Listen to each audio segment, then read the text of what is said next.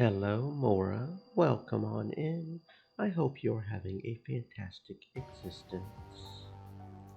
Alright, Chaos Child Part 10. This game has been going on a minute, hasn't it? I've been greatly enjoying it. It's not often we get to a Part 10, though, is it? Double digits. Okay. Gotta go over here. Silly Chaos Child has some minor issues when I do this thing here. Okay. Yeah, I don't know what's up with that. But, okay. Anyway, moving onwards. Hinai chapter, True World, loads data, yes. Okay. I had screwed up. I had never imagined that a younger girl would see these. 違うって何がですか？だから Oh, right. No matter what kind of excuse I came up with, Arimura would realize it was a lie. Gigalomaniacs. What an obnoxious power. 何笑ってるんだよ。ほんと先輩ってわかりやすいなと思って。悪かったな、わかりやすくて。別に悪くはないですって。私にとってはその方が付き合いやすいですし。あ、付き合うって言っても別に変な意味じゃないですからね。念を押さなくったって、それくらいわかってるよ。Even I wasn't dumb enough to misunderstand that. だったらいいんですけど。Ari Mira slowly stood up and looked out the window. You could still hear the faint noises of police and fire truck sirens in the distance. Come to think of it, I had already forgotten that I had almost died out there.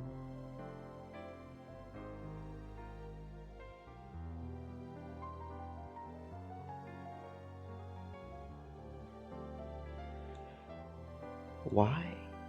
No, there was no need to ask why. It was because of Arimura. If I was here alone, I would probably still be shaking. I wasn't trying to say that after what happened, Arimura was now someone special to me, or anything like that. But in the past few hours, the thick wall between the two of us felt like it had gotten a little thinner. さてと、それじゃあ私はそろそろ。帰るのか？いつまでもここにいるわけにもいられないですし、それとも泊まっていけとでも言います？言わないよ。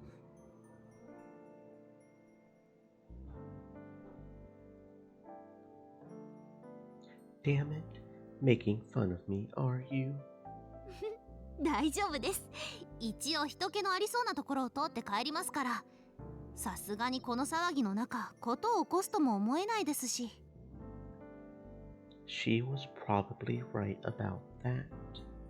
But even so, 送っていこうか。どうしてですか？心配だからに決まってるだろ。心配？私が？一応それでも女の子だからな。送っていくのは男の役目だろ。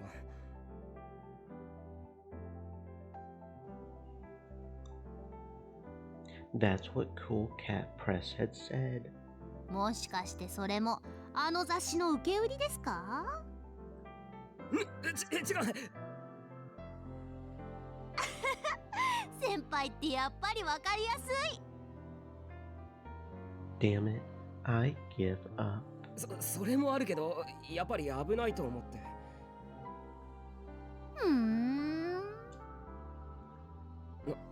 何？それは本当なんだ。いえ、何でもお気持ちだけいただいておきます。Ari and Mira cheerfully walked toward the exit.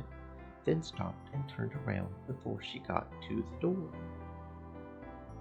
今日はありがとうございました。先輩のおかげで助かりました。ということにしておきます。ではでは、アディオスグラッシャー。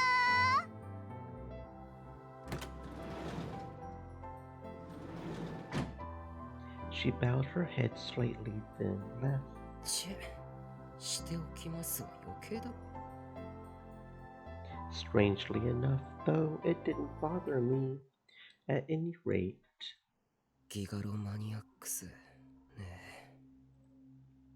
I had used some kind of power to control that woman's flames.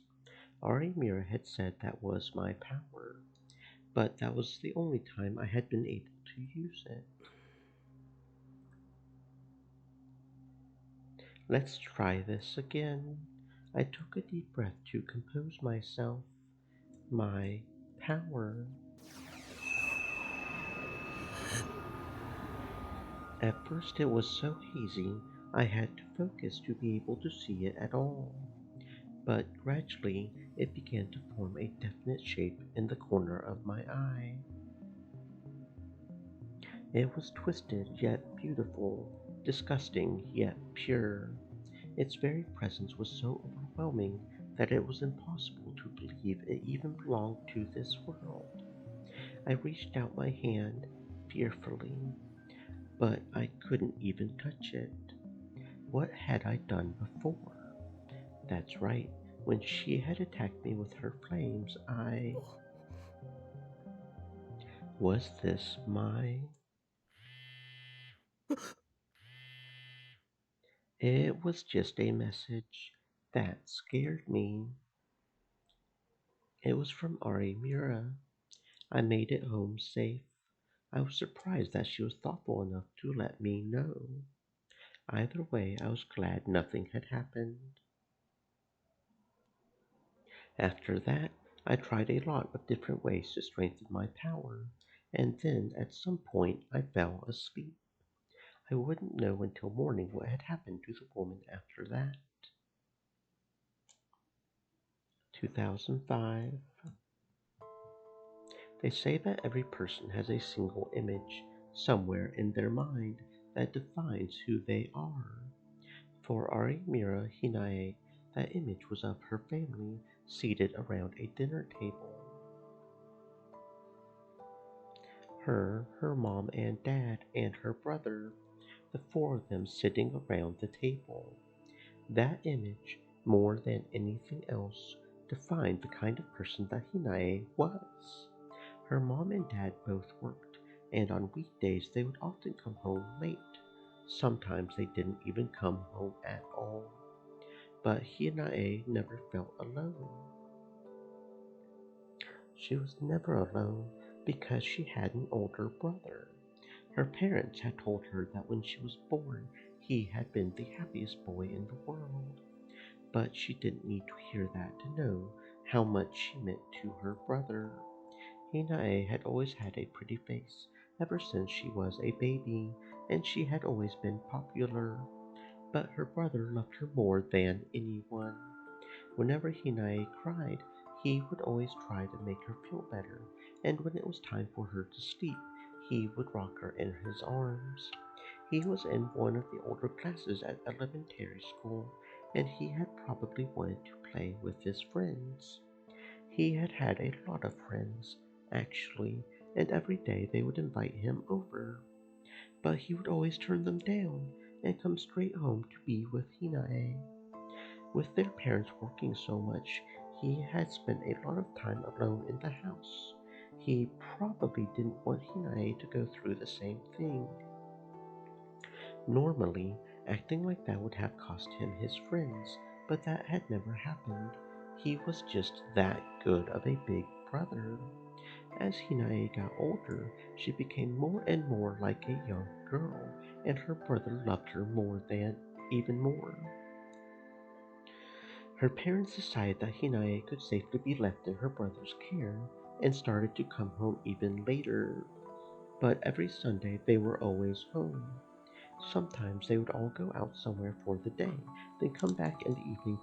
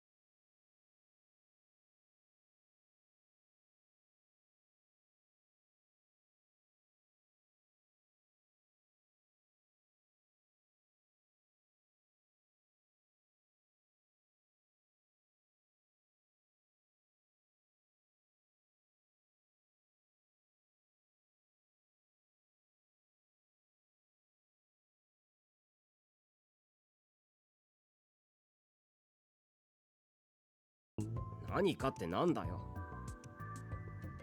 またまたとぼけちゃって、そんなの決まってるでしょ。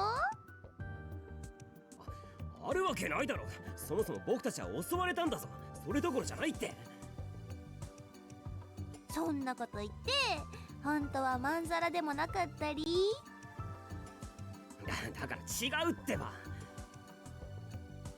あらら、そこにいるのは。I turned around and saw Arimura herself waving at us. 有村。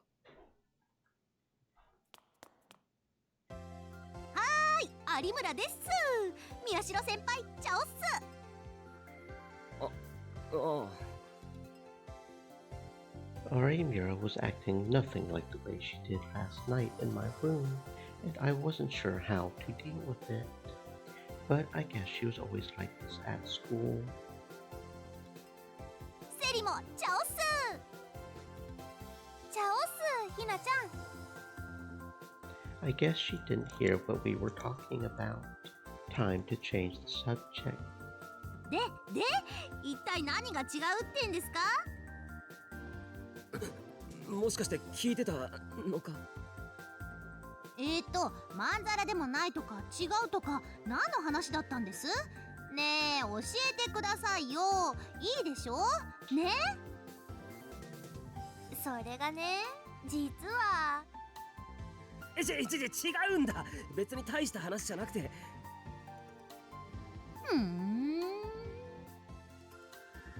Her voice was chipper, but her eyes weren't laughing at all. Right, there was no way I could lie to Arimura. ただ昨日の話をしてただけだよ。昨日の？昨日のねえ。そうですか。That must have been good enough for her. I had expected her to be more suspicious. That's right, Arimura could only tell if I was lying or telling the truth. In other words, I was safe as long as I didn't tell her everything. Maybe I could use that with Arimura in the future. そうだ、そんなことより宮代先輩、これ見てくださいよ。Arimura gently rubbed her hair, which she had tied up to the side. 髪がどうかしたのか？わかりません？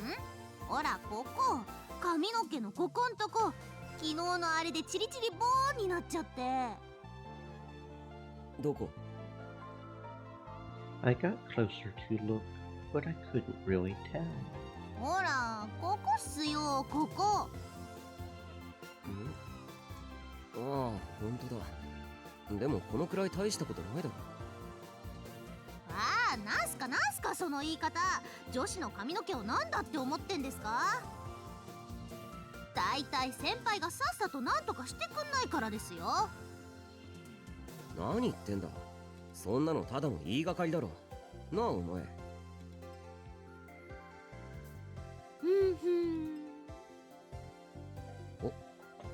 お前？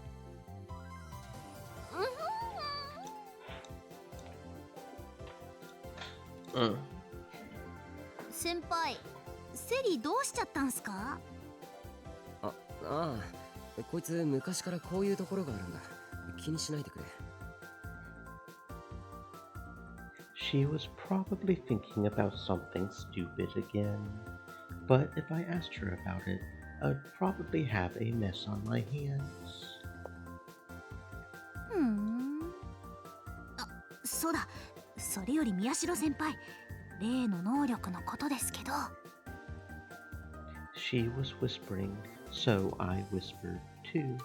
ああ、そのことなら僕の方からも話がある。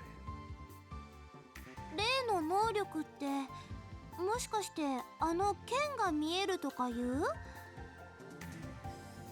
セリ、誰が聞いてるかわかんないんだから、そんな大きな声で話すなっつーの。ごめん。それで先輩。ああ、実は少しだけどコントロールできるようになってきたかも。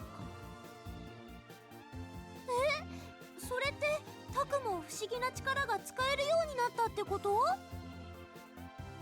セリ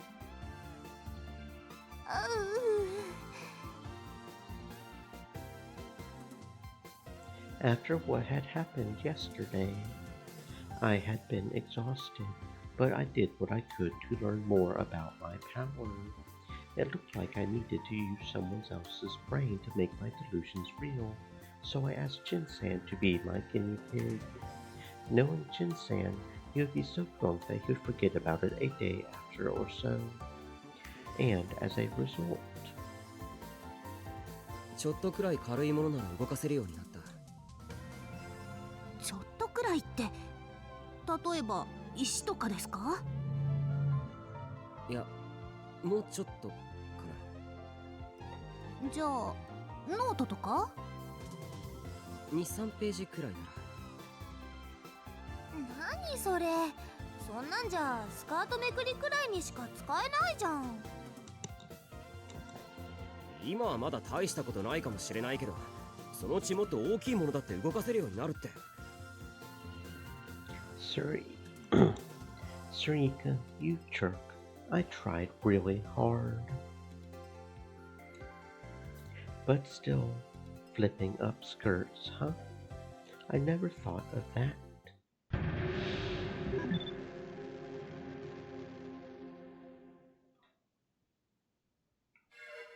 I had overlooked that. What a brilliant idea. But I couldn't do it here, although this might be a good chance to show off my powers. And what's more, Sarika, this is your fault to begin with. Do you know how hard I worked just to move one tiny little object? I had barely gotten a wink of sleep last night. It was the least she could do after all that effort.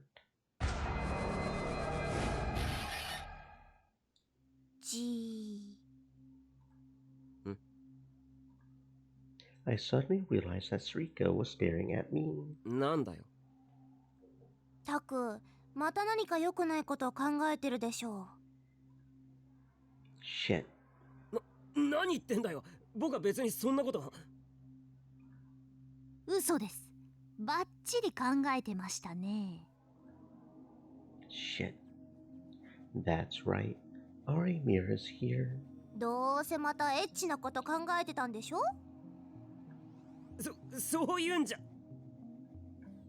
それも嘘んこ。ということは、つまりエッチなことを考えていたということですね。I was getting nowhere. I just kept on digging myself into a deeper hole. But if I answered by shaking my head, I would be basically admitting it. Arimir Hinae's power made her a formidable foe. さてと、どうする？ひなちゃん。え？どうするって？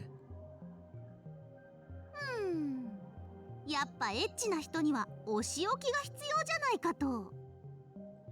お仕置き？ Depending on what they had in mind, that could actually be a good thing. どういうのがいいかな。できればもう二度とそういうことを考えないようなのがいいと思うんだけど。そうさな。じゃあ視力を奪うなんてのはどう？は？ああ、それいいかも。何も見えなくなればもうエッチなこととか考えられないもんね。ちょっと待て。いくらなんでもちょっと考えたくらいでそんな物騒なこと。ほらタク、大丈夫。痛くしないから。いや、そういう問題じゃ。先輩。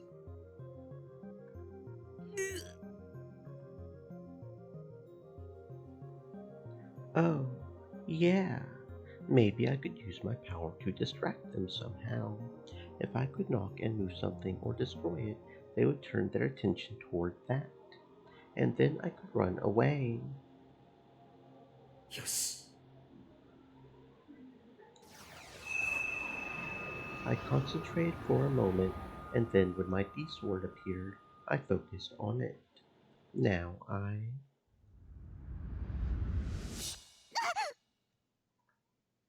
Arimir's face suddenly contorted in pain. ひなちゃんいどうしたのひなちゃん。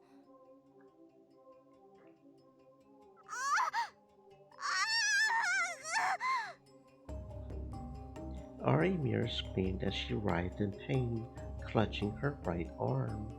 It wasn't an act, it was a real scream. I could see red blood falling down from the end of her arm, forming a puddle on the floor.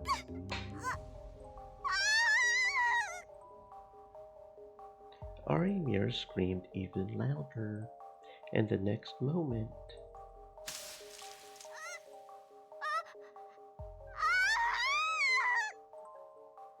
it exploded. Arimir's right hand swelled up like a fruit with a firecracker in it, and then exploded from the inside. The tiny fragments of flesh splattered across the windows, the wall, and my face, too.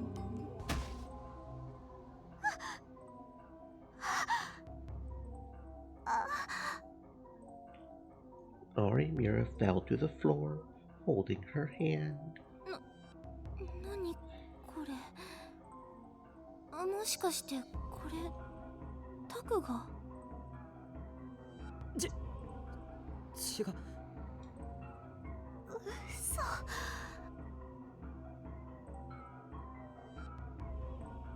I could hear her moaning on the cold floor. 先輩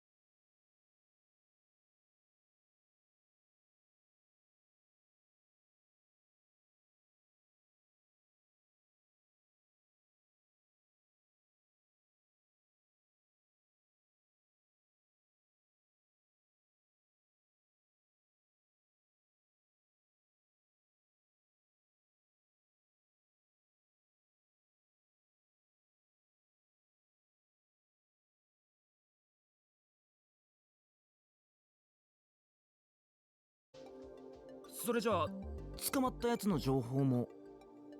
ハイダリコ18歳無職、昨夜渋谷で多発した放火騒動の中、街中を歩いているところ警官によって確保だろ。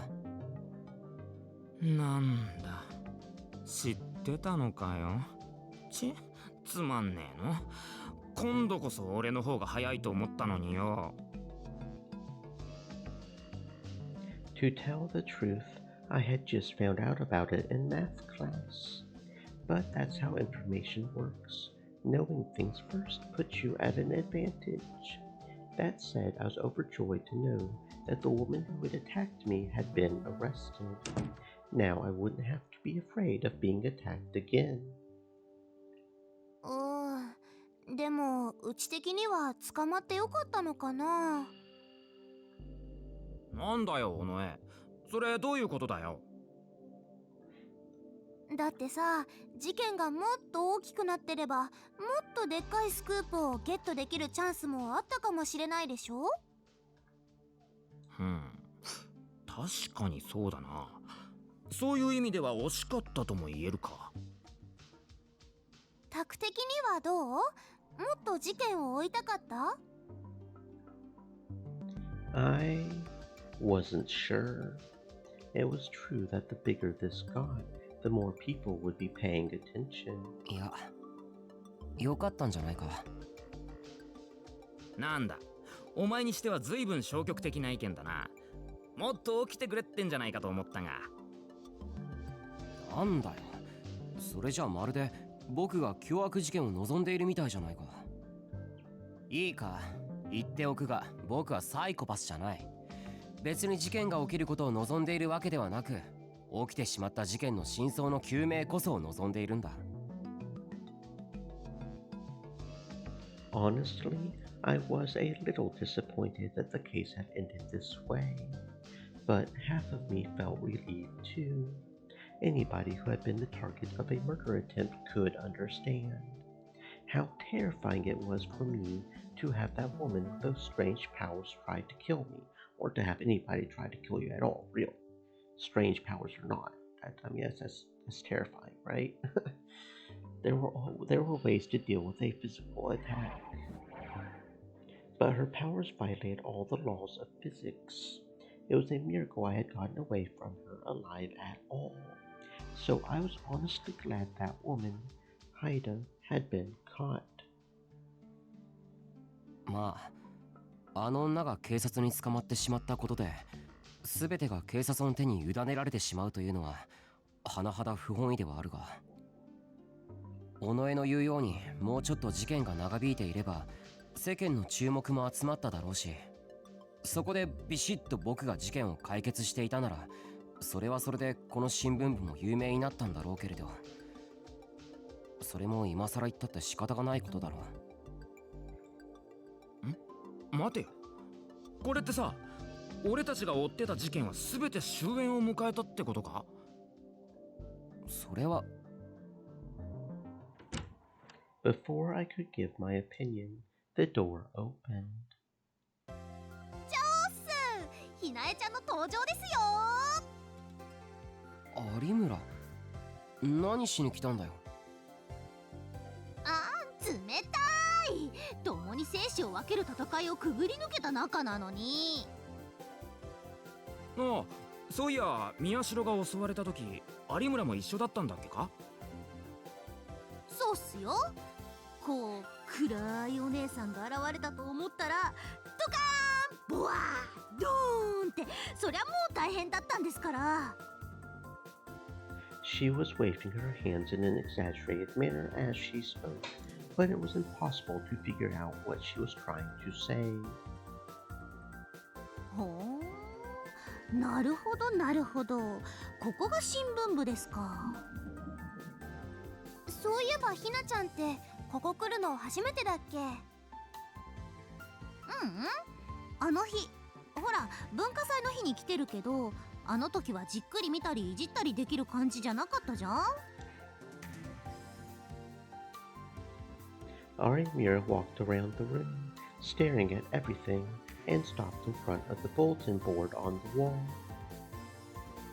あ、かっこいい。海外ドラマみたい。だろ。一応事件のことについてはそれで全部考察を。ねえねえセリー、これは何？それはね。She wasn't listening at all.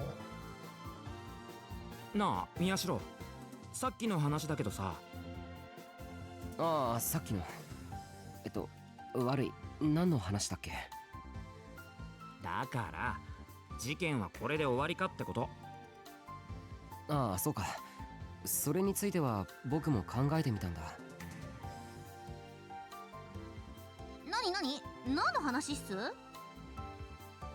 Until a moment ago, she was enjoying her conversation with Sarika, but now our hero happily butted into ours. だから今回の一連の事件についての話だよ。ほら、僕たちを襲った女が捕まっただろ。だから。捕まったんですか？あの怖い女の人？なんだよ、知らなかったのか？ She had friends in a lot of places and seemed like she would be really quick to pick up on new information, so I was surprised to see that she was actually a wrong-sider. なんだよもう。警察も捕まったなら捕まったって教えてくれればいいのに。まったくだな。こっちは危うく丸焦げになるところだったんだから。ですよね。利用する時だけ利用して、これだから市民の信用をなくしちゃうんですよ。まあ警察への文句は置いといてだ。その宮代の考えってのは？ああ、そうだった。いいか、これまでの事件とこれからのことを総合して考えるとだ。First, there were the murders, and then there were the fires as well. I decided to think about the relationship between the two of them. The first thing I had to do was go over all the cases that had happened so far. All the cases that had happened so far formed what people were now calling the return of the new generation madness. The first murder was Don't Look, the death of Otani, the Niconia live streamer. And the second, Audio Bleed, Taka Yanagi Momone, the anime song singer. And the third was, that's right, Revolving Dead. That's where Arimura's acquaintance Kakita had been killed. I remembered that one clearly as well. I had been there, after all. And the next one, the fourth murder, was another one I would never forget. So morbidly obese, where Watabe, the internet reporter, had died at the school culture festival. Those were the 4 murders that had happened so far. The problem was what came next. The fires. The fires had happened. Near the Don't Look incident in Jinan. Near the Audio Bleed incident in Shinsen. Near the Revolving Dead incident around the Love Hotel. Near the Morbidly Obese incident. In other words, near Hekiho Academy. That's right. The fires were happening regularly near the sites of the return of the new Gen Madness. 以上のことからわかるのは、一連の事件と連続放火事件が非常に近いところで起こっているということだ。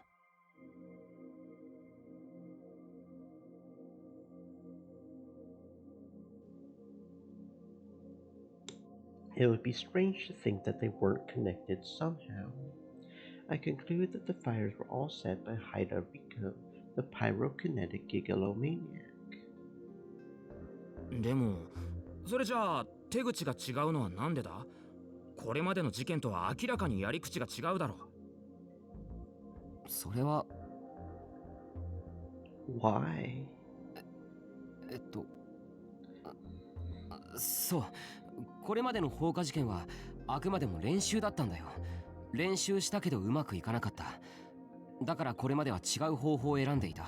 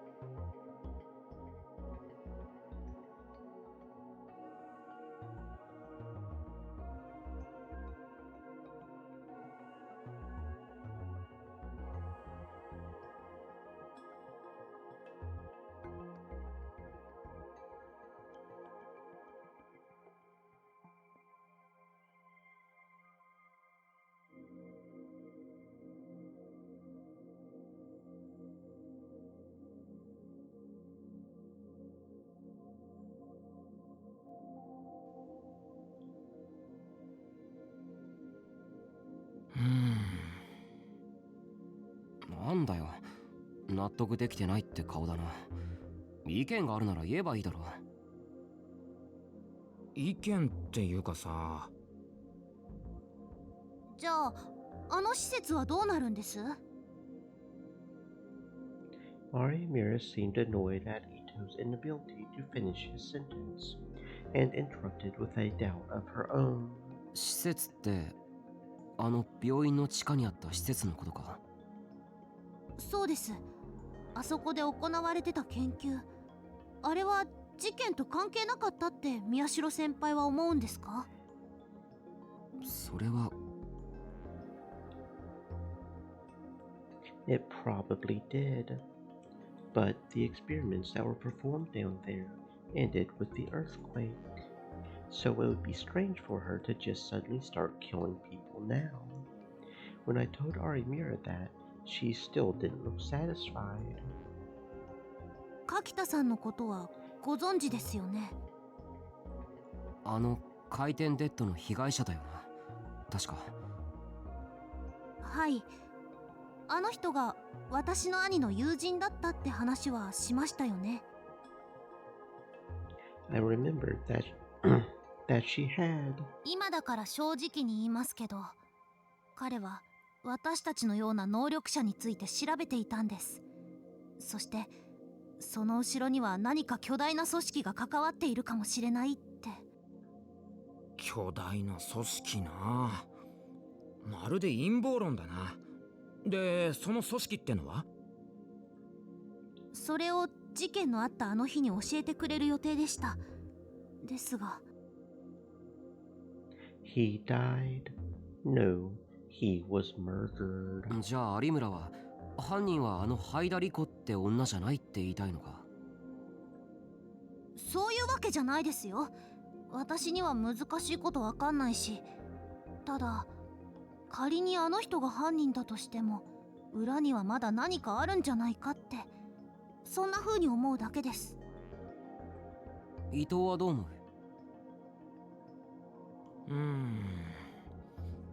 まあ確かに組織とか機関とかってのは魅力的な言葉ではあるが、あんまリアリティはねえよな。結局どっちにしても今の状況じゃ判断材料が少なすぎるっつうかさ。尾上は？私はそうだな。タクはどう思う？質問に質問で返すなよ。そうだけどさ、私にはわかんないんだもん。If you don't know, at least try to think about it, okay? しょうがないな。じゃあ僕の意見を言うが、僕はこれ以上襲われるのはごめんだ。だからあの女が犯人だったらいいなって思う。 To be honest, I still thought it was a miracle I had made it out of that alive. If she had attacked me when I was asleep, I wouldn't have lasted a minute. あとは警察の取り調べ次第だろうな。あの女が犯人にしても違うにしても、念のためこれからしばらくの間は気をつけた方がいい。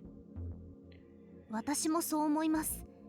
お昼も話をしましたけど、特に能力者である私と宮代先輩は用心した方がいいでしょうね。I silently nodded. Normally, I would want to practice and try to learn to better control my abilities, but it would be smarter to wait and see if the case had ended first. よし、とりあえずしばらくは慎重に行動するってことで。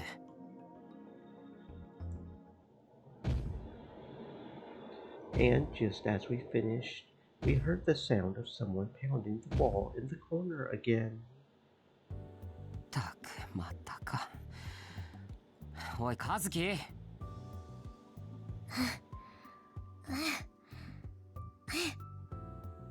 She was so busy with ESO2, she couldn't hear us again. 尾上。オッケー。 Sarika nodded, went over to Kazuki, and took off her headphones. おーい花ちゃん、壁殴っちゃダメだってタクが。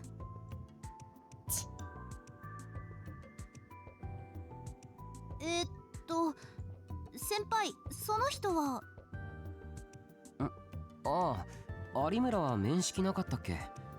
和樹花1年、うちの部員だよ。へえ、さっきまでそこにいるって全然気づかなかった。Arimura walked over to her. チャオス。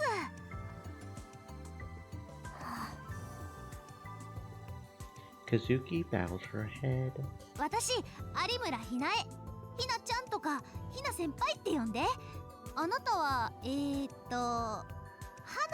でいいよね。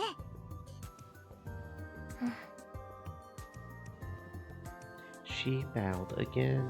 ごめん、声に出してもらえる？ああ、ダメだよひなちゃん。花ちゃんは喋んないから。そうなの？なんで？宗教上の理由とか？理由は知らないけど喋らないんだよね。ねえ。She bowed. 一言も？一言も。そうなんだ。ま、それはそれでいっか。楽だし。じゃあそういうことで。お近づきの印にシェイクハンド。Kazuki was still hesitant, but Arimura grabbed her hand and swung it around. That was probably her version of a handshake. What surprised me was that Kazuki didn't seem upset. I had thought that she would resist Arimura's attempt to force them to be friends, but she seemed kind of embarrassed. But then, something happened that completely shattered my wildest expectations. これからもよろしくね、花。As Arimura swung her arm around. よろしくかも。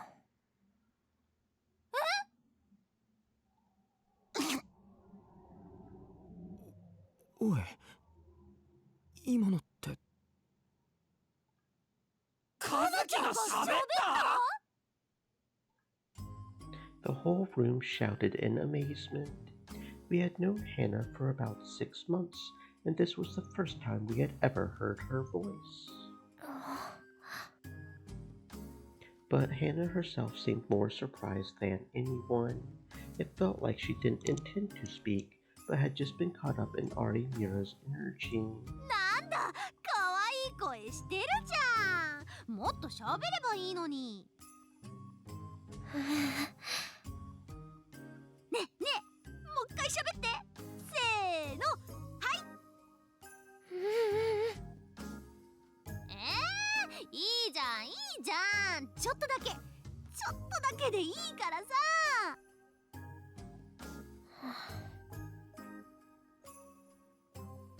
She wasn't going to say anything else, it seemed. まさかあの和樹が。本当に喋れたんだね。何よりも恐ろしいのは有村のテンションだな。Everything we had talked about that day seemed pretty important, but it was all blown away by our shock at Kazuki actually speaking. 終わったなあ、帰りどっか寄ってこうぜ。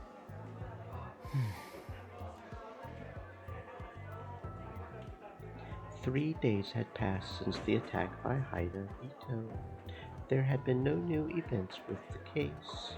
The police were probably still investigating Haida Rico.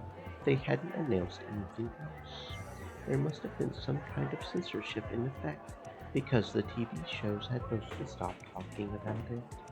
The only people who were still talking about it were online. The wrong-siders at school seemed to have forgotten that a murder occurred in this very building. なーにため息なんかついて。 Kurusu was looking down over me. Her injury from the other day still hadn't fully healed, but Dad had told her that she would be able to go back to school, and so today she had. 別に何でもないよ。そんなこと言ってどうせまた何か事件が起こればいいって考えてるんでしょ。別に考えてないってそんなこと。いいタクル、あなた命を狙われたのよ。いくら犯人は捕まっているとはいえまだ安心はできないのよ。それにあの時うなずいてくれたわよね。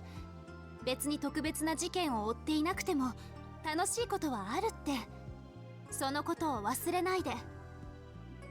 分かってるって。本当に分かってるの？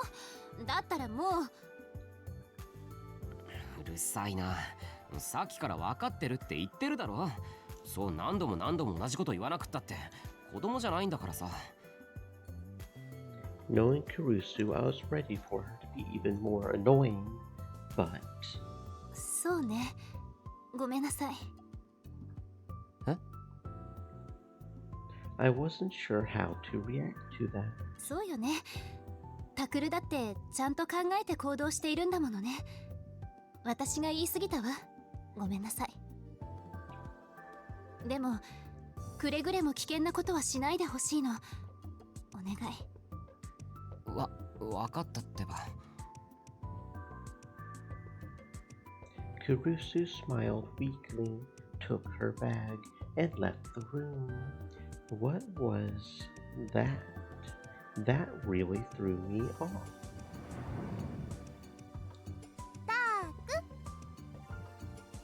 I ran into Sarika when I left the classroom. Actually, she was probably waiting for me. 一緒に帰ろうかなって思って。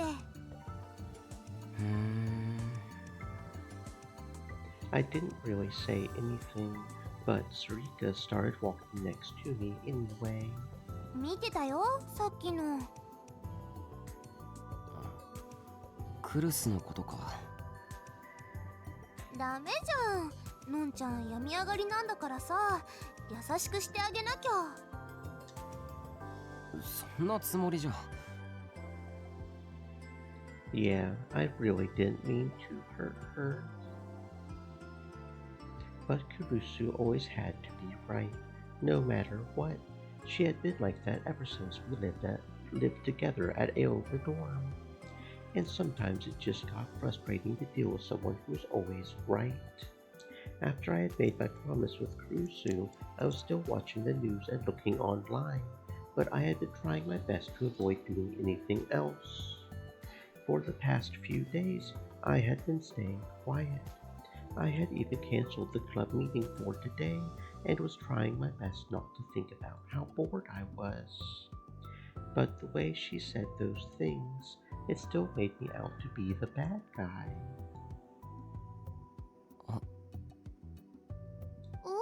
どうしたの？忘れ物。I had been thinking so much, I had gotten distracted. 悪い。ちょっと取ってくるから先に帰っててくれ。ああ、オッケー。I had been spacing out lately. Maybe I was just too bored. あったあった。Even if I had gotten in a fight with Kurusu, I still couldn't believe I had forgotten my Pokecom.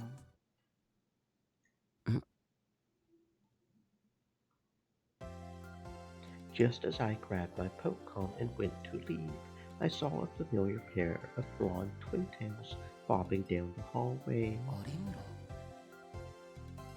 She was cheerfully walking down the hall with a group of several other girls. Were they classmates or friends from her club? It was the same group of girls I had seen before. てかさ、この前はるかが井上と歩いてるとこ見たんだけど。うっそ、何それマジ？はるかって白井くんと仲いいんじゃなかったの？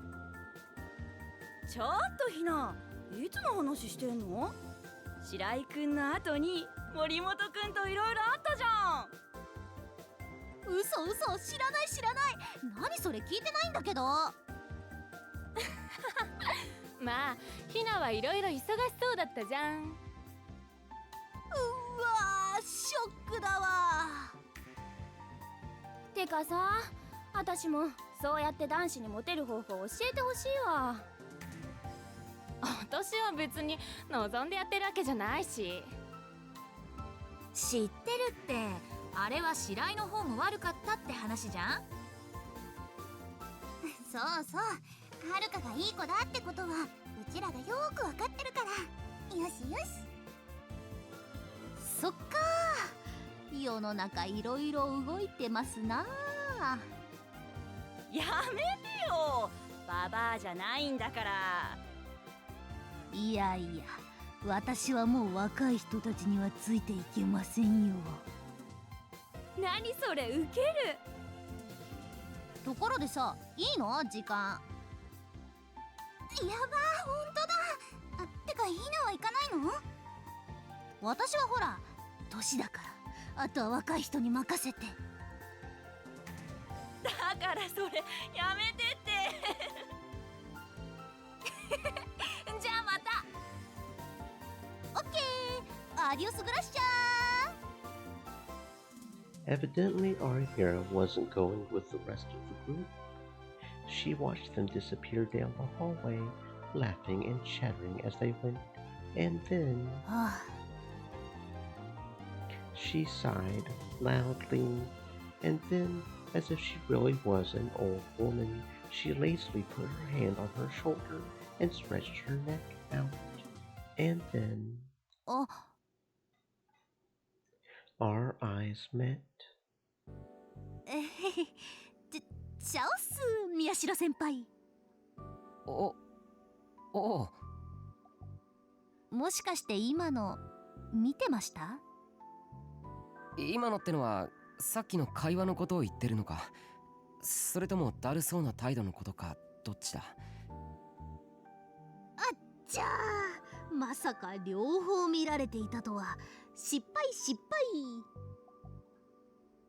She slapped her hand to her forehead like a bad comedian and smiled. どうして行かないんだよ。やだな、先輩ならわかるでしょ。めんどくさいからですよ。 Her happy tone vanished, and she seemed genuinely annoyed. みんな口先だけの上辺ばっかり。思ってもないこと言って楽しいふりして、ちょっとでも違うこと言えばそれだけで次からは仲間外れ。さっきのはるかって子は男子をとっかえひっかえ、特に人の彼氏が好きですぐちょっかい出しては別れさせて、そのくせ人のものじゃなくなった途端に飽きてすぐにポイ。他の子はみんなそれにムカついてるくせに調子合わせて笑ってる。リエにしてもマキにしてもそう。はるかのこといい子だとか言いながら、心の中ではそんなことこれっぽっちも思ってない。なのに顔では笑って適当に話し合わせて、薄っぺらい友情ごっこに興じてる。ほんとバカみたいだし気持ち悪い。あんな奴らと放課後まで一緒に過ごすなんて、考えただけで吐き気がする。I had heard Arimira talk like this several times before. Sometimes it had been directed at me, but it felt like she was more emotional now than she had ever been before. Everybody told a lie or two, but if you didn't know when other people were lying, it was still possible to trust them. But once you knew when they were lying, once you knew what they were thinking under their smiles, could you still trust them like you did before? I didn't think I could. Maybe knowing if what you were told was true or not was a lot more painful than we thought it was. I remembered what Arimura had written for her wish during the school festival. Please let the truth be found. That tiny wish was a cry from her soul. でも Her voice was a whisper. でも一番嫌いなのはそんな人たちの中で笑顔を浮かべてる自分有村。なんてね。 She tried to go back to her usual self and give me a mischievous wink, but she must have realized that it didn't work. She scratched her head, looking awkward. やだなもうそんな顔しないでくださいよ。こっちが困っちゃうじゃないっすか。なあ、一つ聞いてもいいか？なんです？なんで僕にそんな話を？え？僕と君はまだ知り合ったばかりだろ。ついこの前まではまともに話したってできなかった。そんな僕にどうしてそんな話を聞かせるんだ？なんででしょう。僕が君と同じギガロマニアックスだからか？そうっすね。まあそれもあるかもしれないですけど。けど多分先輩が分かりやすいからじゃないっすかね。わかりやすい？僕が？宮代先輩って感情がすぐに表に出るでしょ。嘘ついたらすぐにテンパるし。バカ言うな。僕は常にポーカーフェイスな男だぞ。そんなわけあるはずがないだろ。ほらそうやって慌てる。違う、今のはただ。ほうほう、ただなんです？ It felt like the more I tried to respond, the more I was digging my own grave. あ、いた。おい、タク。 Sarika came back. She must not have gone home after all. 尾上？あ、なんだよ。お前も忘れ物か？もう違うよ。タクが遅いから様子見に戻ってきたんじゃん。Sarika came running up to me, her cheeks puffing in and out as she gasped for air. 先に帰ってろって言っただろ。それはそうだけどさ。ほら、タク、今朝言ってたでしょ。そろそろスマホ買わないとって。もし行くなら一緒に行こうと思って。Come to think of it, I never did find my phone. According to Shinjo-san, that Yamazawa girl had left it alone. As for the photo, it was sad, but if it wasn't coming back, there was nothing I could do about it. I had talked to Sarika this morning about how I needed to get a new one, but... あ、ひなちゃんだ。 You just noticed her? チャオスセリー。チャオス。ひなちゃんも行く？スマホ買いに。おいおい、何勝手に今日行くことにしてるんだよ。違うの？ Well, whatever.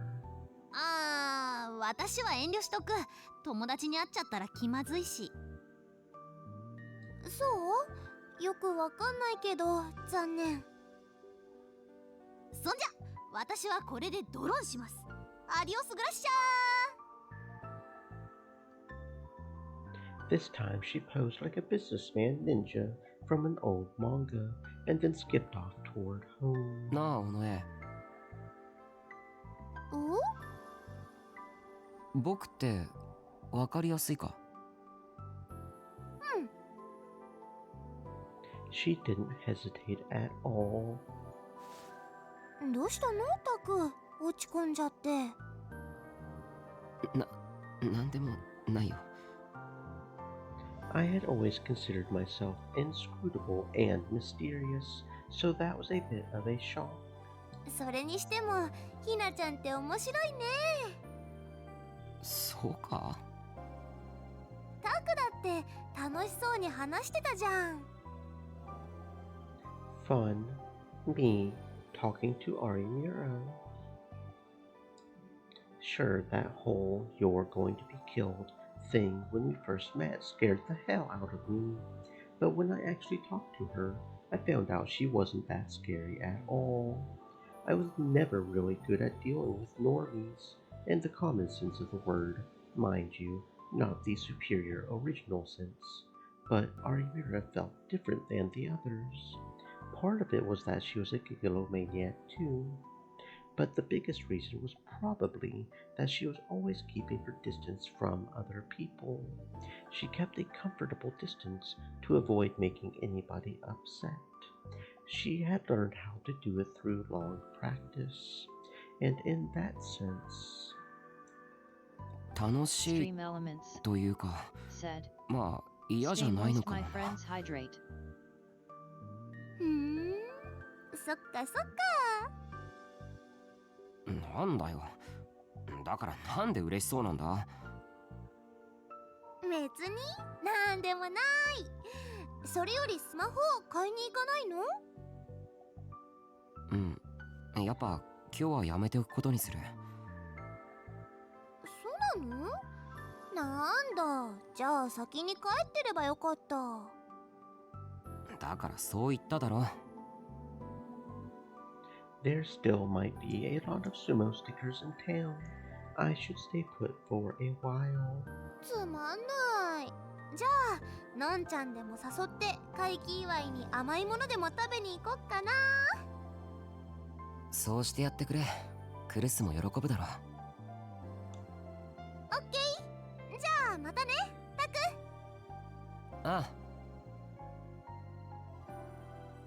Now then, maybe I should go home and read the latest edition of Cool Cat Press, which Jin-san bought me yesterday.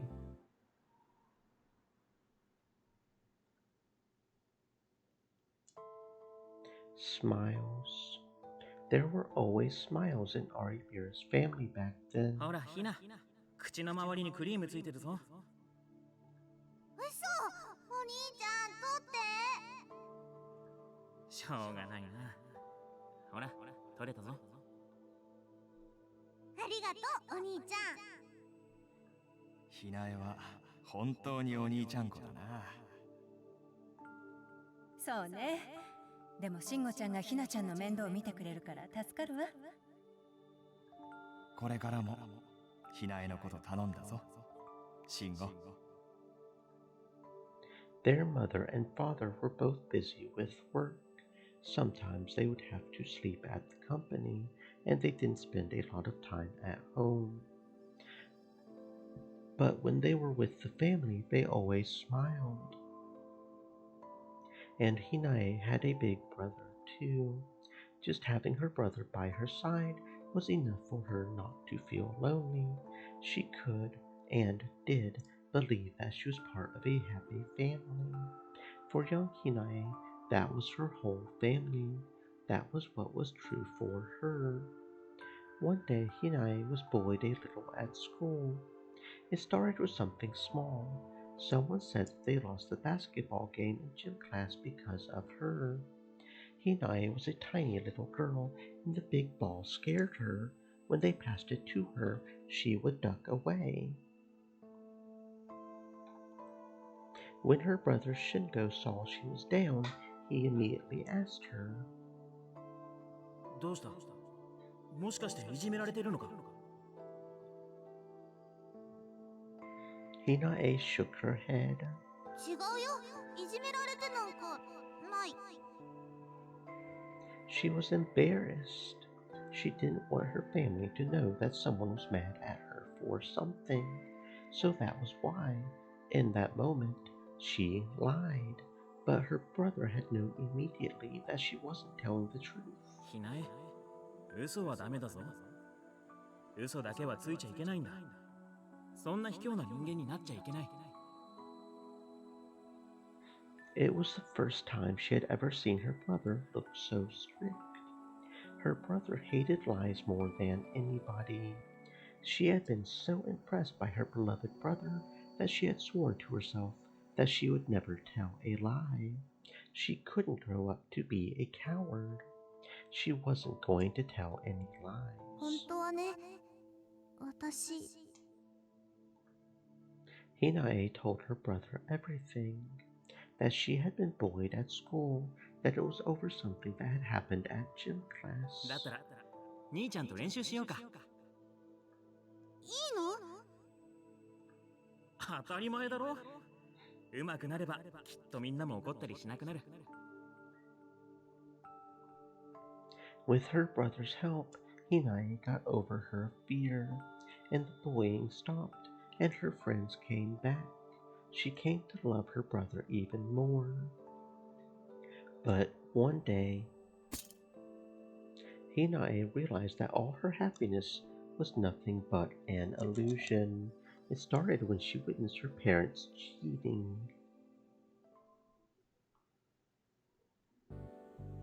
4 days had passed since we had been attacked by Haida Riko, but there had been no developments in the で case. どうする？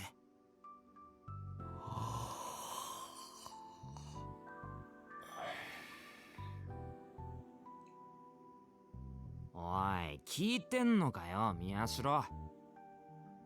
聞いてるよ。これからの新聞部の方向性だろ。ったく、分かってんならそう言えよ。ボケーっと窓の外なんか見て、気の抜けたあくびしやがって。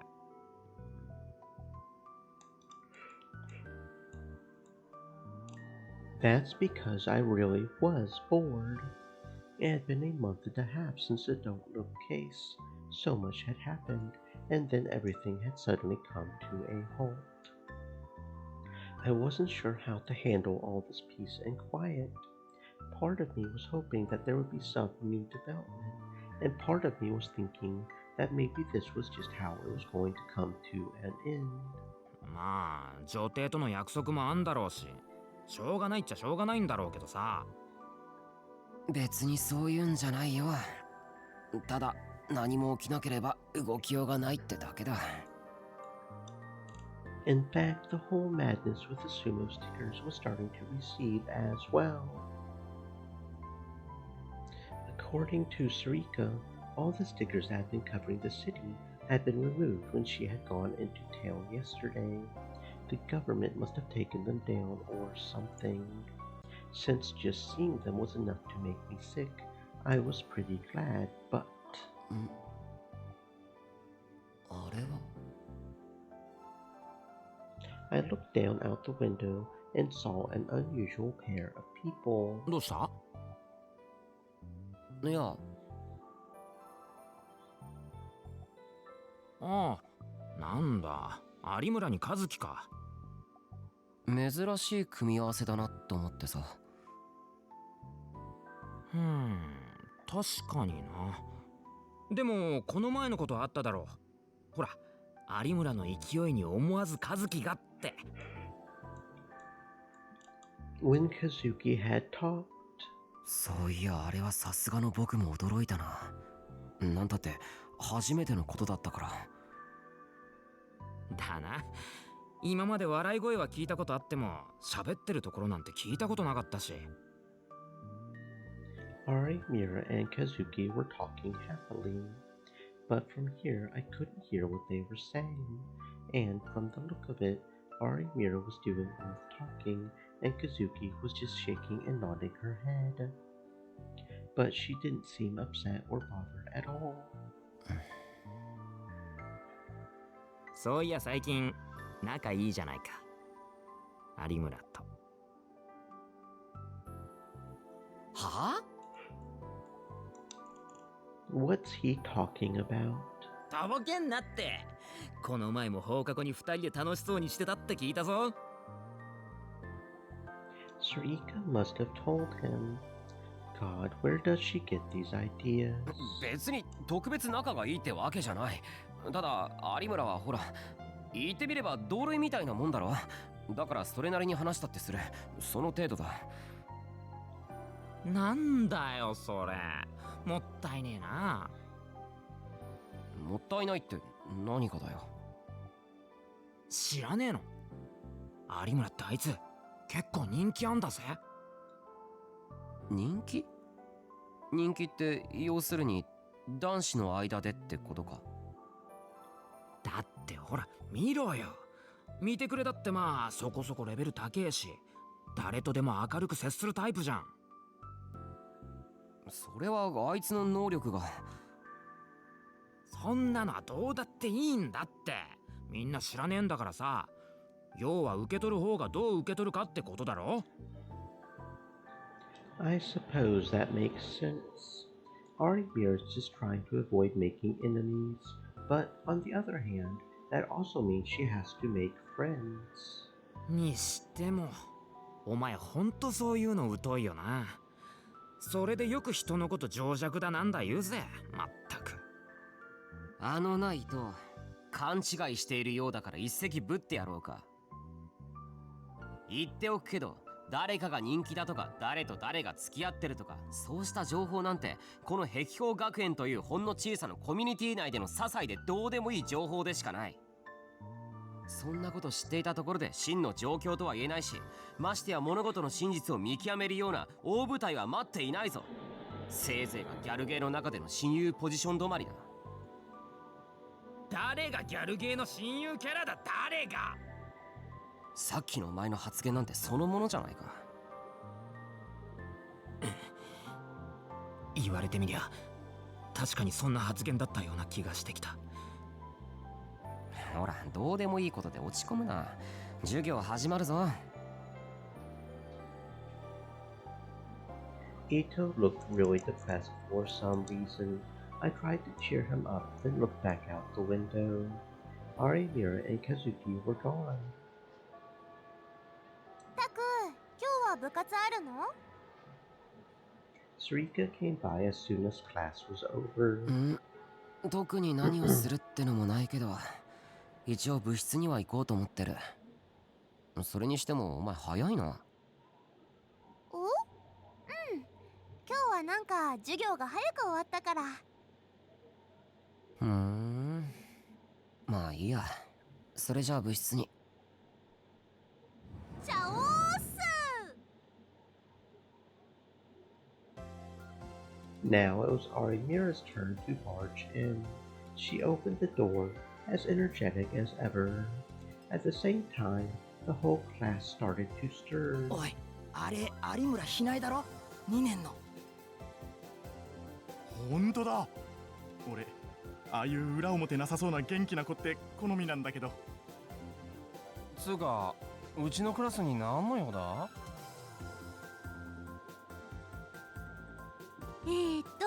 宮代先輩は、あ、いたいた。Everyone was surprised to see her walk straight over to me. はあ、嘘、マジで。つうか、なんで宮代みたいなやつのとこに。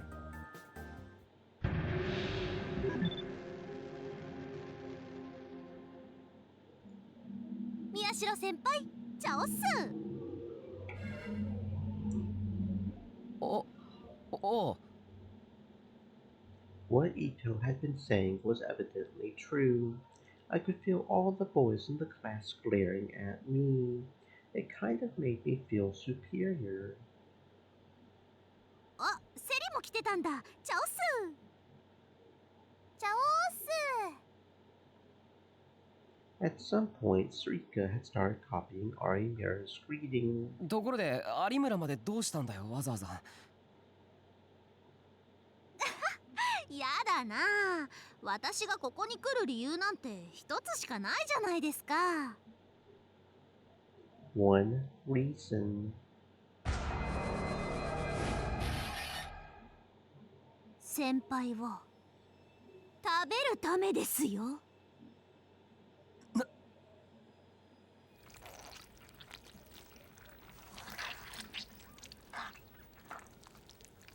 Suddenly, Aria's expression changed. No, it wasn't just her expression, her voice, her whole personality. なんだどうしたんだよ有村。何言ってるんですか、宮代先輩。もしかして気づいてなかったんですか？今この学校で生きているのは宮代先輩だけなんですよ。What is she talking about? I'm the only living person in the school. That's impossible. たく、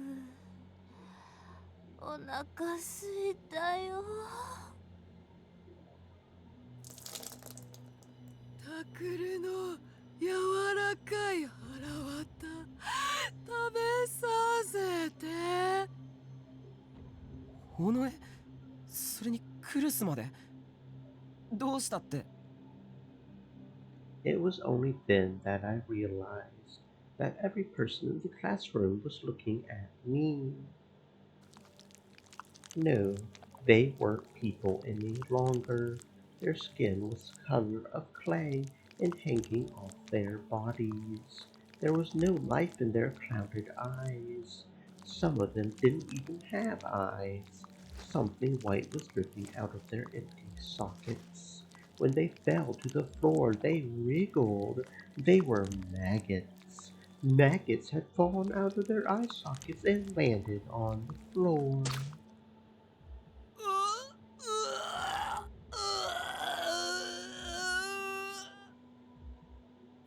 One took a step or two forward, and even that small impact was enough for his arm to snap off and fall to the floor. But the living dead didn't care. Slowly, one step at a time, they got closer to me. Some of them were dragging something rope-like behind them. I looked closer and saw that it was their intestines. They were dragging their guts along the floor as they walked. たく。 I was surrounded by an army of corpses.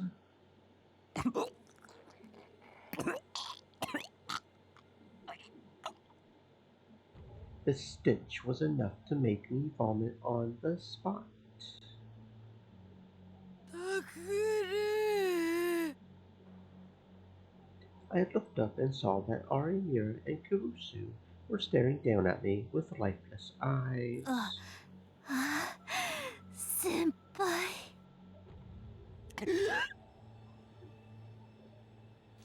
I shoved my hands forward and felt something slippery on my palm. My hands had broken the skin on Arimir's arms, revealing the yellow fat and rotting flesh beneath. Arimir stared at her ripped arm and slowly laughed. くすぐったいですよ、先輩。 She opened her mouth wide and went for my neck.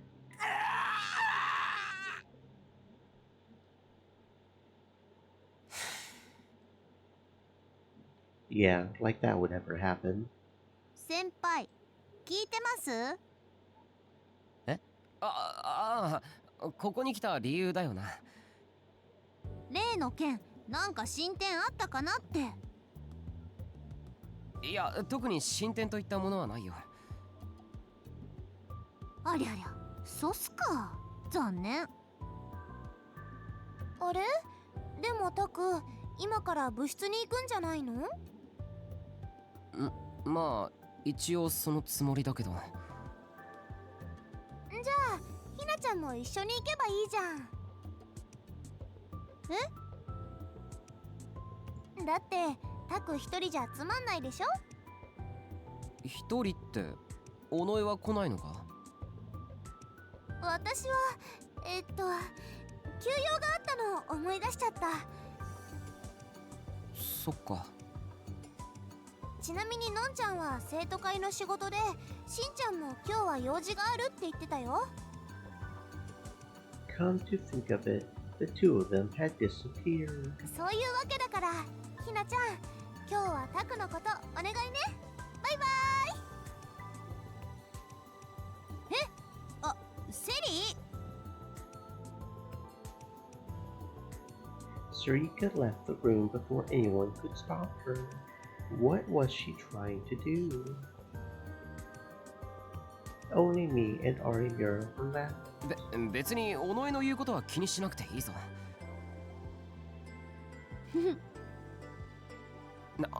なんだよ。先輩、忘れてません？私の能力のこと。What is she talking about?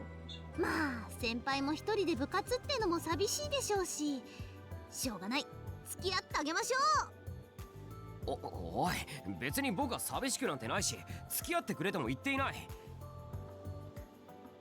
Or do I actually think deep down that I would be lonely there by myself? No, but that's... はいはい、わかりましたわかりました。それじゃ、レッツゴー。Arimura wrapped her arm around mine and dragged me out of the classroom before I could protest any further. Admittedly, seeing the jealousy in the other boys' eyes made me kind of good.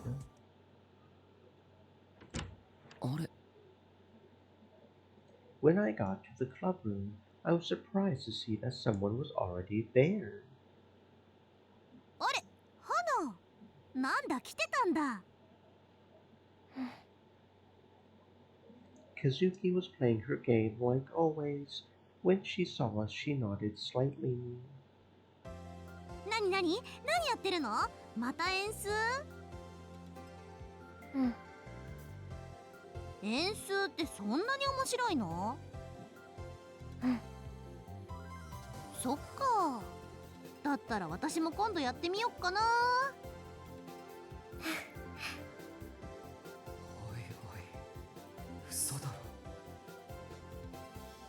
Kazuki smiled.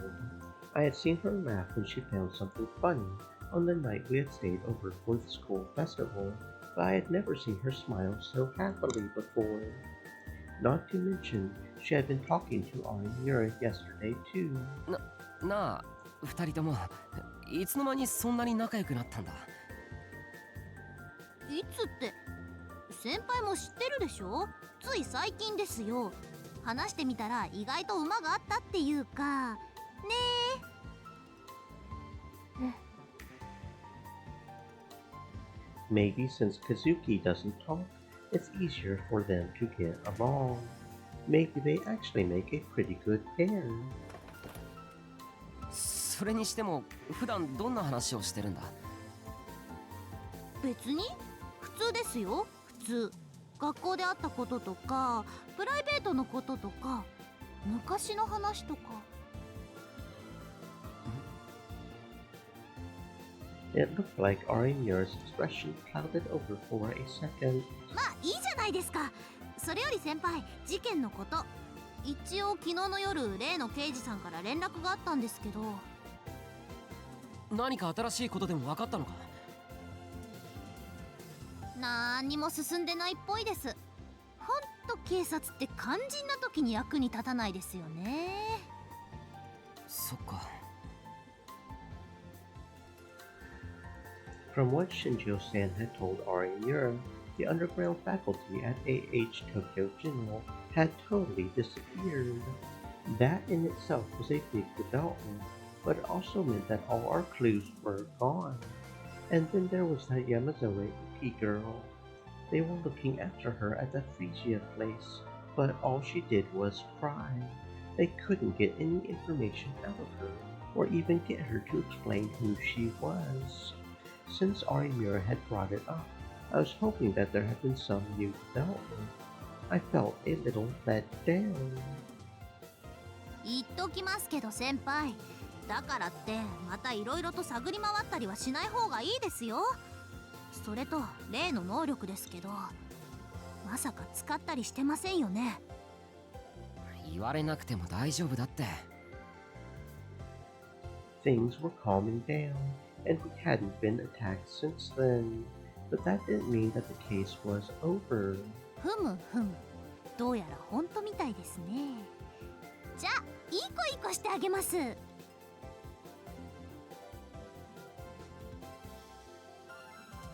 I knocked Arimura's hand away. やめろって。こんなことで嘘ついたってしょうがないだろ。でも一応念を押しとかないと、これ以上知り合いがあんな目に遭うのは嫌ですからね。By that, she was probably referring to Kakita. She had mentioned before that Kakita had been investigating the Gigalomaniacs. He had suspected that some huge organization was involved, but whether they were responsible for the crimes or if it was all that Haida Riko person, I didn't know. Either way, it was probably a good idea not to do anything until I knew.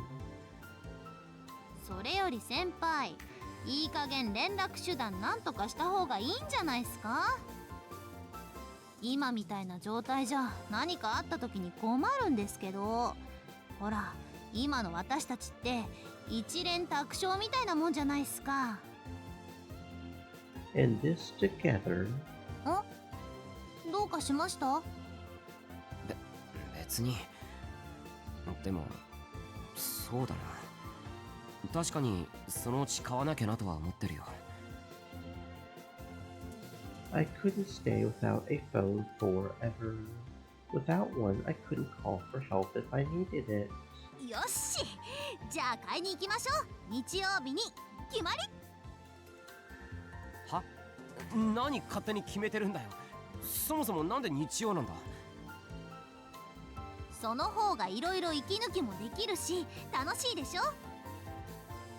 楽しいでしょって、もしかして一緒に来るつもりか？だって私もたまには息抜きに遊びたいし。それなら友達と遊びに行けばいいじゃないか。先輩が言ってる友達というのが私がよく一緒にいるクラスの子たちって意味ならまっぴらごめんです。なんで？楽しくないんだもん。I suppose it probably isn't a lot of fun when you know what the friends you're talking to are lying to you. Wait a second. それって裏を返せば僕とだったら楽しいってほら、先輩は私の能力のこと分かってるじゃないですか。それだけでこっちも気分的に楽なんですよ。That's true. I can't lie since I know that she could tell when I'm doing it. And even if I do, I won't be able to keep it up. And that's how I'm acting around her right now. Doesn't that mean that she could have fun with anybody who knows about her power? だったらせっかくだし尾上も誘って。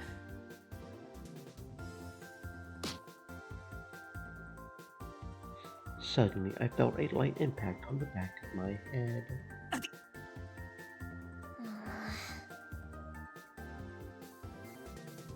I turned around, saw that Kazuki had given me a chop to the back of the head. おい、いきなり何するの？Oh, so that's it. 分かったよ。和樹も連れてけって言うんだろ。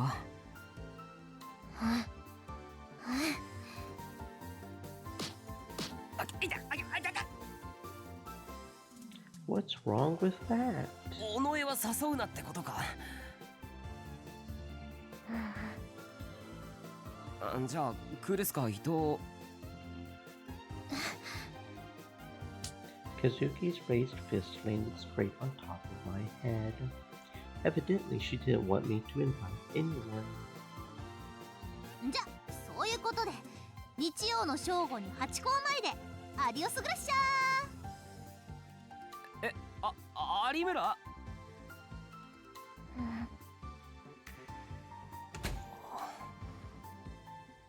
Both Arimura and Kazuki had vanished before I had a chance to stop them.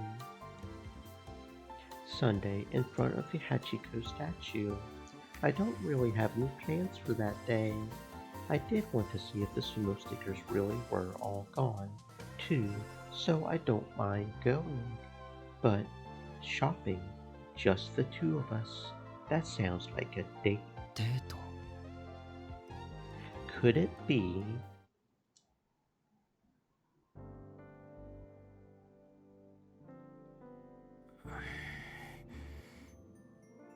even after coming home, I couldn't stop thinking about it.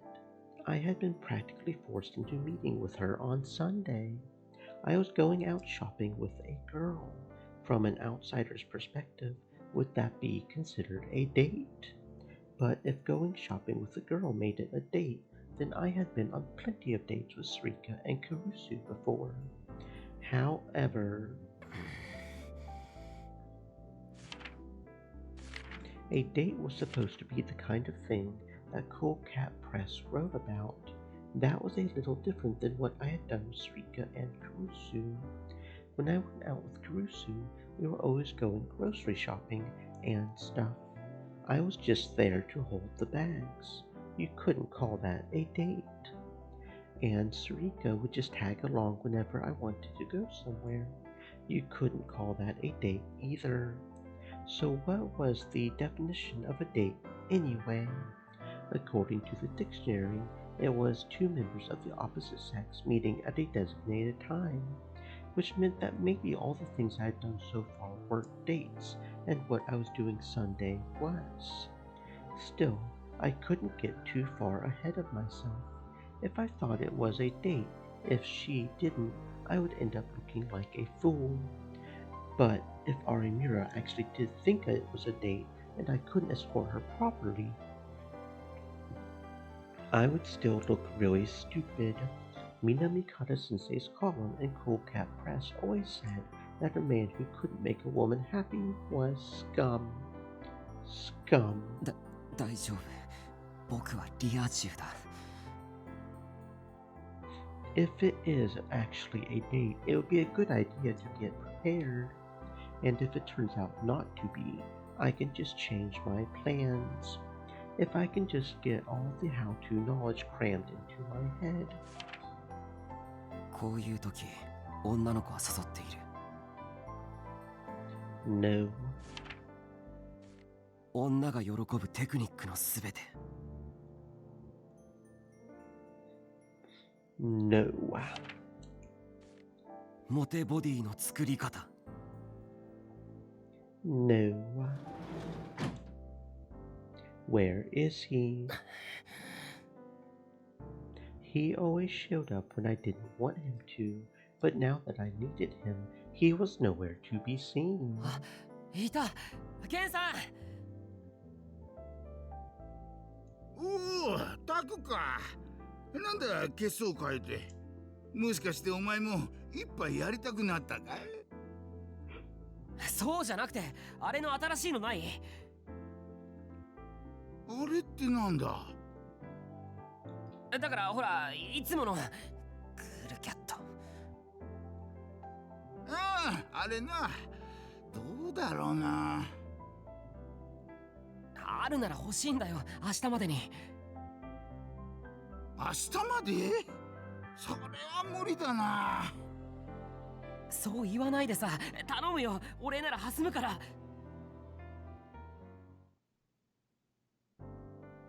October 18th, Sunday. The clock read 3 minutes to noon. I checked the time, took out a bottle of Mountain Dew, and took a big gulp. If I hurried, I could make it to the station in 3 minutes, so there was no need to panic. I cleared my head and opened up the March 1999 issue of Cool Cat Press that Jinsan had rushed out to find for me. Your First Date, a Real Man's Choices. This was the article I had been looking for. It had all the know-how I needed for my first date. Over the last 2 days I had gone through this and every other issue of Cool Cat Press to prepare myself. I was now the normiest of normies, the ultimate normie, you could say. And this is what my normie database was telling me. Arrive late. Not only would being kept late keep her in suspense, it would also heighten her excitement for the events that were about to occur. That is horrible advice. I checked the time again and it was noon. よし、そろそろ行くか。I took the long way around Shibuya Station and headed for the Hachiko statue. As expected, there she was. I remembered the phrases I had read 1,000 times last night. As I got close to her, you run up to her out of breath and say, "I'm sorry, did you wait long?" And then she'll say, "No, I just got here." Cool Cat Press, March 1999 edition. よし、行くぞ。あ、ごめん、待った。遅い。え？何やってんすか先輩。女の子待たせるとか超ありえないんですけど。え？あ、いや、その。こんなところで待たせてナンパでもされちゃったりしたらどうしてくれるんですか？さっきだってもうちょっとで声かけられるところだったんですからね。This doesn't make any sense. Cool Cat, what's going on? 振り返って睨みつけたらどっか行っちゃったからいいけど、あのままだとすっごーく嫌な思いするところだったじゃないですか。ごめん。まあいいです。次からは気をつけてくださいよ。はい、わかりました。That one just didn't happen to work out. Next time it'll work for sure. そういえば、その服なかなかいいな。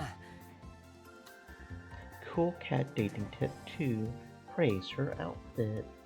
Every girl loves compliments. Her clothes, her hairstyle, it doesn't matter what. Just tell her it looks good. あれ？この服、前も着てましたけど？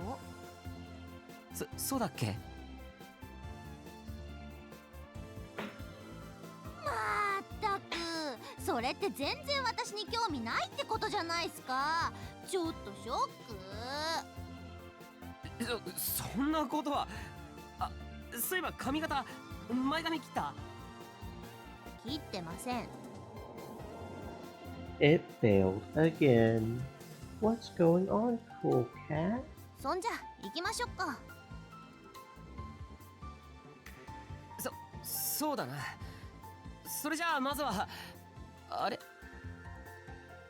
Ari Mira had started walking before I could say a word. おい、どこ行くんだ？どこってスマホ買いにでしょ？え？先輩のってどこのでしたっけ？それともデユー？ハドバン？どっちにしてもこっちですよね。HB, short for Hard Bump, a Japanese cell phone carrier, famous for their marketing strategies, ability to dominate the public discourse, as well as the white dog character in their commercials. DU, the popular name for a Japanese cell phone carrier. Their phones have been popular since before the days of smartphones due to their unique design and functionality, and they have many dedicated fans. Docomo, a Japanese cell phone carrier. They got their start with the pager business and are Japan's largest and oldest cell phone carrier, famous for their mushroom-shaped mascot. あ、ひょっとして格安のSIMフリー端末ですか？だったら。SIM free. At most large cell phone companies, phones are locked so that each phone can only have one SIM, subscriber identity module. The module that links a certain phone number to a certain phone. A SIM-free phone, however, does not have this lock on it. And since a single SIM-free phone can be used with multiple SIMs and thus multiple phone numbers, it allows one to use their phone outside of their home country. いや、こっちで大丈夫だ。そうですか。じゃあ行きましょう。Ari Mira nodded and started walking again. That's right. I was so focused on the word date that I completely forgot the original reason why I came here. It didn't take long at all to get a new smartphone. Once I picked out the phone and re-registered my number, I was able to pull most of my old data off cloud. My photo was gone, but unfortunately, there was nothing I could do about that. Well, that kind of sucks. I mean, as far as I know, pictures get saved to the cloud too, right? オッケー、ちゃんと登録しました。これで何かあった時も連絡取れますね。The first thing I did once I got my new phone was to add Ari Mira's number.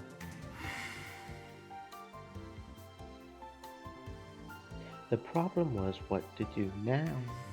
I had accomplished my goal for the day, but I couldn't just let all the know-how I had built up on how to be a normie go to waste. First, I needed to confirm that she didn't have any other plans. あのさ、有村、この後だけど。で、どうします？これから。だって時間はまだまだたっぷりありますよ。せっかく出てきたんだし、このまま帰っちゃうのももったいないじゃないですか。そうだな。有村さえ良ければ、この後どこかに行くってのもありかも。Ari Mira spoke up before I could finish. じゃあどうしましょう。ちょうど時間的にお腹も空いてきたし、なんか食べにでも行きます？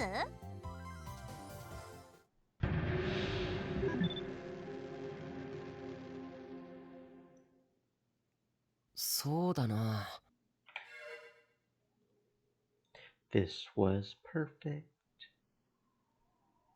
I had had my eyes on a couple of restaurants just in case this happened. At times like this, it was important to pick a place that a girl would like. That was what a normie had to be able to do. The problem was that there were too many good options to choose from. There was the time to consider the location, the weather, and temperature too. Cool Cat had insisted that I take all of these into account.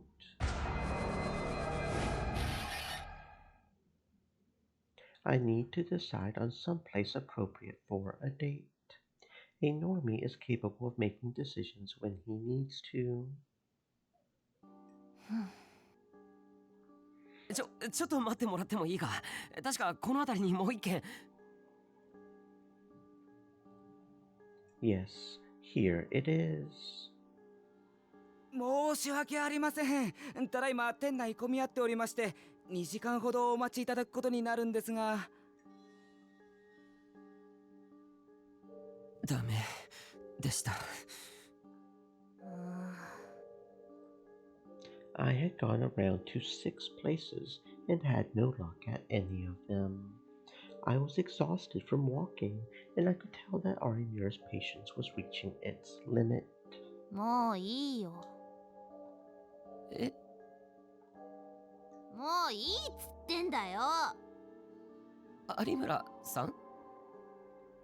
なんだよ。さっきからあちこち歩き回されて冗談じゃねえっつーの。慣れてないにも限度があんだろ。連れ回される身にもなれっての。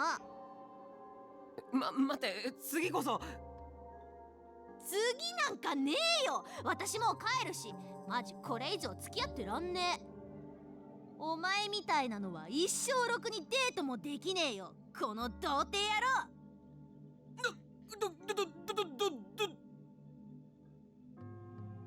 Ari Mira looked at me the same way you might look at a pile of garbage and left without looking back.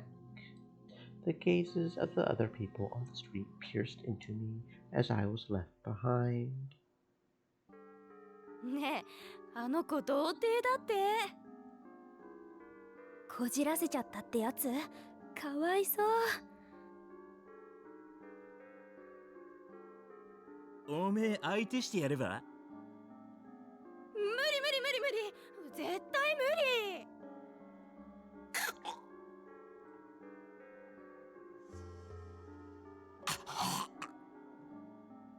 Damn it. The more I thought about it, the more upset I got. She didn't need to be like that just because all the restaurants were full. And how dare she call me a verb? はい。2015年10月19日0時になりました。皆様、ようこそいらっしゃいませ。K さんと申します。Shibuya news had begun. It felt like it had been a long time since I had heard Kei's voice. I still couldn't believe that this calm, quiet voice belonged to Kunosato-san of all people. さて、本日放送の機会を設けさせていただいたのは、昨日渋谷で起きた悲惨な事件についてです。Incident? Was there a new murder? 18日13時過ぎ頃、渋谷の繁華街にて碧峰学園の3年生宮代拓が女子のエスコートに失敗するという事件が発生しました。は？なんだよそれ。原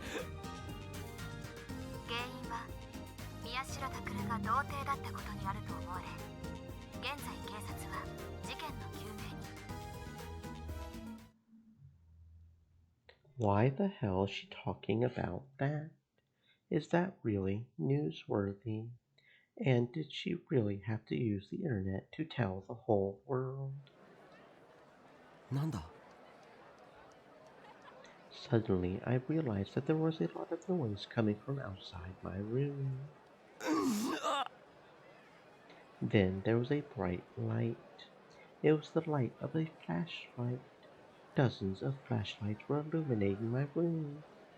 Wait, that wasn't quite it. There was a huge crowd outside the RV. なあ、ここか？例の。おい、押すなよ。危ねえだろ。そんなこと言ったって見えないんだもん。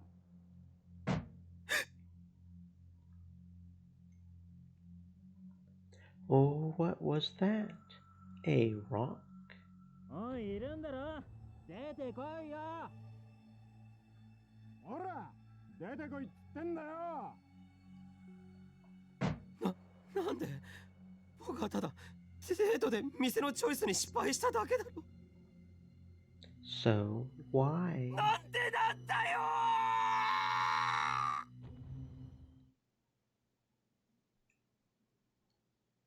ー That's stupid. Something like that would never happen. とりあえず何系がいい？この辺ならいくつか候補が。じゃあお任せします。そうか。I recalled the map I had tried cramming into my head.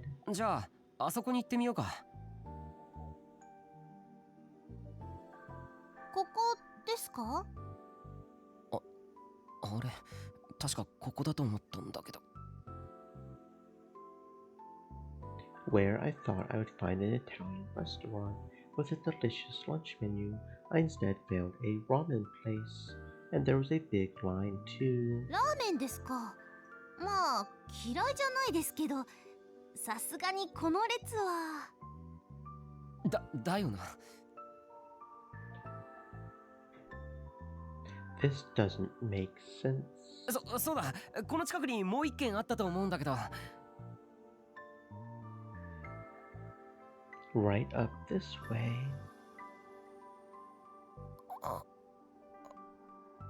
現在改装中。It didn't say that online. I started to get a bad feeling. My reputation as a right-sider was in danger. 待て、確かまだ他にも。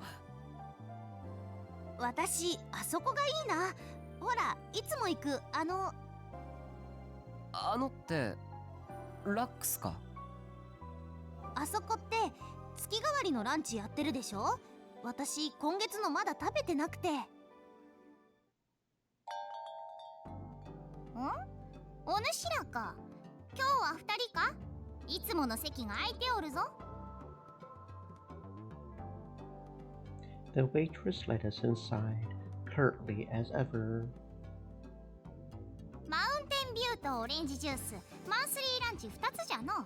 しばし待つがよい。We ended up coming here. やっぱり生き慣れたところの方が安心しますよね。そうだな。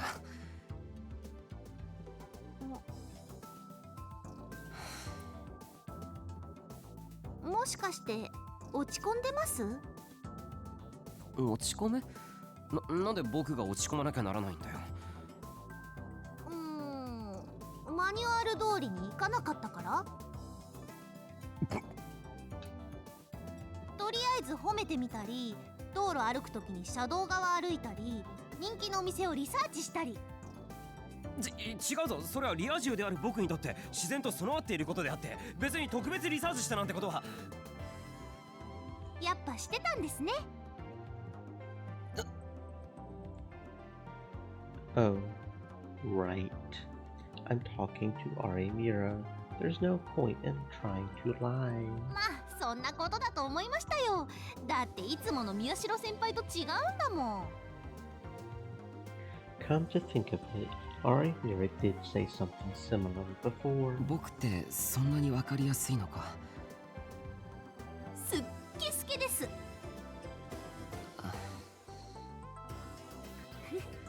でもそれって悪くないですよ。気休めはいいよ。わかりやすいとか言われて喜ぶやつなんていないだろ。気休めじゃないですよ。少なくとも私にとっては一緒にいて安心できるってのは大きいです。それって。ほら来ましたよ、ご飯。ほれ、注文の品じゃ。心して食うがよい。おいしそう。いただきます。先輩、食べないんですか？いや、食べるよ。How was I supposed to interpret what she just said? I kept thinking throughout the rest of lunch, but I never came up with an answer. 先輩、まだ時間ありますよね。もうちょっと付き合ってもらってもいいですか？ああ。そんな身構えなくてもいいですって。別にどこに行くとか考えず自然で行きましょう。自然で。And so I ended up walking around the city of Shibuya with Arimura without doing a single item on my date plan. あれ可愛くないですか？ Was there any point in just wandering around with no plans or goals? I wasn't sure, but... 先輩はどういう服が好みです？そうだな。僕はやっぱ露出多めのとか？違う、そういうのは。まあ嫌いじゃないけど。素直でよろしい。I was surprised to find that part of me was enjoying it. Maybe that was just because there was no point in trying to pretend to be someone that I wasn't when I was with Arimura. 次はどこ行きましょうか？ But it wasn't just that. そういえば先輩、知ってます？この裏に。おい！ Suddenly, Arimura fell forward and almost tripped. I quickly grabbed her hand. 間一髪。危ない危ない。こんな何もないところで転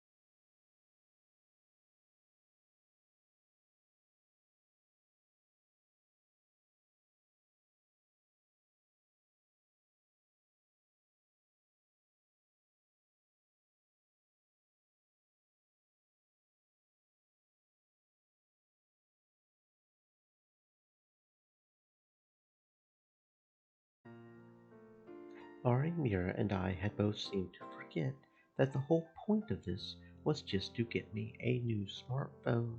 それじゃあまた。また。Ari Mira gave me a smile, then disappeared into the Shibuya streets. She didn't say her usual goodbye, but that was probably because this was who she really was. I could still feel her warmth in my hand when I closed my fist.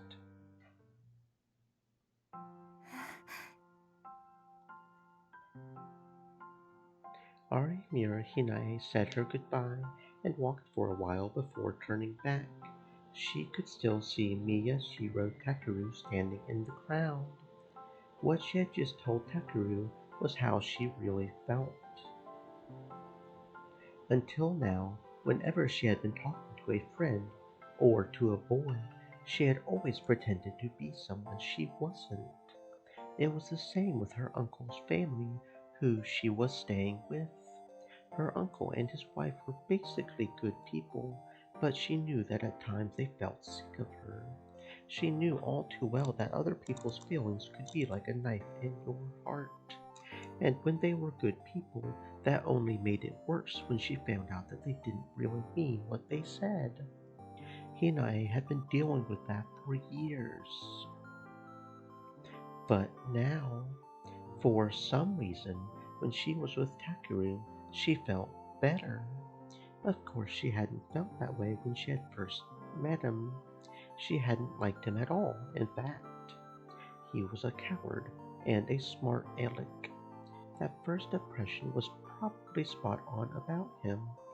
But even so, she could feel something delicate within him that went beyond all of that. She might have seen a piece of herself in him.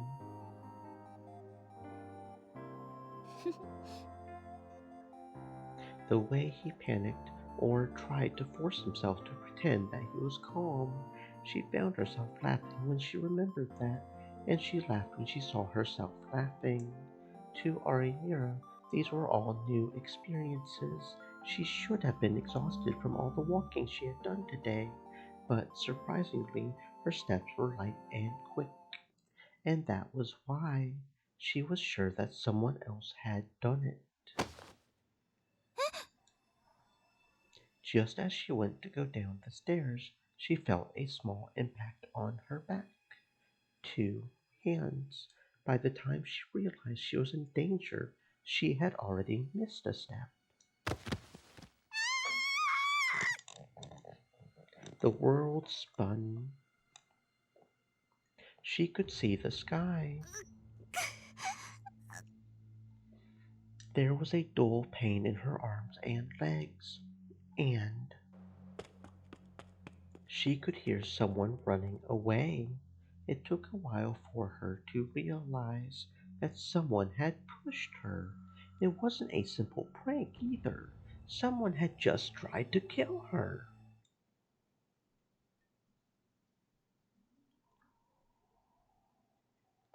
Hinae, どうした？食べないのか？あらあら、今日はひなちゃんの好きなものばかりなのに。Stream elements どうしたんだよ、ひな。 said. 調子でも Stay 悪いの moist, か？ my friends, hydrate. 大丈夫。いただきます。わかった。さては好きな男の子でもできたのね。何？それは本当か？ほら、そういう時って食べ物も喉を通らなくなったりするじゃない？ひなえ、そいつはどんなやつなんだ？ちゃんとした男か？家は父親の仕事は？もうあなたったら、それじゃあまるで結婚相手みたいじゃないの。そういうんじゃないわよ。そうか。すまん。お父さん思わず慌ててしまって。やだわ。でもひなちゃんもいつか素敵な人と出会えるといいわね。私があなたに出会ったみたいに。ああ、そうだな。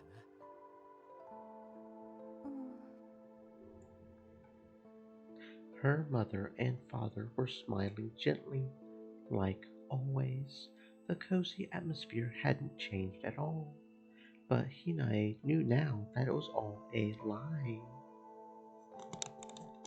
It was only by chance she had found out. On her way back from a school trip, the bus had been stopped at a light.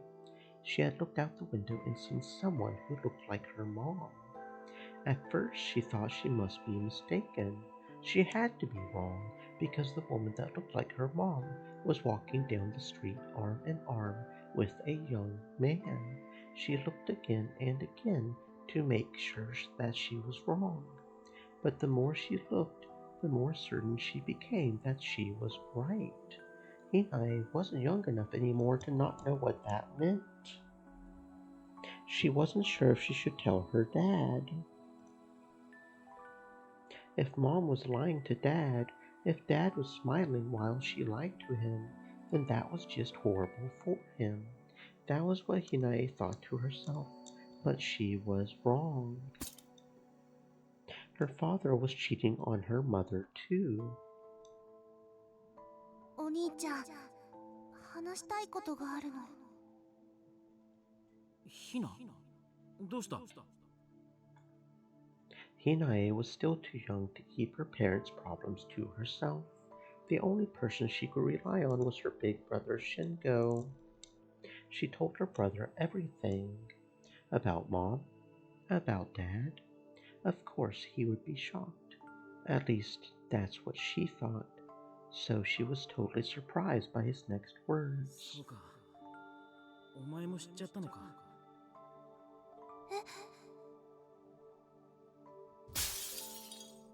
Her brother knew. Her brother was the one who taught her not to lie. But he had been lying to her, too. It felt like a terrible betrayal to her. Everyone was lying. Everything around her was built on a lie. Hinae wanted the truth. And, sweetheart, that cake right there, it's a lie too. Even the cake was a lie. But what was the truth? She was too young to know. There was one thing she did know. Her brother had been hurt too. He had been suffering alone, keeping a secret that he couldn't share with anyone. From that day on, the only truth she had was her bond with her brother. They were siblings, sharing the same pain. That bond was what kept her going. Hinae became even more dependent on her brother, and her brother responded by coming to love her even more.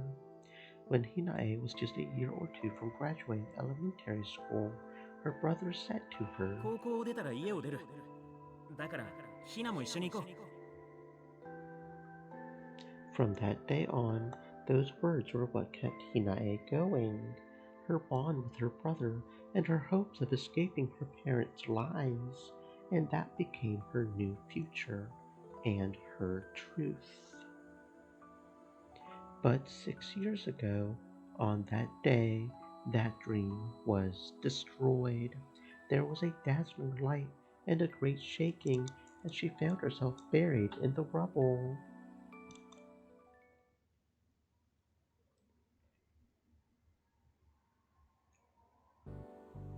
By the time the week was over, the return of the new Gin Madness had been forgotten, and everyone was talking about some counterfeit food labeling that had happened last week.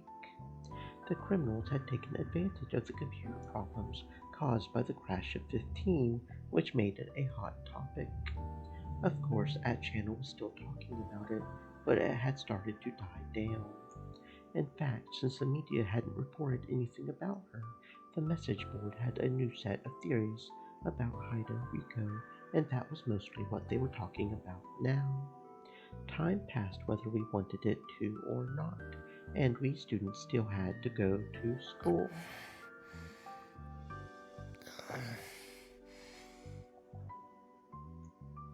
おお、宮代。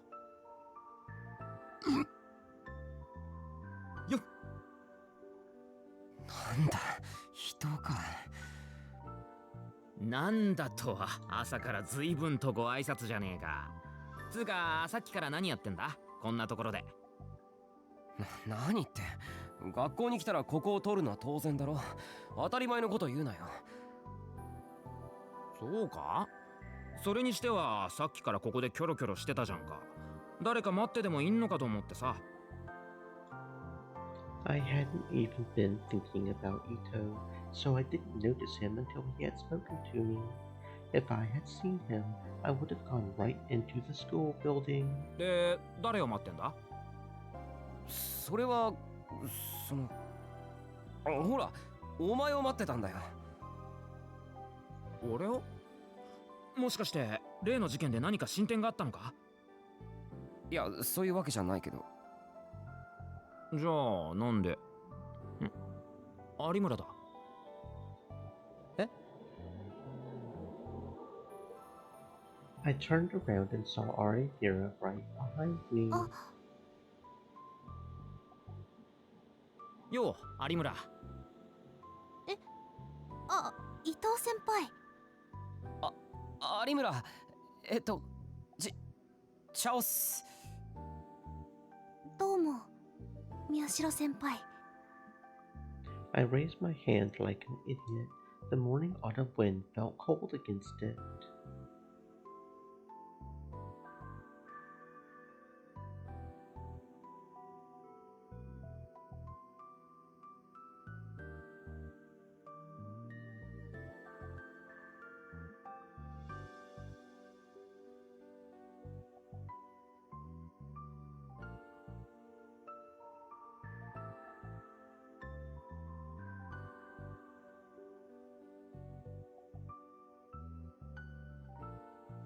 I forced myself to match her greeting. Why is she being so cold? お前、どうしたんだその手。I looked at her hand and saw that there was a bandage wrapped around just under her sleeve. これはその、ちょっと階段でつまずいちゃって。I looked closer and saw that she was concealing some purple bruises with foundation. それじゃあ私はこれで。Arihira seemed a little out of it as she said goodbye and headed into the school building. なんだよ、相変わらず愛想ねえな。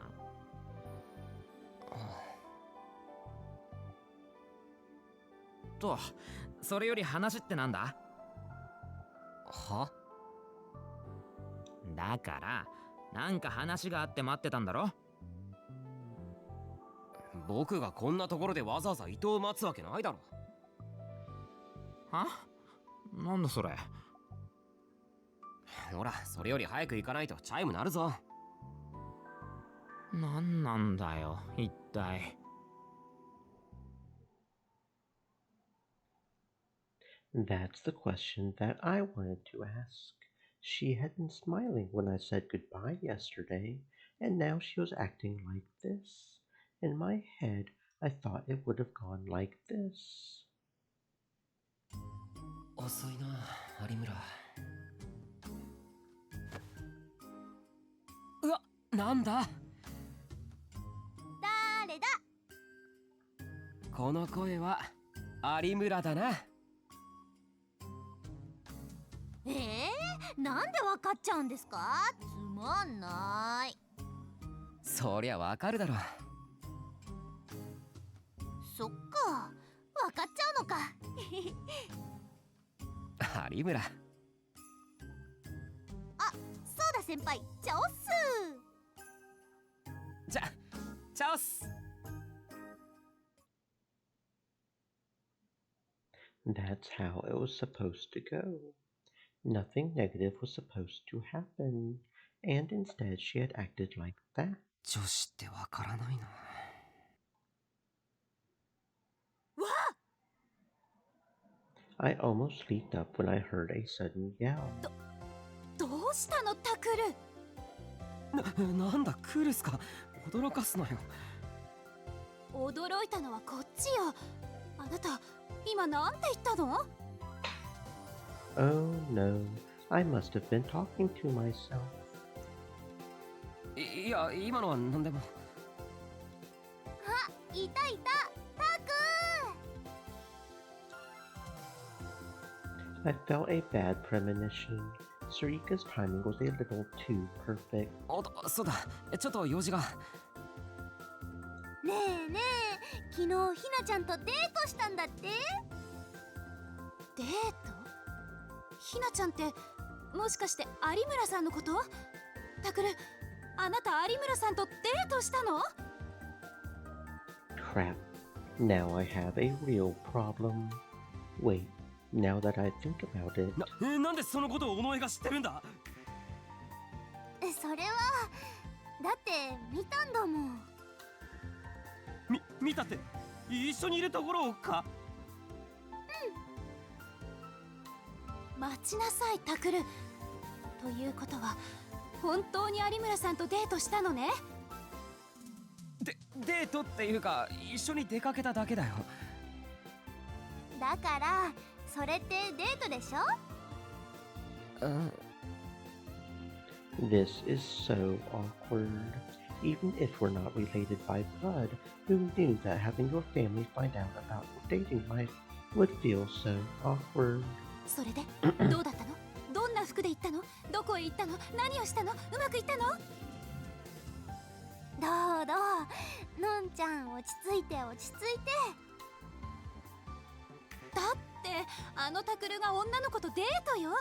姉としては気になるじゃない。第一それってあんな陰惨なニュースを追っているよりも全然いいことよ。セリカもそう思わない？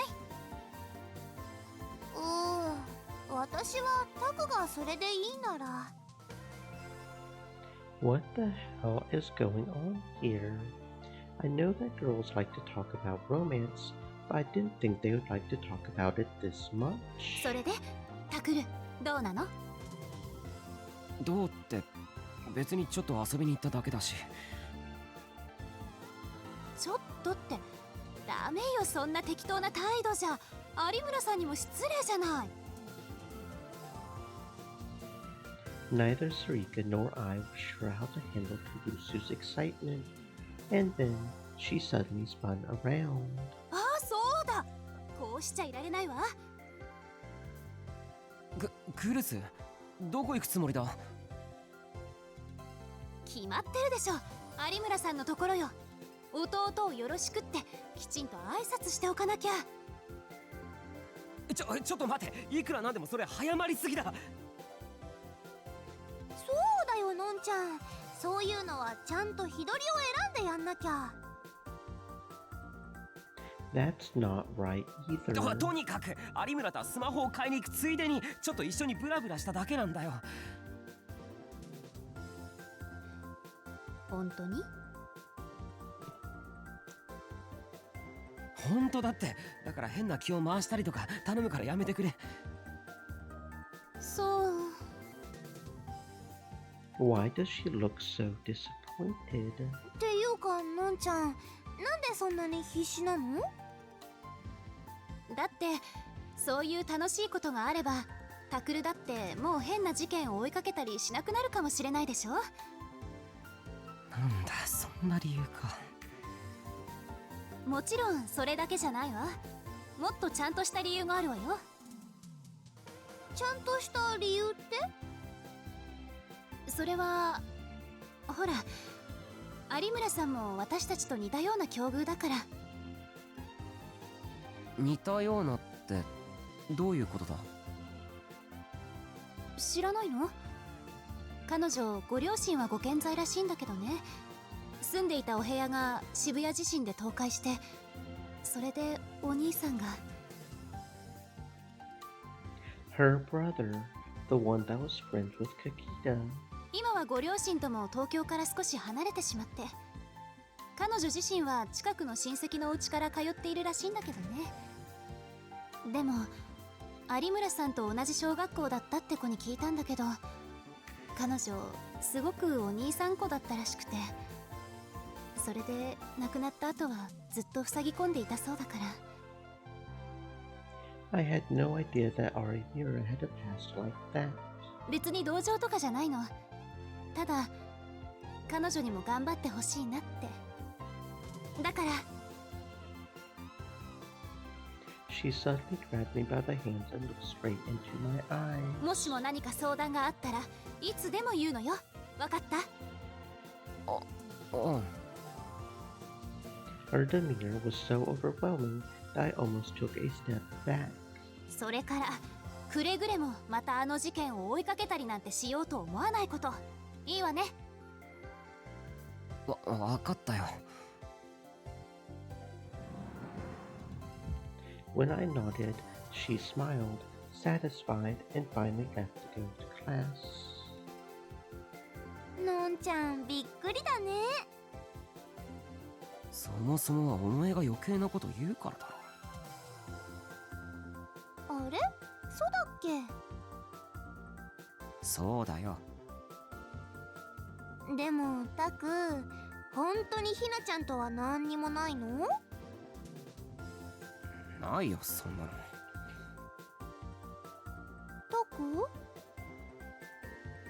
At least not from the way she was acting this morning. That's right. It's stupid to get so excited just because I hung out with a girl once. We just went shopping together. If I get excited and started obsessing over dating a girlfriend, I'll be no different than half the idiots in this school. I'm not like those wrong-siders who spend every minute of the day thinking of girls. I spend most of my days gathering information. I felt bad for Kurusu, but I was starting to get a little bored with the situation anyway. Everybody seemed to think that the arrest of Haida Riko meant the case was winding down, but I couldn't be sure that it was over. If Haida was responsible for all the murders, then why did she have to kill all those people? Was it just because they were psychics, or was she working for some organization? And how had she killed them? Why didn't she use her pyrokinesis? There were still tons of questions. I didn't have time to obsess over every little thing some girl did.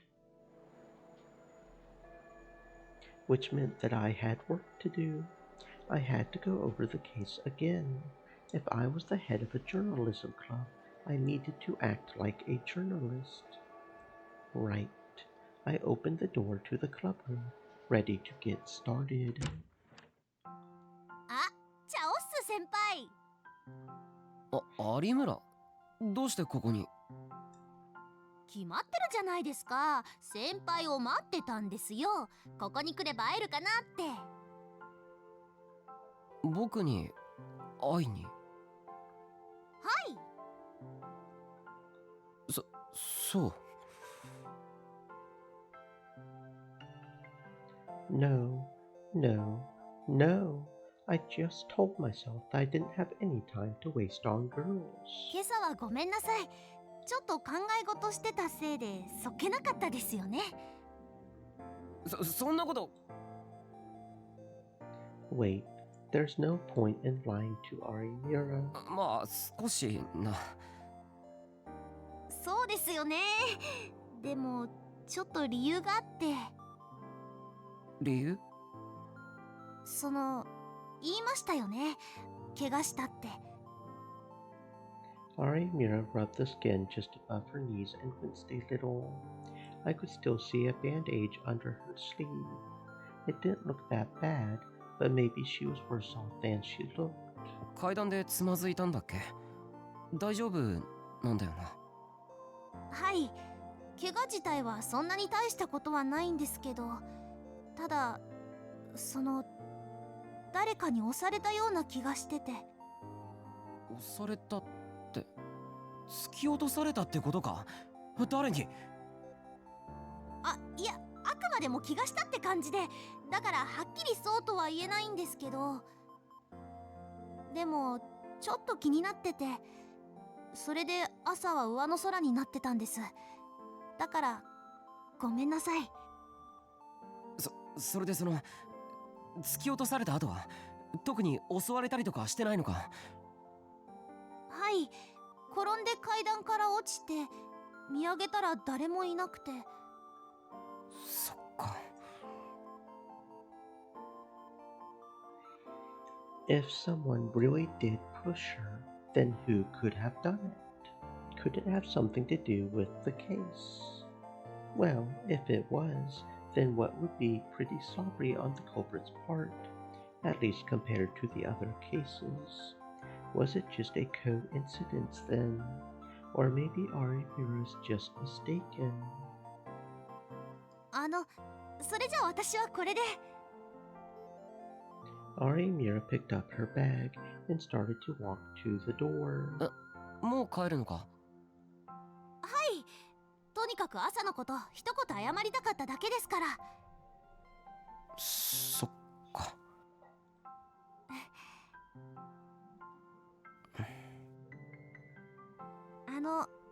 先輩がいいって言うなら、もう少しいてもいいかな、なんて。え？ダメですか？別にダメなことないけど。本当ですか？よかった。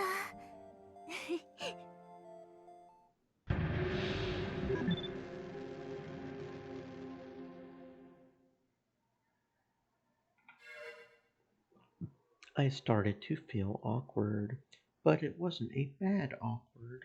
It wasn't that bad at all. It was kind of nice. そうだ、怪我。怪我大したことないって言ってたけど、本当か？はい、大丈夫ですよ。ほら、この通り。Arimura lifted up her skirt to show me.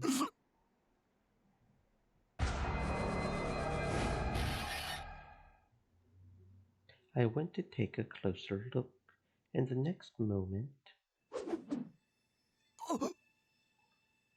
a vine reached out from under her skirt and wrapped around me.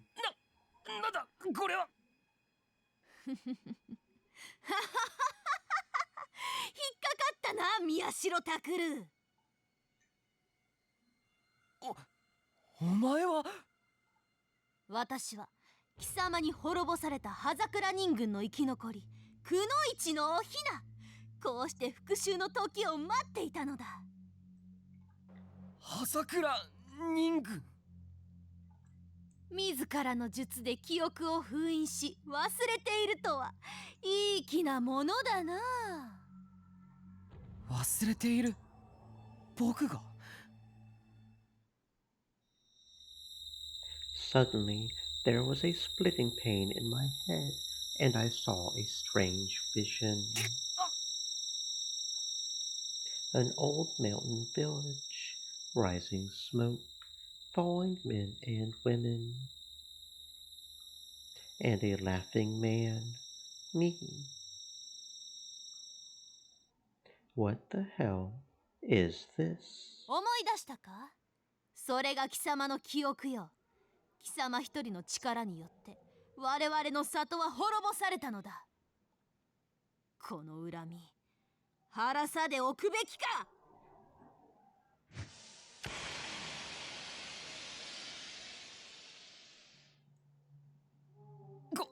これは。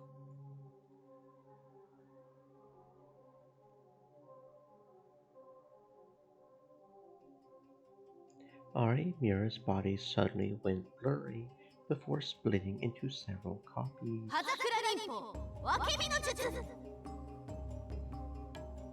さあ、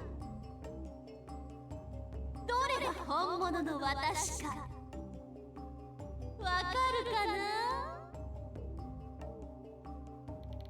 Vines sprang forth from all directions and wrapped around my neck, and then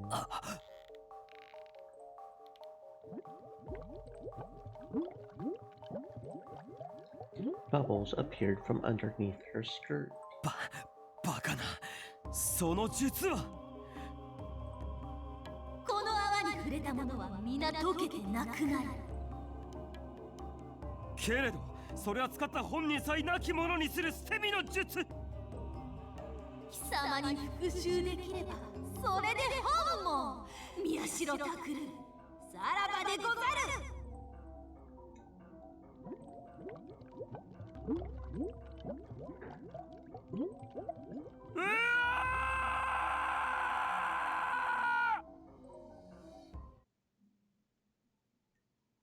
No, no one says wreak my vengeance anymore.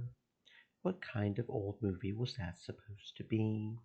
Nobody likes that stuff these days anyways. When I came back to my senses, I was looking straight at Arimira's healthy thighs.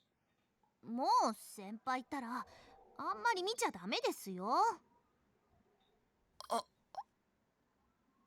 I knew that I should probably look away, but my instincts overcame my reason. そんなこと言ったって。Suddenly the door opened without warning.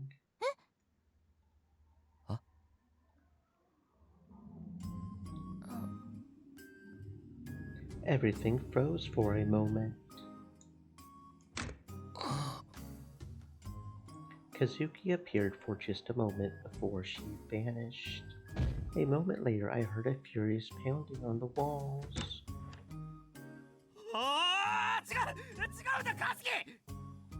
そうなの花、今のは違うの。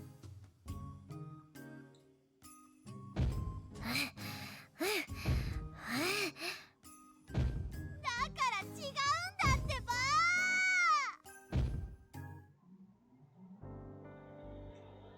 It was now October 22nd. 4 days had passed since someone had pushed Arimira down the stairs. Nothing else had changed for her since then. How were things between us? Well, maybe not too bad. Probably. And tomorrow was the 23rd, the day of the numbskull incident 6 years ago. I had spent the whole day online looking for new information and found something interesting. It was the news that the burnt, headless body of a man had been found.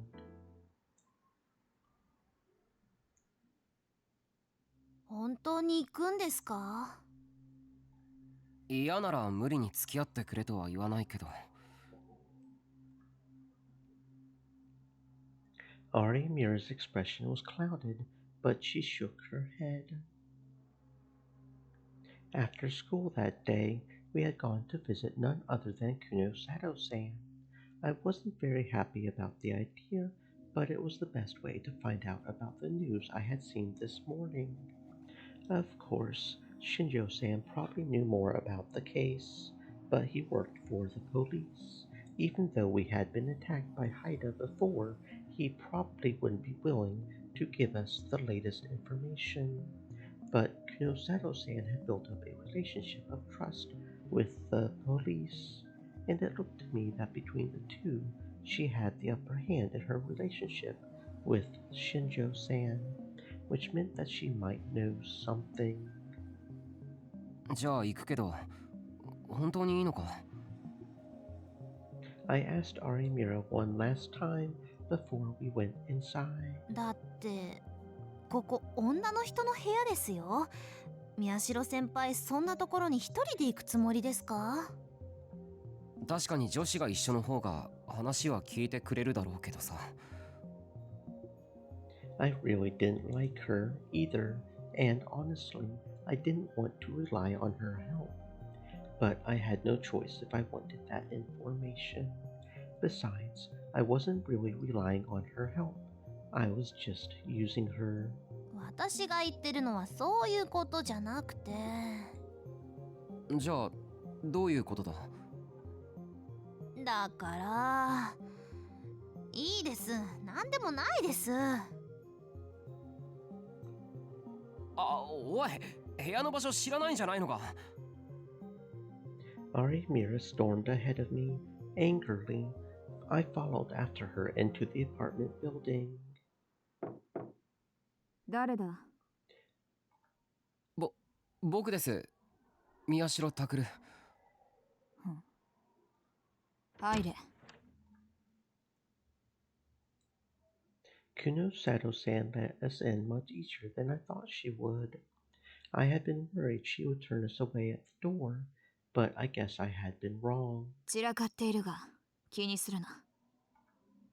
Her room was still in terrible shape. I could see the Shibuya news screen on her PC. She looked like she was editing something.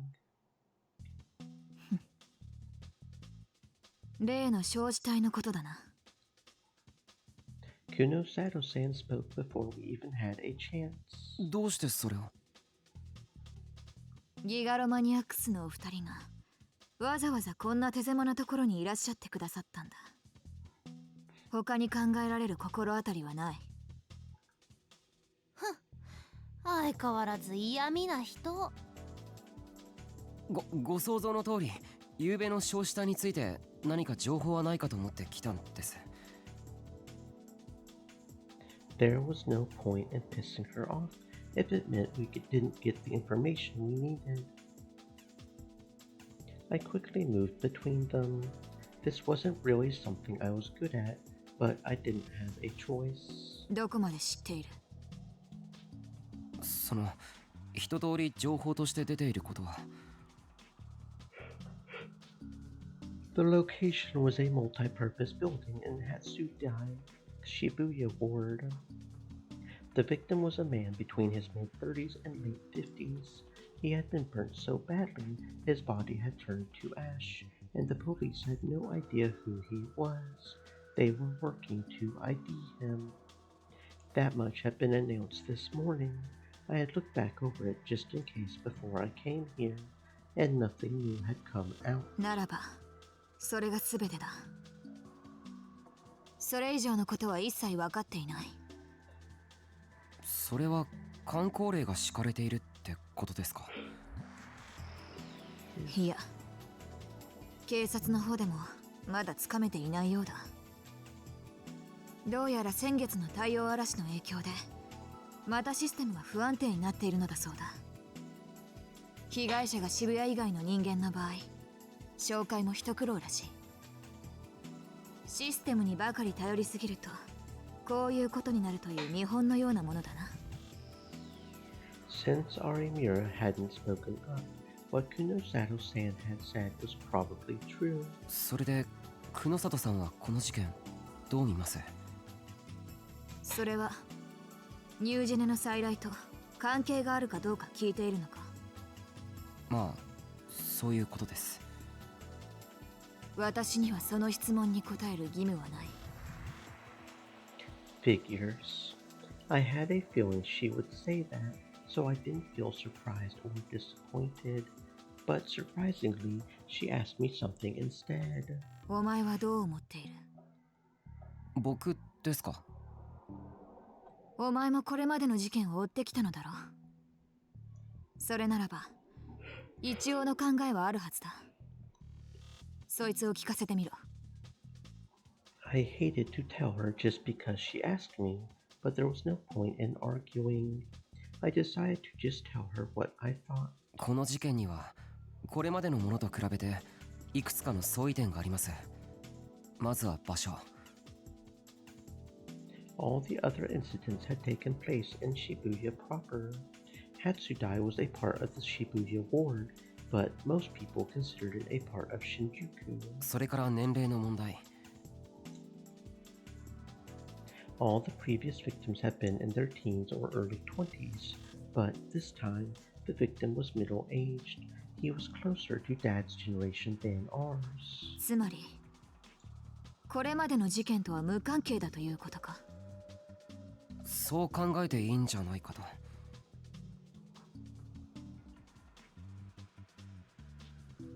The fact that the body had been burnt to death made me think of Haida Riko. But Haida was in police custody right now. She couldn't be responsible. And today was the 22nd. It was one day too early for the numbskull case. そこまで結論が出ているのなら、わざわざ私に聞く必要もないだろう。じゃあ、そもそも今のところ30代以上でのギガロマニアックス発症例はない。ということは、少なくとも被害者はギガロマニアックスではないということだ。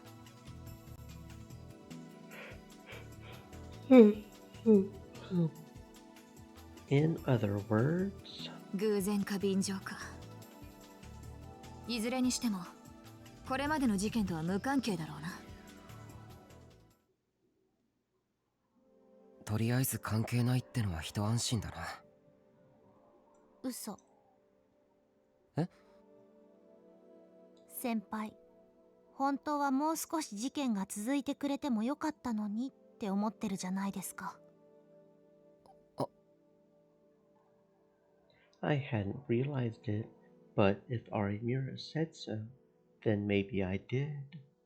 Maybe I wanted something to happen to break the boredom. 私はまだ安心できません。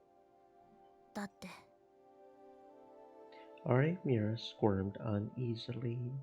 It made sense. Just the other day, someone might have pushed her down the stairs. ごめん、そんなつもりじゃなかった。いえ、私の方こそちょっと過敏になってるのかも。送るよ。ありがとうございます。Arimura held my hand the whole way back. Her hand felt tiny and very frail. October 23rd was finally upon us. It was the same day as the numbskull incident 6 years earlier, but nothing interesting happened in Shibuya that day. November 6th, 2009. Arimura Hinae was in downtown Shibuya when it happened. Her brother's birthday was coming up in a week. What should she get him for a present? With those thoughts running through her head, Hinae had taken the allowance she had saved up over the last several months and went into the city alone. Every year, she and her brother would both celebrate each other's birthdays, just the two of them. Hinae would give her brother a present, and he would say thank you and give her something back, even though it wasn't her birthday. It always made her so happy. What should she get him this year? She wanted to get him something he would keep forever, something he could wear would be best. Clothes were outside her budget, and gloves or a muffler would only be useful in winter. What about a wallet? Just when she had decided to go into a slightly grown-up department store, the huge earthquake struck Shibuya. It was a disaster they called the Shibuya earthquake. Hinae didn't really remember the moment it happened. 1 second, there was a bright light that flooded her field of vision, and the next second, everything had changed. The walls of the building had collapsed, the asphalt had split open, and here and there she could hear people moaning in pain. It was like something out of a dream or a nightmare. She didn't know what had happened. She quickly dialed her brother, but not only did he not pick up, she couldn't even hear it ring. Since she had nothing else to do, she decided to head for home. Only when she stood up did she realize that she had been hurt all over. Her knees were cut open, she had hit her back, she had scraped her cheeks against the ground, and all of Shibuya was in a panic. The buildings looked like they could fall down at any moment. A car had smashed into a store and was giving off black smoke. Everyone in Shibuya was running to the station in search of a way out. It was hard for tiny little Hina to go against the crowd, and she was almost pushed down many times as she headed for home. She didn't honestly remember how long it took her to get back to the condo where she lived. She just remembered that she had felt so tired. But when she saw her condo building, all that exhaustion vanished. The building hadn't collapsed, but it was tilting and looked like it could fall over at any moment. The people who had escaped from inside were standing a good ways away and looking up at it. Some people tried to go inside to get their valuables, others tried to stop them. She saw her parents there.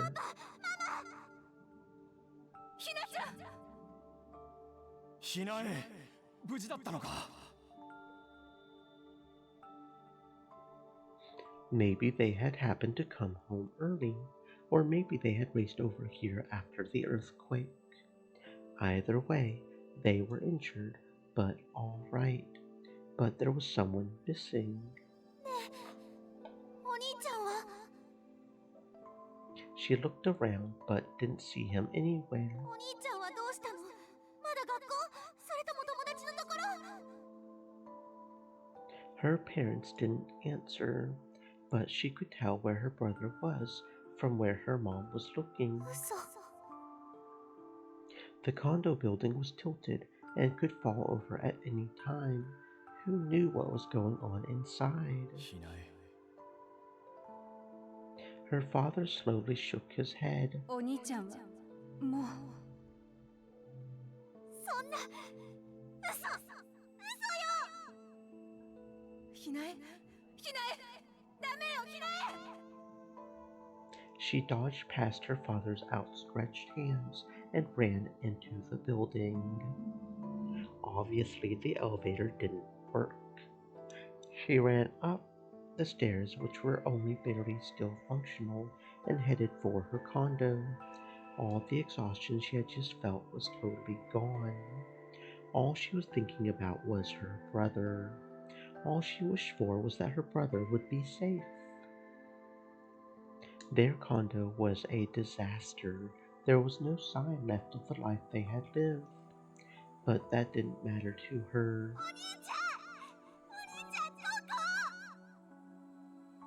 She screamed again and again. She heard a small moan from under the rubble. She ran over and saw her brother.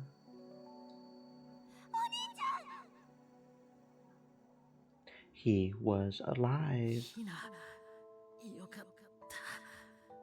無事だったのか。 Her brother was still alive. お兄ちゃん、何してるの？早くここ出ないと。 She then quickly swallowed her words. Her brother's body was half buried under rubble, and he couldn't move. 待ってて、今どかせるから。 She tried to lift it off, but she was far too weak to even budge it. 無理だひな。それよりお前は逃げろ。ここももう。何言ってるの？そんなことできるわけない。 She tried so hard to move the rubble that her nails broke and blood began to drip from her fingers, but she still kept trying. 私にはひなにはお兄ちゃんしかいないんだもん。血を分けたお兄ちゃんしか私には。 Her mother and father had already betrayed her. The one bond she had left, the one truth she had left, was her brother. It was the one thing that kept her going. However, ごめんひな。違うんだ。 she didn't know why her brother was suddenly apologizing. 僕たちは兄弟なんかじゃない。お前と僕は本当は純粋な兄弟なんかじゃないんだ。 It was a sudden confession. What was he talking about? They weren't full siblings. What did he mean? He kept talking even though Hinae didn't understand what he was saying. ひな、お前は母さんと父さんの子じゃない。別の男との間の子だ。嘘。 Suddenly the whole world went black. ずっと言うべきじゃないって思ってた。隠しておくべきだって。お前が大きくなるまでは。でももう俺はだから。お兄ちゃん、ごめんひな、ずっと隠していて。It was a shock. She wasn't her mom and dad's daughter. Her brother wasn't her real brother. But the biggest shock to Hinae was that her brother had been lying to her. After all the times he had told her not to lie. He had said he wouldn't lie to her anymore, but he had been concealing something so important from her all along. She couldn't believe it.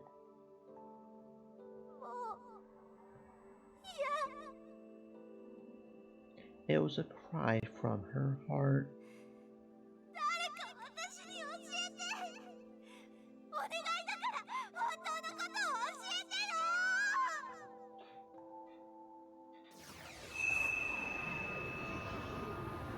And then she saw something in the corner of her eye.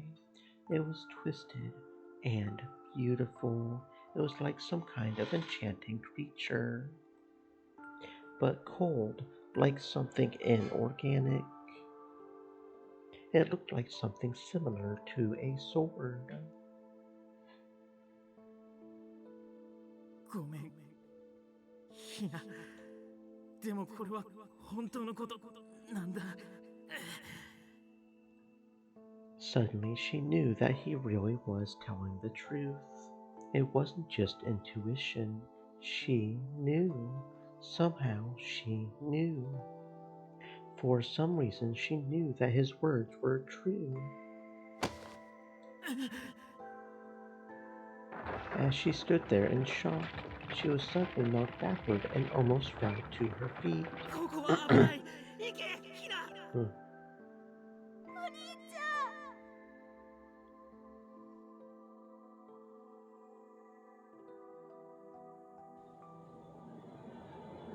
頼む。お前だけは生きてくれ。There was truth in his cry. She staggered back just as the roof in front of her fell in. The dust rose up so thick that she couldn't see her brother anymore.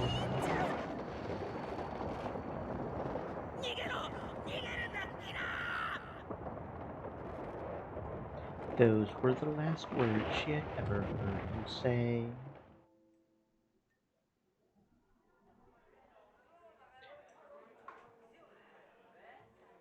Ne, 聞いた？聞いた。あれって D 組の子でしょ？私1年の時同じクラスだったんだけど。The whole school was talking about a new incident that had taken place. もうみんな知ってると思うが、新たな事件が起きた。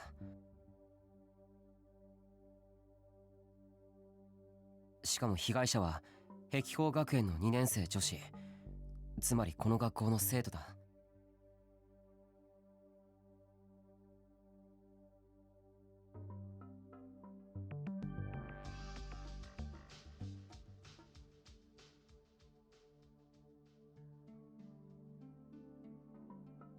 Because of that, we had an emergency assembly this morning. The school staff was busy dealing with the second big incident after the Watabe case, and most classes were study halls. They should have just made it a half day, but since the media were outside, they kept us until the full day was over. It was only after school that we were able to have our meeting. Here's what we knew about the case. According to the police announcement, the murder took place sometime after 11 last night. Shibuya was always pretty busy, even at that hour, but the area where the murder took place was isolated and at times could be almost empty. The cause of death was blood loss. The victim had been stabbed multiple times with a sharp blade, and the area around her was said to be a sea of blood. この事件どう思う？ Like always, Ito was the first to answer. どうってのはこれまで起きたニュージェネの再来と同じかどうかってことか？もちろんそれも含めていろいろだよ。関連があるかどうかって言われたら明らかに違うだろう。どうしてそう思うの？どうしても何も、そもそも起きた日が違う。それに明らかに手口も普通だ。猟奇性の面から見ても関連性があるとは思えん。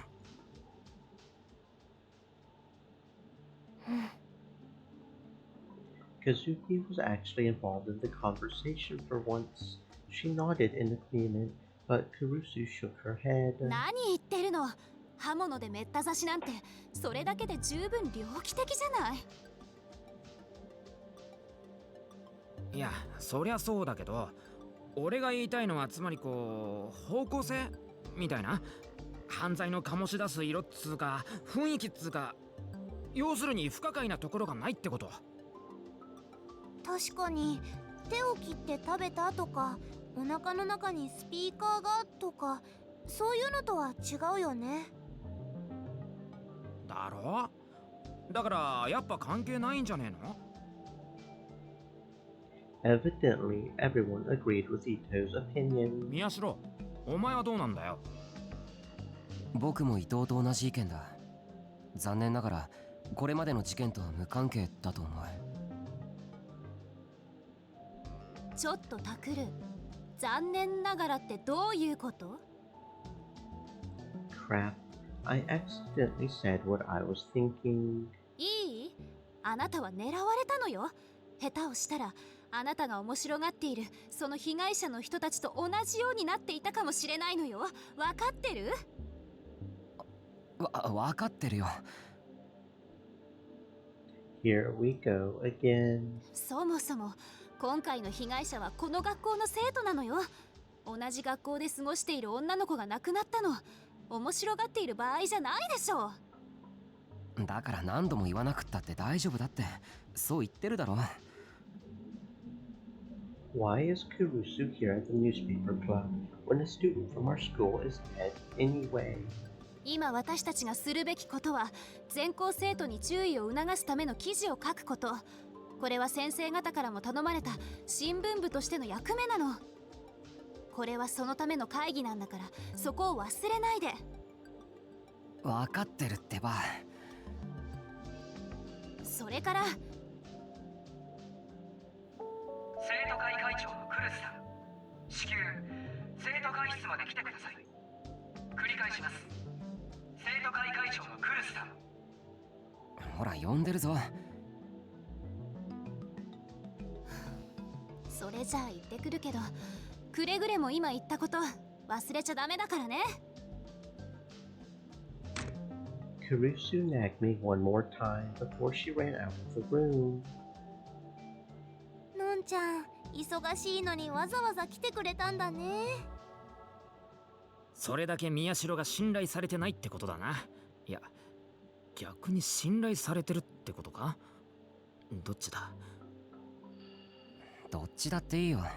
それより話に戻るぞ。Thanks to Kurusu's interruptions, I forgot how much we had already covered. Right. 今回の被害者はうちの2年ってことだが、有村や尾上はこの被害者のこのことは知らなかったのか？私は1年の時何度か言葉を交わした程度なら、学校休みがちな子だったみたいだし。私もよくは知らない。クラスの子の話だと学校をサボって遊び回ってるって話だったけど。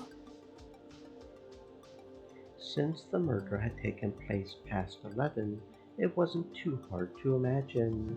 でもちょっと怖いかも。事件のあったところって私も学校の行き帰りに通る道だし。そうなのか？うん、ほら言ったでしょ、この前の階段で。あの近くだからちょっと気味悪いかも。 Somebody had tried to push Arimura down the stairs.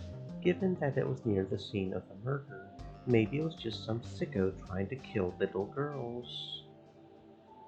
まあやっぱ今回のは今までのとは関係ないってやつだよ。言い方は悪いが、遊び歩いてた女がたまたま変質者にやられたか、あるいは地上のもつれってところか。いくらなんでもそれはないよ。だって高校生だよ。地上のもつれって言ったら、その男子と女子がそのゴニョゴニョなことでしょ。小学生かよ。高校生にもなりゃ地上でもつれることだってあるだろう。そうなの？世の中の高校生はそうなの？もつれちゃうの？ねえ、タク。そりゃ子供じゃないんだし、そういうことだってあるんじゃないか。そうなんだ。じゃあ花ちゃんももつれちゃったりするの？She frantically denied it, like that was ever going to happen to Kazuki. Anyway, we're getting off track. しかしまあ同じ学校のやつが殺されたってのは気持ちいいもんじゃねえよな。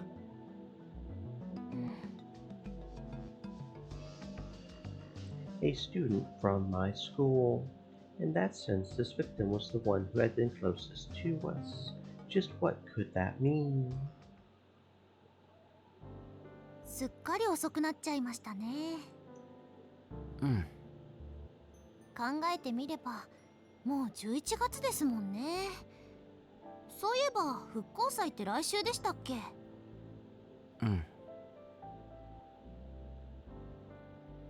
？Even if this case, and the last one, had nothing to do with the other murders, I was starting to think that maybe that didn't mean that the return of New Jin was over.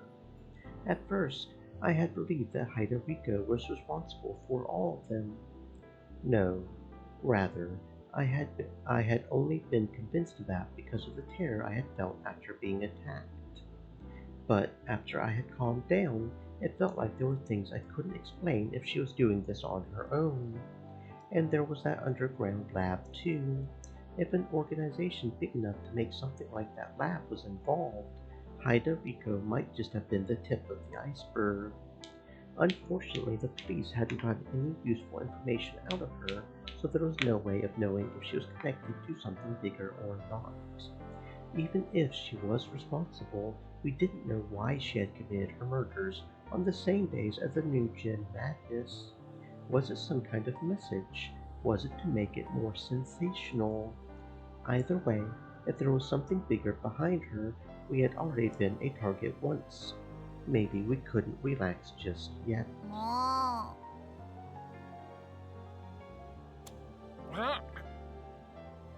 Suddenly, somebody grabbed both my cheeks, bringing me back to my senses. さっきから話してるのに全然聞いてない。ごめん。なんだっけ？だから復興祭一緒に行こうねって話です。一緒か。もう約束ですよ。She let go of my cheeks and then gently rubbed them. I felt kind of embarrassed. それじゃあ私はあっちなんで。送っていこうか。There was that murder yesterday, after all. And there was also the thing with the stairs before that. Of course, I was a little scared too, but as a man, it was time to show off. 大丈夫です。ちゃんと人通りの多いところ通っていくから。でも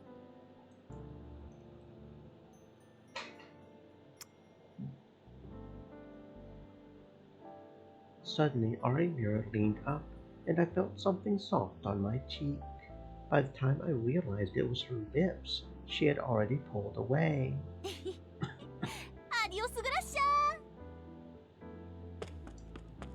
ー。Before I could say something, she had smiled, said her goodbye, and vanished into the crowd. I was suddenly overcome by the idea that she was going to vanish forever. I drove the unpleasant thought from my head and headed for home, feeling just a little excited. I could still feel a soft warmth on my cheek.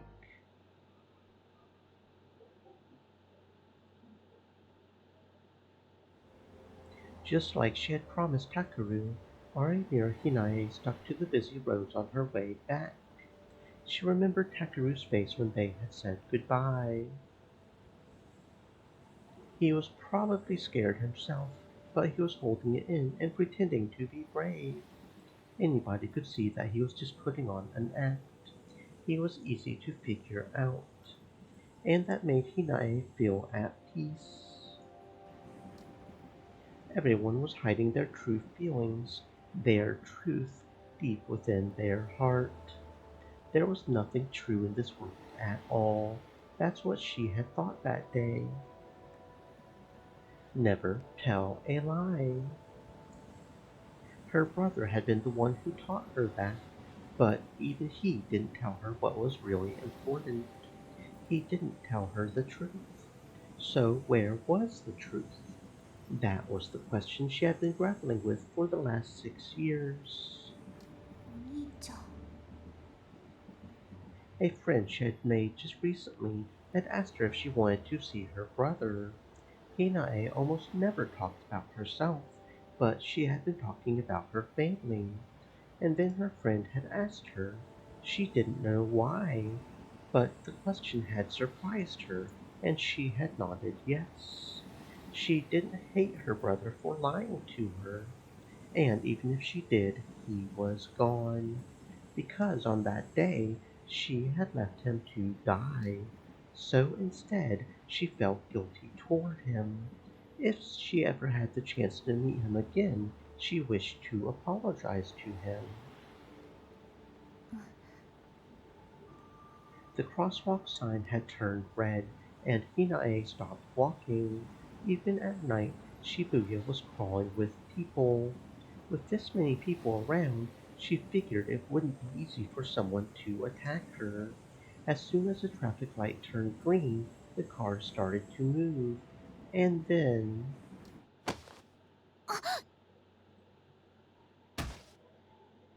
someone pushed her hard, and she staggered out onto the street. The headlights were bearing down on her before she even had time to think.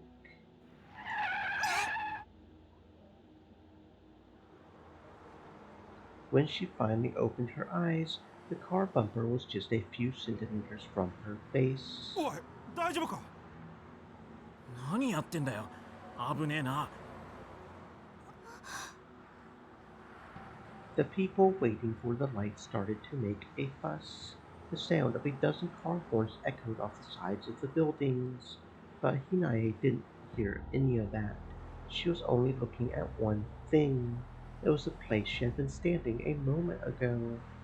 Just before she had almost been hit, she had looked up and saw him.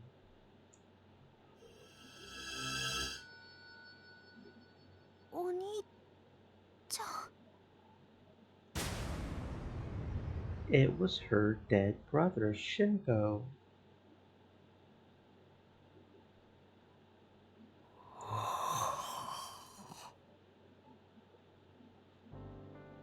I looked at the clock, and it was past 3.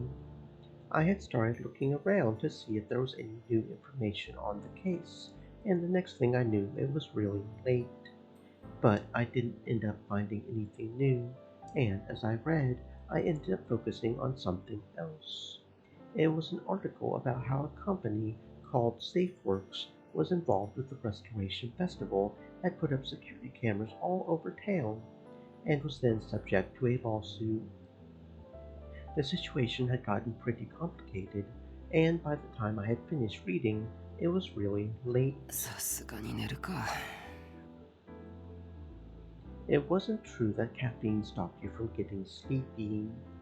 I always drank caffeine before bed, yet I was always able to sleep easily. But when I opened my fridge to get my late night Mountain Dew, I realized I had a big problem. I had forgotten that I drank my last bottle the day before.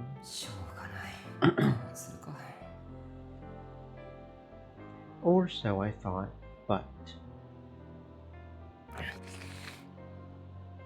once you found out that you couldn't drink something you wanted to drink, it became an obsession. That's just human nature. Caffeine was addictive. Very, very, very addictive. Maybe I was undergoing withdrawal, but the convenience store I would have to go to in order to get the Mountain View was a bit of a walk from here. In the end, however, I couldn't defeat my own desires. I went out into the city late at night to get my Mountain View.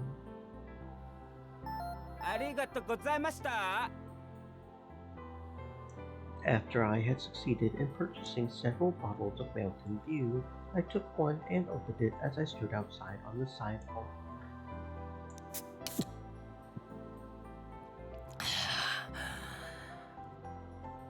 My body felt like it had been purified. Just as I thought that now I would be able to sleep, I suddenly remembered all the murders that had happened so far. I suddenly felt afraid of the situation I had foolishly put myself in.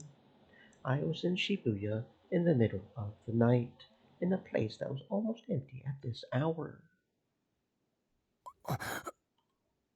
Suddenly, fear gripped me and I started to run, only to trip on something. Evidently, I had run into a trash can. I don't remember there being a trash can here. I felt a dull pain where my body had hit the ground. I hadn't been holding the bottle tightly, so the cap on my Mountain View had fallen off and the bottle was leaking. I sat up and stretched out my hand to grab the bottle, only to touch something else. It wasn't a plastic bottle. It was softer, like clay. I slowly raised my head to look. What I saw made me gasp. It wasn't a trash can. It was a laundry basket with wheels. At first I thought the thing that fell out from inside was a mannequin or something.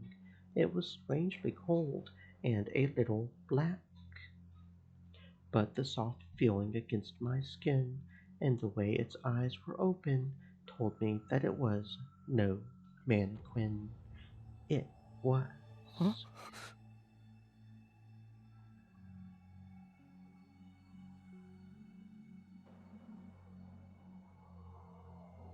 A dead body.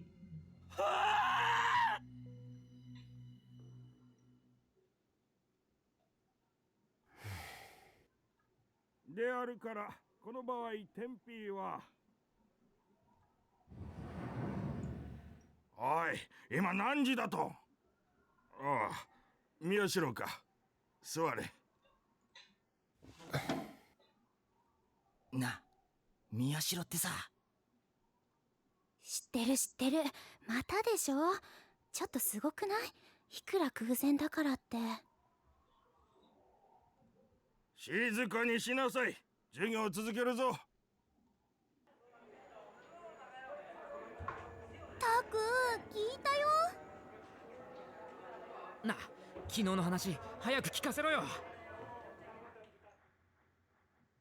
After I found the body in the alleyway this morning, I called the police. By the time they were done questioning me, it was almost lunchtime. I hadn't gotten even a wink of sleep thanks to that. But I was feeling so tense that it didn't matter. The whole school had heard about how I had found a body, and I could hear people talking about it as I passed them by. I could understand why. This was the third body I'd been the first person to discover. I might have been the only person in the whole wide world to discover 3 bodies in just over a month. At this point, the police were less surprised than they were annoyed.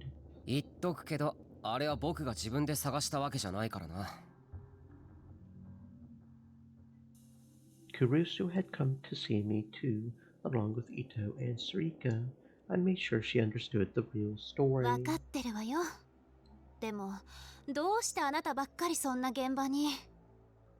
ほんと持ってるとしか思えないよな。伊藤くん、前にも言ったわよね。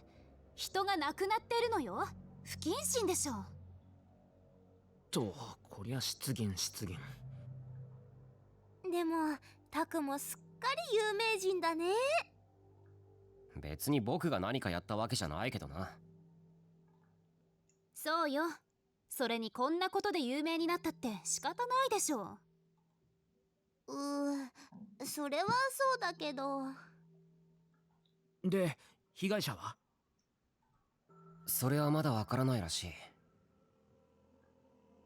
The police had said there was nothing on the body that could help them ID it. All they knew was that it was a man in his mid-40s. なるほどな。ってことは、やっぱあれとは無関係か。かもな。This case was the one most similar to the return of the New Gen Madness. But given the victim's age and the date of the murder, it was hard to say if it was related. It was too early to say for sure, though. それで、どんなだった？どんなって？だから死体だよ。ネットで見る限りはめった刺しだったって話だけど。暗かったせいではっきりしたことは僕もわからない。ただ触った感じからして死んでからそこそこ経ってるような感じではあった。タク、触ったの？転んだ時にたまたまな。マジか。で、どんな感触だった？ゴムみたいな感じだな。なんかグニュッとしてて意外と硬くて。もう二人ともいい加減にしなさい。そんな話聞きたくないわ。聞きたくないならどこか行けばいいだろう。それは。それとも本当は気になるんじゃないのか？そんなわけないでしょ。I kept talking with Kurusu for a moment before someone came over from the door. 有村。宮代先輩。Arimura looked really tired. どうしたわざわざ。もしかしてお前も事件のことを聞きに来たのか？事件のこと？あれ？ひなちゃん知らないの？タク、また見つけちゃったんだって。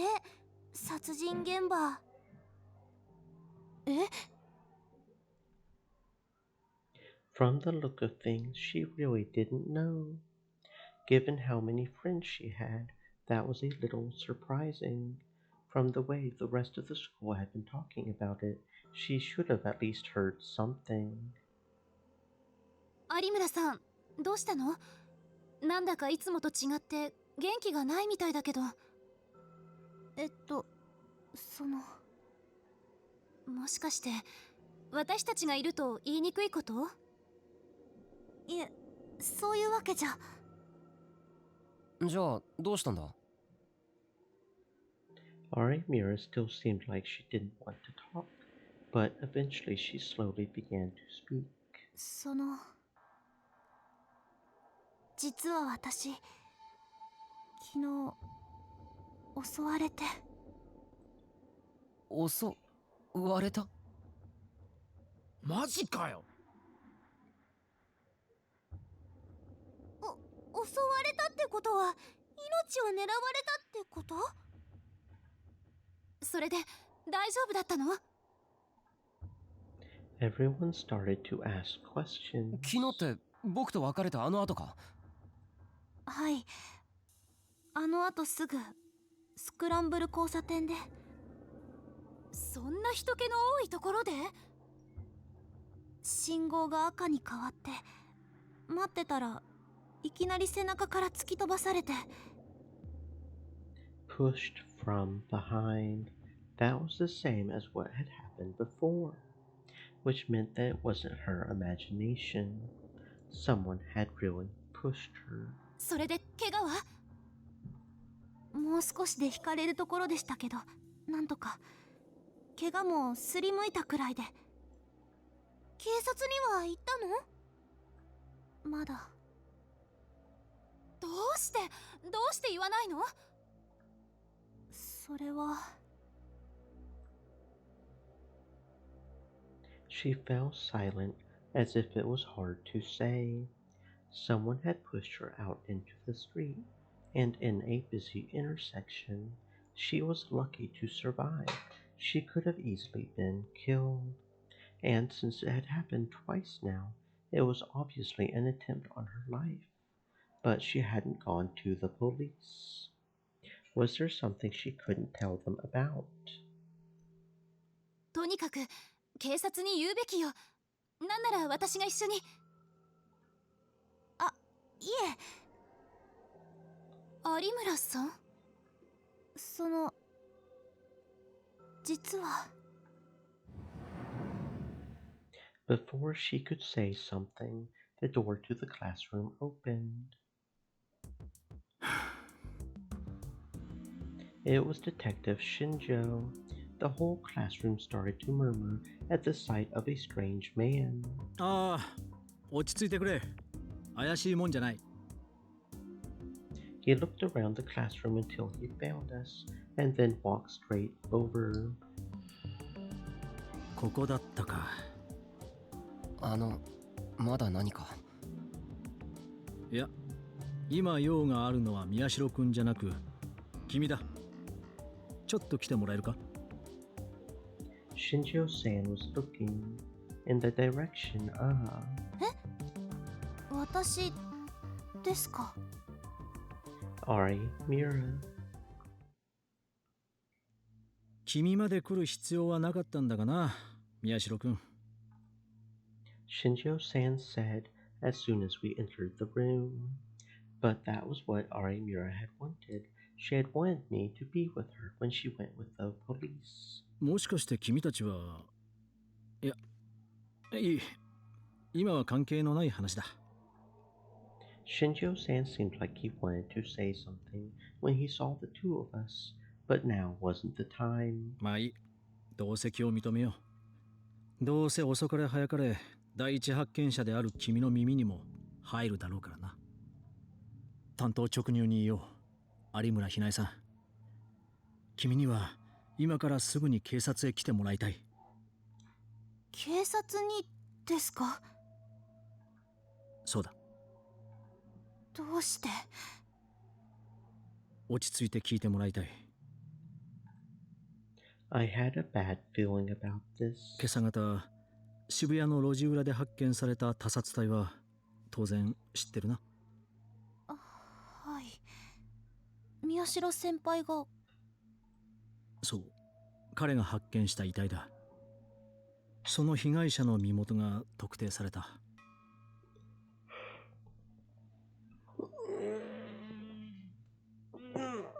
Stretch, stretch, stretch. Stretch, stretch. It can't be. 被害者は有村光一郎。君のお父さんだ。Oh shit. Shinjo-san took Arimura to the police station. She didn't come back. I waited for her to get in touch with me, but not only did I not get a call, I didn't even get a text message. Of course, her father was dead, and he had been horribly murdered. I could understand why. Not to mention... I had no idea that the body was Ari Mira's father. Of course, I had no way of knowing, so even if I couldn't help it, I still felt ashamed of having been so excited. 有村、許してくれ。でも、知らなかったんだ。Ari Mira's dad was dead. I had never met him, but he was the closest I had been to any of the murder victims. And yesterday was the same day Arimura said she had been attacked. What was going on? Was she the next target? If so, then who would? I remembered what Arimura had said this afternoon as she left the room with Shinjo-san. とにかくそういうことだ。今は混乱しているかもしれんが、一応いろいろと話を聞かなければならない。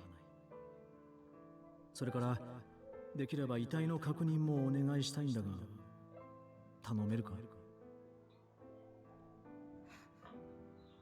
はい。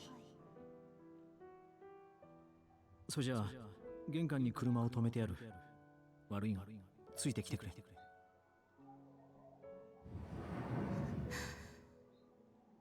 有村。兄ちゃんだわ。え？やったのはお兄ちゃんよ。有村。お兄ちゃん。I had heard her say it clearly. Her brother was the killer. What did she mean? I had heard that her brother died during the Shibuya earthquake.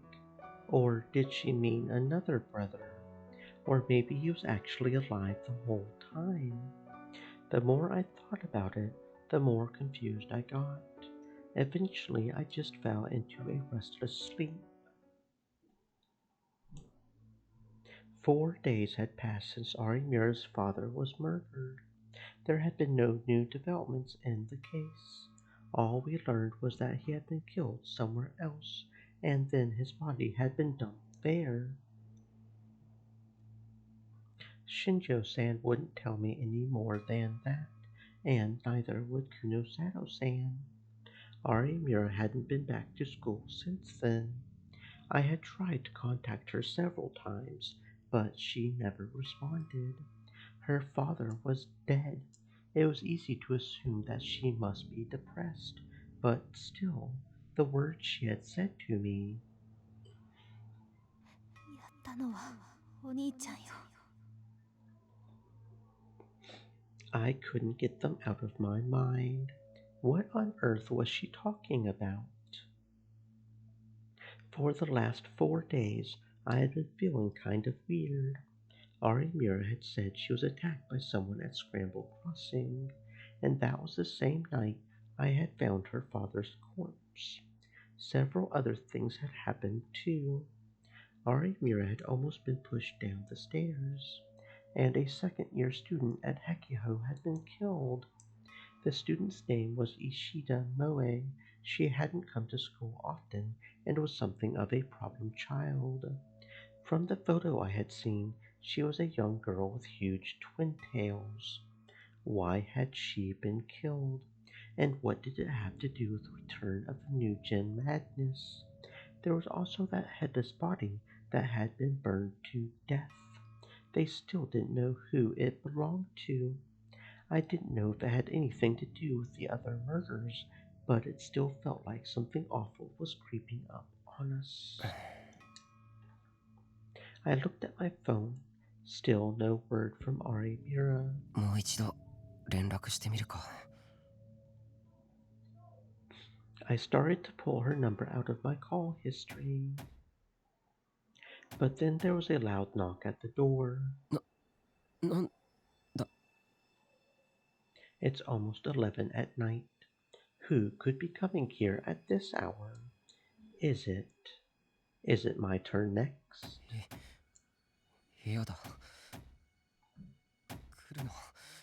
来るな、来るな。来るなよ。 Shit. There has to be some way for me to fight back. そうだ。My power. I have my power. It's no good. Damn it. She told me not to use it, and so I didn't. But if I knew this was going to happen, I would have practiced using it more. The knocking at the door grew even louder. 開けてください Then I heard a voice. 開けてください That voice. 有村 I quickly went to the door and looked outside and saw Arimira frantically pounding on the door with tears in her eyes. I quickly opened it and let her in.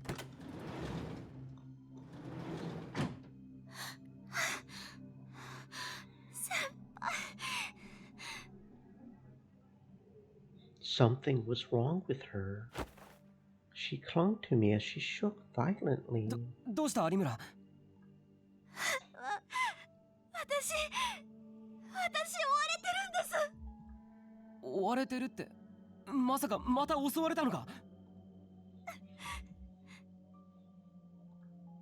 She nodded over and over. でも追われてるって一体誰に兄です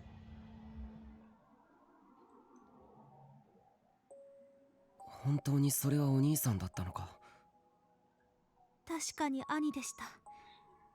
間違いありません。After I had given her something to drink to calm her down and heard what she had to say, she had told me that she knew for a fact it was him.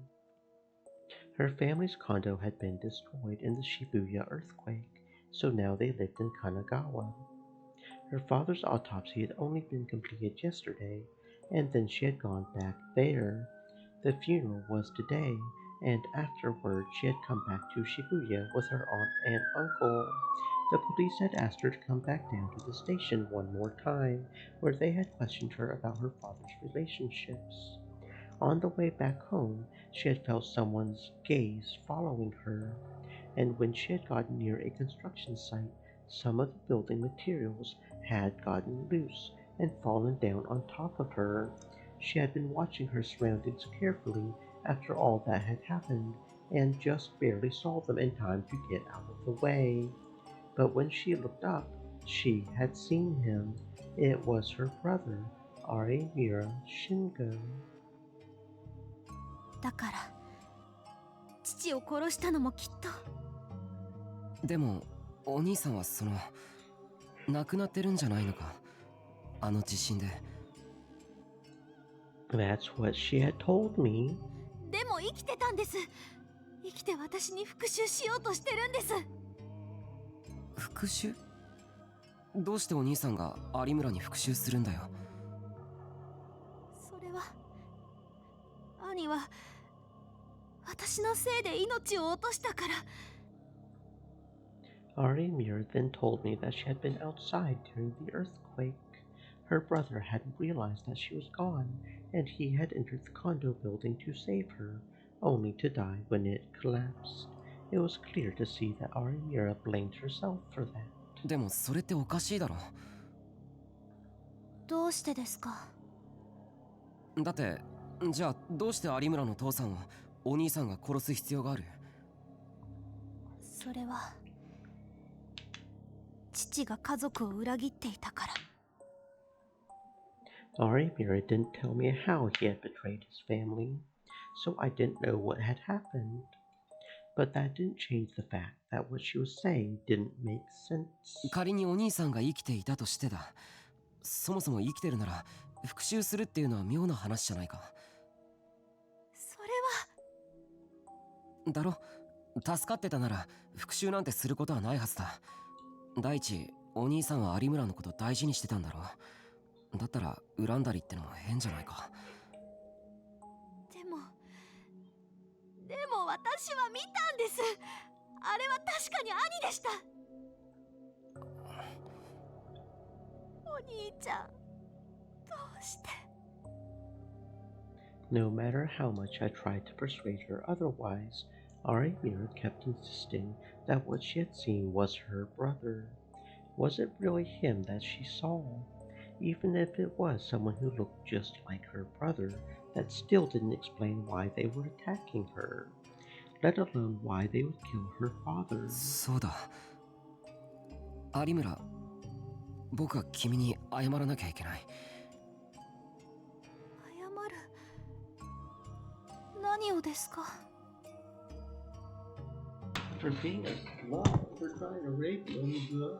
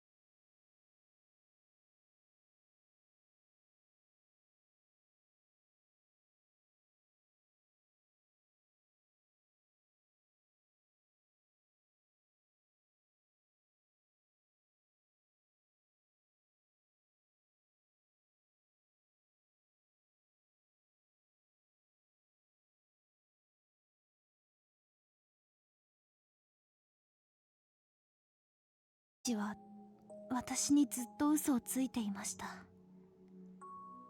そんな父を私は多分ずっと許せないでいた。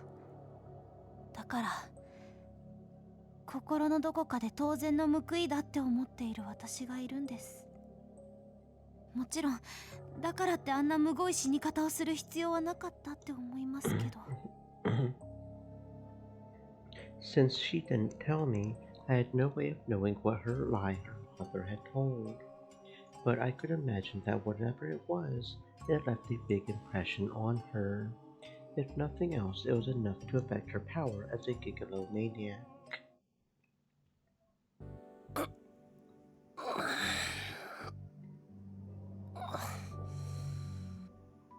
I went outside and stretched, and I could feel all the bones in my body popping. It was still just past 8. Even at this hour, I could hear people playing basketball at the nearby court. Arimura had ended up sleeping in my bed. After all that had happened, she was mentally exhausted. Even for me, it didn't feel right to wake her up and send her home. And she had just been through such a scare. That's why I decided to let her sleep there. That's also why I had ended up trying to sleep on the tiny, hard floor and mostly failed at it.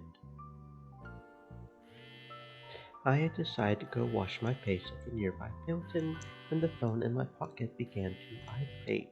電話? It was from Kunosato-san. どうしたんですかこんな時間に。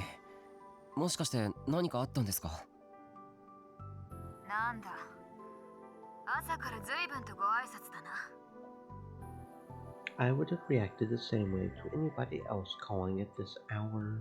例の事件について、新庄刑事から入ってきた警察の見解を教えておいてやろうと思ったんだが、必要ないならいい。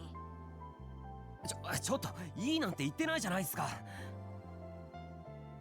I couldn't tell that she wasn't joking. She really was about to hang up the phone. I quickly tried to stop her. その情報とやら教えてください。ぜひ。まあいいだろう。まず、ニュージェネ事件になぞらえた一連の事件についてだが。She meant the first 4 murders up until Watabe's death. アイダリコと呼ばれる女による単独の犯行では、説明がつかない部分が多々あると考えているようだ。つまり、他に誰か共犯がいるってことですか？あるいは、アイダリコ自身は放火事件だけで、他に関しては一切関わっていないという可能性もある。If that was true, it would mean that there were multiple people involved, and the real killer still hadn't been caught. Or maybe whatever organization had built that lab in the basement was responsible, which meant that Arimura and I still weren't safe. That made sense, considering that Arimura had already said she had been attacked. However... それから、お前たち2人も疑われているぞ。え？まさか、僕と有村がですか？聞いていなかったのか。お前たちと言ったんだ。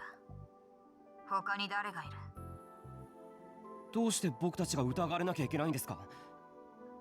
柿田の事件、渡部の事件に続き、これで3つ目だ。いくらなんでも偶然が続きすぎているというのが警察の考えらしい。でもこれまでの件については僕たちは容疑から外れてるはずじゃないんですか？これまでの事件はな。だがそれ以降の事件となると話はまた別だ。先日の被害者は知っているな。碧峰の2年の石田萌ですか？あんまり学校にも来てない生徒だったってのは聞きましたけど。そうだ。どうもその娘は有村比内に憧れていたらしい。有村に？ According to Kunosato-san, who was getting her information from Shinjo-san, of course, Ishida Moe had been a very quiet student in middle school who didn't really stand out. At school, she would mostly sit in the corner and read books.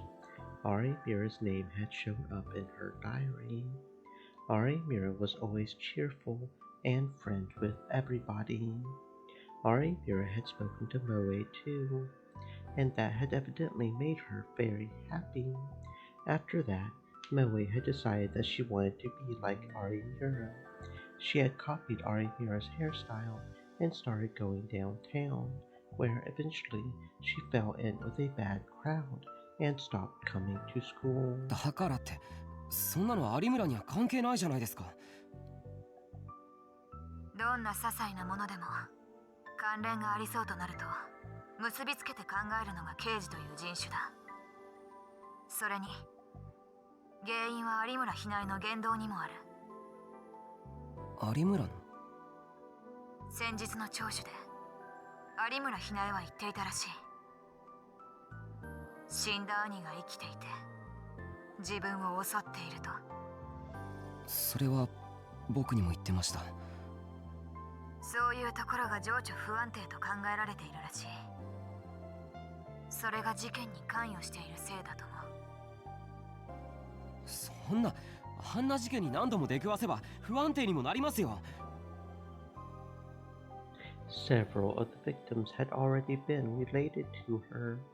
Of course, the police had noticed that too.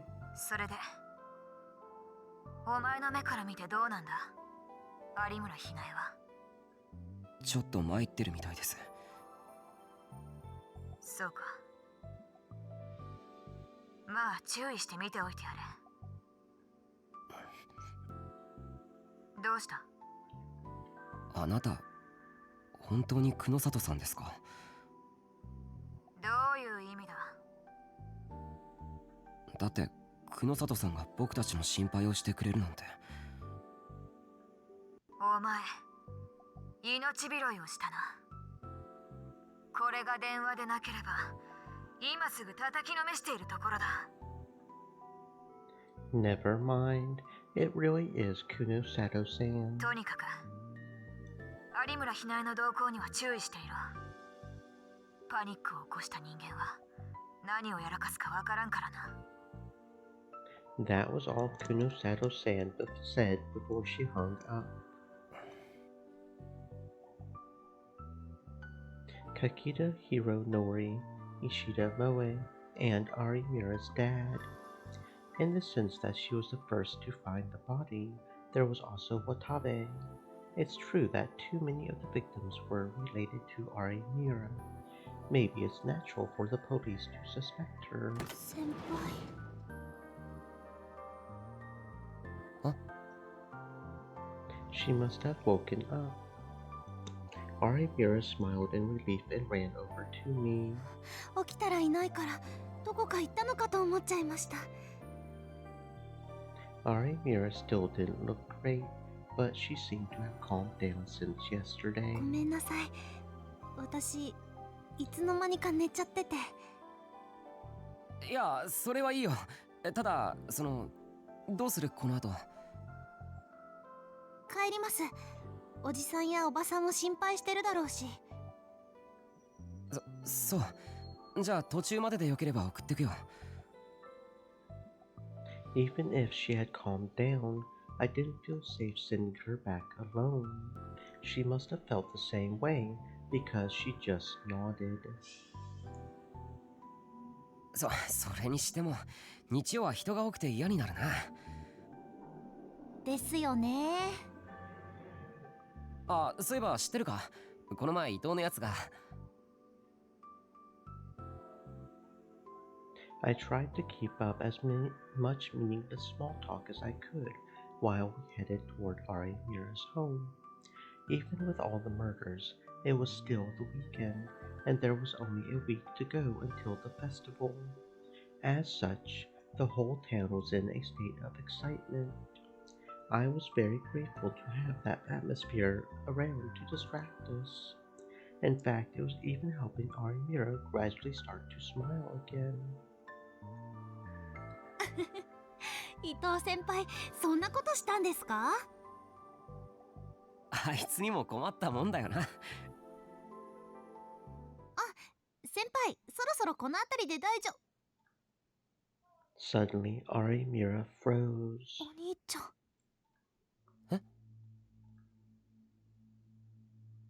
I quickly spun around, but I didn't see anyone. 有村。いや、お兄ちゃん。落ち着け有村。お兄さんなんていない。I grabbed her by the shoulders, and I could feel that she was shaking. でも今そこに。She She was pointing at a mannequin in a store window. There was nothing else there. とにかく帰ろう。家まで送っていくよ。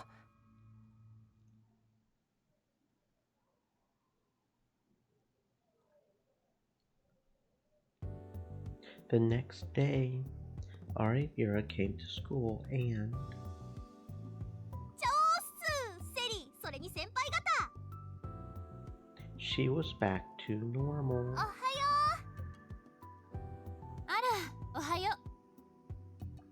チーセ。おう。いやー、皆さんいつも仲良しさんで羨ましいっすね。私も文芸部やめて新聞部入っちゃおっかな。何言ってんの、もううちの部員みたいなもんじゃん。ねえタク。おう、そうだな。本当っすか？じゃあ新聞部員ってことにしちゃおっかな。あれ、でも掛け持ちってできたんですっけ？もちろん申請さえ出せば認められるわよ。なるほどなるほど。ま、部活入っちまえば宮代と一緒にいる口実だってできるしな。なんだよそれ。別に僕たちは。まあまあ、照れない照れない照れない照れないってお前が言うな。I hadn't seen Arimira this chipper in a while. Sure, it felt a little forced, but it was still a good sign. あ、そうだね。ヒカリオにチョコレートバーができるのって知ってます？チョコレートバーって当たりが出たらもう一本ってやつ？違う、それはチョコパッツでしょうが。Choco Bats, a chocolate-covered bat-shaped stick of fried dough that's been beloved in Japan for more than 50 years. Not only is it cheap, but there's a removable sticker on the back, and if your sticker says win or home run, you get another one free. This lottery-style marketing makes it especially popular with children. That does sound kinda nummy. It's basically just a chocolate-covered donut, pretty much, just bat-shaped, it sounds like. A bat-shaped donut, okay. チョコレートバーってあれよね。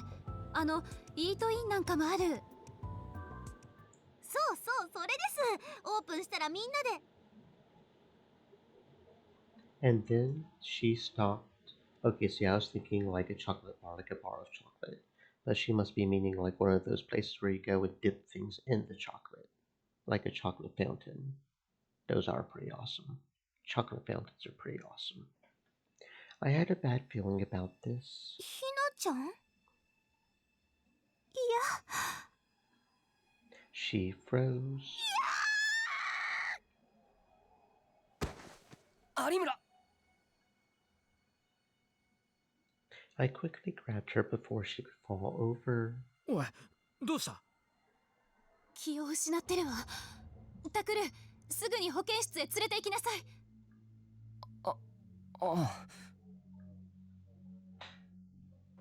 As I picked her up, I glanced in the direction she had been looking. おい、何があったんだ? Kawahara-kun was standing there. He had happened to be passing by and was looking at us in surprise. There was no one else around. タク、ひなちゃんどうだった？ちょっと疲れてるんだろうって話。ひとまず保健室で休ませろって。そっか。I knew what had happened. She had seen them again. Maybe she had mistaken Kawahara-kun for her brother. タクル、有村さん、何かあったの？何かって？ちょっと様子がおかしかったような気がするんだけど。ああ、それ私も思った。普段よりも無理してる感大きいっていうか。マジで？俺全然気づかなかったけど。Is it a good idea to tell them? Even Kazuki had stopped playing ESO2 and came over to me with a look of concern on her face. なんだよ、和樹。お前も気になるのか？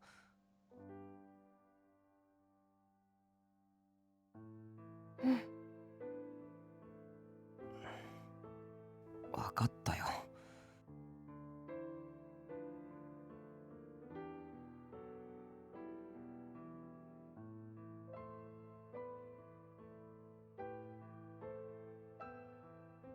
I told them all everything that had happened to Arimura over the past few days. That she said her brother was still alive. That he was trying to get revenge on her. ね It was Sarika who spoke first. え、ひなちゃんのお兄さんって本当に生きてるの？いえ、亡くなっていると聞いてるけど。でも本人は生きてると思っちまってるんだろ？僕にもわからない。ただ確かなのは有村の周りで実際に事件が頻発しているということだ。Since there was no doubt they were homicides, that meant there had to be some murderer targeting her for a reason. 思うんだけど、まずはそのお兄さんのことについてちゃんと調べてみた方がいいんじゃないかしら。でも調べるったってどうやって？お兄さんは地震で亡くなったんでしょ？だったら。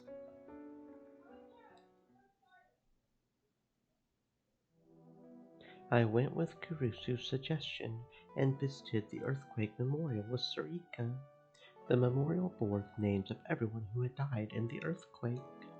I was worried about Arimura, but Kurusu said she would take her home. It was probably safe to let her handle it. どう？タク。待ってくれ。確か。His name was supposedly Arimura Shingo.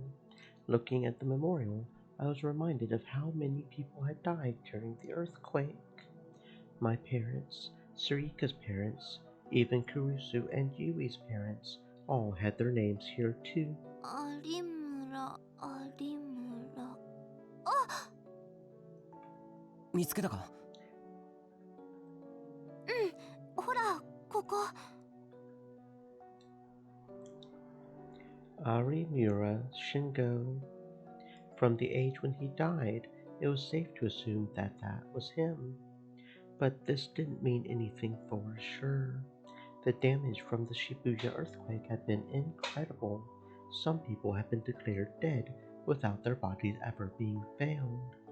And in some cases, those people had later been found committing crimes. So, just to be sure. ああ、もう来てたのか。待たせたな。すまない。すみません、急に。I contacted Shinjo-san and had him meet me here. いや、例の事件のことなら、こっちもできるだけ情報を知っておいた方がいい。いかに些細なことであろうとね。Lately, I had been starting to think that Detective Shinjo-san might be a lot better at his job than he looked. Of course, maybe people like him never really fit in an organization and couldn't grow to their full potential. で、聞きたいのは、有村ひなえの兄についてだったな。はい。担当直入に言おう。有村ひなえの兄、有村慎吾は亡くなっている。それは確かですか？間違いない。彼女の兄は渋谷地震の際、住んでいたマンションの倒壊に巻き込まれ死亡した。遺体発見の際は遺族の確認も行われたとのことだ。ひなちゃんはお兄さんの遺体を。有村ひなえ本人が見たかどうかまでは俺の方でもちょっとな。だが死んでいるのは間違いない。そうですか。So he wasn't just declared dead when they couldn't find his body, then. 一応写真も借りてきたが、見るか？ I looked at it just in case, but I was surprised to find that he didn't really look like Arimura. I had never seen him before. じゃあひなちゃんのお兄さんが生きてるっていうのは。やっぱり有村の思い込みか。Or perhaps. まあ、身の回りであれだけ事件が起きた挙句、父親があんな姿になったとなれば、憔悴するのも無理のないことだ。現に彼女の母親もかなり参っているしな。そうですか。今は友人である君たちがしっかりと様子を見てやってくれ。Shinjo-san seemed to think he might gain some clue by hearing what we had to say about Arimura, but he ended up going back to the station with barely anything to show for it. He didn't tell us anything about the police considering her as a suspect. By the time I got home that day, the sun had set. I had stopped to buy some Mountain View at the convenience store, like always. When I opened the door, bag in hand, I realized that something was wrong. 誰かいる? I could sense someone in the back of the dark room. Could it be that I'm next? 誰だ? I'm sure of it. Someone's there. いるのは分かってるんだぞ。出てこい。I tried to yell loudly to make myself feel stronger, but it didn't work. A figure slowly stood up in the darkness, and the next moment it charged at me. It was so sudden I couldn't move. No, I can't get away. 有村。Arimura leapt into my arms. どうして? Kurusu told me she had taken her home. 私、ここにいちゃいけませんか？他のところは怖くて。怖くてって。でも、下宿先のおじさんやおばさんが心配するんじゃん。平気です。どうせあの人たちだって私を疎ましく思ってるんですから。Is that something she knows because of her power? だからお願いです。ここにいさせてください。でも。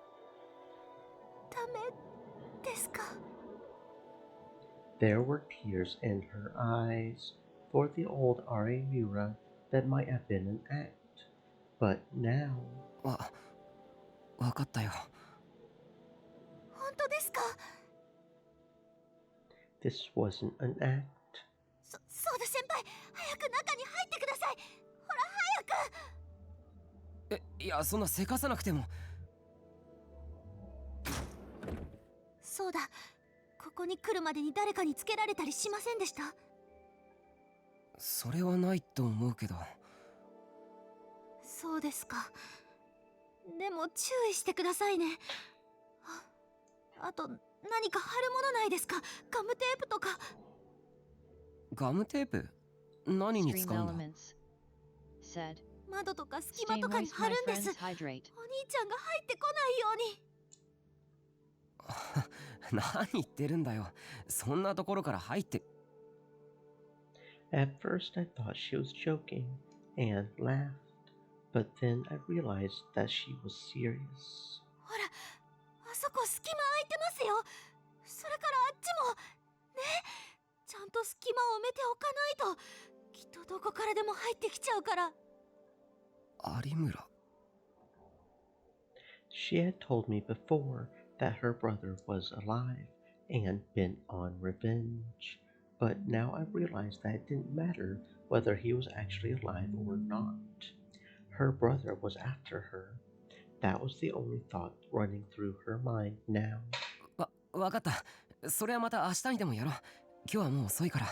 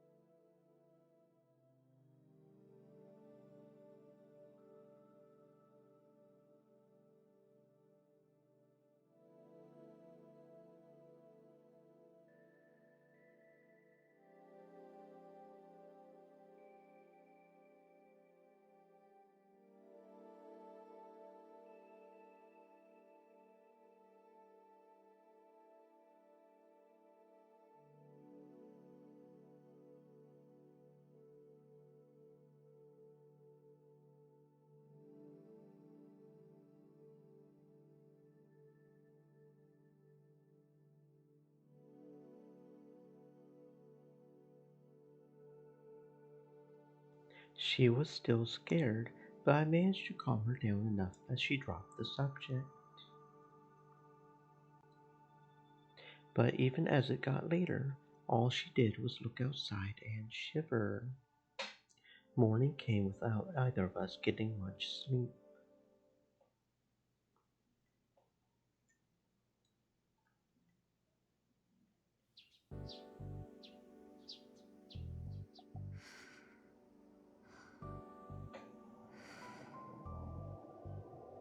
I met the morning with the sound of chirping sparrows and the quiet snoring of a girl. I had always thought that if it ever happened to me, it would be wonderful. Who could have imagined it would feel like this? She had only just fallen asleep and it was already 10. I was worried about leaving her here by herself, but there was something I wanted to check. 連れの女なら先に来て待っておるぞ。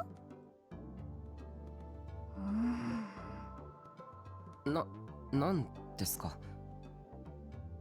この前とは違う女とはたわけた顔をしてなかなかやるもんよな。別にそんなんじゃ。Wait, that doesn't matter right now. There's no harm in letting her have the wrong idea. I just need to do what I came here for. Just like the waitress had said, the person I was here to meet had already arrived. She was reading something and frowning, like always. 人を呼び出しておいて遅いご登場だな。She looked up from her book and spoke to me curtly. すみません。で、聞きたいことというのは何だ？ I sat down and ordered, and she got straight to the point. It was clear she didn't want to waste any time on small talk. その久野里さんは一応脳とか精神について詳しいんですよね。一応とは失礼だな。これでも脳科学専門でやっている。じゃあ専門家としての意見を聞きたいんですけど。R.A. Mira's actions over the past few days had gone well beyond what anyone would consider normal. No matter how much I tried to convince her that her brother was dead, she refused to believe it. No, it felt like she didn't even want to believe it. R.A. Mira was the only one who had seen her brother to begin with. None of us had seen him, which meant that maybe it was all in her head after all. But then what was the cause? I could have looked it up on the internet, but not with R.A. Mira in the room. And it was better to ask a specialist than just trying to figure it out based off of some web pages. 一番大きいのは精神的なストレスだろうな。Kuno Sato-san furrowed her brow when I finished talking to her. でもそれだけであんなにも怯えたりするものですか？今、君が語った状態の有村ひなえと直接話したわけではないから、これはあくまでも可能性の問題でしかないが、一種の強迫性障害、俗に言う強迫観念が原因とも考えられる。Obsessive compulsive disorder, also known as OCD, the inability to stop from repeatedly thinking certain thoughts or performing certain actions. Sometimes symptoms can be harmless, like an inability for one to stop thinking about whether or not they locked the door after they left. But severe cases can leave sufferers unable to live normal lives. The cause is thought to be either stress or a person's personality, but the exact cause is unknown. 脅迫観念ですか。犯罪心理学は私の専門ではないのだが。She warned me before she continued. 殺人事件を起こした人物が自ら殺めた人間の影、つまり霊的な存在に怯えるというのは稀にあることらしい。A ghost. That would be Arimura's brother in this case. Arimura felt so guilty over her brother's death that she was seeing him in hallucinations. Well, that's alright then. Okay, it's not alright, but at least it's fixable. But there was another possibility that I was afraid of. The idea that had suddenly come to me last night. If I said it aloud, if I gave it shape, something might change, and in a bad way. じゃあ、例えば。Despite having a bad feeling about it, I couldn't keep myself from saying it. 自分では気づいていないのに、死んでしまった誰かになり代わって復讐をする。そういうことは。Kunosado-san must have understood what I meant. She put down her coffee cup and looked me in the eyes. まさかお前、有村ひなえが兄になり代わり、父親を殺したと、そう言いたいのか。あくまでも可能性としてそういうことはあるのかと聞きたいだけです。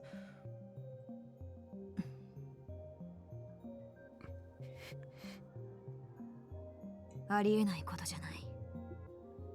そうですか。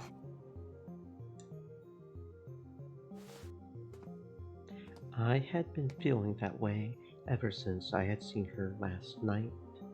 She had said that her brother had died because of her, but she also said that was her mom and dad's fault. Perhaps Arimura blamed herself for her brother's death so much that she started hallucinating visions of him, and maybe that started to escalate until unconsciously she thought she was her brother, and then she killed her father. Of course, Arimura did say she had been attacked too. In that case, she would be lying, but...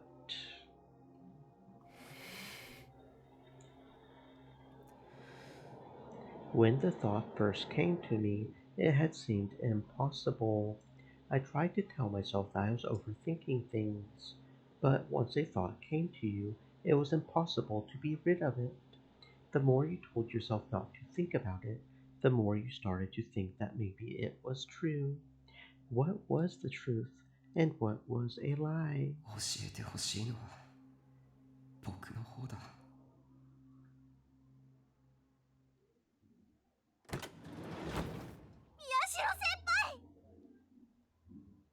Arimura leapt into my arms as soon as I opened the door. ひどいです。私を置いて出かけるなんてどこへ行ってたんですか？悪い。ちょっと買い物とかさ、いろいろ必要だと思って。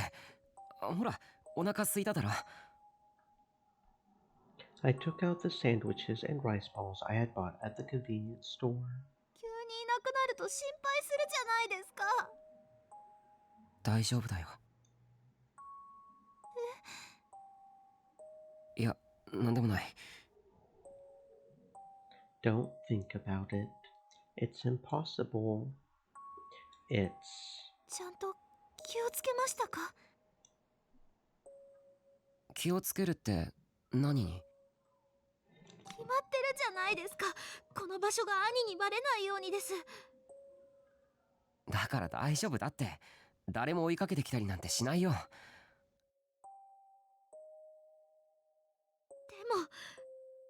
兄は私を探してます。だから。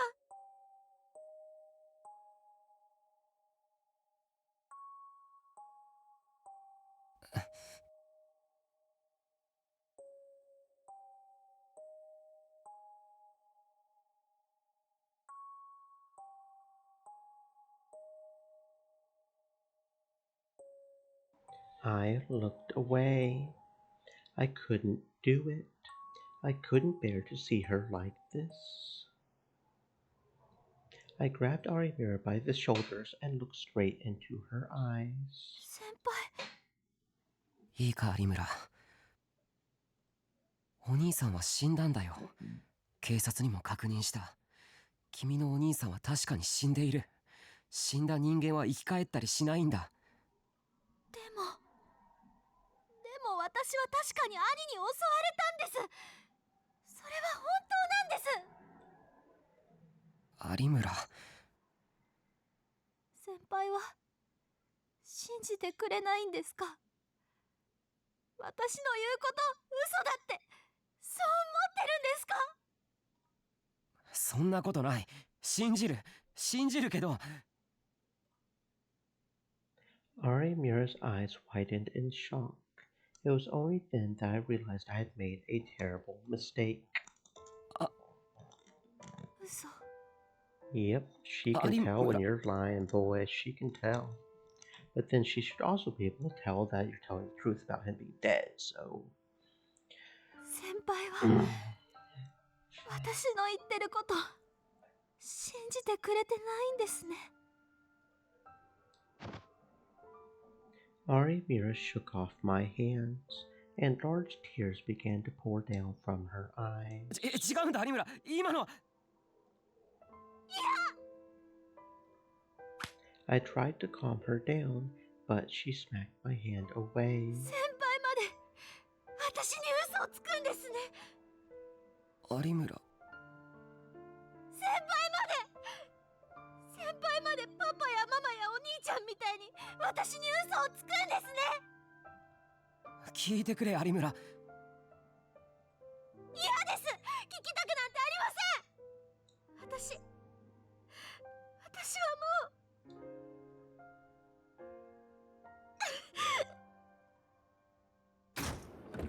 有村! She slipped past my hands and ran out of the RV, and then she ran out of the park without looking back. I probably should have chased after her, but I hesitated. If it really was Arimira who killed her own father, when that thought crossed my mind, I lost my will to follow her. Oh, Taku! えらく賑やかだな。どうした？ケンさん。ところで例のものまた持ってきてやったぞ。ケンさん、悪いけど今はいらない。なんだよ。せっかく持ってきてやったんだぞ。金は後でもいいから。今はいいって言ってるだろ。帰ってくれ。タク。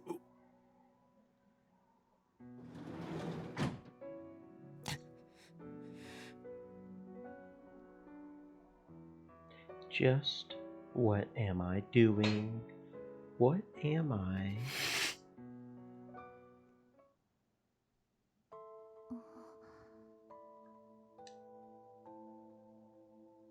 Arimira Hinae was in a hospital room.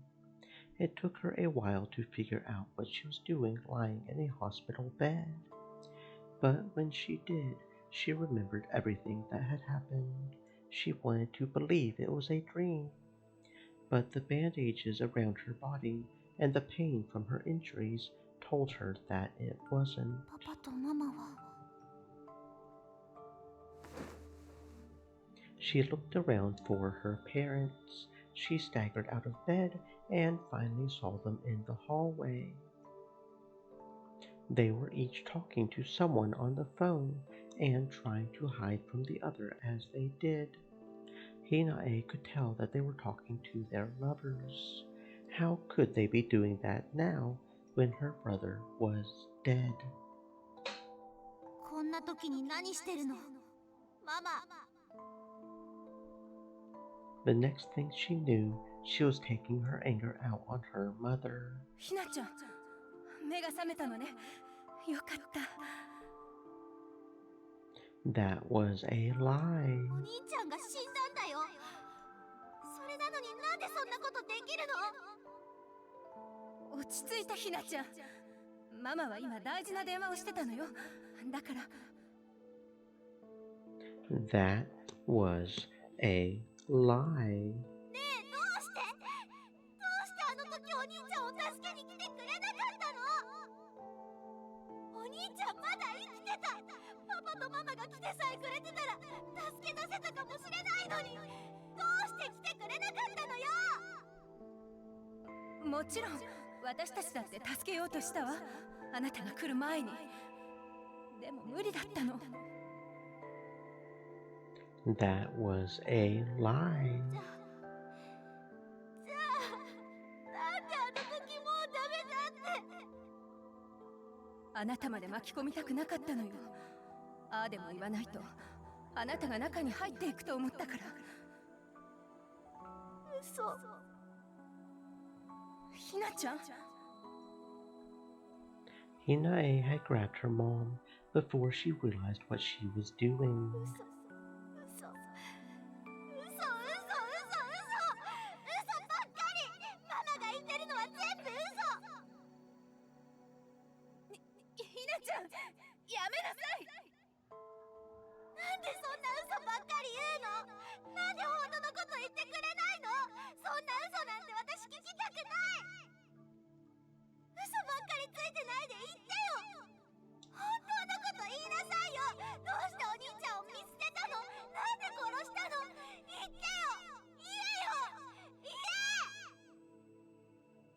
あなたのせいでしょ。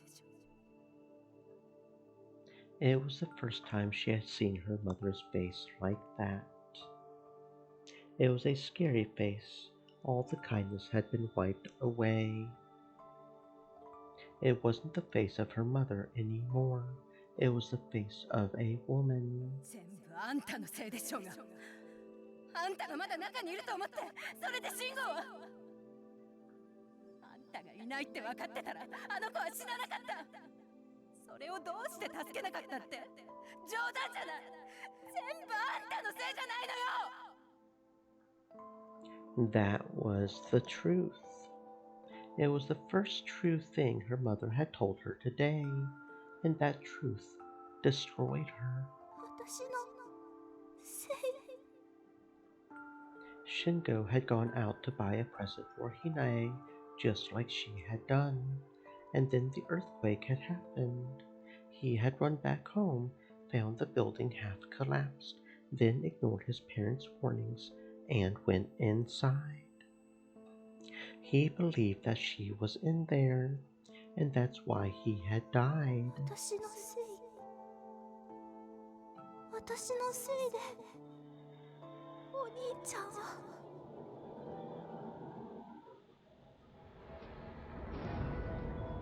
The whole world shook. Everything she knew fell apart, and that was how. Hinae lost everything.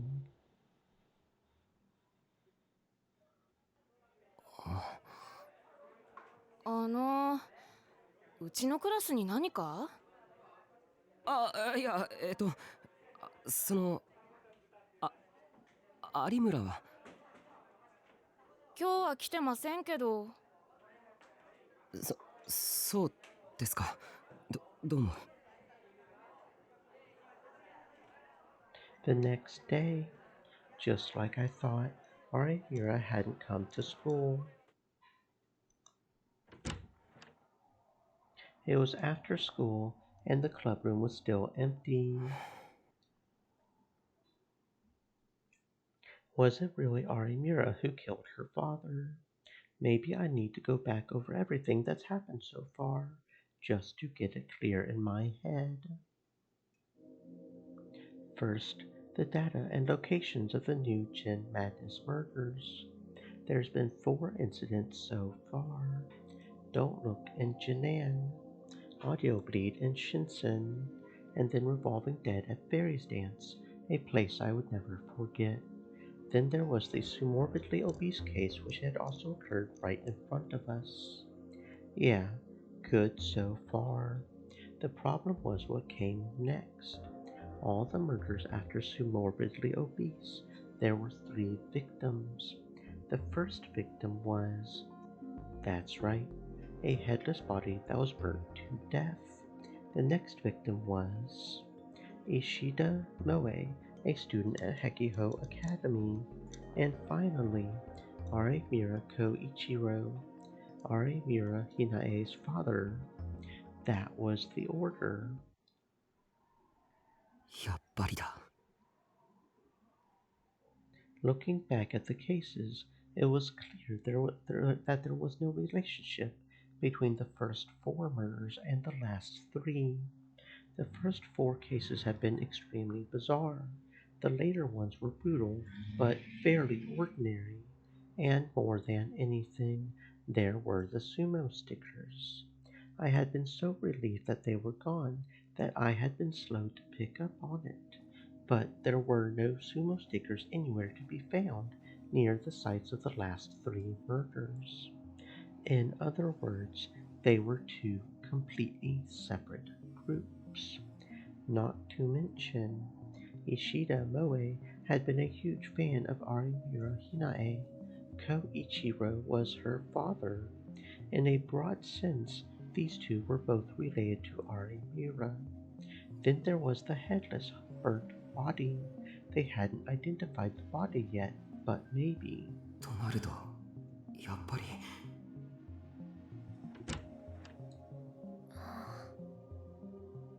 I turned around at the sound of the door opening and saw Kazuki standing there. なんだ、和樹か。I thought about getting a second opinion, but with Kazuki, that wouldn't be possible. I went to turn back to the board, only to realize that Kazuki was staring at me. どうかしたのか? Surprisingly, Arimura had taken a liking to the silent Kazuki, and Kazuki didn't seem to mind her either. The 2 of them had built up a unique friendship. So maybe Kazuki was worried about Arimura too.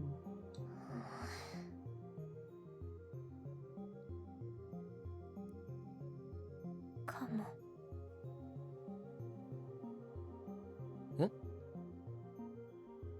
What was that? Did Kazuki just talk? おい、和樹、今。Come to think of it, she did talk once before. Last time, it felt like she had been so caught up in Arimura's energy that she had spoken without thinking. Wait, that doesn't matter right now. 和樹、今、なんて。私のせいかも。This time I could hear her clearly. 私のせいって何がだ? 前にひなさんがお兄さんの話をして、その時に私が聞いたからかも。聞いたって何を? お兄さんに会いたいって。What on earth is she talking about? Why would it be her fault for asking if Arimura wanted to see her brother? 和樹、ちゃんと説明してくれなきゃわからない。どういうことだ?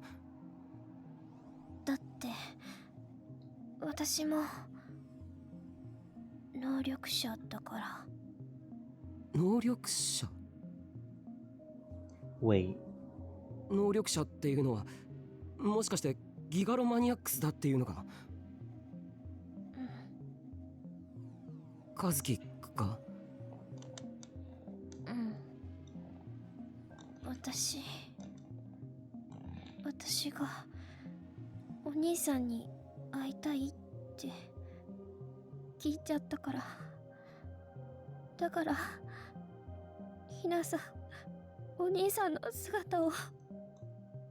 ひなさん優しいから。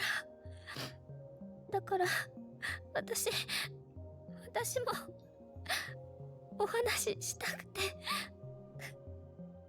でも私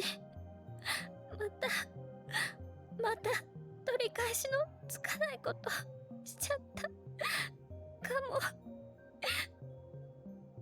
Not only was Kazuki not used to talking, but she was sobbing too.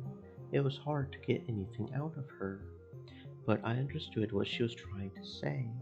Arimira was seeing her brother because Kazuki had asked if she wanted to see him, and that this was because of her power as a gigalomaniac. Of course, it was possible that Kazuki was joking, or mistaken. However, from the look of things, it didn't seem that way. Which meant... 有村の言っていたことは本当だった。I didn't know if the brother she had seen really killed her father, but some power of Kazuki's had caused Arimura to see her brother. It wasn't a hallucination or a mistake. But in that case, who had killed her father? Suddenly the door burst open and Ito rushed inside. なんだよ。今考え事してるんだ。話なら後にしてくれ。ほう。その様子じゃやっぱ知らねえみてえだな。そっかそっか。状況様ともあろうものが。ほう、そうですか。知らないって何がだよ。いや、いいって。今考え事してんだろ。だったら後にするよ。なんだよその言い方。気になるだろ。教えろよ。教えてください。だろ。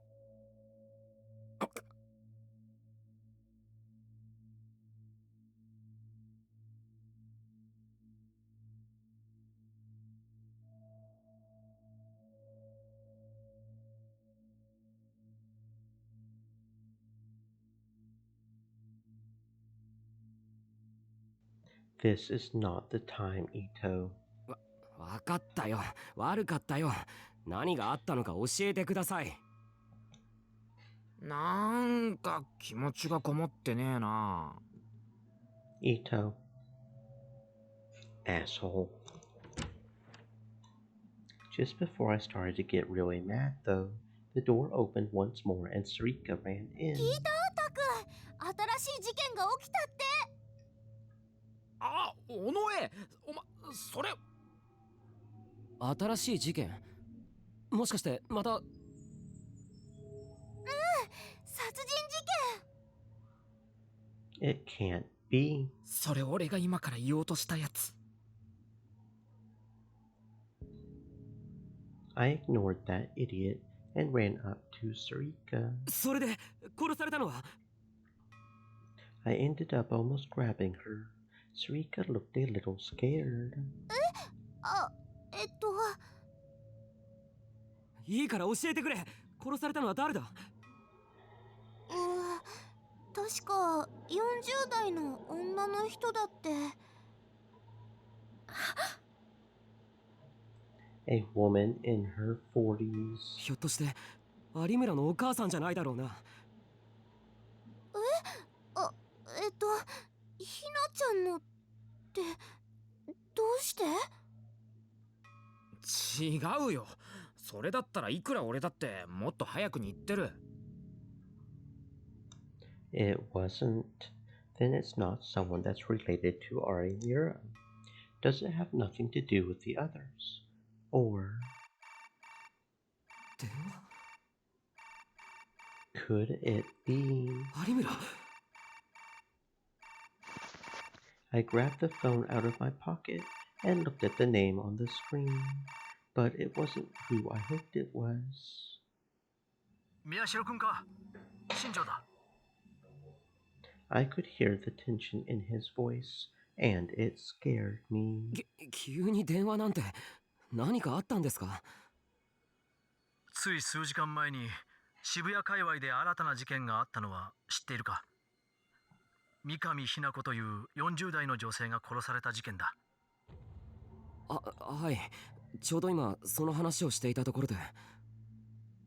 その事件の容疑者が判明した。A suspect. 一体誰なんです？いいか、よく聞け。10月25日に石田萌を殺害し、続く26日に有村光一郎を殺害。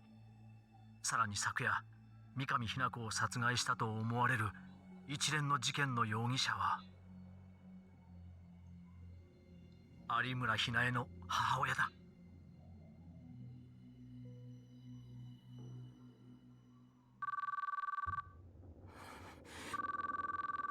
タクル、どう？ダメだ、繋がらない。Kurusu and the others had arrived in the clubroom afterward, and I had filled them in on the situation. We had tried to call her, but with no luck. Maybe she didn't want to answer my calls. 僕のせいだ。僕が有村を疑ってしまったから。今はそんなこと言ってる場合じゃないでしょ。そうだよ。早くひなちゃんの居場所を突き止めなきゃ。そうは言っても電話したって出てくれないし、どこにいるのかもわからないんだ。このままじゃ。でもどうにかするしかないじゃない。何かいい方法を考えましょう。A way. I can't think of anything. But that was when someone handed me a phone. 和樹？つながったかも、ひなさんに。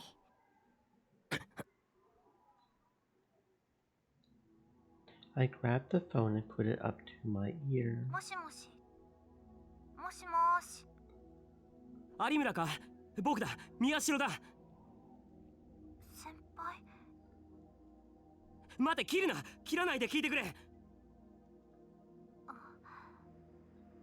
疑って悪かった。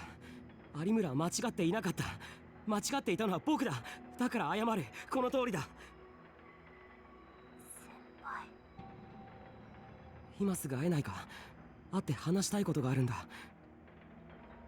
今は無理です。どうして？今からお母さんと会う約束をしてるんです。だからその後なら。ダメだ有村、行くな。その約束は。タク、ひなちゃんは？切れた。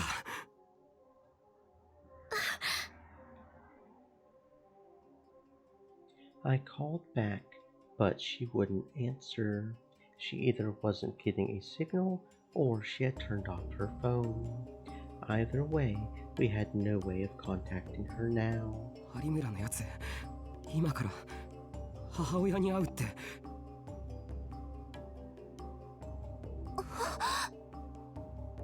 おい、それってまずいんじゃねえか？どこで会うかわからないの？今の時間でそこまで聞き出せるわけないだろ。何か手がかりはないの？二人で一緒に行ったところとか思い出の場所とか。バカ言うなよ。母親と会うのにそんなところ。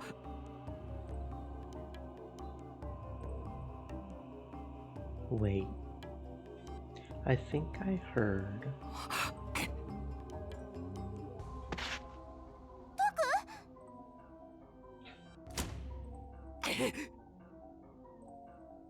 I had heard a sound on the other side of the phone.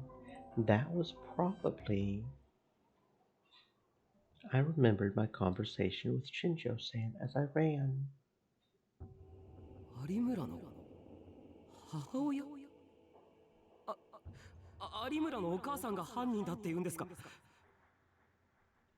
石田萌殺し以降の事件についてはほぼ間違いないと見ていい。それからその前の焼死体についてもおそらくは。Sarika and the others had insisted I put the phone on speaker mode. I did that before I continued. でも有村のお母さんがどうして？有村家が家庭として破綻していたのは知っているか？まあ、なんとなくは。It was easy to imagine after what Arimura had told me. 有村ひなえの父親と母親はそれぞれ別の相手、いわゆる愛人がいて、事実上生活の基盤はほぼそっちにあったらしい。ところが20年近く続いていた有村めぐみと愛人との仲は先月の頭に突如破綻。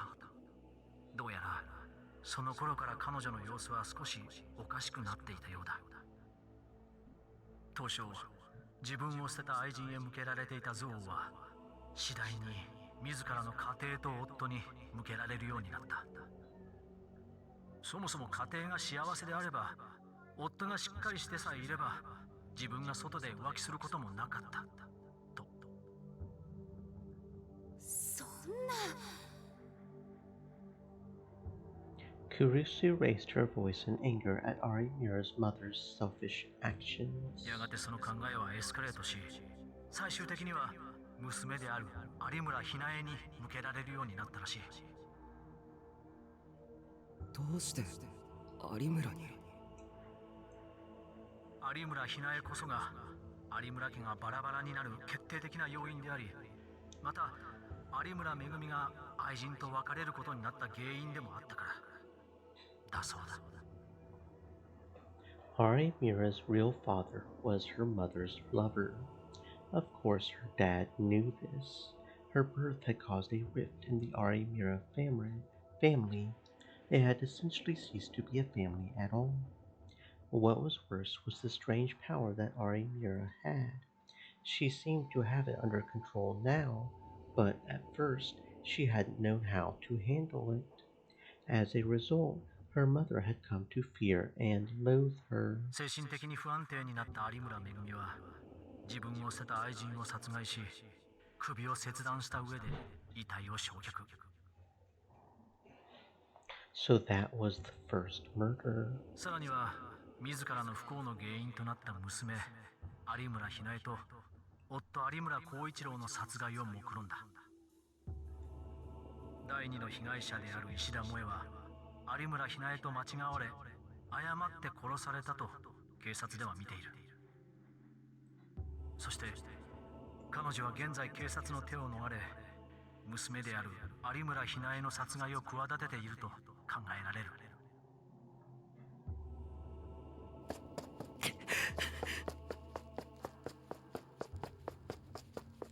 It was Arimura's mother, Arimura Megumi, who had killed her father, and now her mother was trying to kill her too. And then there were the phantoms of her dead brother haunting her.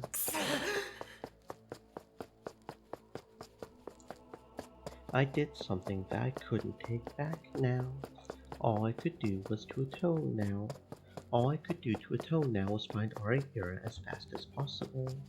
I had to stop her from meeting with her mother, no matter what. My lungs were already at their limit. My lack of exercise had caught up with me, and my legs weren't doing what I told them to. But I had to keep going, because I was sure that...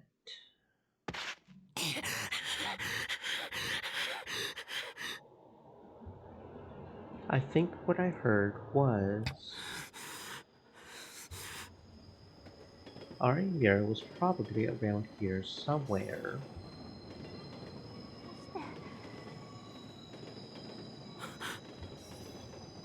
I heard her. That was definitely Ari Mira's voice. どうしてなのママ。 Where? Where is she? 決まってるでしょ。あんたのせいだからよ。こうだ。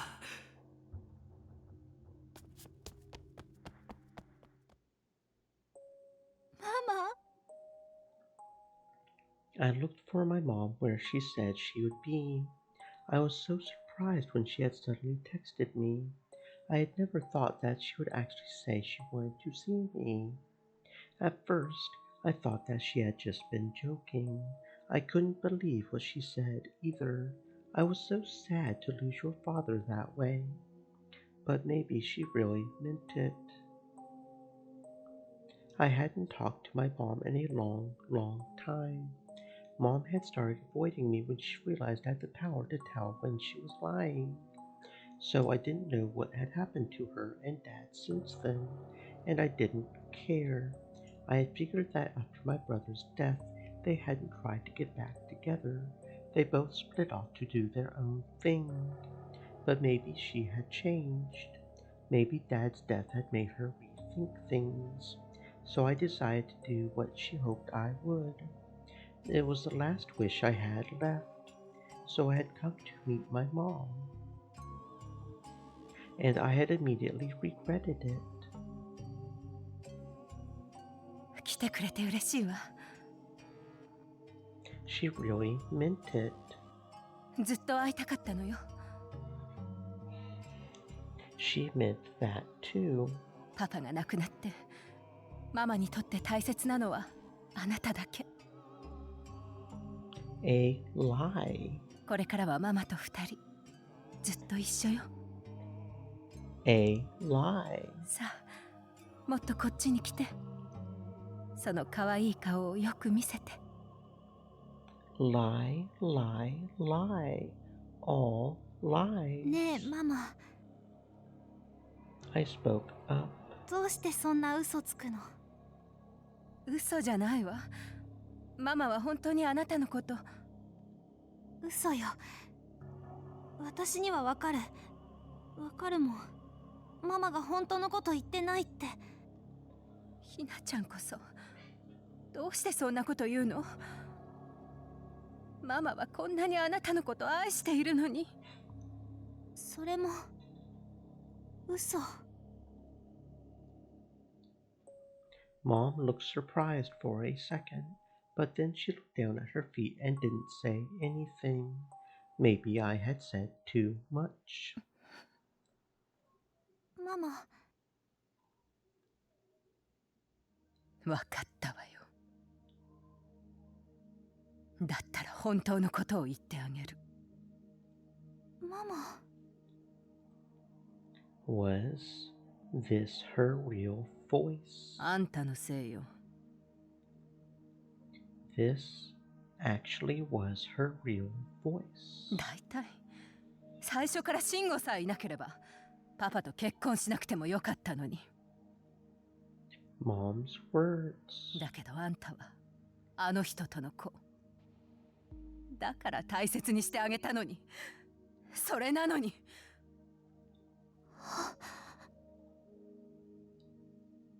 あんたみたいな子が生まれたせいで私の人生はめちゃくちゃよ。 Were all true. 産まなきゃよかった。慎吾もあんたみたいな気持ちの悪い子もみんな生まれてこなきゃよかったのよ。 She really was telling the truth. だから消えてちょうだい。ママの前から私の前から消えて。 The words I wanted to hear. The words I didn't want to hear. ほらね、慎吾もそう望んでるわ。お兄ちゃん。そうよ。お兄ちゃんがね、毎日毎日ママのところに来て言うのよ。痛い痛い、死にたくなかったって。お兄ちゃん。全部部あんたたちのせいよ。したくもない結婚をしたのも、家庭がめちゃくちゃになったのも、私の幸せを奪ったのも、全部あんたたちのせい。あんたたちが生まれたから、あんたみたいな化け物が生まれたから。だからあの人も。She was telling the truth. This was the truth that I wanted to hear. But if this was the truth, then I... 私の気持ち、分かってくれるでしょう。だったら、ね。Mom took something out of her bag. The towel it was wrapped in fell off, and I could see a little bit of sunlight glinting off the exposed metal. Even though I recognized what it was, I couldn't move. The truth that I had just heard now had shocked me so much that I couldn't move. あなたさえいなければ、私は幸せになれるの。Mom smiled. It was the first time I had seen her real smile. ママ、バイバイ、ひなちゃん。She came closer.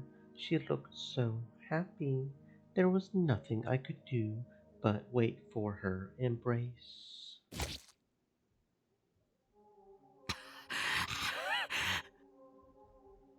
有村はこの辺りに。全部あんたのせいよ。 That voice. 全部あんたたちのせい。あんたみたいな化け物が生まれたから。マ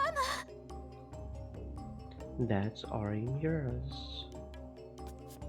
I raced toward the voice, and under the dimly lit bridge, in an empty space with nothing but the sound of the trains, was Arimura. あなたさえいなければ、私は幸せになれるの。There was a woman standing in front of her. She was so tired that she looked very aged, but she was probably in her early 40s. The woman had taken something out of her bag. Mama. バイバイ、ひなちゃん。When the woman started walking toward Arimura, I understood the situation. At this rate, Arimura would be killed. But from where I was standing, I wouldn't reach her in time. Damn it. She's right over there. Yet all I could do is just watch as she dies. Damn it, damn it. Arimura! I screamed as loud as I could. But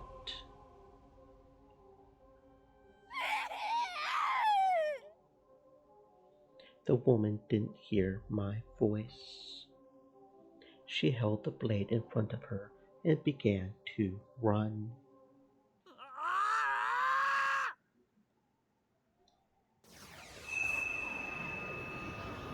And then I saw something in the corner of my eye. It was a D-sword.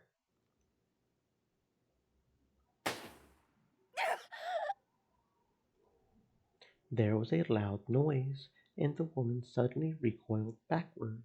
Then she grabbed her ears and fell to her knees. Red drops fell from between her fingers.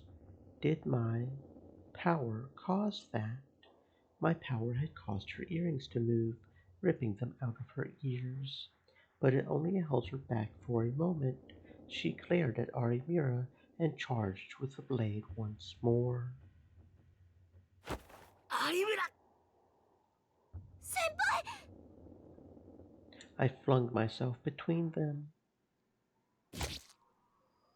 The sound of a train, the warning bells as the crossing bars lowered, light and shadow intersecting, and a burning pain.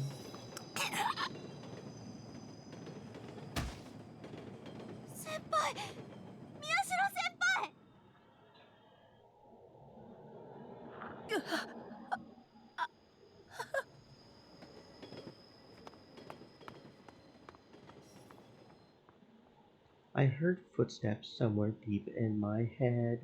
Ari Mir's mother had probably come back to her senses after stabbing me, and then ran off somewhere. But the pain was so strong that I couldn't look to see.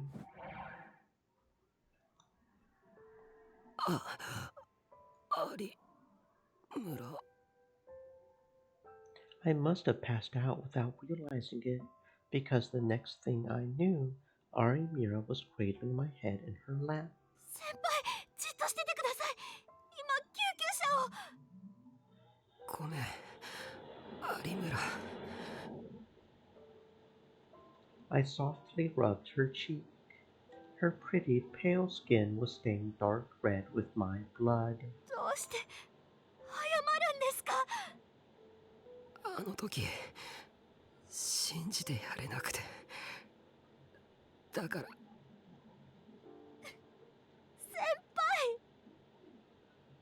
輩、もしも許してくれるなら、もう一度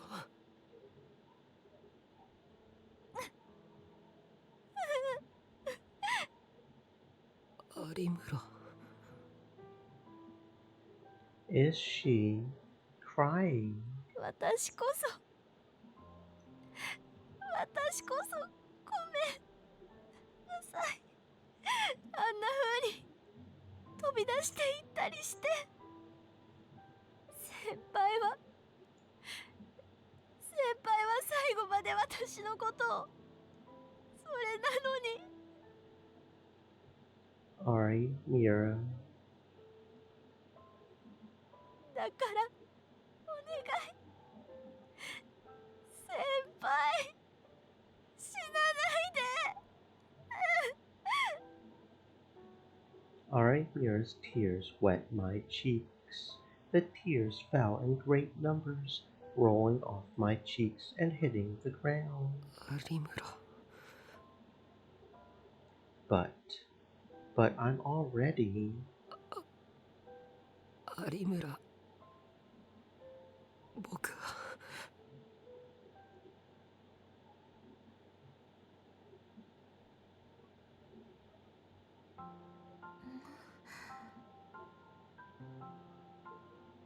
When I woke up from my sleep, I saw the face of the person I had been dreaming of and panicked. あれ、私眠って。宮代先輩。なんだ、起きたのか？ごめんなさい。先輩を待ってる間にうとうとしちゃってました。別にそれくらい気にしなくていいって。Senpai was always so nice to me, so sometimes I wanted to let him spoil me. 何？宮代先輩って優しいですよね。何言ってんだよ急に。僕は別に。優しいですよ。だってあの時私を助けに来てくれたんですもん。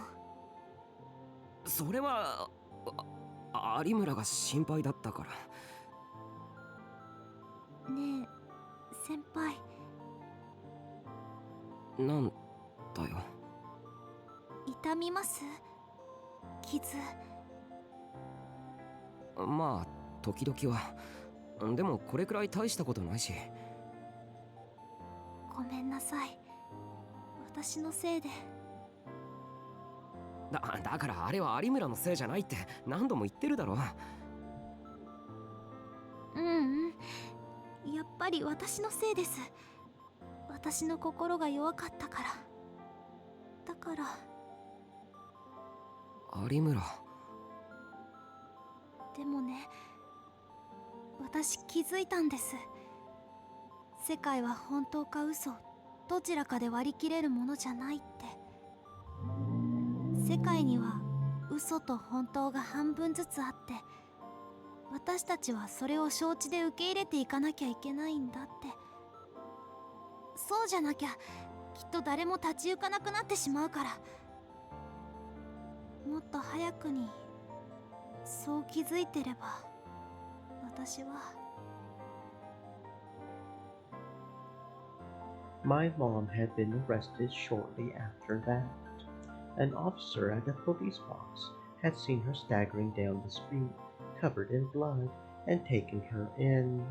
She had lost her mind to the point where they weren't even sure she could stand trial. But she would have to go to some hospital, Shinjo-san had said. It was her own fault that this had happened to her, but part of it was my fault too. I would have to carry the burden of that truth for the rest of my life. でも有村は気づいたんだろ。世界は嘘と本当の半分半分でできてるって。はい。だったらもう大丈夫だろ。それさえ分かっていれば前に進んでいけるはずだ。は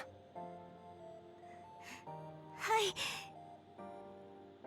Senpai would always tell me the path that I needed to follow, so that's why I... 宮代先輩、一つお願いがあるんですけど。お願い？なんだよ。キスしてもらってもいいですか？嫌ですか？嫌じゃないけどあ、お前今その言葉が本当ならいいですよね、キス。だからそれは。うん。花いたの？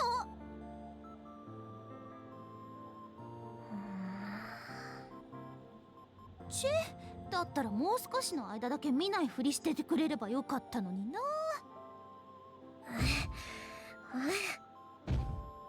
だから壁を叩くなって壊れるだろ。I was so close to... もうタクったらこんなところにいた。今日は復興祭みんなで行く予定でしょ。なんだ有村も一緒か。さては二人して乳くり合ってやがったな。乳くりって伊藤君、もうちょっと言い方に気をつけなさい。 Sheesh. It might be a while before I get that kiss at this rate. 先輩。ん？行きましょっか、復興祭。ああ。うん。その代わり二人で。え？ I grabbed his hand and started to run. だって約束でしょ。ほら行きましょう先輩。あ、おいちょっと。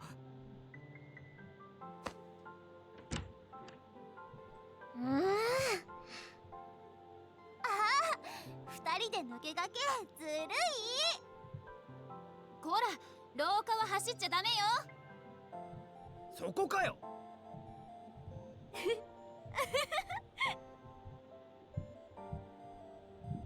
He was right.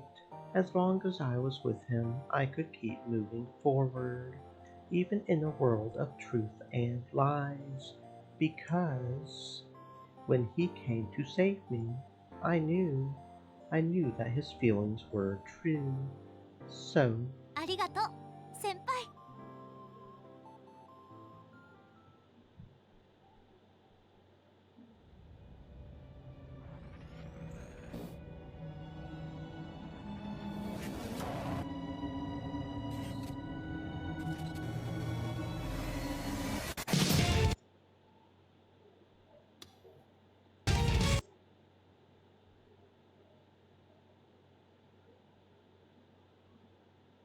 Arimura Hinae, bad end. The bad end.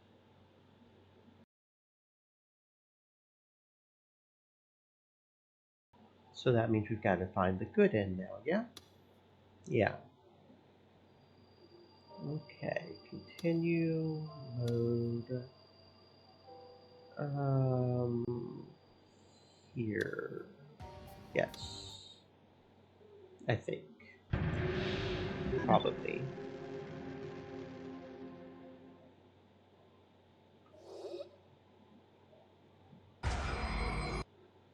Actually, there was a whole special on it, wasn't there?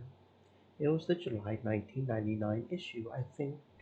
That bratty little girl, a year or two younger than you, is actually just waiting for you to make a forceful move. A forceful move. That meant... そうだよ。実は全て僕が仕組んだことだ。え、全部って？全部と言ったら全部だよ。あの女のことも何もかも。じゃあ私たちが襲われたことも先輩が？でもどうして？決まってるだろう。君をここに連れ込むためだ。I grabbed her by the wrists and pinned her to the bed. 私をここに？それってつまり？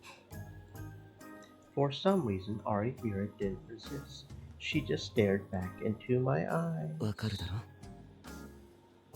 そんな、まさか宮代先輩がそんなことする人だったなんて。Despite what she said, her eyes were dewy and shining in the light of the fluorescent bulbs above. And as proof... でも、そういう強引な人、好き。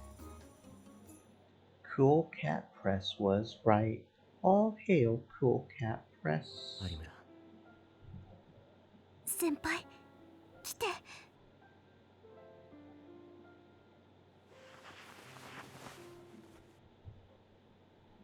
なんてあるわけないよな。Wait, didn't I think about doing this once before? Man, I never learned, do I? 先輩、早くどいてくれないと大声出しますよ。ごめん。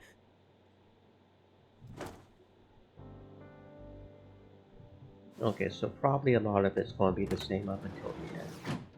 I can't imagine. I mean, it's still the same chapter, right? It's just we're making different decisions on the delusion specifically. But it shouldn't take too long to skip through just this little part here. Until we get to another delusion. Okay.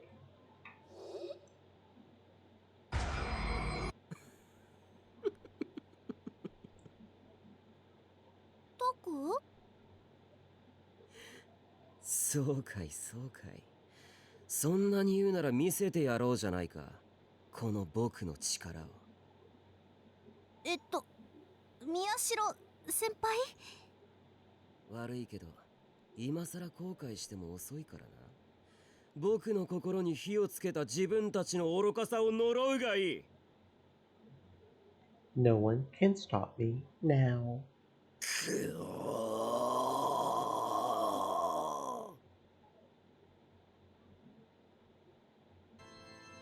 I concentrated. A terrible, beautiful Excalibur appeared in the corner of my eye. The power welled forth from deep within me. Come, my Excalibur, give me power. This is... これがギガロマニアックスとしての僕の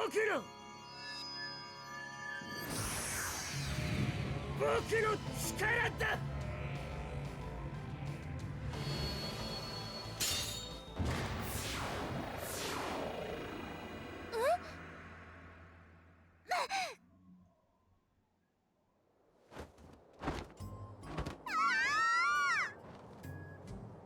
My power lifted up the skirt of every single girl in the school.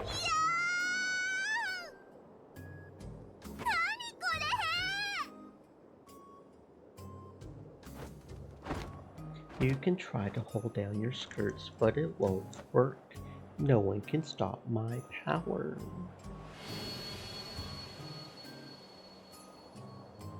どうだ見たか、これが僕の。じゃあこれが宮代先輩のこれがタクの。そう、これこそが僕の力だ。The scene around me was something out of a nightmare.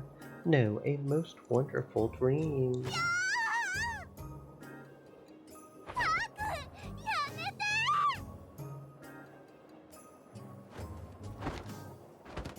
Every girl in the school is walking around with their skirts blown up by now. どうだ、恐れ入ったか。はい、さすが宮代先輩です。これからは僕の言うことは何でも聞くか。タクの言う通りにするから。分かった。だったら許してやる。I slowly lowered my hands, and the chaos around me began to subside. やだ、もう。さあ約束通り、これからお前たちは僕の言いなりだ。分かったな。はい、タクル様。Yeah, there's no way that would happen. They would just start beating your ass up. ねえねえセリ、宮代先輩どうしちゃったん？気にしないで、いつものことだから。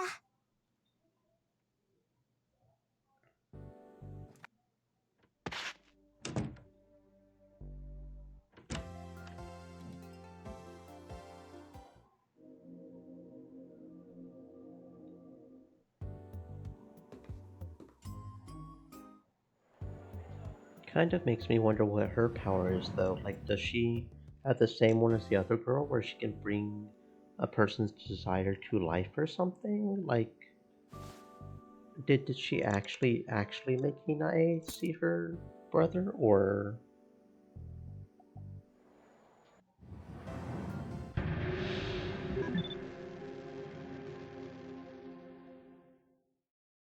宮代先輩、チャオっす。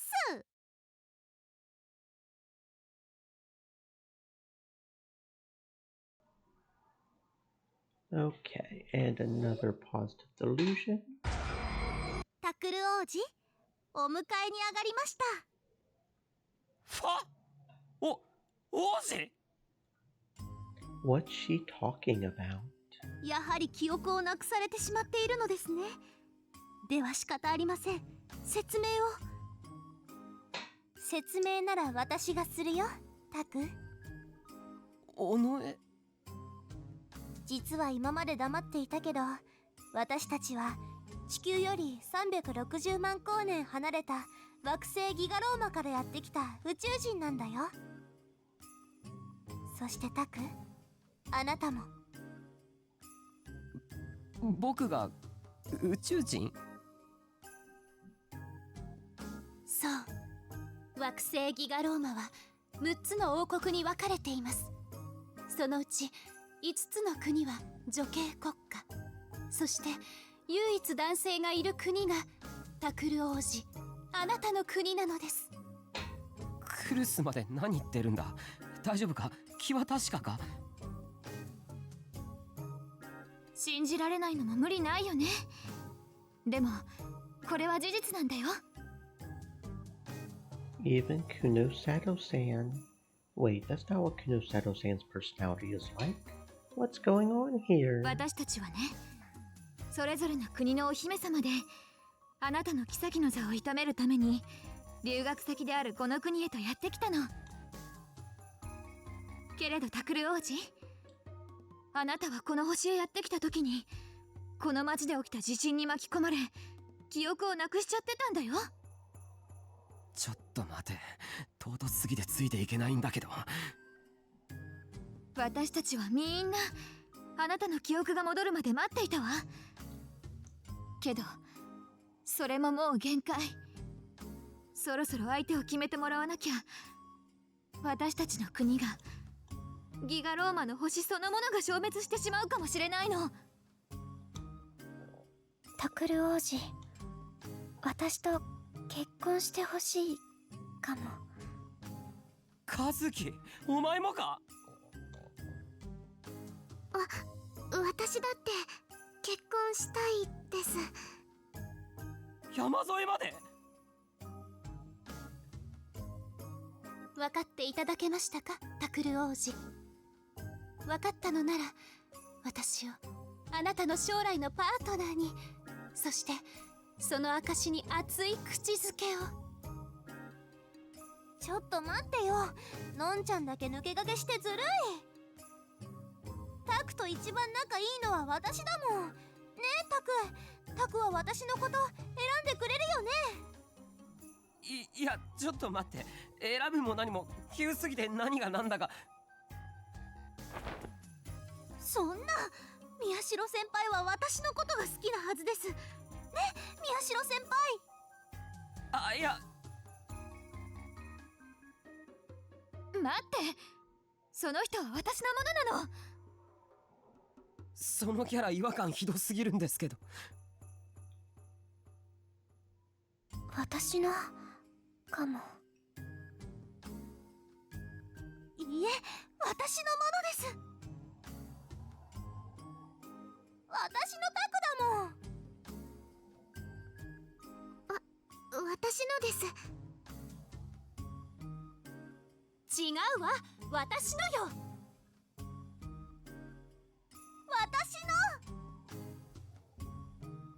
私のだもん。私の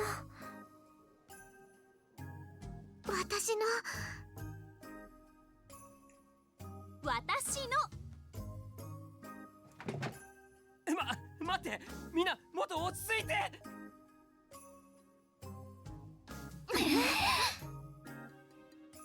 Everyone was looking at me. 誰を選ぶの？ What do I do?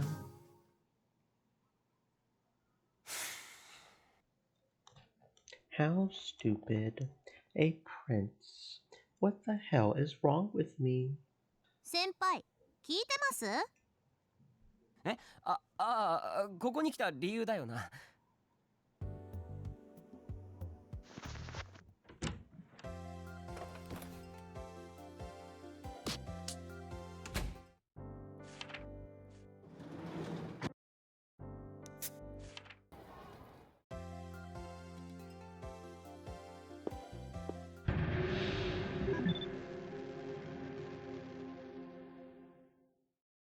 そうだな。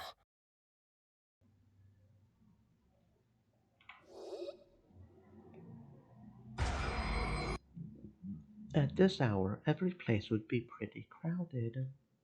We should go someplace pretty light then. For example, something we could buy and then walk around and eat.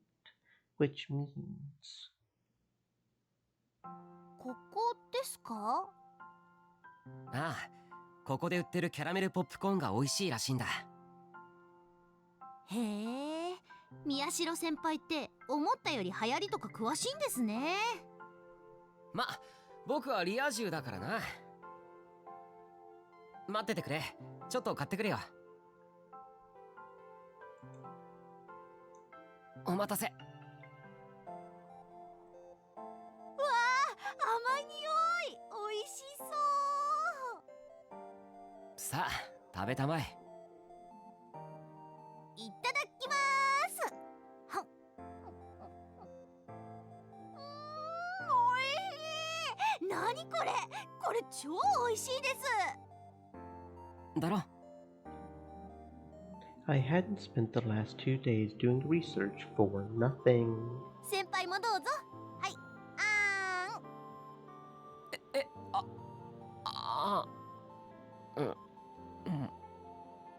どう？美味しい？美味しいです。I was stammering. じゃあ今度は先輩から。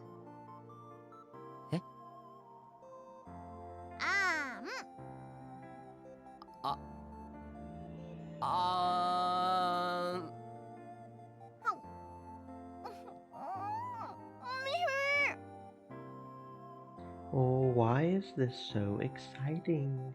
This is totally different from going shopping with Sarika and Kurusu. Is this what a date's like? あ、先輩の手、ポップコーンの粉がいっぱいついちゃってますよ。本当だ。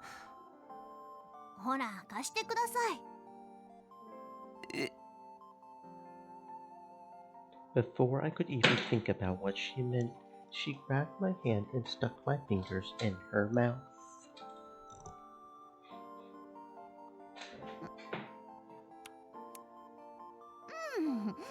これで綺麗になりました。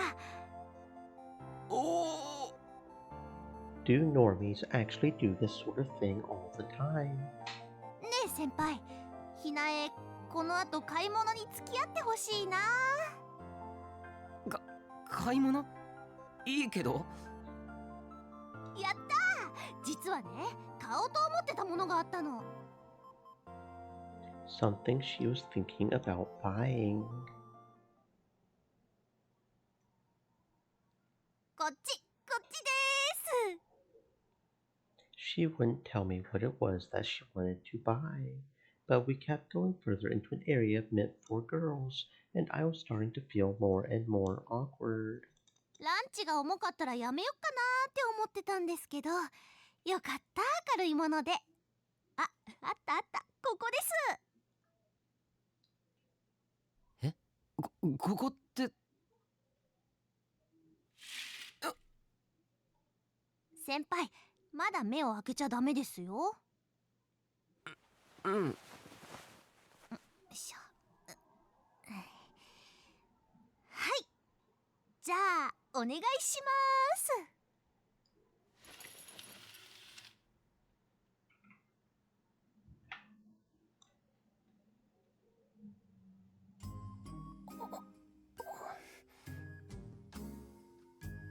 先輩、どうしました？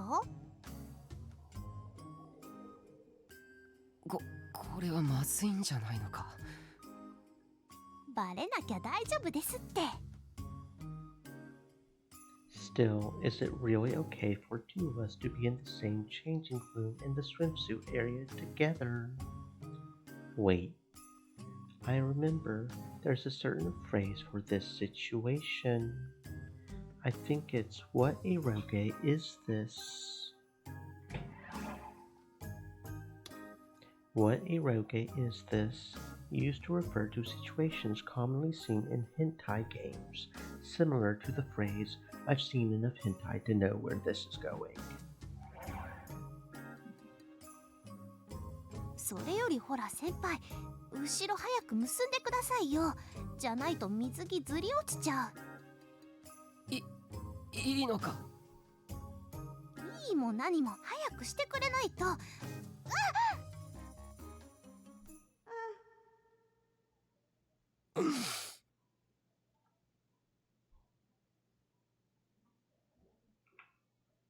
No, that's not going to happen.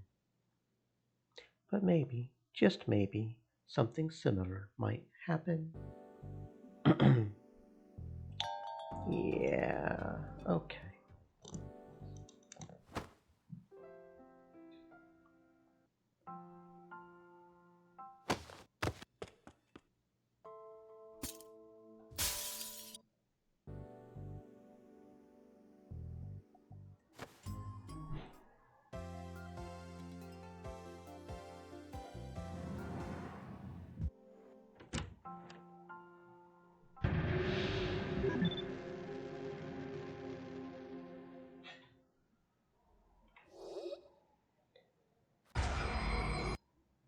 I saw.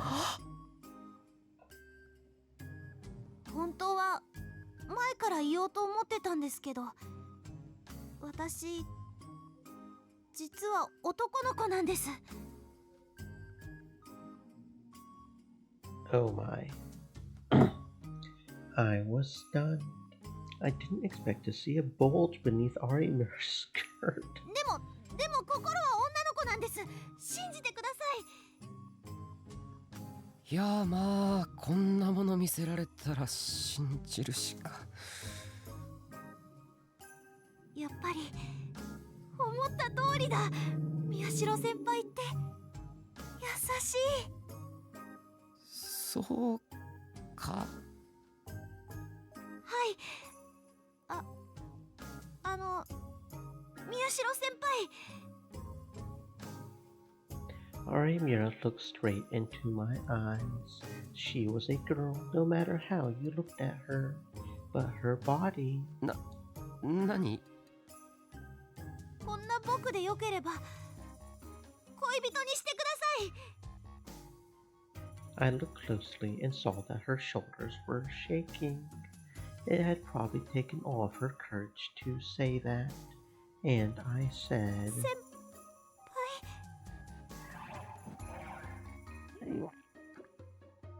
むしろ望むところだ。まさにドンピシャ。君こそ僕の求めていた理想の恋人だ、有村。本当ですか？本当だ。ひなえ、嬉しい。 Arimira leapt forward and grabbed me. Her body was a little more muscly than I had expected, but it felt great. And... 有村。はい。当たってる。当ててるんです。Oh my. Was not expecting it to go that direction, but okay. No. What the hell am I thinking? Are you sure? Because I would think if you're even having this delusion in the first place, there might be some small part of you that might be into it there, bruh. No judging. When I came back to my senses, I was looking straight at Arimira's healthy thighs.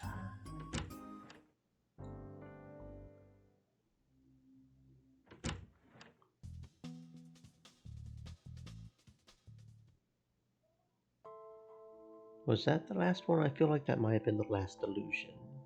Before we get whatever ending is the good ending, since we chose positive delusion instead of negative. I think that was the last one. Not sure how it's going to be different. Probably we don't get stabbed. I would think that would be a good ending, right? Where we don't get stabbed.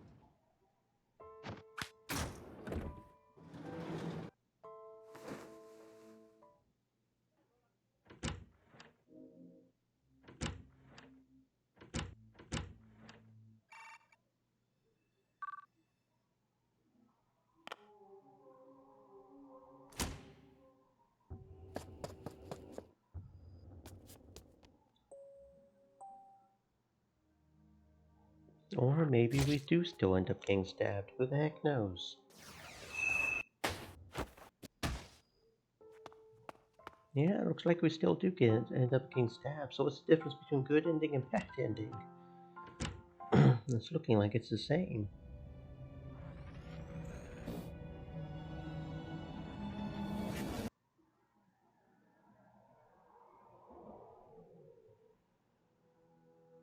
Oh, it looks like there's another scene after the cutscene, after the credits. What it is? Okay. 全員揃っているかな? Shinjo-san looked around at the assembled group before he spoke. It was an early Saturday morning, but there were still quite a few people here. Momose Katsuko, the CEO of Frisia, Kunosato Mio, a student at Hekiho Academy and the famous Keisan of Shibuya News. Ito Shinji, part of the Hekiho newspaper club. Kurusu Nono, Kazuki Hana, and Onoe Sarika. None of them looked happy to be here. They all had a vague idea of why they had been brought here, but they still seemed to be afraid of what they were about to hear. Shinjo-san didn't feel much different. He slowly began to speak, with the same expression of tension on his face as the rest of them. 有村ひなえと宮代拓が見つかった。Shinjo-san began to tell them what the police had learned about what happened between me, Arimura, and her mother on November 4th.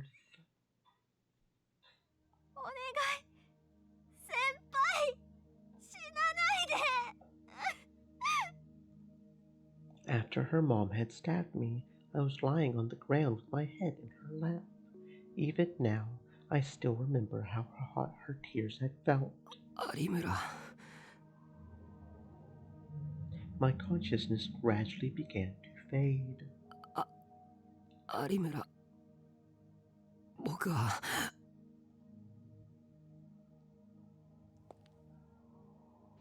And then, in the corner of my eye, I saw her.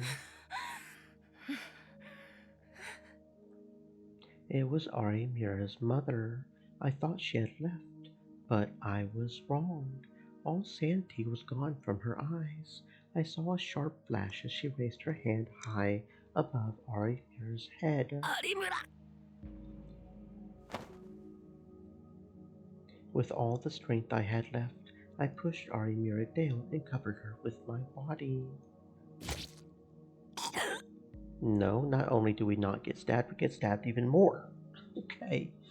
A burning pain ran down my back. Again and again.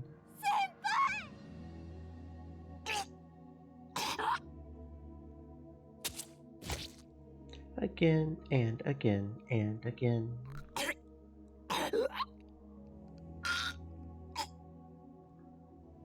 Pain. Screams.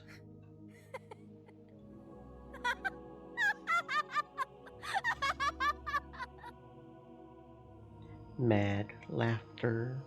A horn. The sound of a train. Light and shadow. By that point, I didn't even know what was going on anymore. All I could discern was the sound of something hitting the ground.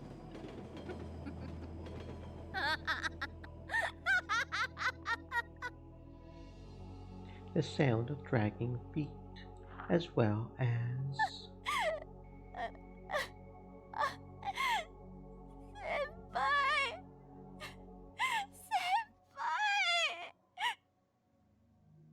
Arimura's sobs.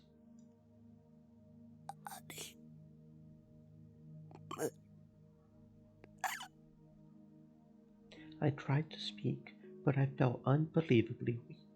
When I finally did, my voice was barely a whisper, but I still used all the strength I had left. I had to tell her. I had to tell Arimura.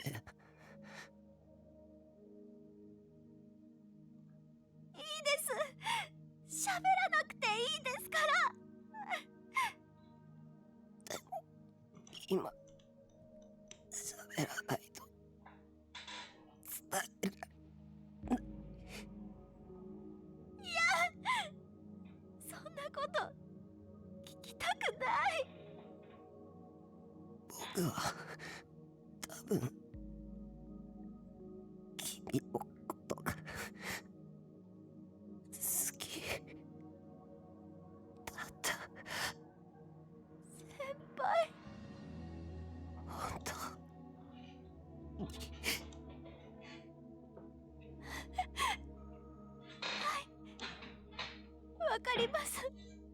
本当だって。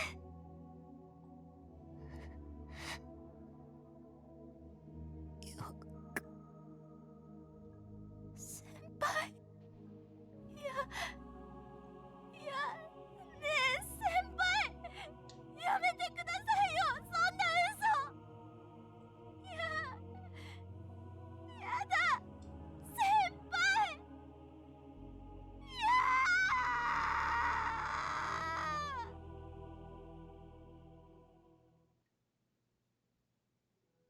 宮代拓郎を刺した後、有村めぐみは血まみれでふらふらと歩いているところを警ら中の警官に確保された。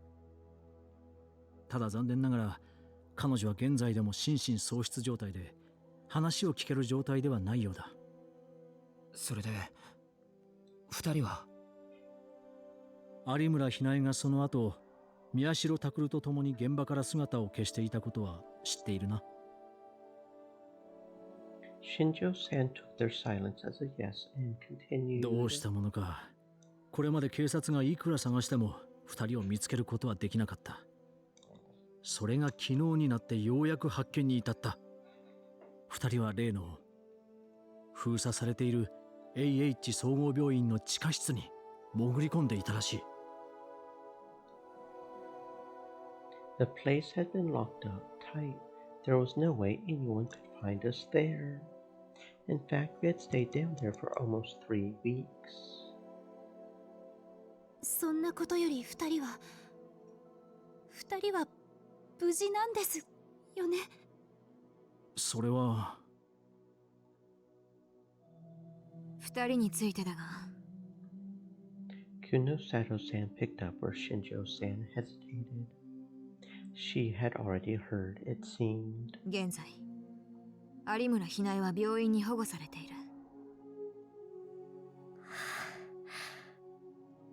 発見された当時、彼女の腕の中には宮代宝がいたそうだ。ただ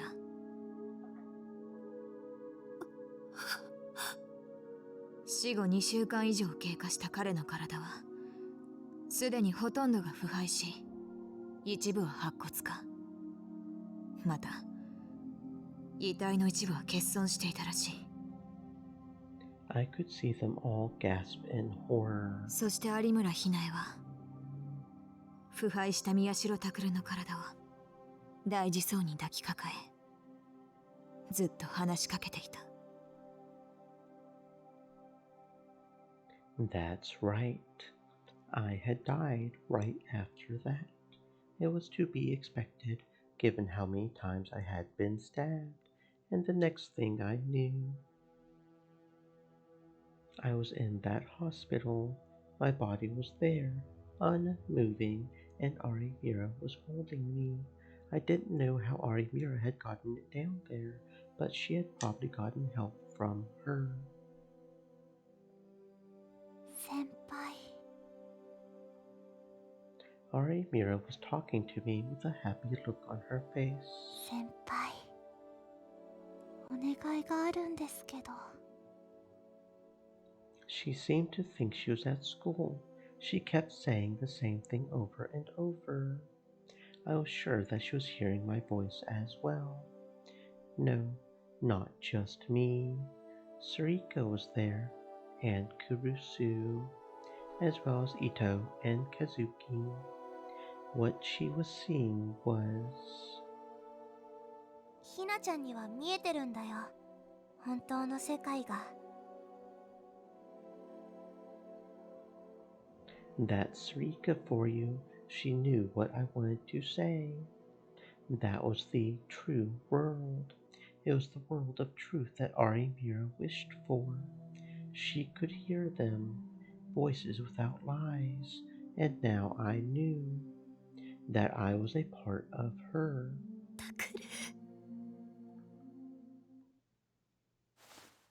Sarika softly touched Kurusu's hand. そんな顔しちゃダメだよ。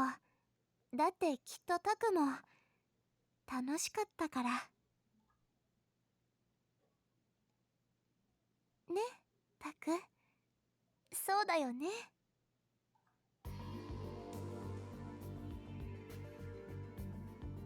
Everyone then looked out the window in unison up at the sky. How strange. I'm right here. But what Sarika said was right. This was for the best. My voice couldn't reach her anymore.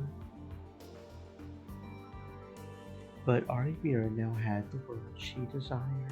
She had attained a world of truth, and she was still whispering inside of that empty room. ありがとう、先輩。Okay then. Dark Sky End. My. Okay. Yep, that happened. That happened.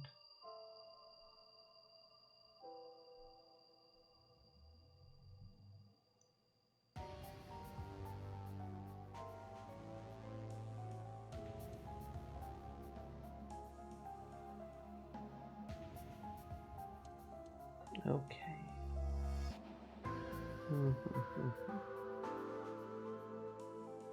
Okay.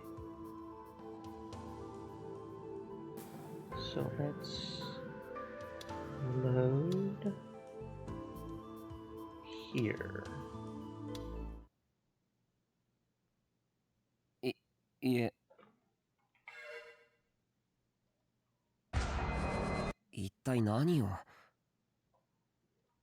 実は先輩の家を調べさせてもらいました。なんだって？一体いつの間に？いや、それよりどうやって中に？それについてはこちらのお二人に協力してもらっちまったんですな。これが。ん？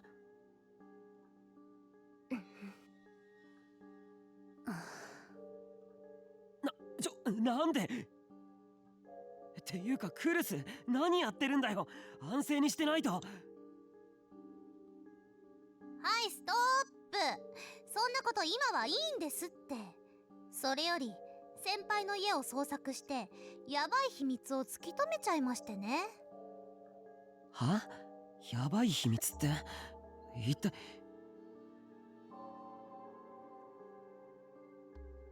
My mind was racing. Did I have some kind of dangerous secret?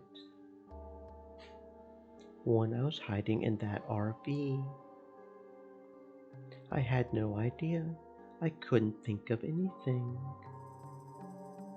あれ？わかりません？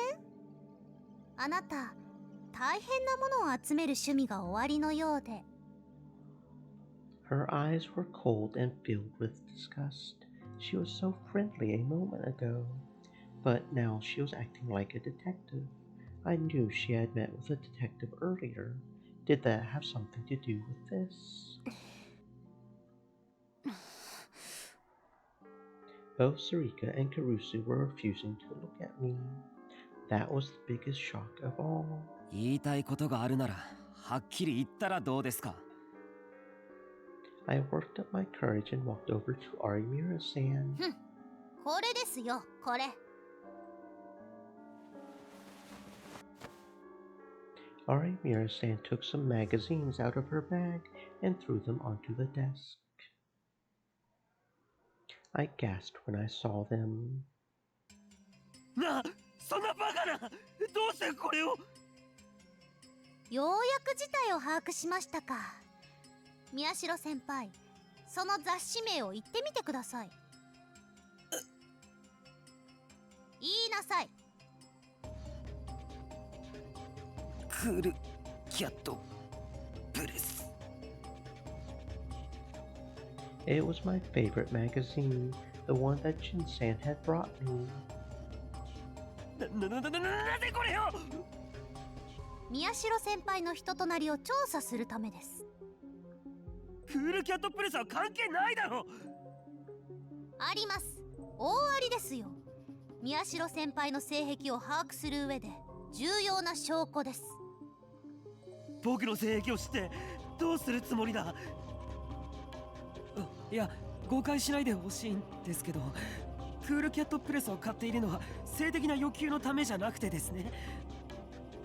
むしろサブカル関連の情報を得るためといいますか、言い訳は見苦しいですよ。本当だって。なあ、尾上、クルス、信じてくれるよな。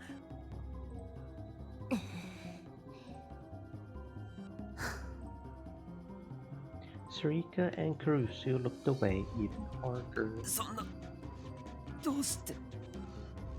自分の行いについて冷静に思い返してみたらどうです？宮代先輩は証拠を残しているんですよ。クールキャットプレスを性的欲求のために買っているんだっていう証拠を。証拠？ I stared at the copies of Cool Cat Press on the desk, and then I realized each of them was marked with several stickers. しまっ！ My blood ran cold. I was definitely the one who had put them there, and of course, I knew what they meant. 理解しました？いや、その先輩って几帳面ですよね。あ、そうだ。ちょっと付箋の貼ってあるページに何が書いてあるか読み上げてみましょうか。尾上さんとクルス先輩にも協力してもらって。はあ？なんでそんな。面白そうだからに決まってるじゃないですか。Arimura-san grabbed one of the magazines off the table. She flipped it open to one of the marked pages and gave me a long glance before she started to read. 新しいキッス感覚の旅に出る。はは、キッスに興味がおありですか。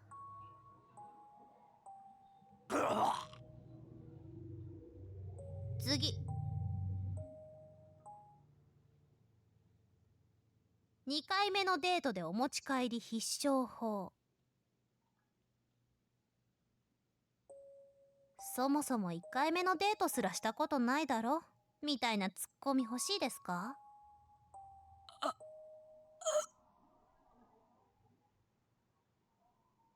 驚異のこたつマジックで女の子は好きだらけ。こたつで落とせ。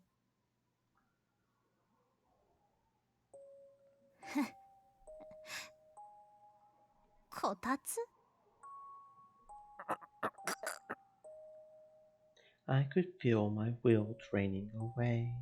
This torture was worse than I had imagined. はい。じゃあ次は尾上さん。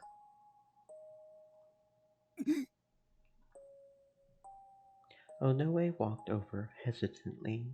She still was refusing to look at me. She picked up another issue of Cool Cat Press and opened it. She looked a little embarrassed. 読んで。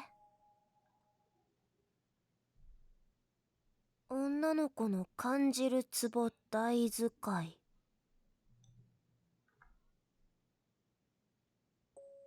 ツボ？指圧師でも目指すつもりですか？夢があっていいですね。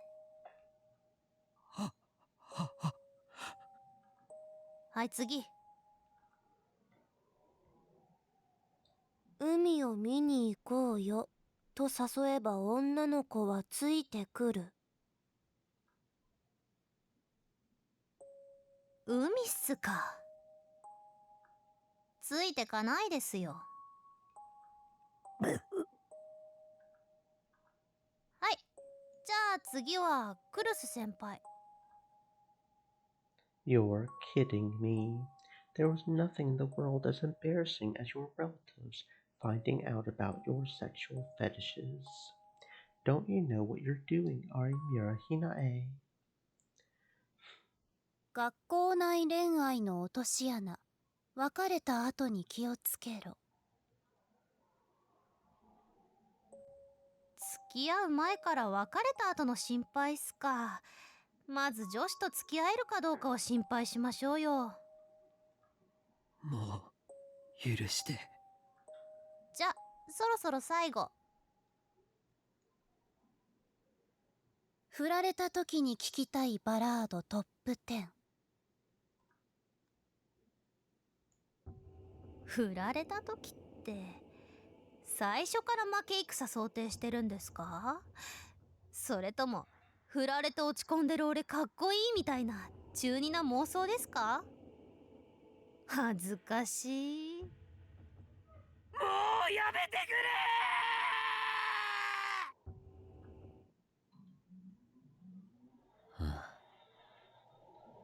れ！ If that happened, I would kill myself. No, no, no. I didn't put that many sticky notes in my copies of Cool Cat Press anyway. That's right. Only one, or maybe two. That's right. And they weren't in the parts that were about getting girls.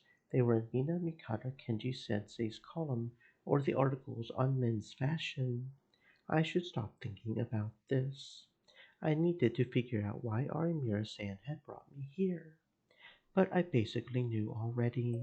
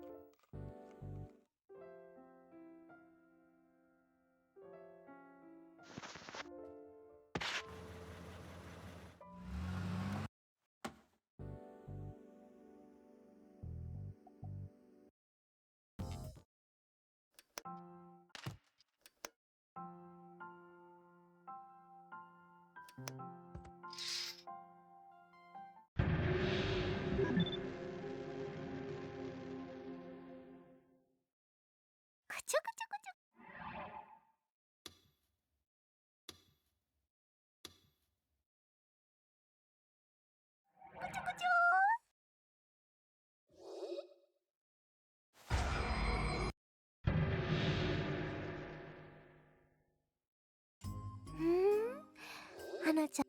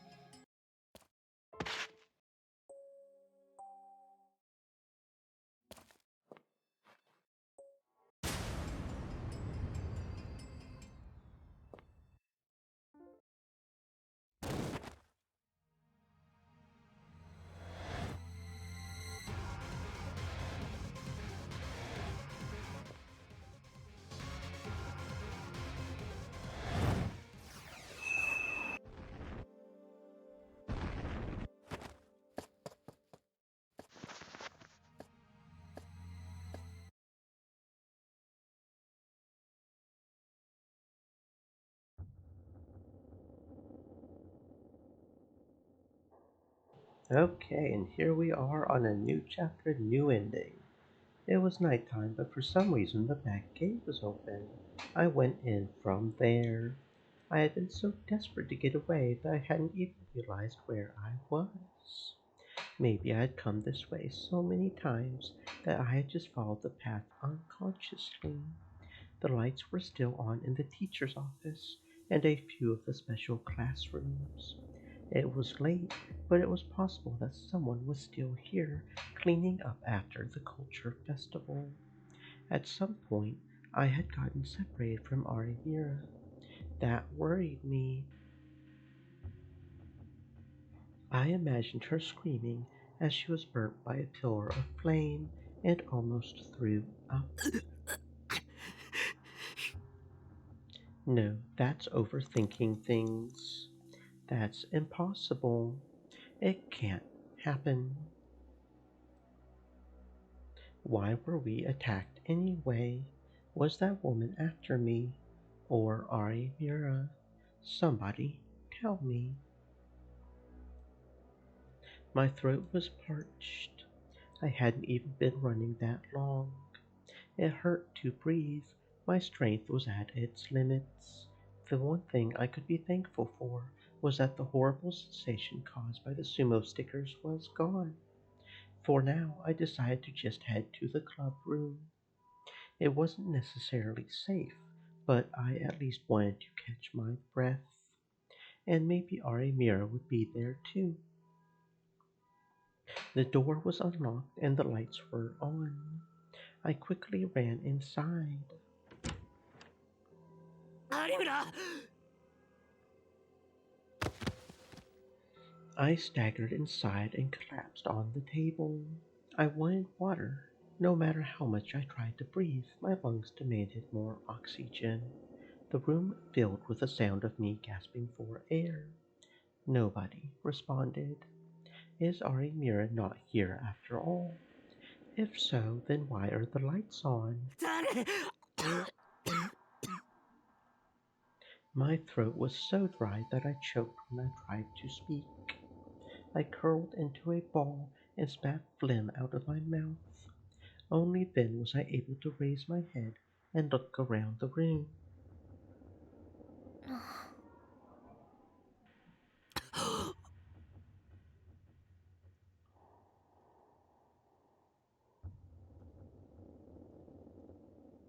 Kazuki was there. She was standing in the corner of the room, looking at me with wide eyes. そうか。部室にいたの、カズキだったのか。That would explain why I thought no one was here. But what's Kazuki doing here at this hour? Did she come here after I left for the RV this afternoon? I thought about asking her, but before I could, I saw the computer monitor. It was displaying the same game screen as always. She's playing a game. How can she be playing a game at a time like this when I was almost killed by that woman? あのさ。I choked again. I could only speak in a hoarse whisper. She must have noticed how out of breath I was because she offered me a bottle of mineral water. If the cap was off, did that mean she had been drinking from it? I wondered for a moment if it was okay to drink, but I wasn't in a position to be choosing. I snatched the bottle out of her hands and poured its contents down my throat.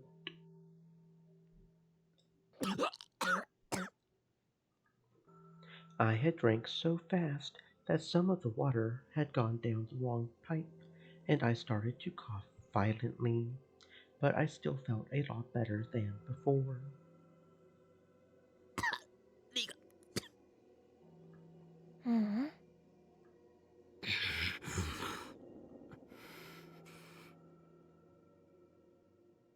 I collapsed to the ground, unable to say another word. When I finally caught my breath, the terror from before came back, and my body started to shake. I needed to hide somewhere. I couldn't be sure that this place was safe, and if it wasn't, Kazuki would be in danger too.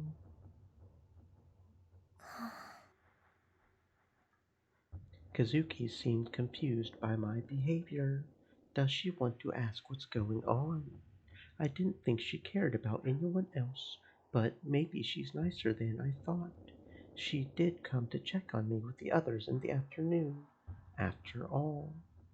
That being said, I don't think I even have much time to explain the situation to her. First, I have to get somewhere safe.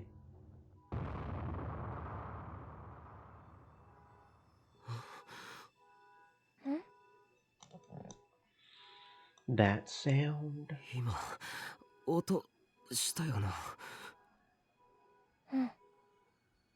It was an eerie sound, like something had exploded. You would never hear that sound as part of a normal everyday life, but sometimes you'd hear it in fiction, like in movies or TV shows. どの辺だろう。 It felt like it was far away, but it was hard to tell.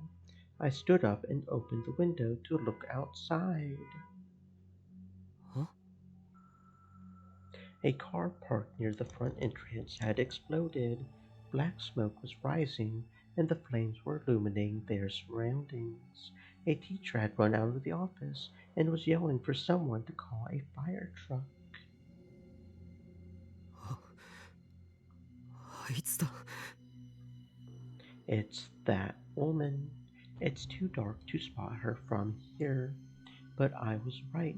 She really is after me. Does that mean that I'm her target? If so, then why me?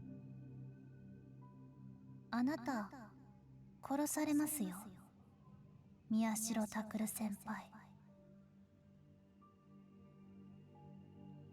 Is it because I'm a psychic? Shit. 逃げないと。 As I went to leave the room, my gaze met Kazuki's. I didn't have time to explain. 和樹、今すぐ帰るんだ。家にできるだけ目立たないように行くんだ。でも校門はダメだ。通るな。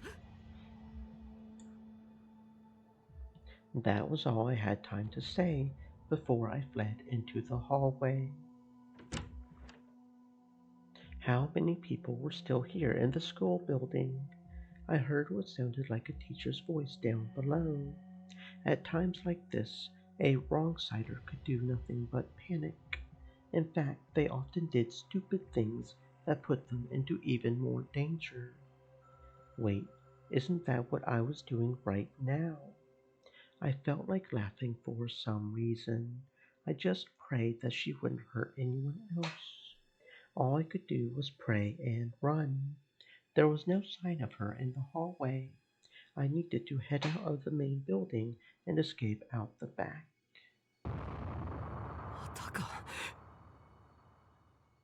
I heard another distant explosion and felt what might have been the building shaking. The glass was vibrating. マジかよ。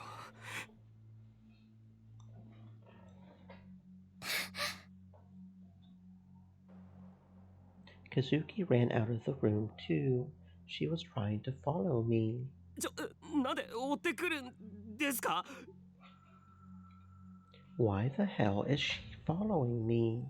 If that woman really is after me, then Kazuki's putting herself in danger.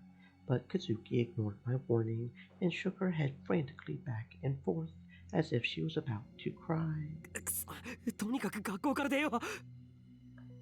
I yelled, more for my own sake than Kazuki's, and started to run down the hallway.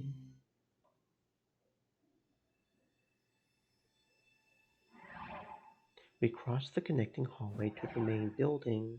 In the distance, I could hear someone yelling for people to get to a safe place. The area around the school was in chaos. It must have been the people who lived in the neighborhood. Why is she drawing so much attention to herself? Isn't she trying to kill me? Even if she does manage to kill me, does she really think she can escape with all these people around? 何なんだよ。Why is that woman trying to kill me anyway? Is she really the culprit behind the murders? Or is she just a psychopath who likes setting things on fire at random? If she is, then what the hell? I bit my lip and ran down the dark hallway. If it was this dark, it would be easy for her to find me. All I had to do was get to the bottom of the stairs at the other side of the building. Then I would go right past the library, then the track, and I would reach the rear entrance. If I could make it out of the school while she was setting fire to cars at the front gate, I could escape. Kazuki, 急げ! Kazuki was trying her best to keep up with me. To be honest, she was slowing me down, but I was the one who had run into the club room. Part of me thought that it was my fault for getting her involved, so I had no choice but to wait for her. I waited for her to catch up to me and started to dash down the stairs. But then, this time I heard an explosion coming from the track outside. I could see crimson flames rising from the dark window. 嘘だろ。回り込まれたのか。くそ、引き返そう。We stopped at the second floor and started to run back to the main gate. First, she had burned the cars outside the gate, then she had headed for the rear. It was unlikely she would head back to the front gate that quickly.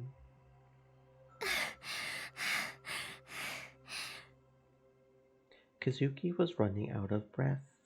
So was I, honestly. I was exhausted, and we hadn't even been running that long. But we didn't have time to rest. We ran past the cafeteria, then went down to the entrance on the first floor. The entrance was always open during the day, but now all the doors were closed and locked. They were the kind that you needed a key to open, no matter which side you were on. Should I break a window? I looked outside for a moment and was astonished by what I saw.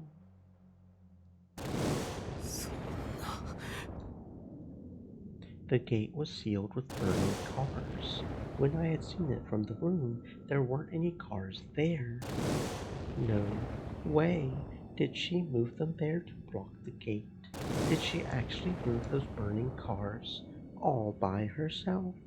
That's insane. I could see a crowd gathering around the burning cars too. If I tried to force my way through and that woman came back, just thinking about it terrified me. That psychopath wouldn't even think twice before killing them all. ダメだ、無理だ。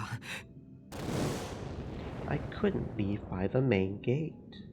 It would be too dangerous to try and avoid her flames while running through the crowd. だったらどこへ逃げればいいんだよ。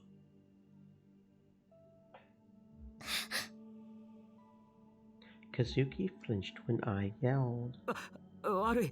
別に和樹に怒鳴ったわけじゃなくて。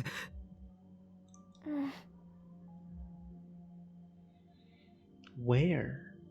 Where do we go? Should we head back out to the rear entrance? そんなのダメに決まってる。She was just out there. I would probably run right into her. Calm down. Think. As I stood there paralyzed, I could feel the fear crawling up my body. I came to the school every day, but at this moment it felt like I had never been here before. Every shadow seemed like it might hide some danger. I was overcome with the idea that she might appear at any moment, and I couldn't move a muscle. In my head, I knew that it would be easier to find me where I was, and that I needed to move. But I couldn't. It felt like my mind had been separated from my body. This was very bad. I might die here. Kazuki tugged lightly on my sleeve. And then I got a hold of myself again. My body was shaking, but I was barely able to move. 移動しよう。 We just needed to hide somewhere. I ended up coming to my own classroom. I closed the doors and crouched by the windows, using the desks to block myself from sight. Kazuki was looking at me, concerned. しゃがんで見つかるから。 Kazuki quickly ducked down under a desk. Now all we had to do was stay put and wait for the storm to pass. I listened for any noises outside. I became extremely sensitive to even the smallest sound. Even a tiny noise was enough to make me start shivering. I hadn't heard any explosions for a while. As I sat there, cradling my knees in my arms, I felt the urge to scream from terror. I bit my lip to stop myself from doing it. Maybe it would have been a better idea to keep running around the school. I was too defenseless here. I was hidden, sure, but if she found this place, I was finished. This was the 4th floor. I couldn't jump out the window.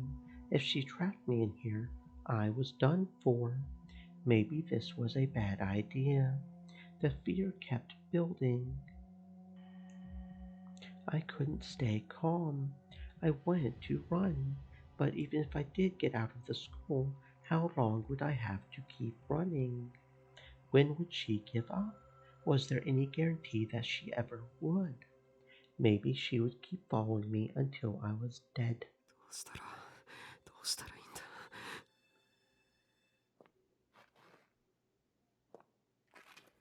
I shuddered. I could hear the distant sound of heels. I could hear the faint sound of someone dragging their leg. I thought back to when Arimura and I had been attacked less than an hour ago.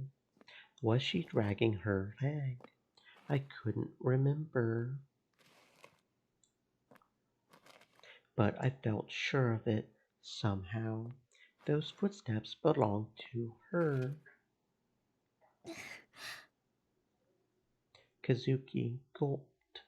That meant I wasn't imagining the footsteps. And they were closer than I thought. She was on this floor. She was walking down the hallway. She was getting closer. I clutched myself tighter, but I couldn't stop shaking. Does she know that I'm here? Or is it just a coincidence? Should I stay here? Should I move?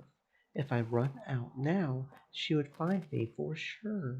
But there's no guarantee she'll just walk by my classroom. Either way, I'm screwed. It's over. I'm going to be burned alive. I panicked and moved over to Kazuki. パイロキネシスを使う女が襲ってくる。僕を狙ってるんだよ。 Kazuki's eyes went wide as she finally understood the situation. I skipped the explanation about what pyrokinetic powers were because I figured she might know from her games. このままじゃ2人とも殺される。何か手はないか。何でもいい。知恵を貸してくれ。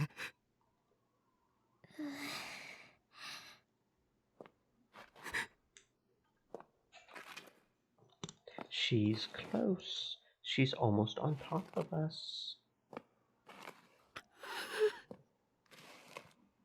All I could do was crouch and hold my head in my hands. This whole situation was insane. I was going to be killed without even knowing why.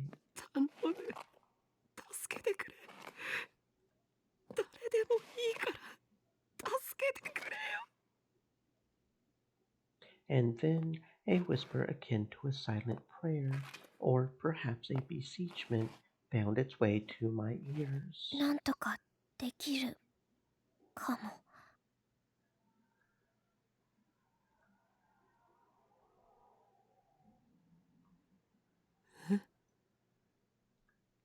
かも。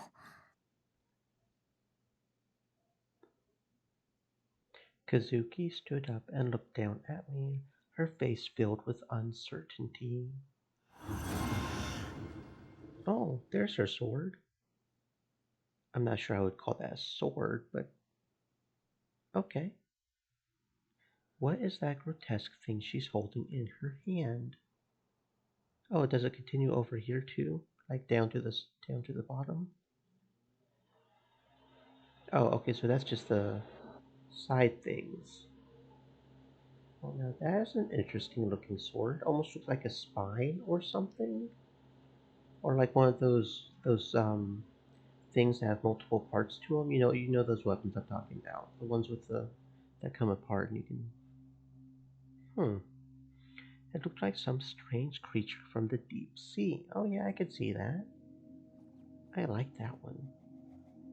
Not sure about the spikes on the side. The spikes on the side are a little weird, but I like that.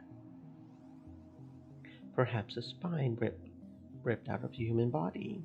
It was a solemn, grave, and sharp, rejecting everything around it. It was full of radiant charm that enthralled everything around it.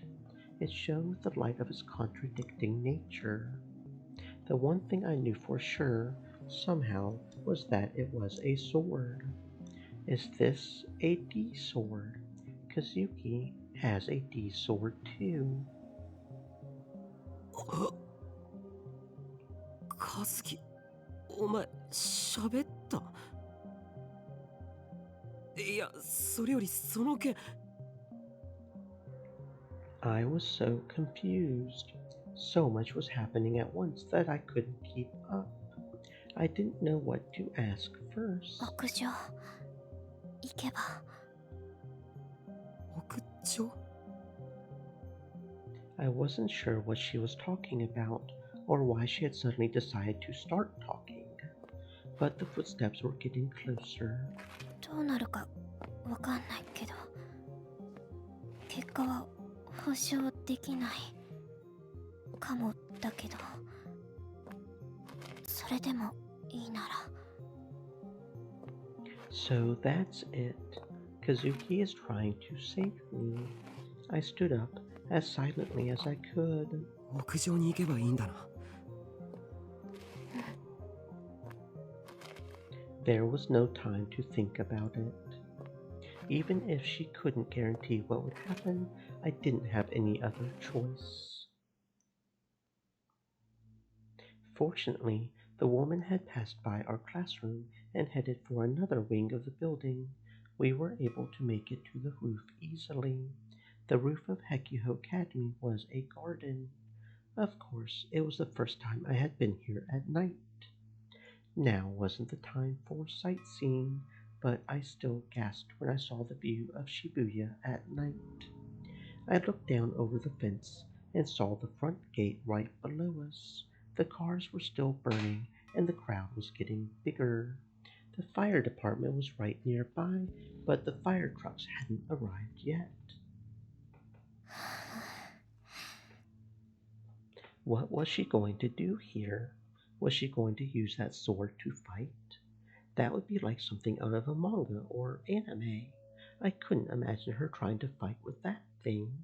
And if she wanted to fight, there was no need to come to the roof at all. She could have just ambushed the woman in the hallway. Was she trying to be chivalrous or something? 先輩。隠れててもらった方がいいかも。どうするつもり？ Kazuki glanced at me, but didn't answer. Instead, she walked toward the fence. And then, she grabbed onto the fence and took a deep breath. With no warning whatsoever, she screamed into the empty air. はしご、防火扉、スプリンクラー。What? What's going on here? 屋上に牢屋。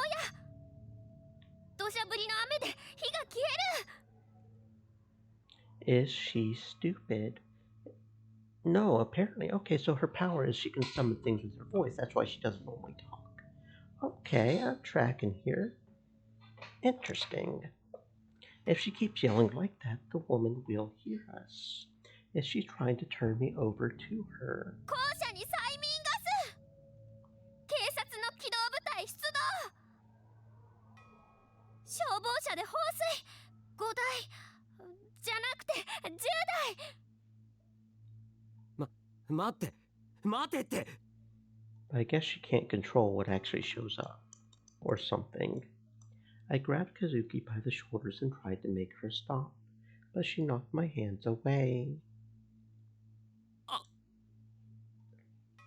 Even in the darkness, I could see tears in her eyes.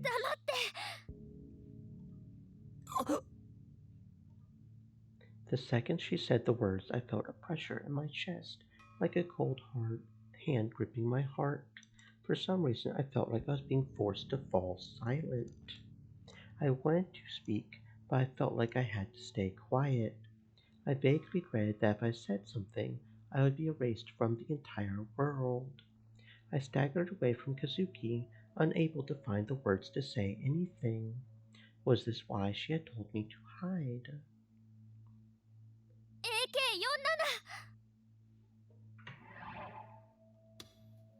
AK-47, the name of a Soviet automatic rifle first manufactured in 1949. The AK-47 is legendary for its reliability and ease of use, and even now, well over half a century later, there are many militaries which still use guns based off the AK-47. Second-hand AK-47s and illegally made copies can be found all over the world, especially in the hands of paramilitary groups and terrorist organizations.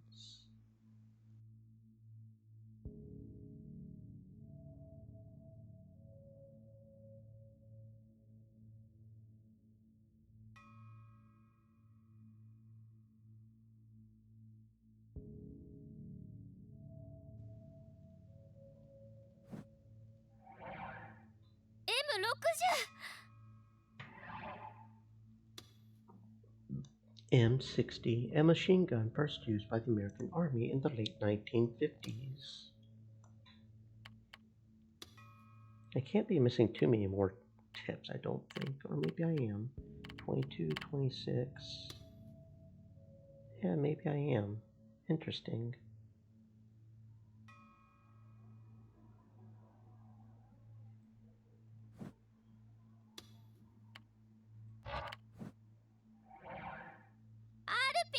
Oh, and she's going to keep going with the weapons, okay. RPG, a portable, recoilless anti-tank launcher developed by the Soviet Union. Many variants of the RPG were developed and are still in use on the battlefield today. However, since the warhead itself does not use rocket propulsion, it is not considered a rocket launcher. If I remember right, RPG stands for Rocket Propelled Grenade. I could be wrong, but I'm pretty sure that's what it is. It says a rocket propelled grenade. I think.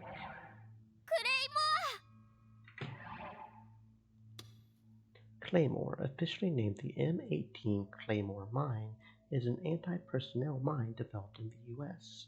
It works by being placed on the ground, and when it detonates, huge numbers of metal balls fly at the target at high speed, dealing lethal damage. What was she yelling anyway? I didn't understand at all.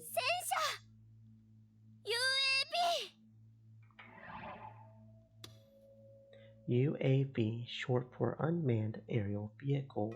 There are multiple types of UAVs, such as completely autonomous ones that fly a pre-programmed route or attack pre-designated targets, as well as those that are controlled remotely by pilots on the ground. UAVs can be given a variety of missions, such as reconnaissance and bombing.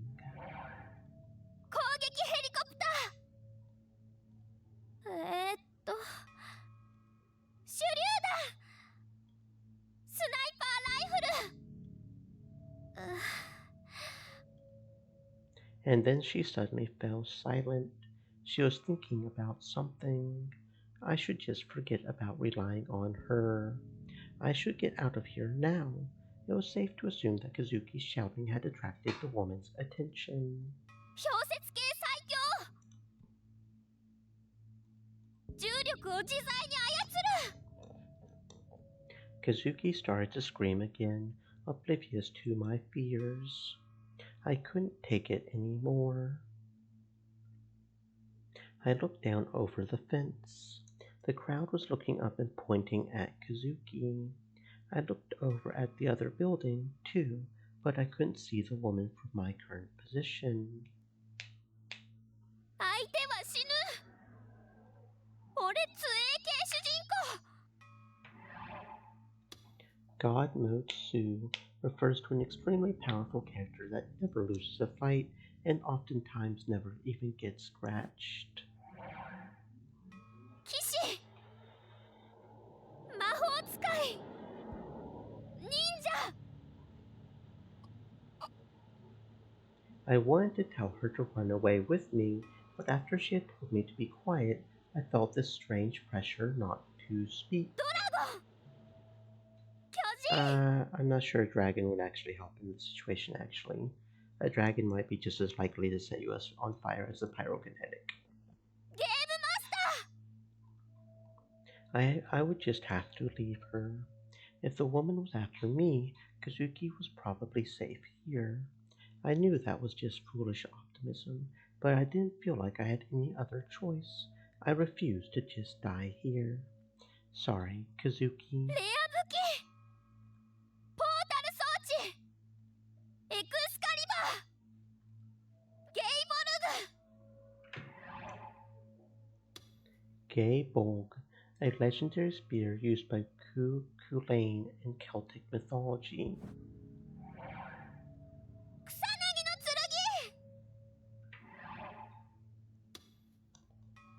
の剣 Kusanagi no Tsurugi, also called the Ami no Mirakumo no Tsurugi, Heavenly Sword of Gathering Clouds, one of the 3 imperial regalia of Japan, the Kusanagi no Tsurugi, grass-cutting sword, is currently kept in Atsuta Shrine.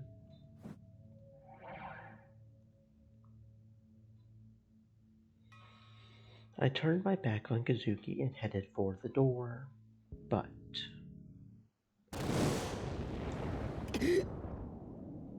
The door to the stairs exploded into flames right in front of me. Hot wind scorched my skin. It was too hot for me to even keep my eyes open. The unpleasant smell of smoke stung my nose. I heard a sound.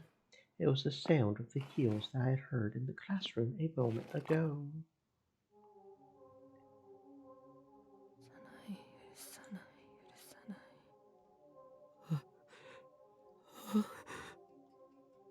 The woman was standing in the fire, her long hair flapping in the wind.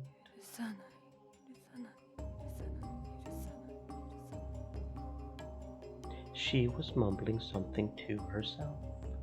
I had run right into her. There was no place to hide. The staircase was the one way down, and she had just blown it up. This was it. I was dead.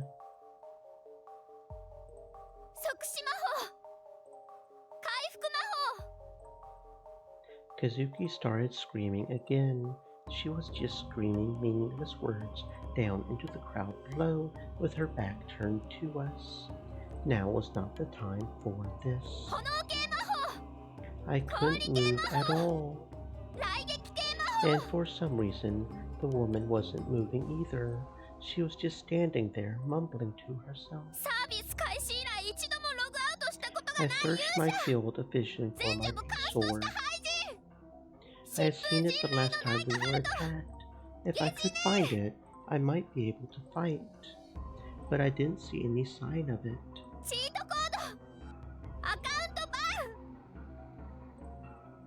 I feel like those two just now were tips, the way they were slightly blue. Okay, maybe not. I kept chanting, move, move to myself, but nothing started to float up or move on its own. Even if I did have some kind of power, if I couldn't use it now, It was worthless. I was helpless. I was defenseless. あと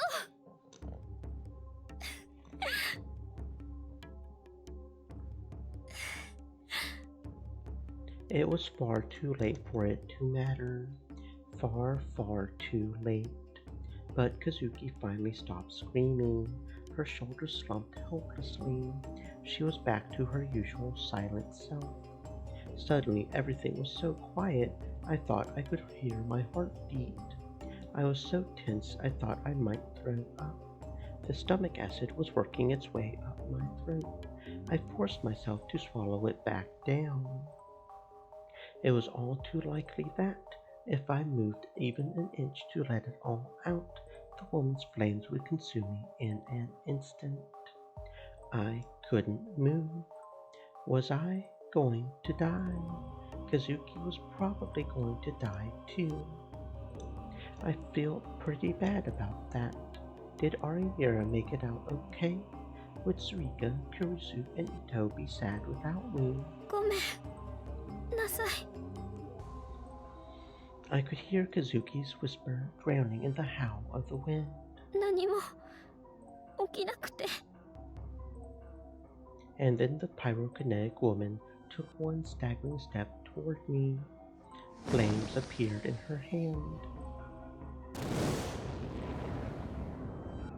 It was over.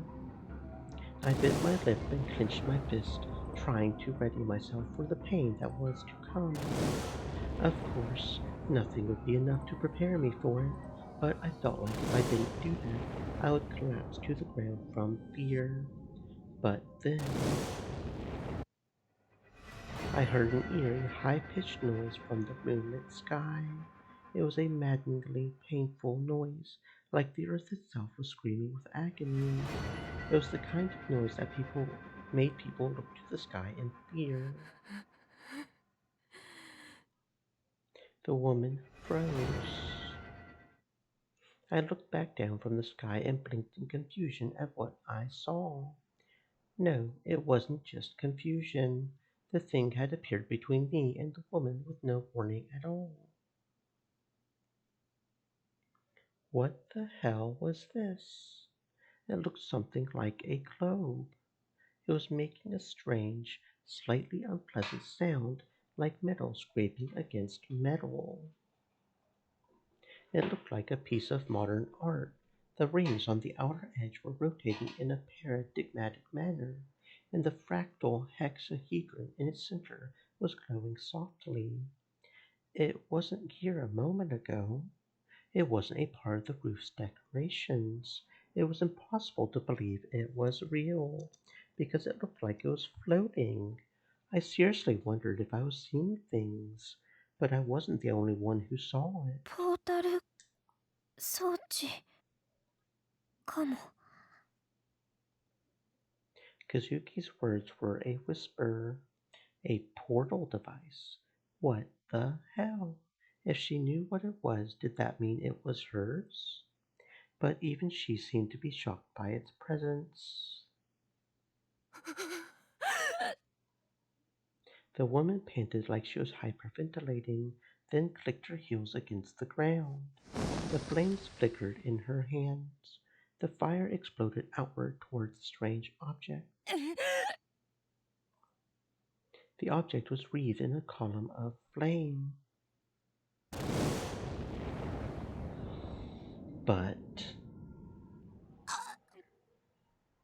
it didn't burn or melt from the heat or explode.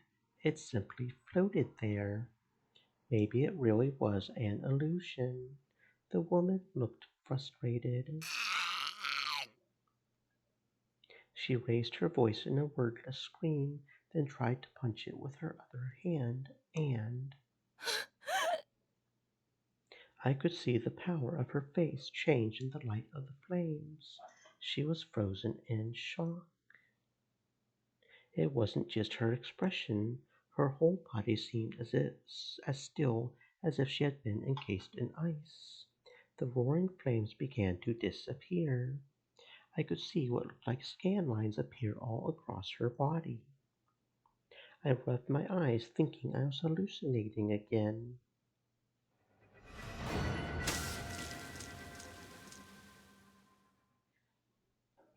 But in an instant her body dissolved into tiny particles. Red blood splattered everywhere. It covered my body. It was so hot I thought I would burn.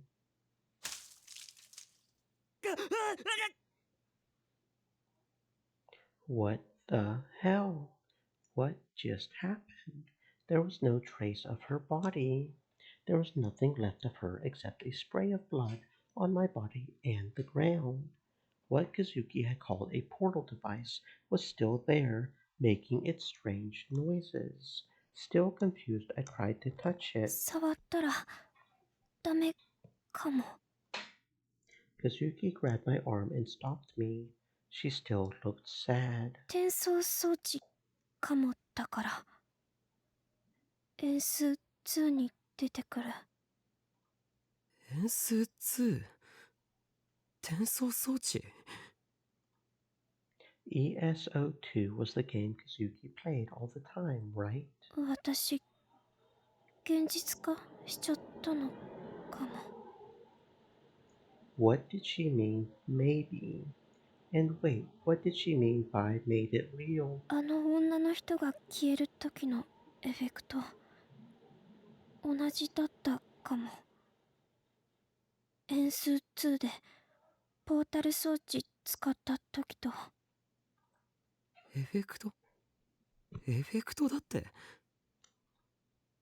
What did she mean by graphical effect? No, I knew what she meant. That wasn't the issue. I didn't understand what she was saying. It was like listening to words from another dimension. ここはゲームの中じゃないんだぞ。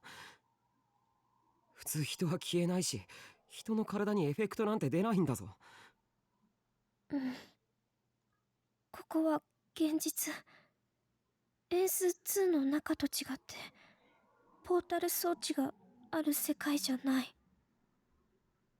だったら。Kazuki was a little hesitant, and there were tears in her eyes as she spoke. あの女の人、どこ行っちゃった？ The woman had disappeared right in front of me. It was like she had been dissolved into tiny little pieces, whose blood was on my clothes and on the ground. 私、取り返しのつかないことしたかも。 It was self-defense. It was self-defense, okay? Her words were vague, but she covered her face with her hands and fell to the ground crying. Next to her, I vomited from the smell of blood. That woman was dead. I didn't know why. I felt sure of it. I felt no relief at having survived. I had long since given up trying to take in everything that was going on around me. Oh, there it is. They were tips. It just didn't show up until now, I guess. Ban, short for banishment. If something is banned, then it is prohibited or not allowed. It can also mean to forcibly shut down a person's user account due to them continuing to break rules, even after receiving multiple warnings. Cheat, to modify game data using game-altering tools. In recent years, many video games have been equipped with cheats intentionally by the developers. Secret commands are one type of cheat code. Shortly afterward, Kazuki and I had fled the school. I couldn't walk through Shibuya in blood-covered clothes, and I wanted to stay out of sight. As I wondered what to do, Kazuki pulled me by the hand. うち来てかも。カズキ。I didn't ask why her Japanese was so weird. Where was her house? What if her family found me? I didn't have the energy left to ask. Kazuki looked exhausted and frightened. I was sure I did too. I didn't realize how nice the Hekiho student dorms were. It was nothing like Aoba dorm. The room did smell a little like squid. The student dorms were about a 5-minute walk from the school. Kazuki said she lived here alone. The dorm rooms were like suites at an extended stay hotel. All rooms were private, and there was no dorm mother to make meals or do anything else. 人目を避けるには最適か。I didn't have the energy to go back to the RV, and I didn't want to see anyone right now.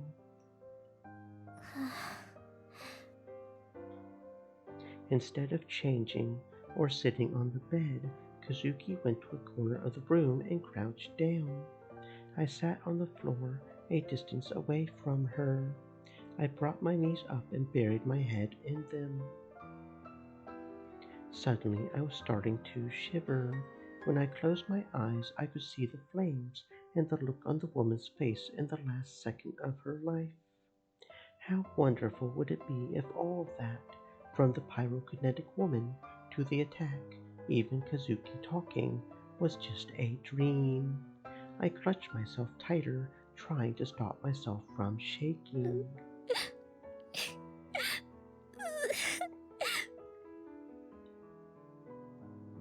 Kazuki started to cry. I remembered reading in Cool Cat Press about how to seduce girls when they were feeling down, but I didn't feel like trying that out at all now. I couldn't come up with anything else to say to make her feel better, either. I didn't have good enough social skills, and I didn't feel up to it anyway. So all I could do was pretend I didn't hear her. But even after half an hour, I could still hear her crying. Then, for some reason, she slowly stood up and headed for the front door. 和樹、どこ行くんだ？うんだけじゃわからない。やっぱり警察話した方がいいかもって。私殺したかもだから。待った、落ち着け。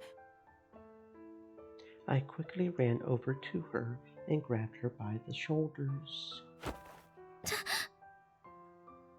Kazuki lost her balance and fell into my arms.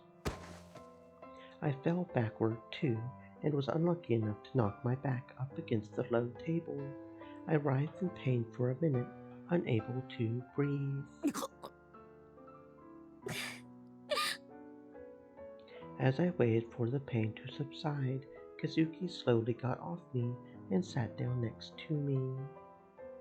使いたくなかった。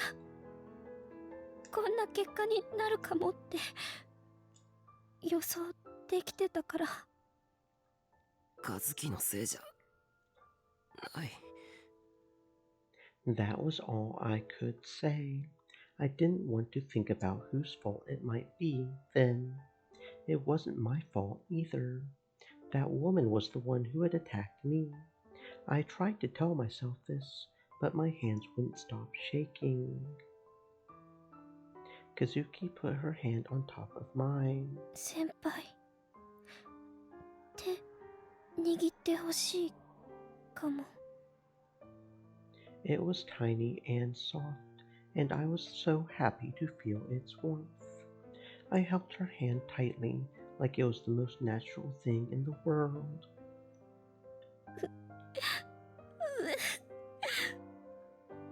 Kazuki lowered her head and started to cry again. Both she and I were in a state of agitation right now. We needed to take some time to calm down. That felt like the best thing to do. We stayed like that for a while, holding each other's hands, and then we both fell asleep. I didn't dream. When I woke up, it was bright outside. I felt a warmth in my hand. Kazuki was still holding my hand, just like she had been when I fell asleep. 和樹、起きるんだ。She must not have been fully awake yet because she didn't let go. 起きろって。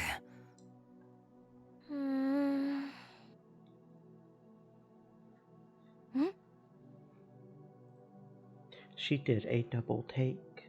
She rubbed her eyes a few times, gawking at her hand and mine, then looked at my face, and then back at her hand again. これ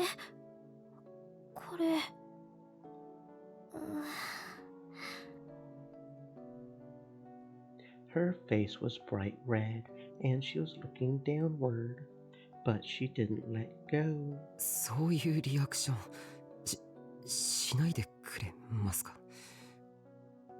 I'm not used to this stuff either, you know?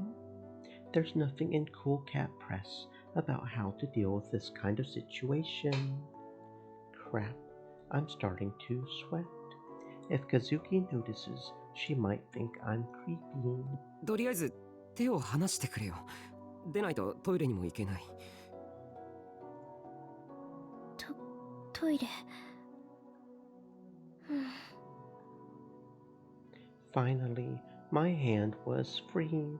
My body ached all over because I had slept in such a weird position, and my skin still stung a little. I remembered the sensation from when I had gone swimming as a little kid and gotten sunburned.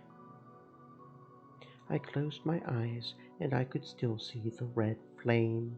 It gave me goosebumps. I quickly shook the image out of my mind. After I used the restroom, I got Kazuki's permission to turn on the TV.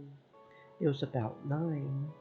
We were late for school, but I didn't feel like going anyway. I decided I would skip class for today.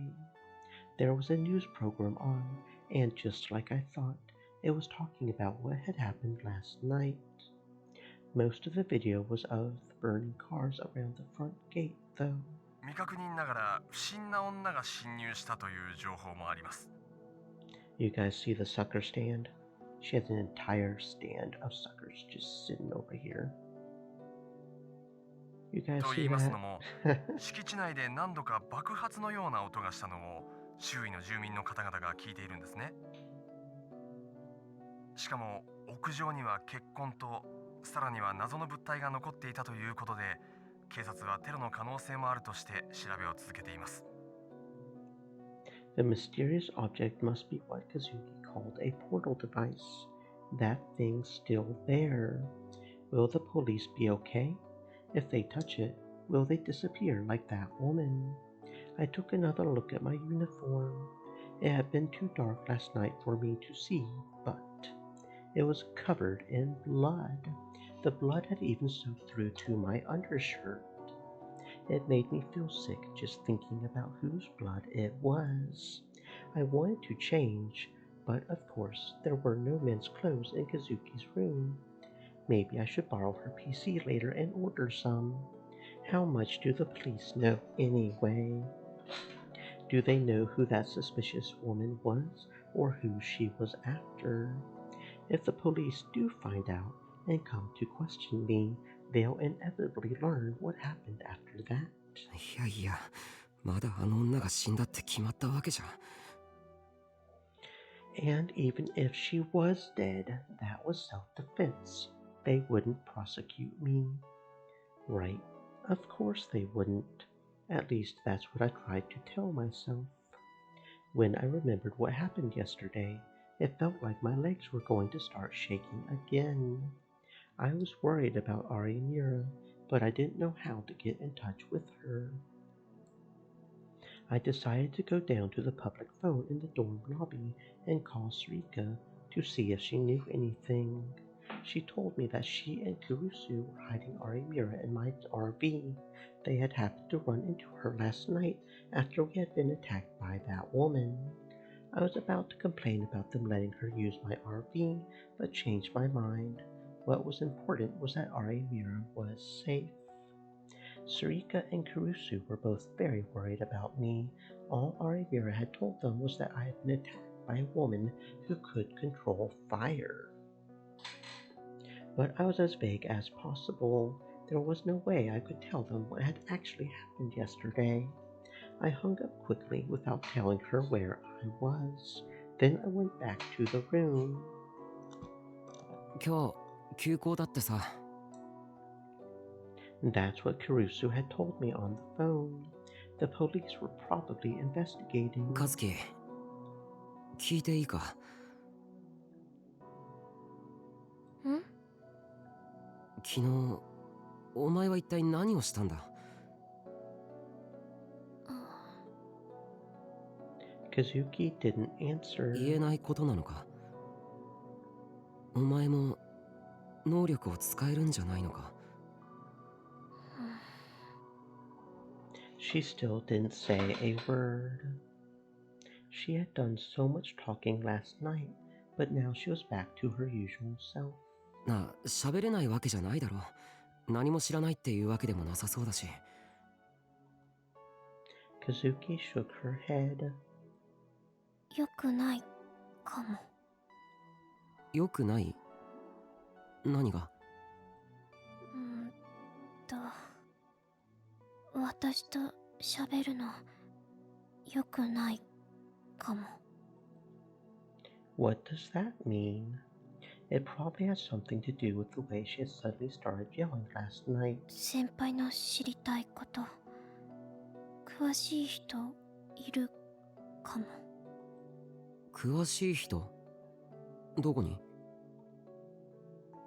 Kazuki then pointed to the low table in the center of the room. There was a small laptop on top of it.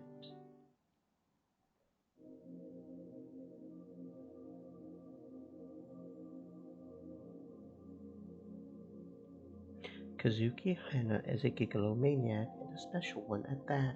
The critical point is to remember a sound, in other words, her voice. She can spread the information energy of a delusion with her voice. If you want a nice term to classify it, how about contagious hyper-key? Desiralization. What makes it difficult is that she lacks the power to control it, and she doesn't have any other powers. Her power is useless. Shit tier. Sucks to be her. The person she was talking about was typing in the chat window on the screen. I was shocked to see the handle Neidhart on the screen. ナイトハルトってもしかして Lightning fast Neidhart. The guy responsible for the Esper panic that happened just before the earthquake 6 years ago. The one people said might have been deeply involved with the earthquake itself. I gulped. There was so much I wanted to ask him. I could write a whole article just on him. Was Neidhart a gigalomaniac too? Kazuki typed, tapping expressionlessly away at the keyboard.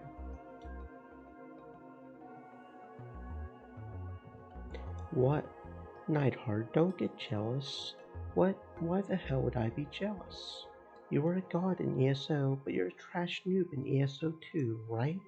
Your level is lower than mine.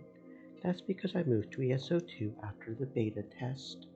And a noob like you probably doesn't know this, but all the top ESO 1 players hated ESO 2. I mean, seriously, no character transfers?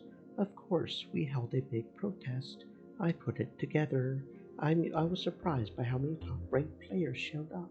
2 of the leaders from the top guild on the server, the guy who's famous for never logging out, not even once since the game started, the super popular chick with over 200 people on her friend list, the one who quit his job to cap every class. It was them and a hell of a lot of others. Over 30 of the best players were there, even the lunatic who took out the Empire Dragon King solo, the Emperor, the 4 kings, the 10 heroes, and the 3 gods, and a whole bunch of others promised us they would help. We were all ready to protest on the server for days. Not one of us had anything going on in the real world. I moved on to ESO 2 only after that war. Learn your history before you open your mouth, fool. So basically I've been playing for longer.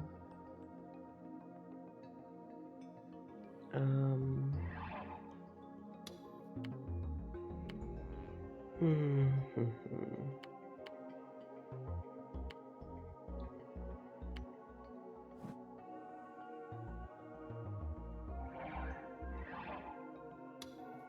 it is.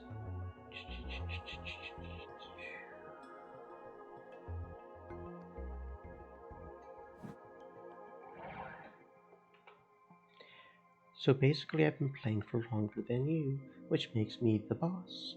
Go buy me a yakisoba sandwich. Wow, you summed all that up in a single line. You, Hana Katsuo, would dare to boss me, the god BSO, around. I'll dock your ass any day of the week, bitch.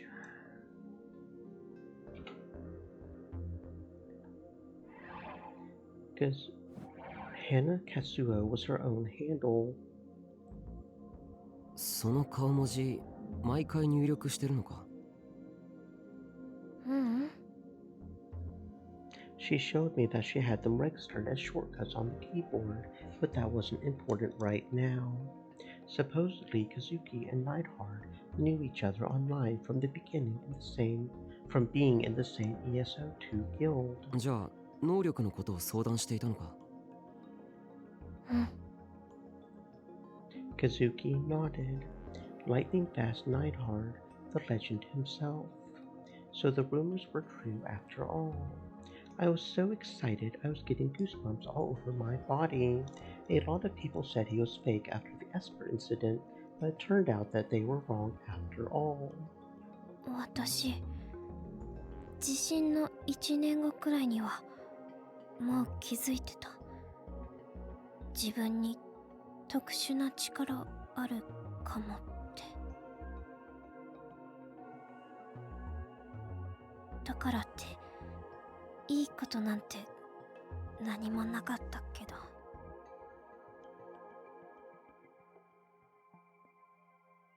A year after the earthquake, that would be about 5 years ago. So she knew about it this whole time. I wanted to ask why she didn't help me when I was trying to learn to use my telekinesis, but I stopped myself. It probably had something to do with the reason why she never talked. She had the power to put the information energy from her delusions into her voice. Neidhard had given it the long, and if you asked me, nonsensical name of contagious hyper desiralization. カズキの力はナイトハルトの説明で大体合っているのか? Kazuki nodded. 最初は周囲でおかしなことよく起きるかもって思ったくらいだった。例えば友達の持ってたペンが可愛くて欲しいなって言ってたら、次の日なぜかそのペン私のものになってたり、家で飼ってた白黒のブチ猫、すごくブサイクで好きだったけど、毛色はチャトラの方がいいなって独り言を言ったら、本当にチャトラになっちゃってたり、そういうことがいろいろ小学生の頃あった。だいたい5年前くらい。喋ったことが現実になった？うん。それだけじゃないかもだけど。That wasn't all. 自分の言葉の何が現実化して何が現実化しないか、私にもわかんないかも。Neidhard did say she couldn't control it. So that's why she was shouting all those words on the roof. She probably thought that at least one of them would work. 感染型っていうのはどういう意味？中学の頃、仲いい友達がいて、いつも一緒だった。その子と一緒にいるのすごく楽しくて、姉妹みたいだったかも。でも私の力のせいで。Her expression clouded over. I thought she would stop talking, but I was wrong. きっかけは何気ない言葉だったかも。ごく普通の会話の中の言葉。でもその言葉、いろんな人に感染していって、私の知らないところで私の言葉は私の言葉じゃなくなって、全然別の意味になっちゃってたかもしれなくて、自分でもそんな言葉喋ったの忘れちゃったくらいの頃、その言葉が現実化して、そのせいで私の大切な友達家族バラバラになっちゃった。その子のお父さん自殺して、その子のお母さん薬物に手出して、その子のお姉さん知らない男の人たちに拉致されて行方知れずで、その子は頭おかしくなっちゃった。元をたどっていったら私の言葉のせいだったかも。かもじゃなくて私のせい。こんな力なければよかったって思ったけど、なくすことできないなら、それなら一言も喋らなければもう誰か傷つけることないかもって。壁法入ってから喋ったのタクル先輩が初めて。 So that's why she doesn't talk.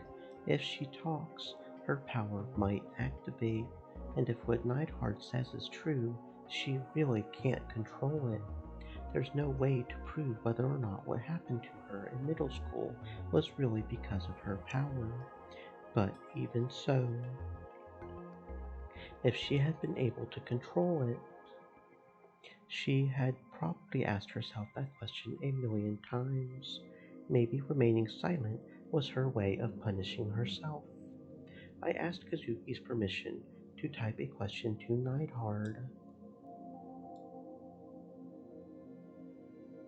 May I ask a question? Why can't Kazuki control her power? No emoji? Who are you? A member of her club at school. Oh, Miyashiro. How did you know my name? Kazuki told me about you yesterday.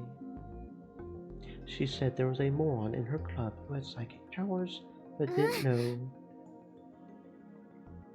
Her face went red and she frantically shook her head. 相談したけど、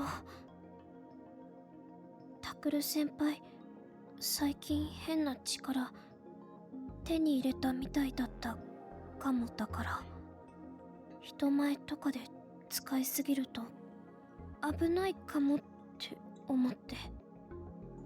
でもバカとか言ってないかも。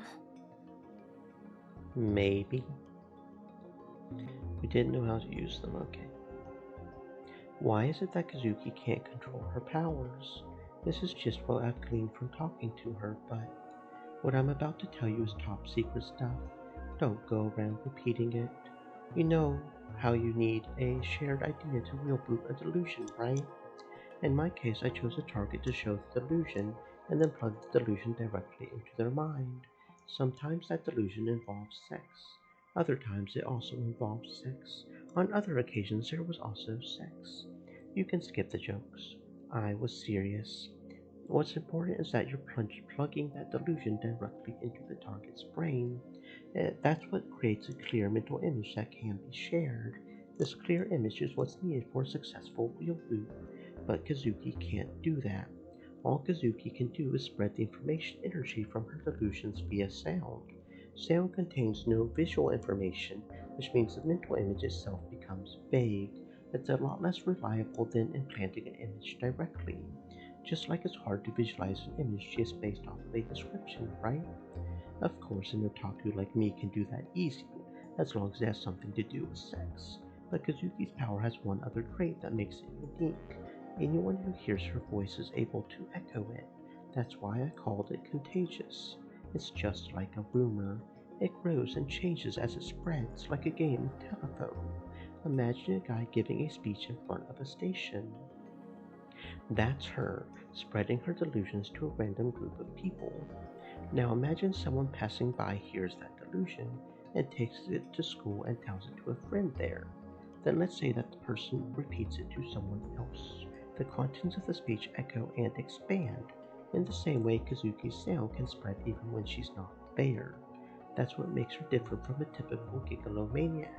But even if it echoes, it's extremely rare for it to wield it. Like I said before, delusions spread by sound. I really wish they wouldn't. Fuck me.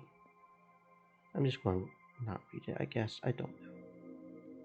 Why would they have that there? And I can't go back and read it in case I miss it.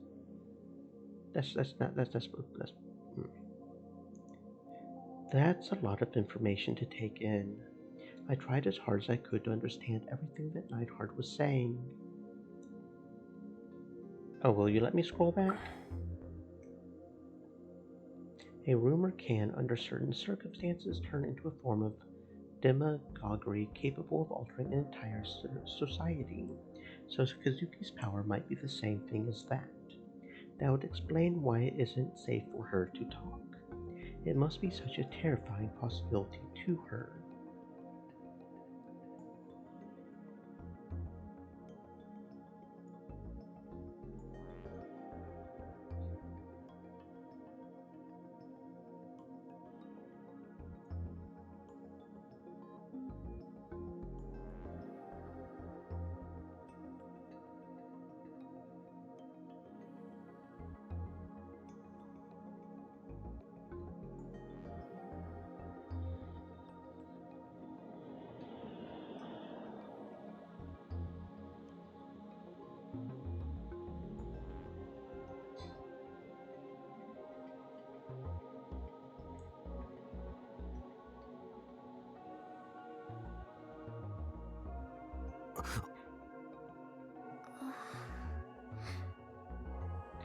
He typed out those callous words like he really didn't care at all, even though it was something neither Kazuki nor I wanted to accept.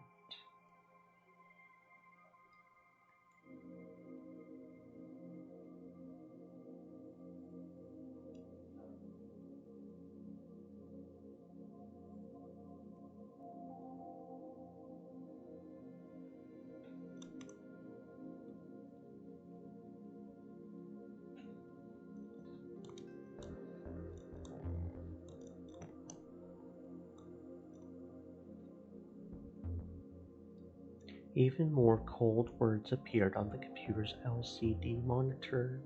Kazuki and I both stared at them. She was dead. The woman really was dead. Hearing it from an objective third party made me want to throw up.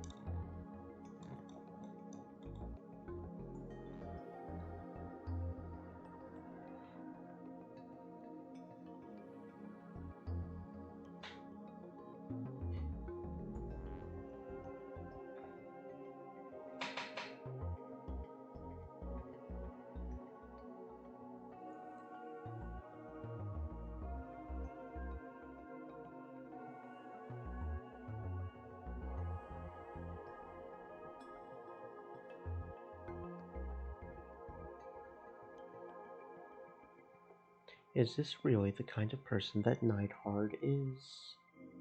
I'm a little disappointed, maybe.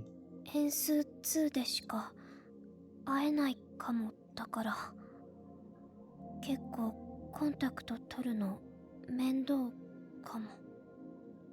ログインすれば大抵いるけど。 It's a weekday, but he said he was going to Nippon Bashi. He also said he was traveling around the whole world. Both of those statements seem like lies. Just who is he, really? I didn't get a chance to ask him about what happened 6 years ago either. But there's no point in thinking about Neidhart now. What should we do? Go to the police? Or pretend we don't know anything? Should we pretend that we weren't even at the school last night? Should I tell Srika and Kurusu? Then again, rumors aren't something anyone can control. The more people that know a secret, the more likely it is to leak. 昨日のことは僕と和樹だけの秘密にしよう。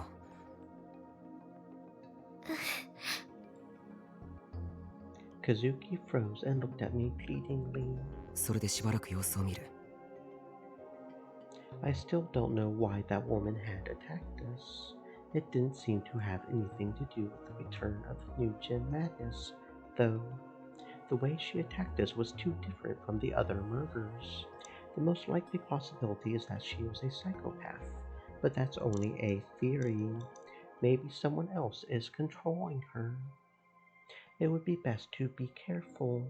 I should avoid attracting any unnecessary attention to myself. Maybe I should shut down the newspaper club for a while too. タクル先輩、ごめんなさい。 For some reason, she apologized, even though it wasn't her fault. If anything, it was my fault for getting her involved. これで分かったかもしれないけど、先輩も私とこれ以上話さない方がいいかも。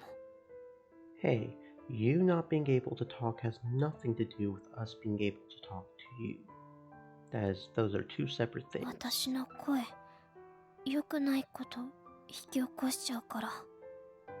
こんな声、なければよかった。She looked down, wearing a melancholy expression. Her power really is making her suffer.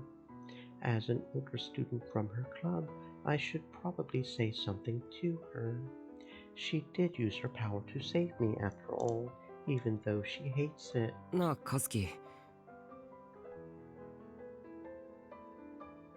昨日助けてくれてありがとう。感謝してるんだ。和樹自身は力を嫌っているかもしれないけどさ。僕はその力のおかげで今も生きてるわけで。それにほら、そう、あれだ。そんなに和樹の声悪くないと思う。可愛い声してるって、本当にお世辞じゃなくて。だから、そんなに自分の声のことを否定するなよ。That was pretty embarrassing to say. I can feel the sweat beading on my forehead. But Kazuki didn't respond at all. She was looking down at her cell phone. I looked closer and saw that there was a cord running from it to her ears. っていつの間にかヘッドホンしてるし。 She didn't hear any of what I just said. What the hell? Whatever. I'm going back to sleep then. I went to a corner of the room, buried my head in my knees, and tried to sleep. ありがとう、先輩。 For the next 2 days, Kazuki and I spent all our time in this room, doing nothing at all. A few days ago, I never would have imagined I would be living in a room with a girl from my club. But sadly, nothing romantic had happened at all. All I did was watch the news on TV. I wanted to look online, but Kazuki was using the computer the whole time and wouldn't give it to me. Even now, Kazuki was seated in front of the only computer in the room, a low-spec compact computer laptop. There was an angry glare in her eyes as she stared at it. It was like she was trying to intimidate her monitor. Her frustration was plain to see on her face. She was a totally different person than the one who had cried, as she had told me about her powers 2 days ago. Actually, this is the Kazuki I always see in the club room, isn't it? She slammed her fist against the table in annoyance. I thought I could hear the sound of Kazuki gritting her teeth. ゲームにそんなに熱くなるなよ。また負けたのか？ She was sulking. If you let her, Kazuki Hana would spend the whole day playing video games. She would barely even eat. The only food in the room was dried squid and lollipops, both of which were available in enormous quantities. It freaked me out a little, honestly. I identify with you so much, babe. Well, it's canned tuna instead of dried squid, but yes. Honestly, I wouldn't say no to dried squid. I wonder if dried squid is cheap over there. If it is, then I would do dried squid too. I do like squid. I don't think I've ever had it dried though. I've only had like calamari rings, but yeah. But still, thanks to them, I was able to eat something without having to leave.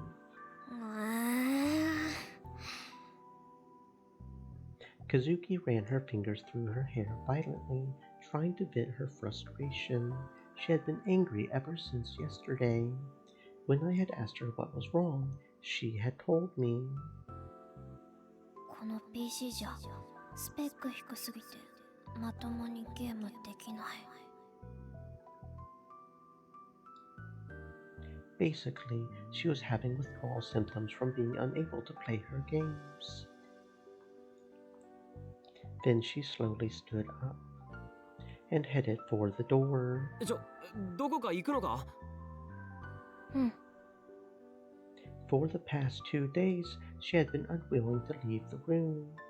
She was probably still thinking about what had happened at the school. I had felt bad about it since I was the one who had gotten her involved. Had she recovered? 学校ゲームしに。お前な。I was too shocked to say anything else. She's only leaving because she can't handle playing the game on her low-spec laptop anymore. Sure, the one in the club room is pretty high-end, but I felt like I had finally solved the mystery of why she was always playing in the club room. It was never clear if that computer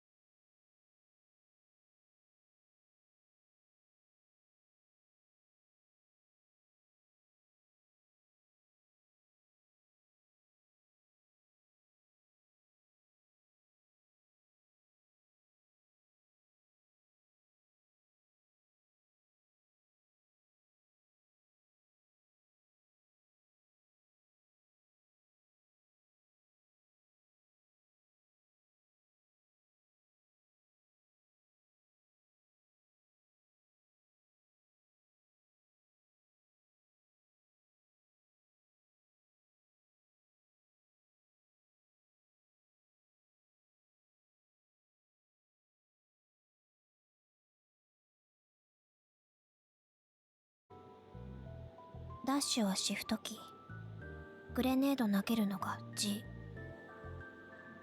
I was too focused on Kazuki to listen to what she was saying. じゃあやってみて。かも。 Kazuki started the game without me. I was placed into a lobby while the game matched me with someone else, but only for a second before it threw me right into the middle of a match. なんだこれ。 I was so caught off guard, I panicked a little. And when I moved, the screen was jerky. It was really hard to control. Even if I found someone to try and shoot, they would shoot me first and I would die. I ended the game with 0 kills and 31 deaths. That was not good. I don't know how Kazuki managed to play when the screen is this jerky. The computer specs aren't nearly good enough. I think I understand why it bothers her so much now. タクル先輩、下手くそかも。初心者だし、画面カクカクだし、それにその腕に触れているのが気になって集中できなかったから。She kept whispering, not that way, dummy, no, and not there in my ear all the while too. 手だってずっと置きっぱなしだし。Kazuki's right hand had been on top of mine during the whole game. Kazuki seemed to finally notice how close we were. She was right next to me, so close I could feel her breathing. Her eyes went wide and her face flushed red. Her breath tickled my cheek. Neither of us had showered in 2 days, so I could smell the sweat on her body. We were close enough to kiss. Cool cat press would tell me that this was a sign it was okay to push her down. And we were alone in her room. I couldn't take my eyes off her soft lips. This was bad. I didn't know what was going on, but this had to be bad. カスキ。うん。僕は。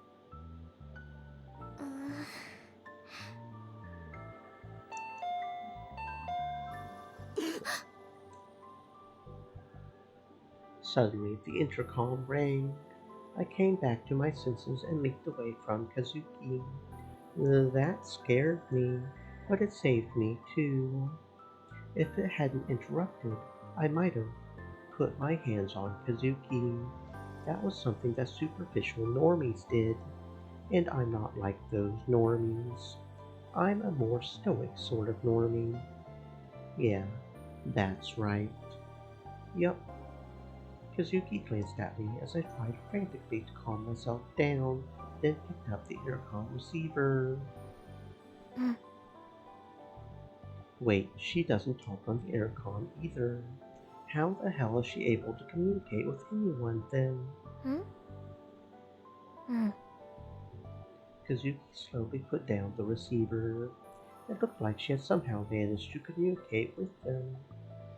She then turned to me and looked like something was troubling her. いや、喋っていいよ。ていうか喋ってくれ。ノノ先輩が来たかも。That's right. Just talk normally. It'll take more than a word or two to do me. Huh? Kurusu is here. I am doomed. Why would Kurusu visit Kazuki's room? Naturally, there was only one reason. 学校には来ない。トレーラーハウスには帰ってこない。青葉寮にも戻らない。セリカのところにもいない。伊藤君のところにも行っていない。となれば、その次の選択肢はここでしょう。タクルは友達少ないから、新聞部の部員以外に頼れる人はいなさそうだし。まさか、本当に和樹の部屋に押しかけているなんて、夢にも思わなかったけど。I was relieved to see that Kurusu looked healthy. I probably didn't have to worry about her knife wound anymore. However, she was mad. This was the extra mad version of Kurusu. I knew it was my own fault for calling Sarika once on Tuesday morning and then ignoring everyone's calls after that point.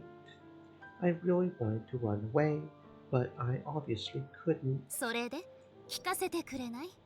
まずどうしてタクルが和樹の部屋にいるのか。That's where she wants to start. She doesn't care about what happened after I was attacked by the pyrokinetic. タクル、答えなさい。成り行きで。月曜日のことが関係しているの？ Kazuki and I both nodded at the same time. そう。だからって同年代の女子の部屋に3日間も居座っているのは高校生としての自覚に欠けると思わない？ Good point. You really can tell that she's the student council president. 和樹に迷惑だと思わないの？それは。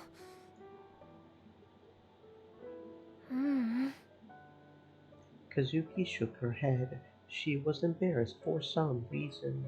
Evidently, she hadn't thought it was a bother. 本当に？タクルが先輩だから遠慮しているんじゃない？Kazuki kept shaking her head. She seemed to have no intention of talking. もしかして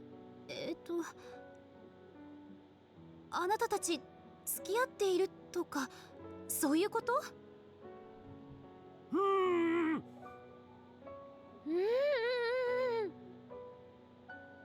？Both Kazuki and I shook our heads as hard as we could. Well, I do understand where she probably got that idea. そうなの。For some reason, Kurusu looked a little relieved. タクル、もう大丈夫なのよね。By okay, she probably was referring to what happened on Monday.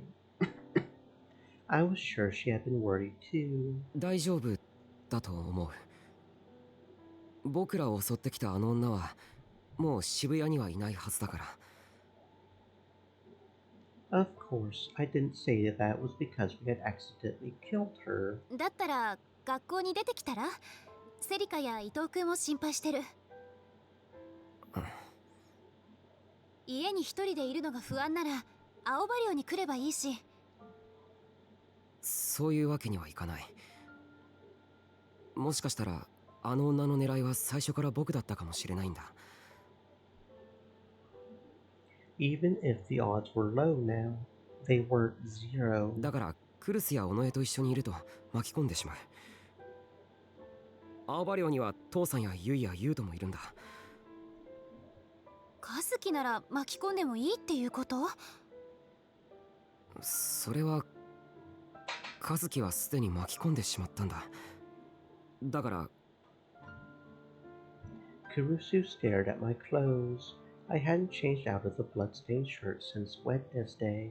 It was only natural that Kurusu would be really worried about that. やっぱり学校での事件はあなたたちが関係していたのね。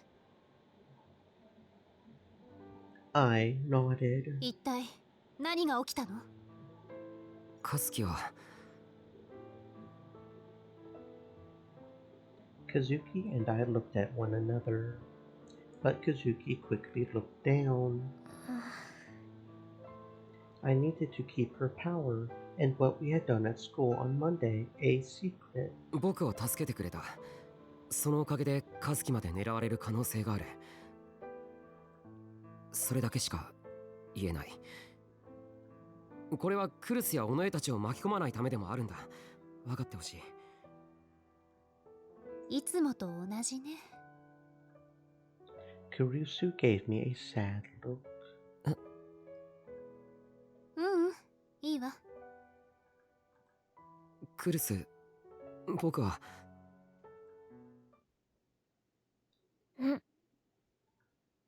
Kazuki suddenly offered us both a lollipop. She was trying to say that these were for us, evidently. ありがとう。まったく、セリカとは違う意味でマイペースな子ね。Kurusu chuckled and sighed, then took the lollipop. She didn't put it in her mouth, though. I took it, unwrapped it, and then plopped it in my mouth. It tasted like strawberry. A cloyingly sweet flavor soon filled my mouth. 和樹はタクルに迷惑かけられてない？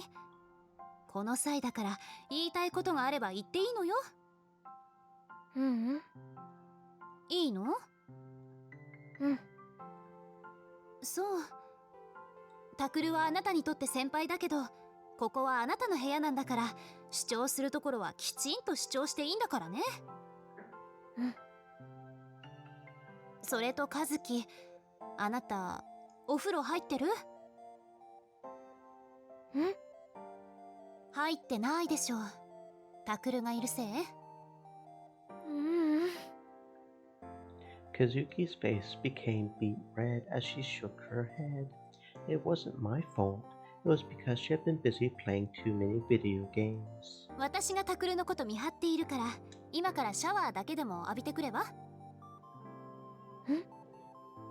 その後で買い出しに行ってくるわ。どうせちゃんとした食事してないでしょ。簡単なものだけど作ってあげる。タクルの着替えも必要でしょうし。あ、それは。Would be great. ほら、和樹、ささっと動いて。Kurusu practically shoved Kazuki into the bathroom. Before long, I heard the sound of falling water.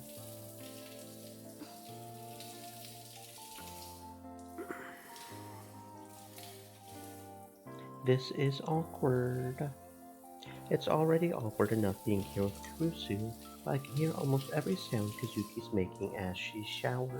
和樹はタクルに心を開いたのかしら。セリカと違って和樹は誰に対しても壁を作っているから。あの子を見ていると時々ね、新聞部に勧誘してよかったのかなって思うことがある。そういえば和樹を部に連れてきたのってクルスだったな。ええ、新学期が始まって何日か経った頃かな。その日は風が強くてね、あの子一人でプリントの山を運んでいたんだけど、それが風で飛ばされちゃって困ってた。だから拾うのを手伝ってあげたの。でもあの通り全く喋らないでしょ。この子大丈夫かなって心配になって、職員室まで私もついて行ったのよ。そしたら和樹が何も言えないのをいいことに、担任の先生から余計なことまであれこれ頼まれちゃっていて、和樹が断れないでいたのを見かねて口を出したの。そんなことがあって、部活に入っていないなら新聞部においでって誘ったんだけど、おとなしそうだったから部活動とか興味ないかもって思ってた。そしたら何日かして部室にひょっこり顔を出したから、私の方がびっくりしちゃった。 So that's how it happened. That's just like Kurusu, all right. でもあの子が何を考えているのかなかなかわからなくて、私に言われて仕方なく新聞部に入ったんだったらどうしようって今でも時々考えるの。本人は毎日部室に来ているんだから、いやいやっていうことはないと思う。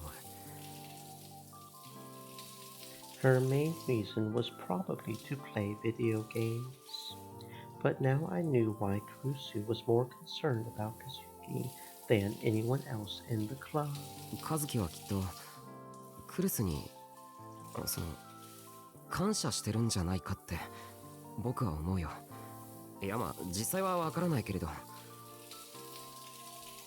I was mumbling and stumbling over my words because it kind of felt like I was talking about myself.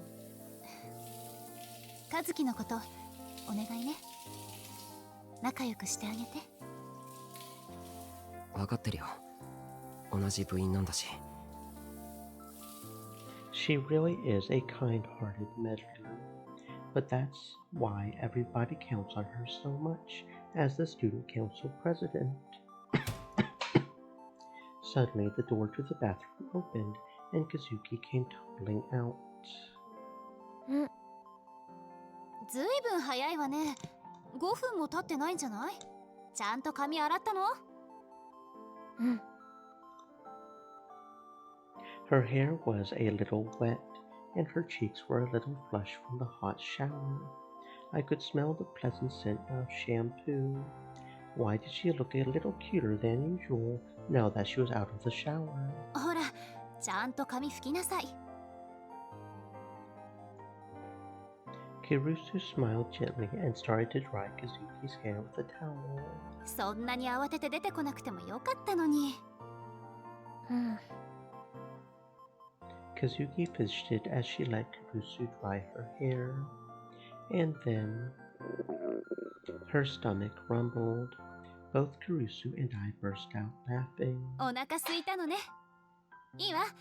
タクルの着替えも取りに行かなきゃいけないし、ついでに買い出しも行ってくる。食べたいものある？何でもいいのね。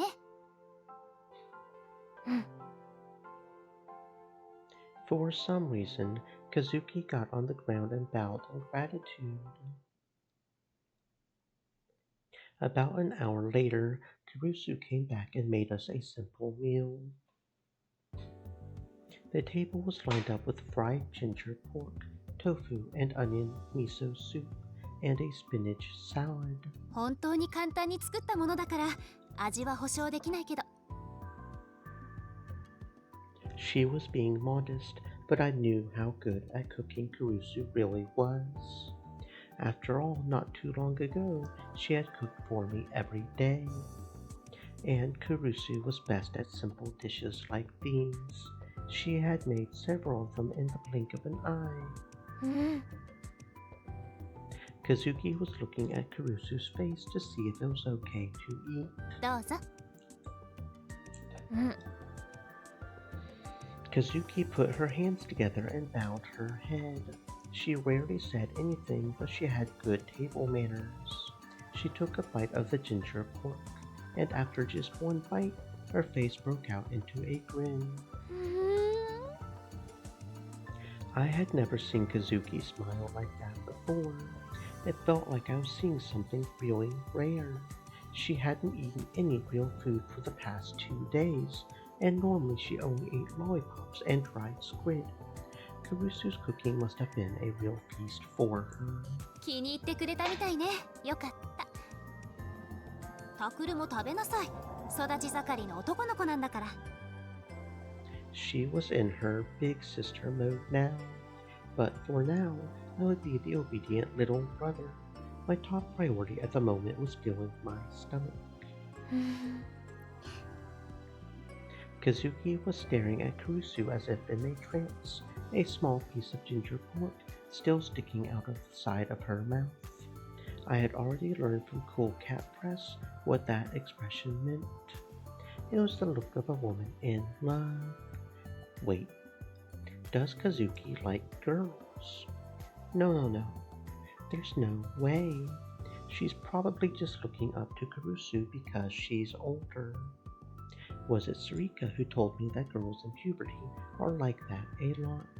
ちょっとカズキ、ぼーっとしてないで、ちゃんと噛んで食べなさい。それと、肘をつかない。お行儀悪いわよ。Hey Kirusu, Kazuki really is grateful to you for asking her to join the newspaper club. After being with her the whole time for the past 3 days, I finally was starting to feel like I understood Kazuki. Disaster struck Shibuya 2 days after that. The two of us were watching the afternoon news when they suddenly switched to a live broadcast near Shibuya Station. A young female reporter was leading a cameraman up the twisting, thin street that ran from the station to Dogenzaka. The text on the screen said, "Mysterious object appears in Shibuya. What is it?" 私は今、渋谷駅から徒歩3分ほどのところにある路地に来ているのですが、ご覧ください。あの謎の物体。The reporter pointed to a 1 meter tall object that was floating at the end of the street. Both Kazuki and I recognized it at once. We had seen it ourselves just a few days before. ポータル装置。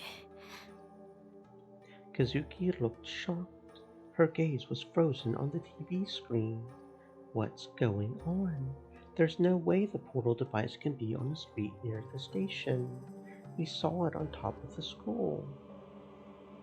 この物体は今朝になって匿名の通報があり発見されたものということなんですが。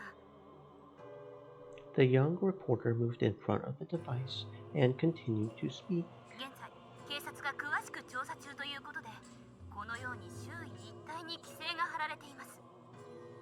警察の話では爆弾の可能性もあるということなんですが、こうしてみますと、とても綺麗な形をしていますよね。ぼーっと光っていてすごく幻想的です。夜暗くなってから見てみたいなって個人的には思うわけなんですけれども、不思議なのはあの物体、支柱のようなものがどこにも見当たらないということなんです。どうやら空中にふわふわと浮かんでいるらしいのですが、一体どういう原理でそうなっているのか。おい、なんだあれ。 The cameraman on a TV show was never supposed to speak, but this one did. The reporter stopped talking and turned around to face the portal device. The camera showed that it was changing. The whole portal device was starting to emit a golden light. ご覧ください。物体が先ほどよりもずっと、これは強く光っているように見えます。何があったのでしょうか。現場は騒然となっています。離れて、危ないから離れて。あ、警察官の男性が我々にも下がるように言ってきていますね。やばくね。でもとっても綺麗じゃないですか。行きましょう。いや、おい。 The reporter gave a signal to the cameraman and started to walk toward the device. I gulped as I waited to see what would happen next. It's not a good idea to get close to that, I said in my mind. Of course, no matter what I said here, the reporter on the screen couldn't hear me. この物体、一体どういう原理で光っているのでしょうか。よく見るとこれ、細かい光の粒が物体の周囲を渦巻いていますね。まるでアートのようです。あ、光の粒がゆっくり集まりつつあります。ああ、綺麗。昔の SF 映画などにあったホログラム映像っていうんでしょうか。あれに似ているようにも見えますが、この形は何かの動物を表現しようとしているのでしょうか。動物、いや、それとも恐竜とかだったりするのかもしれませんね。The reporter was as chipper as ever. She was speaking in the same way she would do a food report at a local restaurant. I had a very bad feeling about this. I could see death flags popping up everywhere, and I couldn't help but remember the last look on that woman's face before she had disappeared a few days ago. If that object on the screen was the same thing, then this reporter was going to disappear as well. I looked away, not wanting to see it. I could hear the reporter raise her voice in surprise. I looked back at the monitor. なんだ? And bore witness to a monster I had never seen before. I thought I had switched the channel somehow, but I could see the reporter on the same screen as the monster. At first I thought it was CG. That's how unreal it seemed. It looked like a dinosaur. Its skin was bright red, its legs were as big as a human torso, and it had giant wings on its back. Its wicked-looking black horns were bent inward toward its jaw. There were 5 golden orbs like jewels shining on its forehead. I couldn't see any eyes where you might expect them to be. Even on 4 legs, it was over twice the height of a human, and there were fangs in its huge mouth. The particles of light had come together to form that monster, and the TV camera had captured every second of it. If that wasn't CG, it was too unrealistic. It felt terribly out of place. Yet the monster was moving in a believable way, like a genuine animal. I whispered without even thinking about the fact that she couldn't hear me. But the reporter was getting excited instead.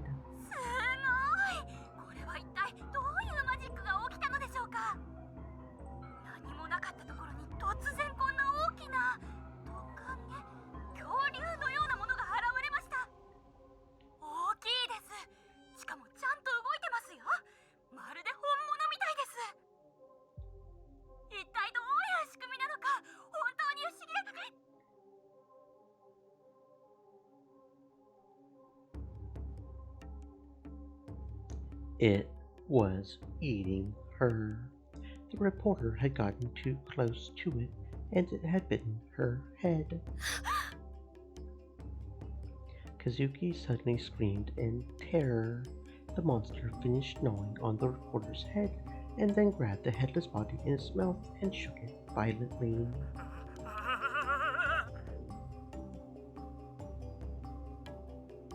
The cameraman screamed, and the video shook violently too. He must have thrown down the camera and ran. The image was a fixed shot of the monster's legs and the bloody head lying on the ground.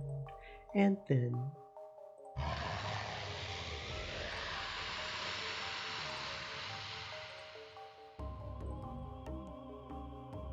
the monster roared. Its thick legs started to move. It kicked the woman's head away, and then stepped on the camera, cutting out the video. Then the TV switched back to showing the studio, where the newscasters and commentators were pale and sickly looking.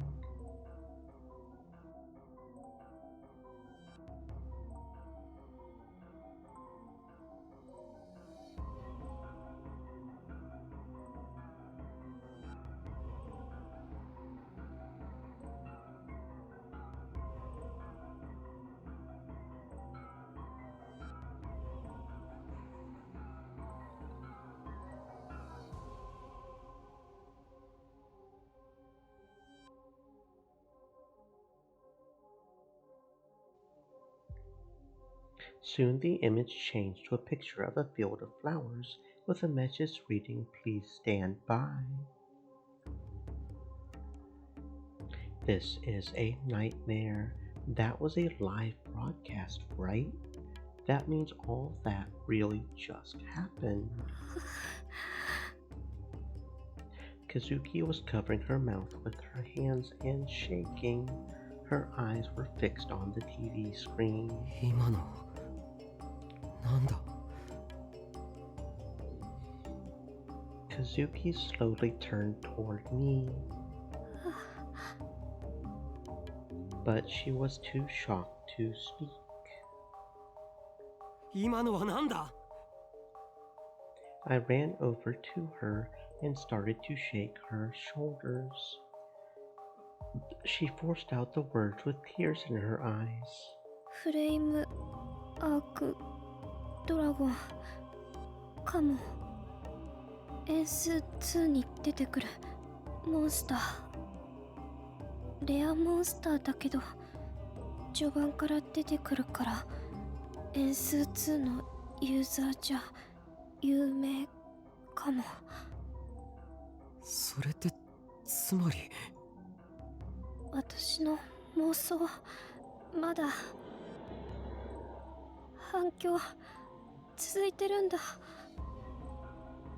So a fictional monster has become real. But Kazuki didn't make any kind of wish like she did too. She wished for a dragon. So where exactly did it come from? Did the words she said change somehow? Kazuki can't control her own powers. I remembered what Neidhart had said. and shuddered. A minute later, I booted up ESO2 and saw that Neidhart was logged in as well. I decided to talk to him immediately.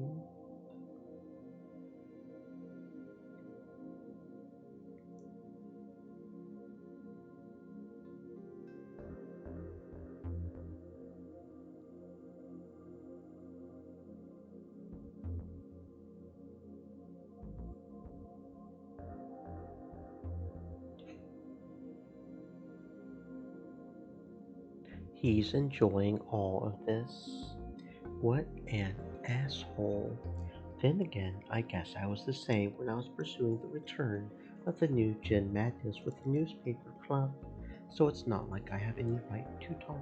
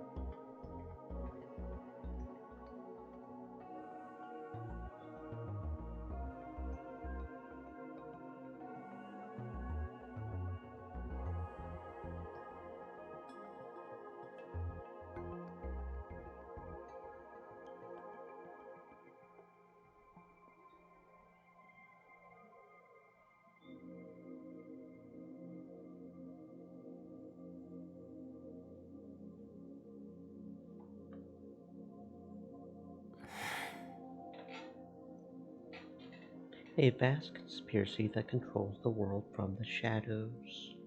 That sounds like bullshit. Even movies don't have plots like that these days. But since there's nothing I can do about that, I'll just leave that to Neidhart. What's more important to us right now is that portal device. 調査か。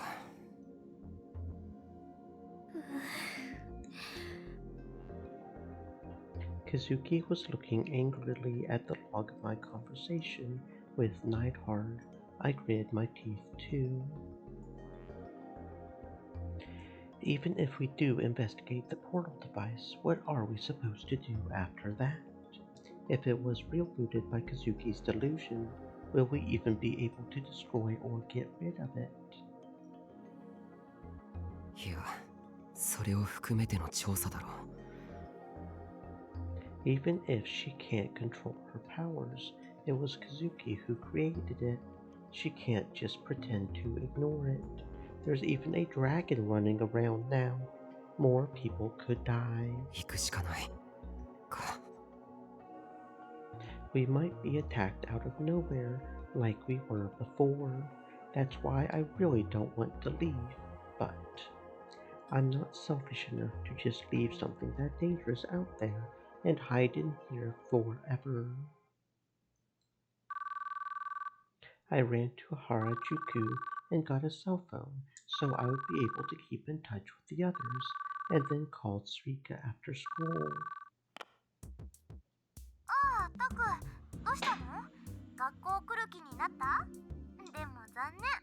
今日は昼過ぎから休校になったよ。休校？渋谷が封鎖されちゃったでしょ？だから学校も。そうか。お前は今どこにいる？ラックスでお茶してるよ。こっちの方は封鎖されてないから。ちょうどよかった。頼みたいことがある。I then told her that I wanted to know how many portal devices had appeared in Shibuya. 私は別に手伝ってもいいけど。なんだよ。のんちゃんが危ないことはやめなさいって今目の前でプンプンしてる。今すぐ電話代われっていう無言のプレッシャーをビシビシ受けてるよ。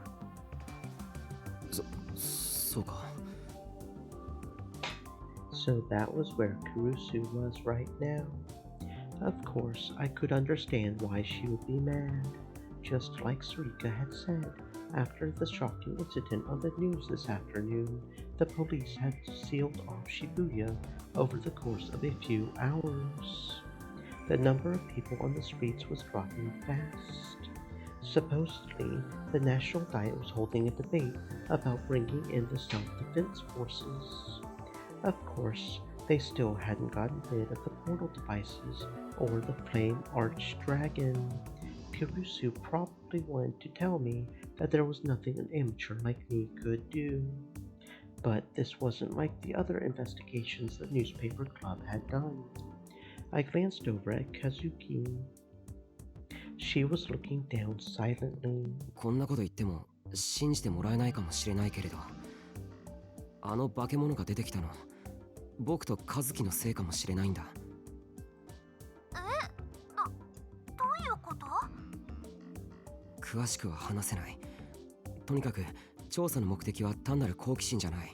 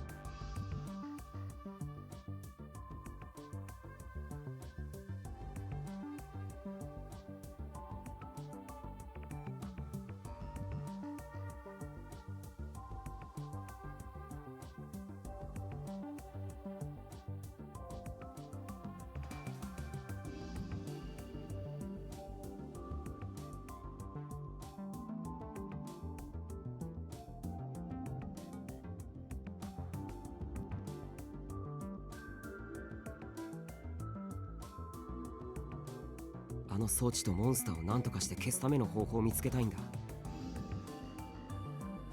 そっか。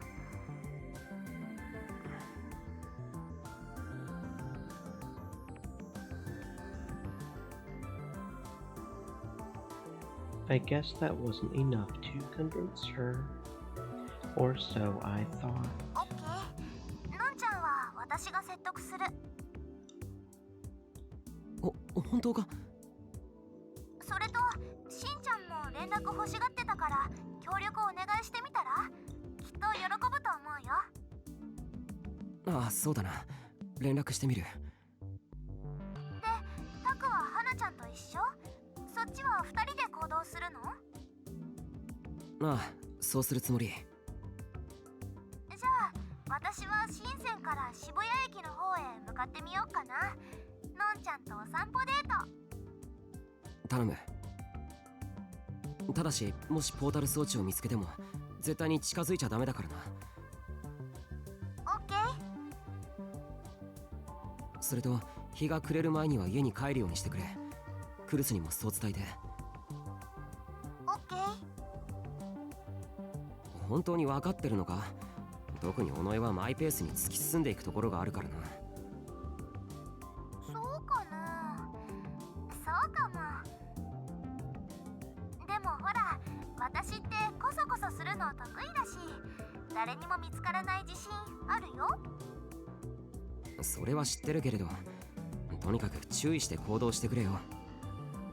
オッケー。じゃあ報告は明日ってことでいいかな。学校は明日も休みだっけ？だったら昼頃に部室に集合しよう。オッケー。After I finished giving my instructions to Sarika, I made the same call to Ito. When I asked for his help, he was a little too eager to agree. He seemed like he had been really bored the past few days. He also said that his frustration had been building up too. So I had him head north from Edisu towards Shibuya Station. Once I had finished telling him everything he needed to know, I hung up. カズキ、僕らも行こう。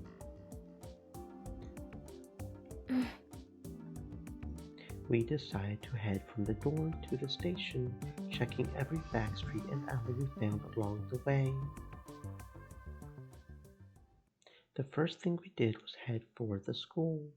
It was dead silent. There wasn't a single car. Not only were there no Hekiho students, there weren't even any pedestrians. Had Shibuya ever been this empty since the earthquake? 6 years ago, there had been rubble everywhere, and I had felt so alone as I faced what I felt like the end of the world. But this seemed different. It didn't feel lonely, it felt uncomfortable. The town was still pristine, but all the people were gone.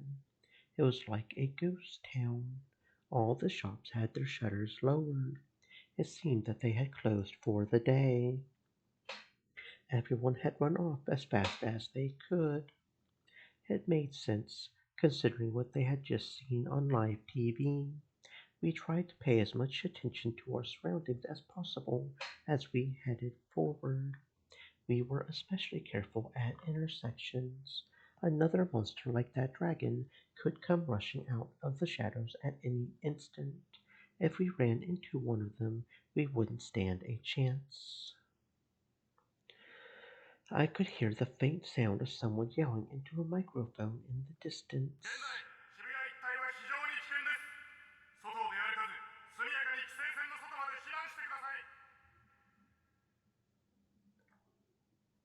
I could see a police car in the distance, moving slowly. There was probably an officer inside the car, using his microphone to urge people to evacuate. The car was slowly heading toward us. If we stayed out here, the policeman would tell us we had to leave Shibuya. That would be the end of our investigation. Kazuki, こっちだ。I ducked into a narrow alleyway so the car wouldn't find us. I felt like a criminal running from the police. Although If the appearance of this other portal device really was our fault, maybe that wasn't totally wrong. We ran left and right through the maze of alleyways and finally came out in front of Parku. I gasped at what I saw there and quickly hid in the shadows.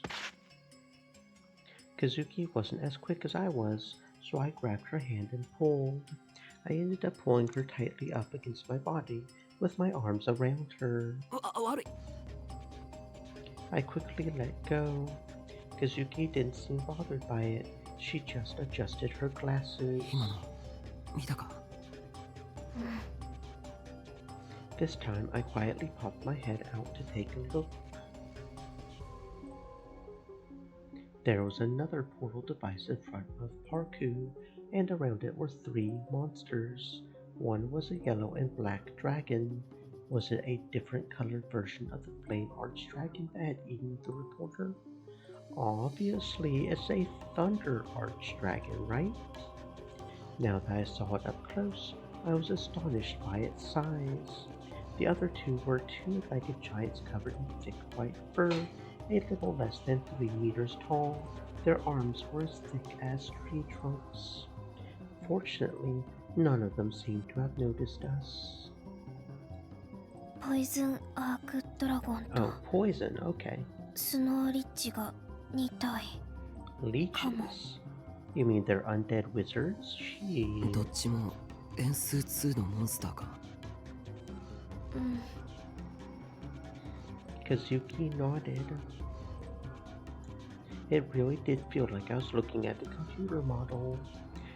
It didn't seem real. なんか臭いな。I smelled something kind of rotten. It was a stinking stench that hung in the nose. I could see several red lumps around the feet of the monsters. I looked closely to see what they were, and quickly realized that they had once been human. But now they were just bloody lumps of flesh. They had been crushed, torn apart, and left there. And it was more than just 1 or 2 people. There were at least 10 of them lying on the ground. When the number of portal devices had increased, so had the number of victims. Only then did I finally realize that the stench was coming from the corpses. It was so awful, I wanted to throw up. I had seen a reporter die on the news today. It was shocking, sure, but it had also felt like I was just watching a movie. It hadn't seemed real. But this smell was different. It was all too real. It told me what I was seeing was real before my brain had even started to process it. But I couldn't just continue standing here in shock. I needed to continue my investigation. これで現実化したポータル装置は3つ目だ。Which means it's safe to assume that there's a 4th and a 5th. How many of them were we going to find? Ito might be fine, but what about Sarika and Kurusu? Maybe asking them for help was a mistake. I didn't realize that Shibuya's become so dangerous. あれを消す方法あると思う。Kazuki shook her head helplessly. 消せればそれが一番いいかもだけど。わかんない。これまではどうだったんだ。これまでにも和樹が現実化してしまったものはあったはずだろう。そういうのはその後どうなった？現実化したままずっと存在し続けているのか、それとも何かのタイミングで消えたのか。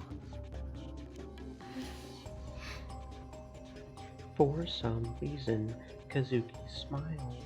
Her smile was a mix of sadness and resignation. That was the only answer I needed. She seemed to be saying that there was no way we would be lucky enough that they would just disappear. だったら渋谷はずっとこのままなのか。 Suddenly, I heard the faint noise of a car engine behind me, just as I spun around. I heard the roar of a beast round it out. I looked down the hill and... Oi. I saw a patrol car barreling toward us at top speed. Behind it were 5 or so monsters storming after it. There are other monsters, and they're not just wandering around near the portal device, but they're moving around the city. All 5 of them were the same types as the ones near the portal device. 3 were hairy giants, and 2 were dragons. They're really fast too. Even a police car can't shake them off. Wait, that means the car is bringing the monsters towards us. 演数と同じ。トレイン行為やるプレイヤーはクズまたはバカかも。Train. In games, typically MMORPGs, where monsters attempt to attack any player who comes within a certain distance, it is possible to move just out of the player's monster's attack radius, causing it to follow the player. Multiple monsters can be gathered up in this manner, causing them to form a train behind the player. This is called training. Sometimes the player simply panics and trains by accident, but is often done deliberately. There are many reasons someone might decide to do this, but because it can cause nearby players to be caught up in a fight against a large number of monsters, it is considered by most players to be bad manners. I didn't know if it was a common thing that people did, but I understood the nuance. I pulled Kazuki by the hand and ran down the stairs to a shop that sold grilled beef tongue. At the bottom of the stairs was the entrance to the store, but all the lights were off inside. We hid inside and waited for them to pass. I couldn't see what was going on outside from here.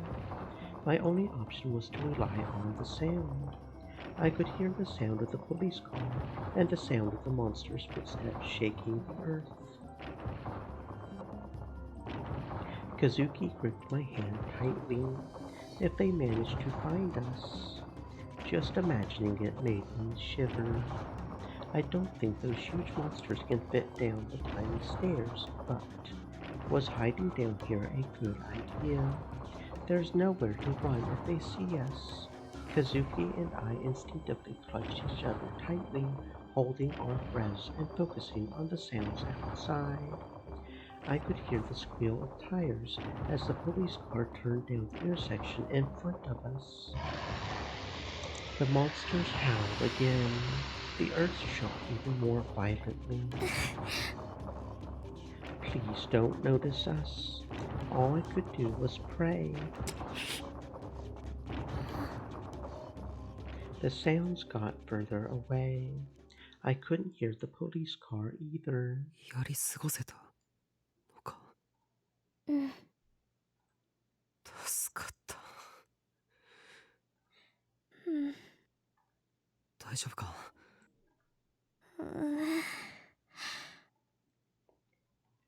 ？It was then that I realized that Kazuki was clinging to me, or more specifically, I was clinging to her. I had been holding her so tight that her chest was heaving up and down in pain. ごめん。I quickly backed away. Kazuki fidgeted a little and took several deep breaths. I bet that Mina Mikata Kenji-sensei, the cool cat press author, would have been able to come up with the perfect dandy remark to say at a time like this. I walked up the stairs and took another look at the portal device in front of Parku. The monsters were gone. The police car had drawn away the 3 monsters that were around the device. We might be able to make it past now. The 2 of us looked at one another and ran out up the stairs. But as we tried heading towards Spain Hill, we saw something odd and froze. The portal device was shining with a strange golden light. I could hear a loud noise, like clashing metal. I watched in shock as the light around the portal device began to coalesce into a monster. It was the same thing I had seen on the news, which meant that また出てくるぞ。 I motioned to Kazuki and we quickly turned back. By the time we made it back to the school, we were both too out of breath to run anymore.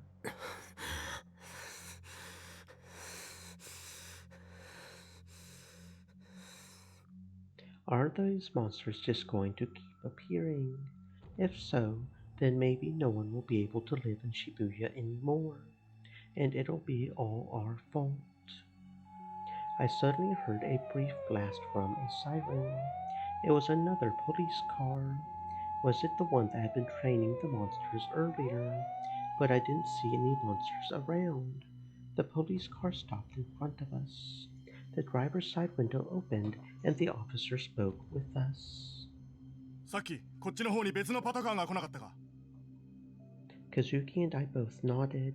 どこで見た？どっちに行った？ パルク前で。 I didn't know which way it had gone since I hadn't seen it myself. As we stood there in silence, the policeman motioned to us. とりあえず君たち乗りなさい。こんなところを歩いていたら危ない。安全なところまで送るから。でも死にたいのか？化け物がうろついてるんだぞ。ほら早く。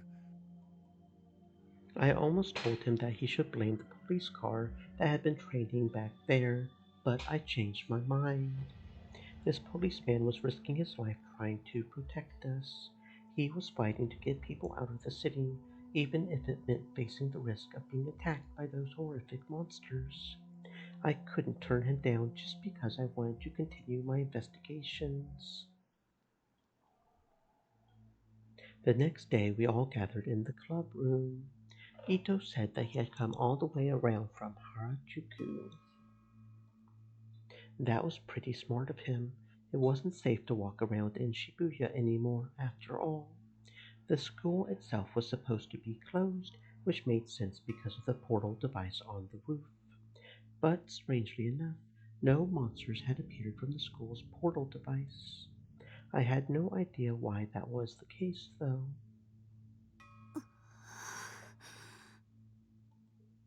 Kurusu looked pale. Whenever I looked at her, she was silent and concerned. But I figured that was a normal reaction to what was currently happening in Shibuya. In contrast, Ito didn't look tired at all. Whenever my eyes met his, he would poke me with his elbow. おいおい。お前、和樹といつの間にそういう関係になってたんだよ。そういう関係って？とぼけんなって。お前はリア充じゃないと思ってたのに、まんまと抜け駆けしやがってこの子の。それにしても、尾上でも女帝でもなく和樹とはな、ああいうのが趣味だったとは意外だぜ。やっぱあれか？スルメの口移しとかしてイチャイチャしてんのか？イカってところがエロいな。くっそー。What the hell is he talking about? Is he stupid? 伊藤くん Kurusu glared at him. The ice in her stare was well below freezing temperature. そういうゲスな話をするなら今すぐ出てってくれる？すいません。Kurusu sighed and opened her bag. She had brought an especially big bag today. She took some wrapped up boxes out of the bag and put them on the table. 和樹と一緒に後で食べなさい。I unwrapped them and saw that they contained sandwiches. 別にいいのに。いいのにじゃないでしょ。コンビニやスーパーがいつも通りに開いてると思ってるの？油断していると食事に困って大変なことになるわよ。No, we'll just break the convenience stores open. I mean, at this point, who cares if we loot, right? We can promise to pay them back later or something. Shit. If anything, we can go get some of the good food now if we really want to. To be honest, I was incredibly grateful. Just like Caruso had said, none of the stores were open. Just break them open, Baka. Just last night we had to go all the way to Tomigaya to get... Bro, just break the stores open. あと来てないのは尾上だけか。大丈夫かよ。He was right. Sarika wasn't here. I had just set the meeting time to around noon, so it wasn't like she was late, but I was still worried. Shibuya was swarming with monsters right now. If one of them attacked her on the way to school, just as I was thinking about going to look for her, the door to the club room flung open, and Sarika came running in. みんなもう勢ぞろいしてる。遅刻しちゃった。遅れるなら連絡しなさい。状況が状況なのよ。ごめん。誰もいない学校ってワクワクしない？ついつい体育館の方までぐるっと回ってきちゃった。Is that why she's late? I don't know whether she's brave, thoughtless, or just dumb. I also don't know how she can even laugh at a time like this. ねえ、ひなちゃんは呼ばなくてよかったの？なんで有村？ She's not part of the newspaper club. 手から火を出す人に襲われたんでしょ？あれと関係してるのかなって。関係はしてるけれど、していないって言った方が正しいかもな。それ日本語になってないぞ。少なくともあの女はもう僕らを襲ってこないと思う。You should still probably make sure she's okay, though. I mean, she is kind of part of your clique, bruh. I'm not fully convinced that we'll never see her again, but still. 有村はあの日大丈夫だったんだよな。うん、私たちがずっと一緒にいたから。その日は有村さんも青葉寮に泊まらせたの。翌朝にはだいぶ落ち着いたようだったから帰らせたんだけど。Alright, then there's no need to worry about her. さて、それじゃあ始めさせてもらっていいか。昨日みんなに頼んで渋谷のあちこちを調査してもらったわけだけど、今渋谷にはいくつポータル装置が出現しているのか、それをまとめたいんだ。I explained to everyone that they were called portal devices, and also that they came from a game called ESO2. よくわかんない。もっとちゃんと説明してくれないとちんぷんかんぷんだよ。どうしてそのなんとか装置ってのが花ちゃんやタクに関係してるの？尾上には説明しなくても大丈夫じゃないか。だってどっちにしろわからないんだから。ああ、そっか。That was good enough for her. でも一応聞きたいよ。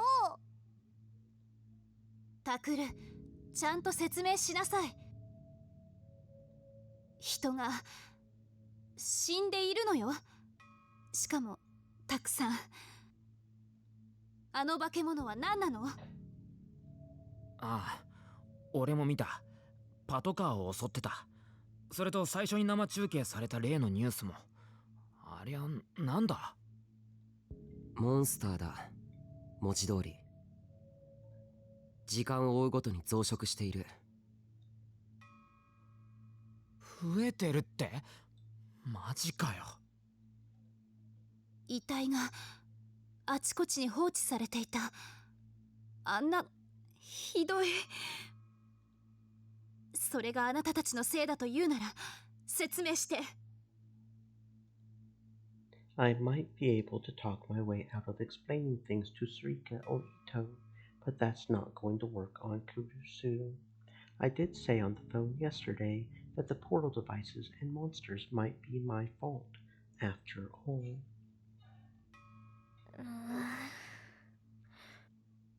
Kazuki was standing in front of the whiteboard, staring down at her feet. It wouldn't be right to not explain. After all that had happened, there was no way I would be able to keep it a secret. It would probably just be better to explain things to everyone in the newspaper club.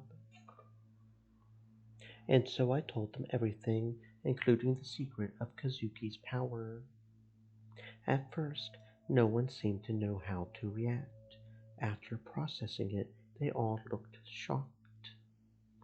I thought Ito would tell me to stop joking around, but by the time I was halfway done, he was holding his head in his hands. マジかよ。お前らシャレにならないだろ。信じるのか？信じるさ。宮代と和樹が急接近した理由がずっと謎だったんだ。だって宮代が和樹を口説くなんて絶対想像つかないだろ。でも今の説明でやっと納得した。注目するところはそこなの？何にせよ、この件に関しては真意を議論するつもりはない。今はポータル装置のことを優先させてくれ。Everyone nodded. それじゃあ一人ずつ報告していくか。どこでそのポータル装置だっけ？それを見かけたか？実は昨日調査中に警察に見つかってパトカーに乗せられたんだけれど、その時に警察が掴んでいる情報を教えてもらったんだ。みんなから報告を受けた後で照合してみる。じゃあ俺からな。俺は2つ見つけた。恵比寿から渋谷駅に向かって明治通りをずっと歩いていったら、渋谷警察署の手前に1つ浮かんでた。Right in front of Shibuya Police Station. 慌てて渋谷川を渡って桜ヶ丘町の方に逃げたよ。で、六本木通りを渡ろうとしたら、今度は南口のバスターミナルにもあった。The South Exit Bus Terminal. あのモンスター、すげえキモいな。もやい像が動き出したのかと思った。明治通りの渋谷警察署手前と駅南口のバスターミナルだな。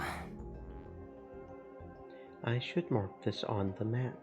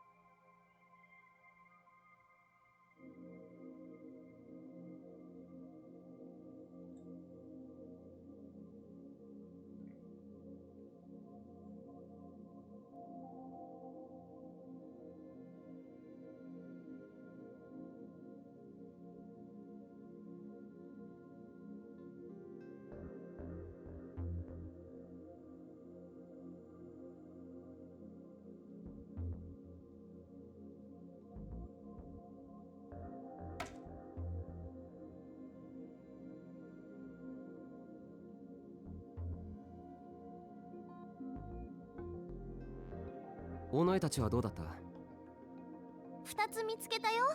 ああ、でもそのうち1個は昨日の昼のニュースで中継されてたところだけど。それってサインシティの裏だったな。Sign City was a pair of buildings right on the west side of Shibuya Station. It was a hotel and office complex with its own private railroad. It had survived the earthquake 6 years ago. ええ、道玄坂を上がっていく途中で小さな路地を入る。In Dogenzaka. もう1個は107のすぐ目の前。道玄坂の途中と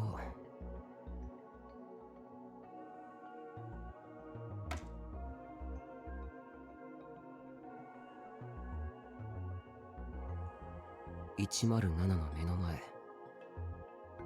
I should mark that information down too.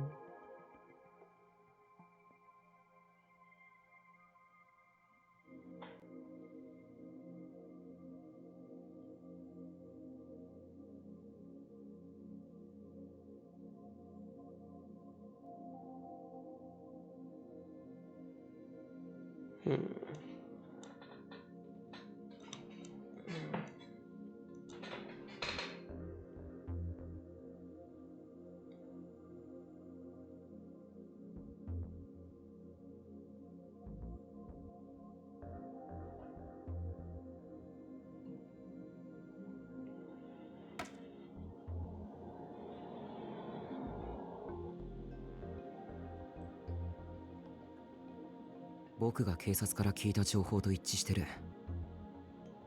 僕らが直接見つけたのは1個、パルク前にあった。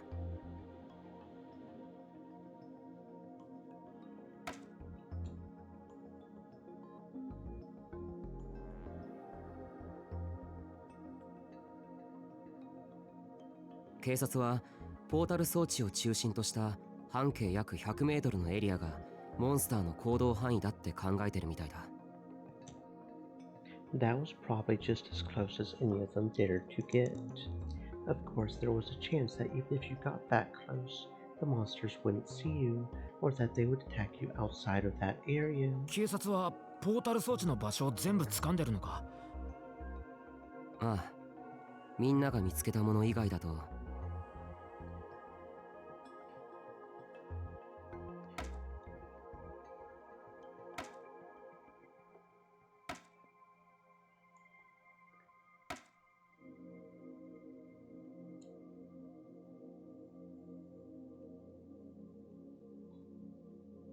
That seems about right. へえ。駅をぐるっと取り囲んでるみたいだな。なんか意味があるのかな。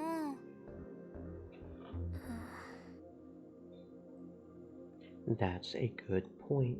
Does it actually mean something? 渋谷にいる人たちに駅を使わせたくないとか？どうして？それは俺に聞かないでくれよ。ねえ花ちゃん、どうしてなのかわかる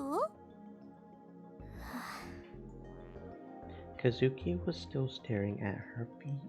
ああ、ごめん。花ちゃんが悪いって言ってるんじゃないよ。ただ、どうしてかなって不思議だっただけ。意図なんてないよ。すべては偶然の産物だ。I spoke as if to reprove Sarika, but it was just as Neidhart had told me. 説明しただろ。和樹の能力はコントロールできない。人がよく通る場所に装置が出現しているのがその証拠だ。そういう場所の方が和樹の妄想がより反響しやすい。なるほど。Don't tilt your head in confusion when you say you understand. You obviously don't understand at all. でもまずいよな。まずいって何が？ヒカリオにさ、人がたくさん集まって立てこもってるらしいんだよ。え？一体誰が？駅に残ってた人たちは避難させるって話じゃなかったか？ Shibuya had been put under a heavy curfew yesterday. The police had gone around evacuating anyone they could find. Last night, all the train companies had stopped transit to Shibuya Station. They weren't sure the station would be safe. The station had been shut down and the shutters lowered. A lot of people had been trapped then, and there was a big debate online about how to get them out. As of this morning, one of the railroad companies had put together a desperate plan to send a train to the station and get the people out. それとは別に、あえて避難しなかった連中がヒカリオにも集まってるんだと。ほら、宮下公園にホームレスがいっぱいいただろ。あの辺の連中だよ。なるほどな。あそこにいた人たち、みんな帰る場所がないから。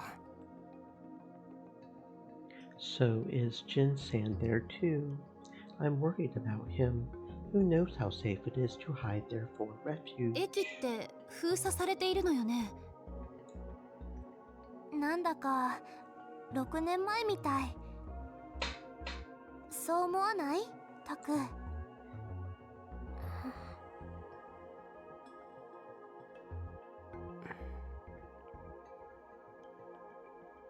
そういうこと言うなよ。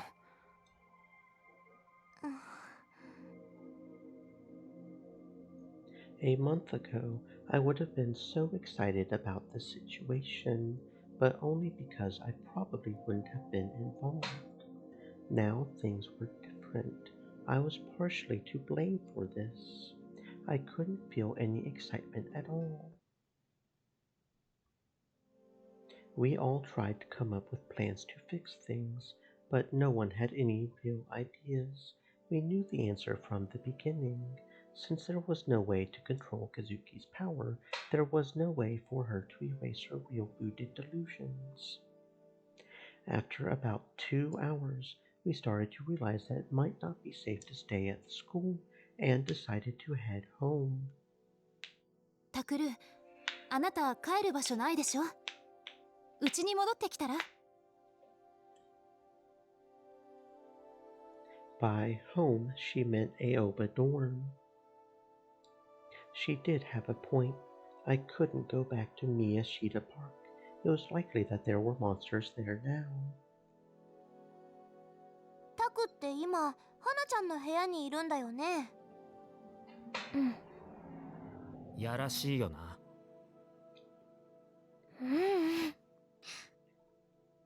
Kazuki shook her head furiously. なあ宮代、風呂とか入ってるのか？脱衣所で風呂上がりにばったりみたいなラッキースケベイベントには遭遇したか？ Ito, why the hell is that all you care about at a time like this? 伊藤くん、いい加減にして。そういうの本当にあるのかな？だってずっと一緒にいるんだぜ。それぐらいのハプニングはあっても。Kazuki's face turned bright red as she pounded the wall.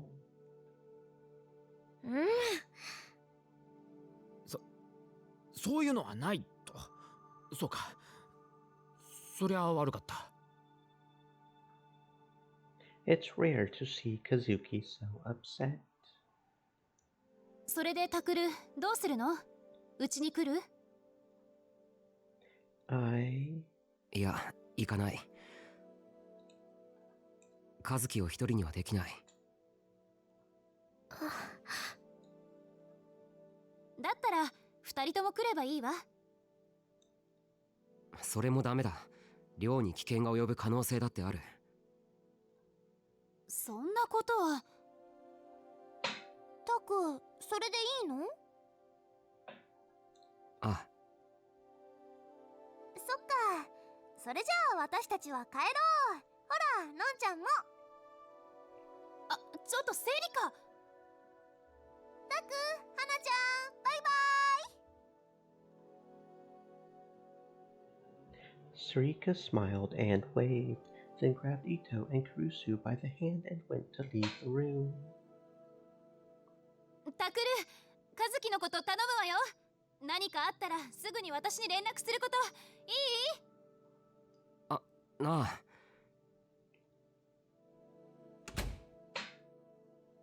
Kurusu looked like she wanted to say more, but Sarika dragged her out of the room before she could.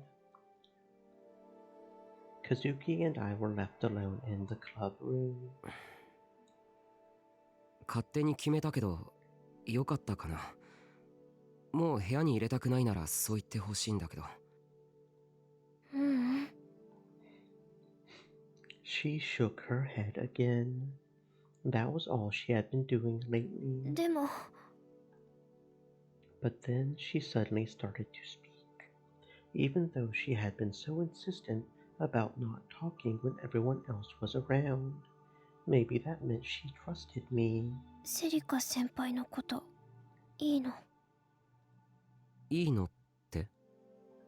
タクル先輩が私の部屋来るとセリカ先輩怒るかも。なんで？だってタクル先輩とセリカ先輩付き合ってるんでしょ？は？いやいやいや、付き合ってないし。ん？だっていつも一緒だったかもだから。それは幼馴染だからってだけだ。付き合ってないんだ。知らなかったかも。Did Kazuki get mad back there because she didn't want Suika misunderstanding things? If so, then she was wasting her time. それにしても、和樹がそんな誤解をしていたなんてな。少し意外だ。他人に興味なさそうに見えたから。さてと、僕たちもそろそろ帰ろう。ここも危ないだろうから。But then I realized Kazuki had sat down at the PC to play ESO2, and she had her headphones on. っていつの間にゲーム始めてた？ Sheesh. She must have been really excited to play her game. Kazuki's gaze was locked on the monitor. She didn't look away for an instant. Her concentration was palpable. If I interrupted her, she might punch me instead of the wall. I figured that it wouldn't hurt to let her play for a while. Since I didn't have much to do while she was playing her game, I decided to go up to the roof. Of course, I didn't go to the back. I just went up past the crumbling stairs to look outside. The portal device was still floating out there, but unlike the one in front of Parku, there were no bodies anywhere, just a single red stain on the floor. Were monsters not going to appear from this one?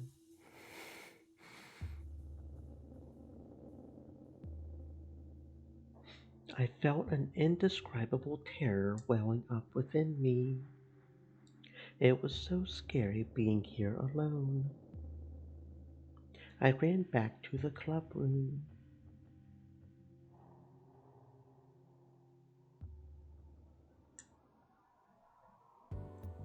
Once Kazuki started her game, she wouldn't take her headphones off no matter how much I yelled at her. She was totally lost within her game and had totally forgotten I had ever existed. That's right, that's who Kazuki Hana is. She wouldn't normally use her power to save me, regardless of the risks, or let me stay in her room. Normally, this is who she is. I've been living with her in the same room for a few days, so I briefly forgot about that. Still, I'm amazed how she can play a game for so long without any breaks. Doesn't she ever have to go to the bathroom? Actually, I remember that Cool Cat Press once did an article on gamers who never left their seats. They said a true gamer would rather keep playing than take the time to go to the bathroom. So if they had to go, gross, they would use a plastic soda bottle or something like that. When I saw the article, I thought it had to be fictional, but now that I'm watching Kazuki like this, I'm not so sure anymore. Wait, does Kazuki ever go in soda bottles? いやいやいや、何変なことを考えてるんだ僕は。Ever since I had started living in the same room as her, I had started having more and more delusions like that. Maybe it was just because I was a boy still going through puberty, but later I had come to hate myself for feeling that way, given all that was going on. A huge noise almost caused me to jump up in the air. Kazuki had hit the wall again. What had happened this time to upset her? I looked outside the window. The sky was turning red. It was surprisingly noisy outside. There wasn't a single person inside or outside the school, but the noise was coming from the police sirens on the ground and media helicopters up above. The media had decided it was too risky to head into Shibuya directly, so they were forced to do their reporting from the sky. Still, it felt like they had been there all day, from morning to night. I was amazed they hadn't gotten bored. Without anyone here in Shibuya, it wasn't like anything interesting would happen anymore.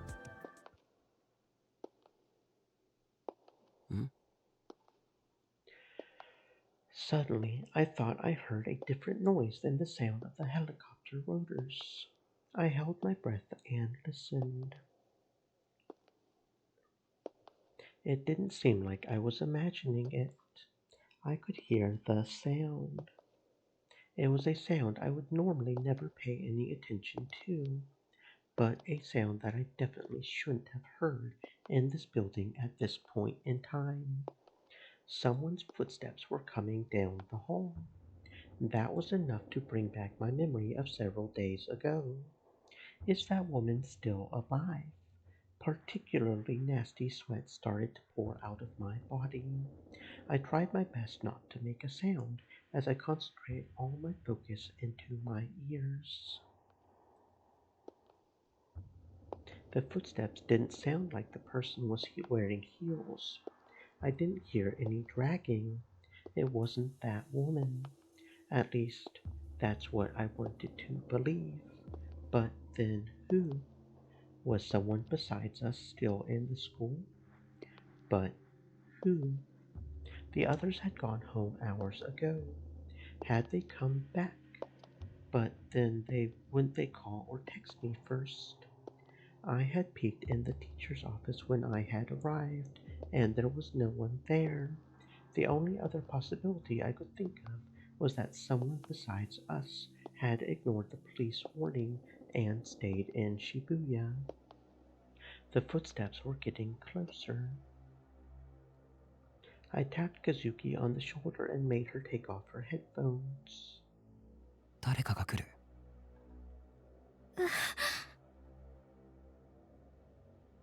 What should we do? Hide? Run out into the hallway? They probably already know we're here. Nobody would come all the way to the 5th floor of this building otherwise. But then who could they be? Maybe the mastermind who was controlling that woman. If that's the case, then it would be a bad idea to try and hide. But I really doubt that Kazuki and I would be able to fight them either. In that case, we have to run away. It's better than hiding. カズキ、逃げるぞ。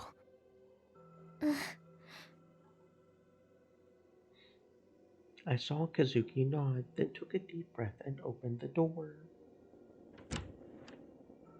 I ran out into the hallway, but there was someone standing there, and I ran straight into them. I lost my balance and almost fell over.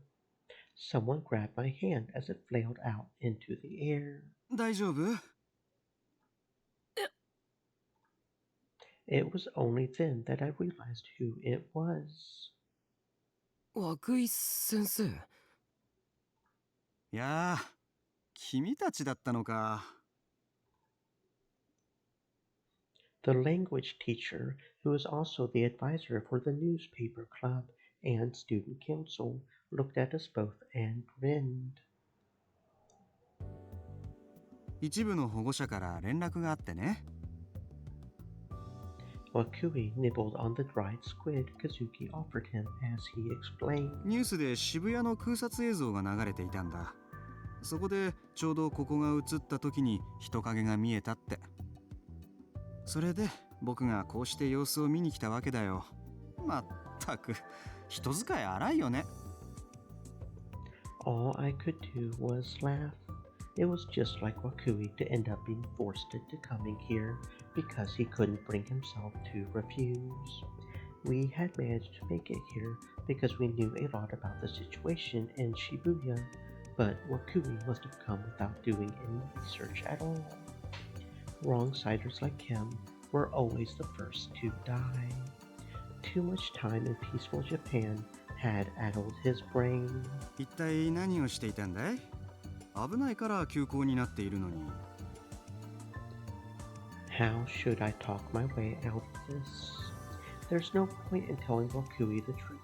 After all, as I tried to figure out the best way, Kazuki walked back to the computer and booted up ESO2 again. Wakui stared at her suspiciously for a moment. もしかしてゲームしてたの？Kazuki nodded without looking away from the screen. なんだ、そんな理由か。まったくのんきだな。人が亡くなっているっていうのに。外をほっつき歩くよりは学校内にいた方が安全では。それを言うなら渋谷から出た方がいいんじゃないかな。僕は宮下公園に住んでますから。ああ、そうだっけ。他に頼れるところはないの？親戚とか。This conversation is pointless. I've known Wakui since I started the newspaper club. Did I never tell him that I don't have any relatives? まあね。君たちの気持ちもわかるんだよ。え？いや、渋谷に戒厳令が敷かれたような状況になってるでしょ。こんなことをなかなか経験できることじゃないからね。危険だと分かっていても、ついその危険の中に飛び込みたくなる気持ちっていうのかな。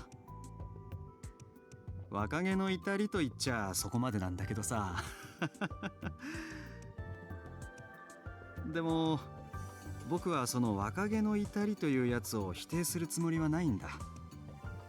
おや、どうしてって顔しているね。言っておくが、僕だって君たちみたいに若かった頃があるんだよ。I'm not confused. I'm just bored. I get the feeling this is going to take a while. Not to mention, he's totally trying to pull off the teacher who understands his students' act. There's nothing wrong with that, Mr. Wakui, but you're wasting your time trying to understand me and Kazuki right now. 若者というのはどんな時代だって大人や社会に対して反抗的でいたいものさ。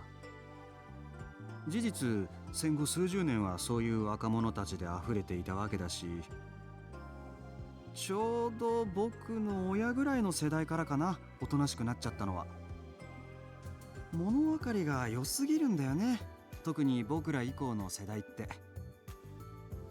はあ。I wasn't sure how to respond to this. What was the best way to get rid of this guy? I couldn't let him find out that Kazuki and I were staying in the same room, which meant that, ideally, I wanted to leave the school without him.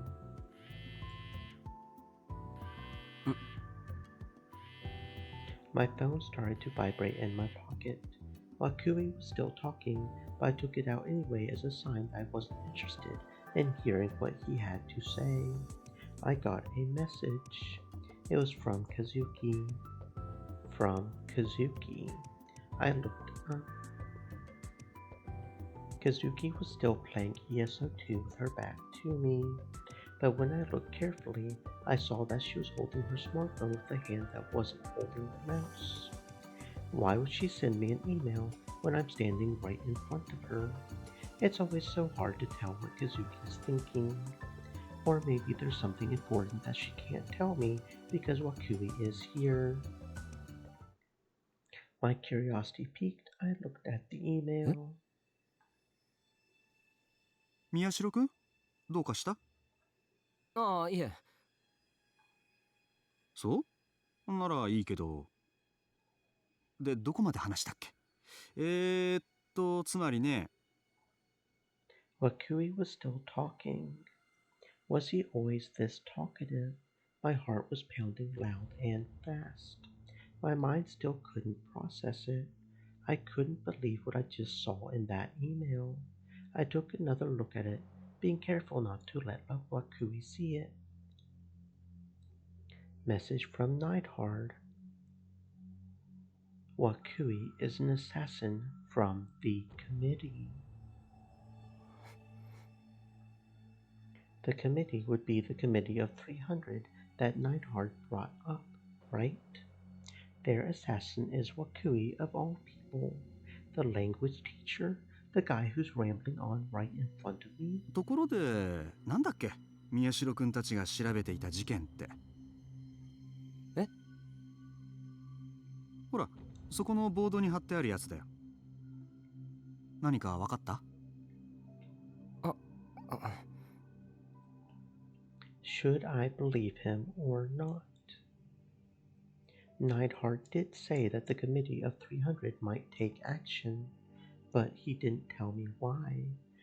What are they after? If he really is an assassin, are they trying to kill me and Kazuki? Do they not like what's happening in Shibuya right now? Of course not. No one would like it, not just the committee. Killing us won't magically make things better. Doesn't the committee know that? Then again, even if I told them that, would they really just leave us alone? Is there another reason they want to kill us? I don't know. There's no way for me to know. All I have are just guesses. Was what Neidhard was said even true anyway? Does the committee of 300 really exist? Where did he find out? How? What was his source? Looking back on it now, it's hard to say if he's even on our side. Kazuki seems to trust him, though. Is it possible that Neidhard is the real assassin from the committee of 300? If I want to be really skeptical, I can't even be sure that Neidhard contacted Kazuki just now. There's a chance that she's lying to me. I don't know why, but there's a chance she might be trying to make me think Wakui is a bad guy. There are all sorts of things to doubt. I'm so confused. What should I believe in? Who should I believe? Who am I supposed to believe? おーい、宮代くん? Hearing my name called shook me out of the trance. Evidently, I had been lost in thought. 顔、青くないかい? ああ、いえ。What were we talking about again? 事件のことですか？そうそう。いろいろ無茶して調べてたんでしょ?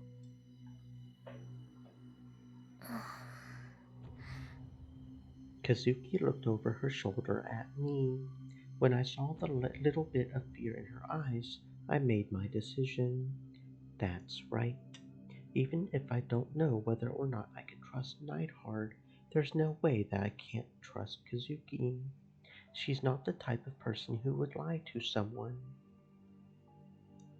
Not to mention, it doesn't make much sense for Wakui to be here right now anyway. He's the type of person who would go out of his way to avoid trouble.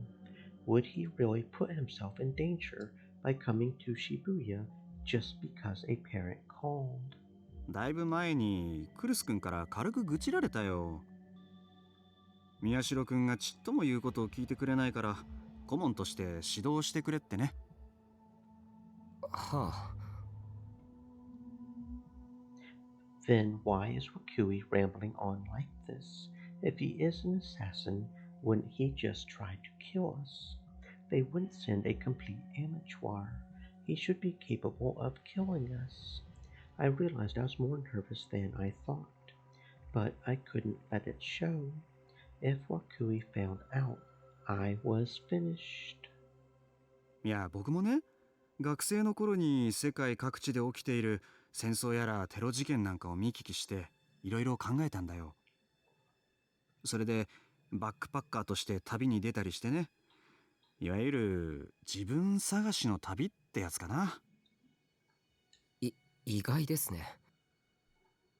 だろう？僕もあの頃は若かったな。What could be the reason that Wakui is still talking about all this? I can eliminate the possibility that Neidhart is wrong. If he is, then I'll be fine, but it would be safer to assume the worst case scenario. Possibility number one, he's trying to drag out the conversation to learn something from us. His target might be just me, or it might be just Kazuki. What if he isn't sure who it is yet? Maybe he's only after the person who created the portal device, and he isn't sure if that was me or Kazuki. Possibility number two, he's hesitant. He is our club advisor after all. It's possible that he feels some kind of sympathy for us. No, there's no chance of that. でも僕としては宮代くんの味方をしてあげたんだよ。クルスくんの言い分もよくわかるんだけどね。やっぱりほら、僕も宮代くんと同じく男だから。Is he just waiting for us to fall into some trap? Or is he just not worried because he doesn't think we know who he really is? I sent a quick message back to Kazuki. We're going to run. 男子として共感しちゃったわけ。それ単にあれこれ指導するのが面倒だったとかじゃないんですか？失礼だな。ま、実際のところは君の言う通りなんだけどね。A response immediately came back from Kazuki. How? For now, I just wanted to get out of this room and get away from Wakui too, if I could manage it. ただ、あんまりやんちゃをするのは良くないな。え？君たちはまだ学生なんだからね。法に触れるようなことをしたら将来を棒に振ってしまう。ああ、取材の話か。いえ別にやましいことは何もしてないし。That scared me. I thought he was talking about something else. The next thing I knew, my throat was parched. I gulped down the entire Mountain View I had just bought from a vending machine earlier. This is looking bad. Both Kazuki and I are powerless. There's basically no chance of both of us getting away. I might have to pick the better of two bad choices. It's my only hope for avoiding the worst possible outcome. なあ、カズキ。Kazuki jerked upward when I spoke to her. She slowly, fearfully turned around. She was so nervous her movements were stiff. Come on, act natural. 飲み物を買ってきてくれないか。ちょうどなくなっちゃって。っ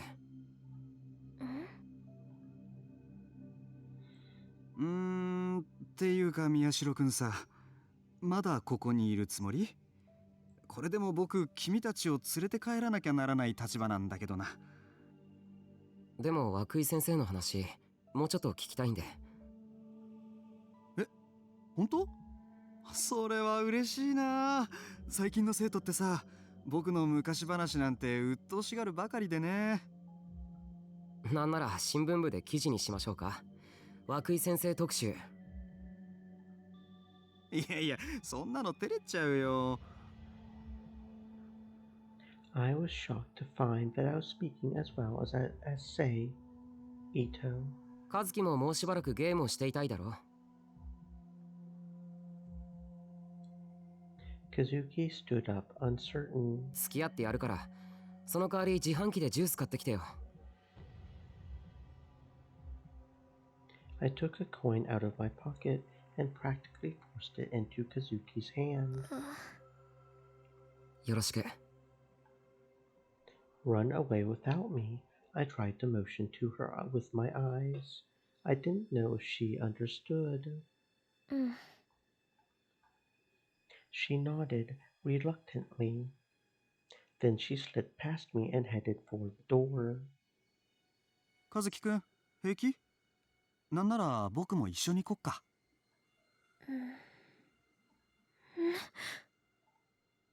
Was he watching us? Did he figure us out? His expression was the same as it had been for a while now. It was the same goofy look the students always joked about. 大丈夫ですって。今学校には誰もいないし。先生も何か飲みたいなら、ガズキに買ってきてもらったら。And then I realized I might have made a mistake. Kazuki's hand was already on the doorknob. あ、それじゃあ頼もうかな。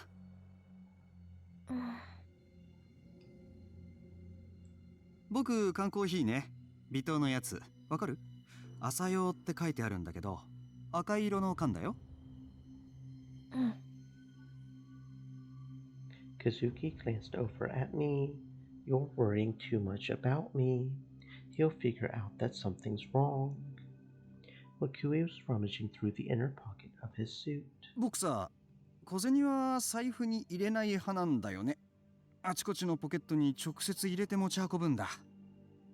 そしたら財布を落とした時の被害分散にもなるし。あ、お札は別ね。ちゃんと札入れを持ってるよ。He's so talkative today.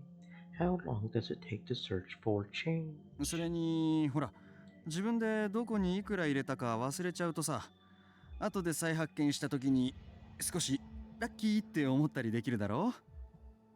そういうささやかな喜びが人生には必要なんだよ。先生、いいから早くお金渡して。僕喉が渇いて仕方ないんですよ。I got a little aggravated, and my tone was a bit harsh, but I instantly regretted it. If I didn't act calm, Wakui would figure out what I was up to. 悪いね。なかなか見つからなくて。お、あったあった。Wakui finally took out 200 yen out of his pants pocket. じゃ、よろしく。Kazuki spread out her hand. It was holding the few coins that I had given her. Wakui put his hand over hers and dropped 2 100 yen pieces. The coins fell. They collided with the coins in Kazuki's hand and didn't make a sound. That's weird. I should be able to hear the sound of 2 small pieces of metal colliding from this close by. Wakui was rummaging through his pockets again as he opened and closed his mouth. What is he doing? Something feels off. And then I realized why I felt that way. Wakui was talking to Kazuki, but I couldn't hear what he was saying. What the? I put my finger in my ear to see if it was clogged, and then I noticed something else weird. Normally, I would be able to hear the sound of my fingertip touching my eardrum, but no matter how many times I jammed my finger into the small hole, I didn't hear a sound. Come to think of it, I haven't heard any other sound for a while either. Why? What's going on? I tried speaking to Kazuki.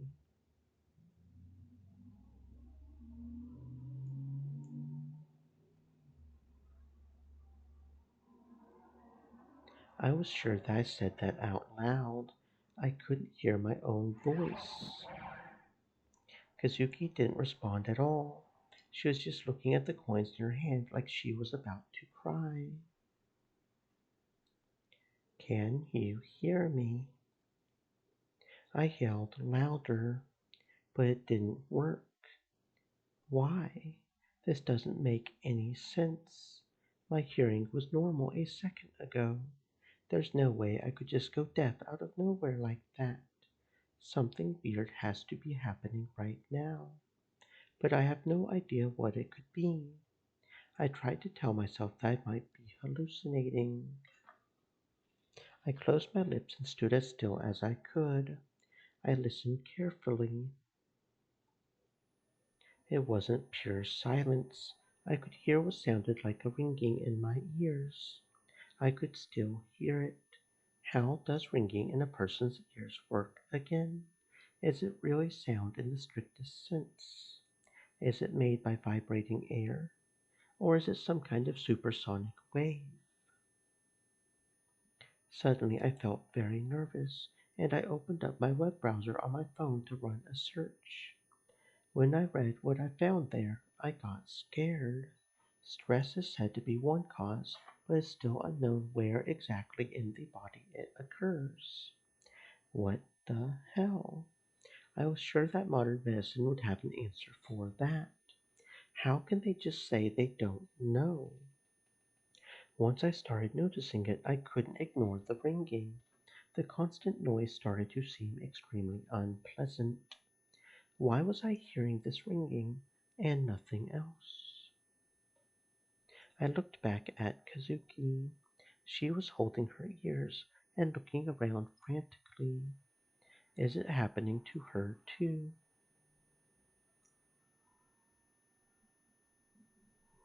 Kazuki. I tried yelling. Kazuki didn't respond, but Rokui looked at me. His lips twisted into a grin.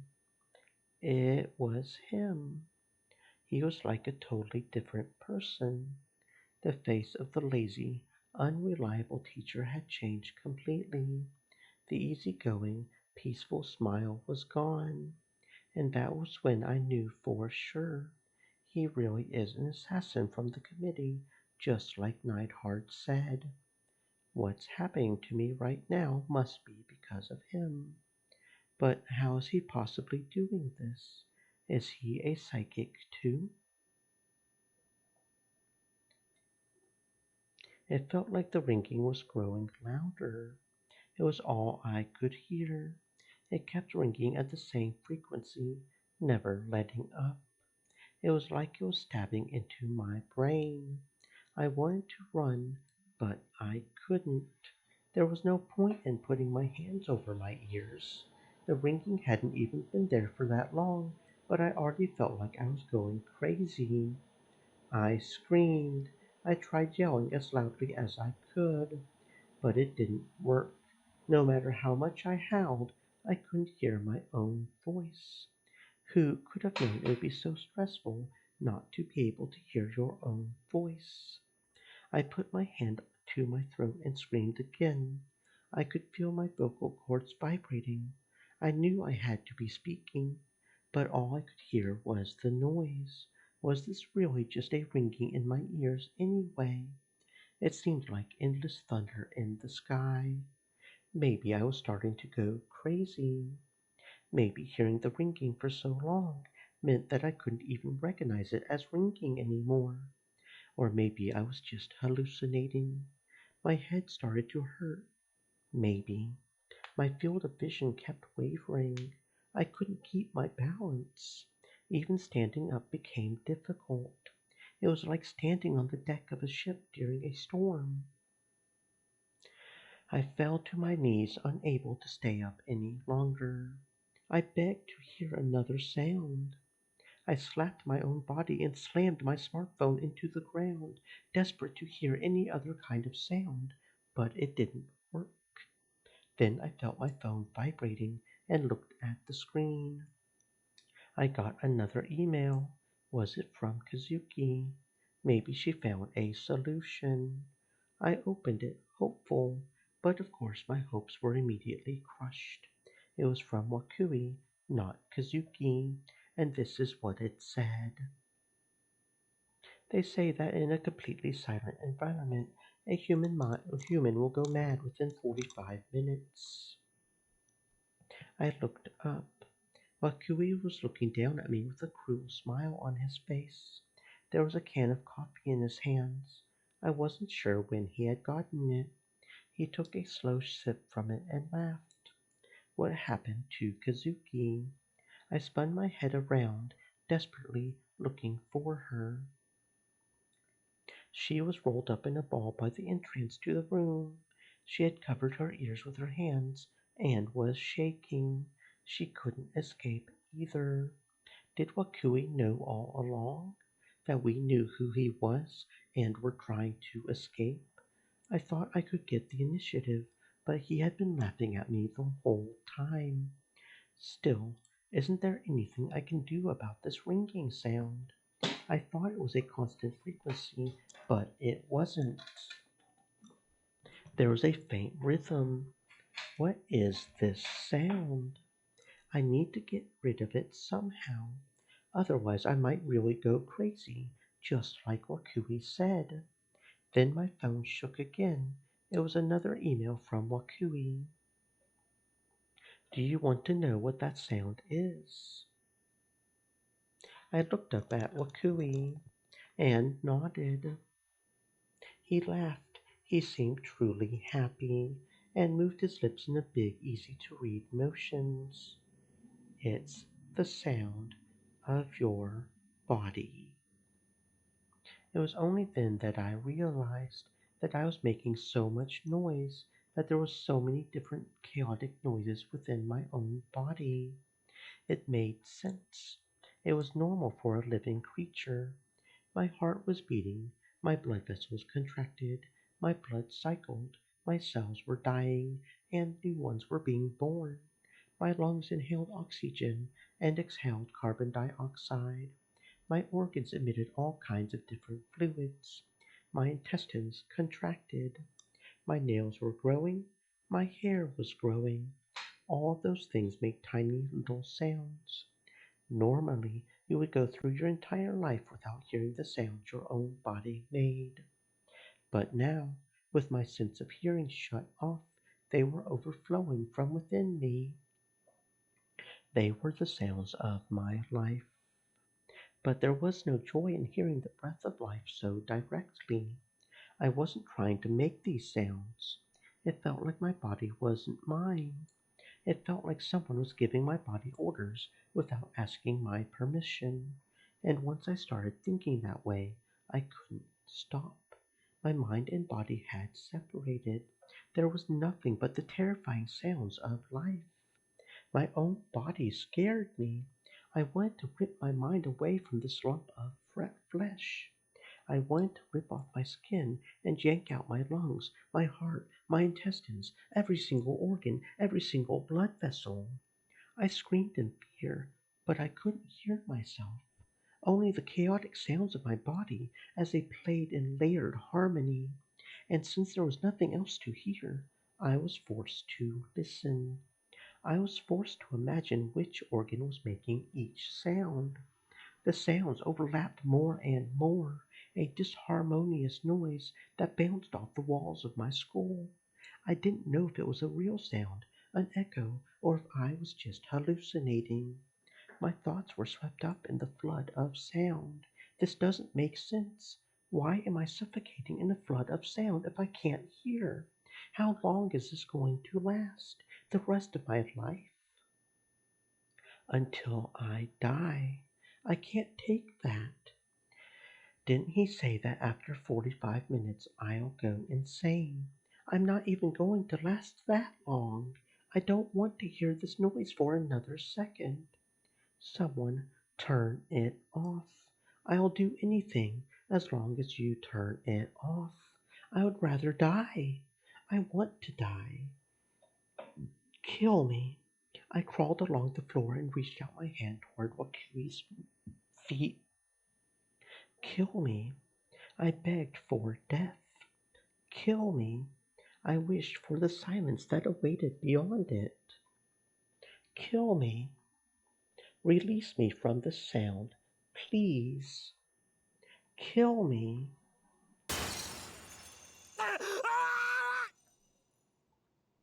Suddenly, a sound like shattering glass traveled from my ears to the rest of my body. I could finally hear my own voice again.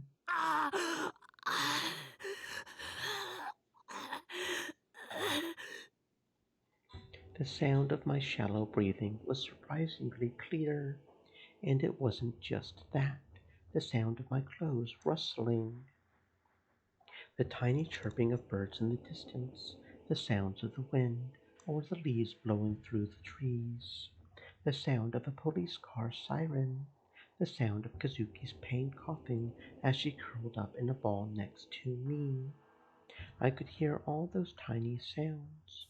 I could hear every single sound in the world with abnormal clarity. なんだ、何が起きた。 My vision was blurry. My head still hurt. But the sound was back. I had never been so happy in my life to hear all this noise. 邪魔が入ったね。Wakui spoke calmly as he walked to the windowsill. The glass on the clubroom window was broken. He picked up something off the floor. It was a ball. 高級ね。偶然ではなさそうだ。A baseball came through the window, and that was what interrupted Wakui's attack. But this is the 5th floor. Who threw that ball? The baseball team isn't practicing outside, and this room doesn't even face the baseball diamond anyway. The only people in the school, no, in the whole surrounding area, should just be me, Kazuki, and Wakui. 宮代くんたちに手を出すなら相応の理由を説明しろということかな。やれやれ。彼女は宮代くんに対して本当に甘いね。What? He doesn't seem to be talking to anyone. He's not speaking to us. He's not on the phone. What the hell is he talking about? いいよ。今日のところはここまでにしておくよ。宮代くん、和樹くん、悪いが続きはまたにさせてもらうね。Wakui's voice was gentle, but he didn't even glance down at us as he went to the door. 一つ教えておくけど、逃げられるなんて思わない方がいい。君たちはやりすぎたんだ。委員会は君たち二人を世界の敵として認定した。これは決定事項でね。故にこの地球上のどこへ行こうと、我々は世界規模のネットワークで君たちを捉え続ける。見失うことはないんだ。絶対にね。では、また。気をつけて帰りなさい。Wakui left, and Kazuki and I were left alone. I could hear Kazuki moan. I could hear her breathing clearly. カズキ、大丈夫か？ I was surprised to hear my own voice. Is this really what my voice sounds like?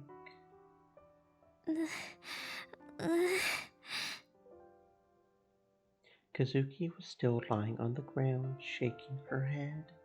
Of course she wasn't okay. I looked closer and saw that there was a puddle under her legs. Her skirt was strangely wet too. She must have peed herself when Wakui attacked her. I don't blame her. That's how terrifying that horrible experience was. But why did Wakui let us go? Why did he only torture us instead of just killing us? I didn't know, and I didn't want to think about it.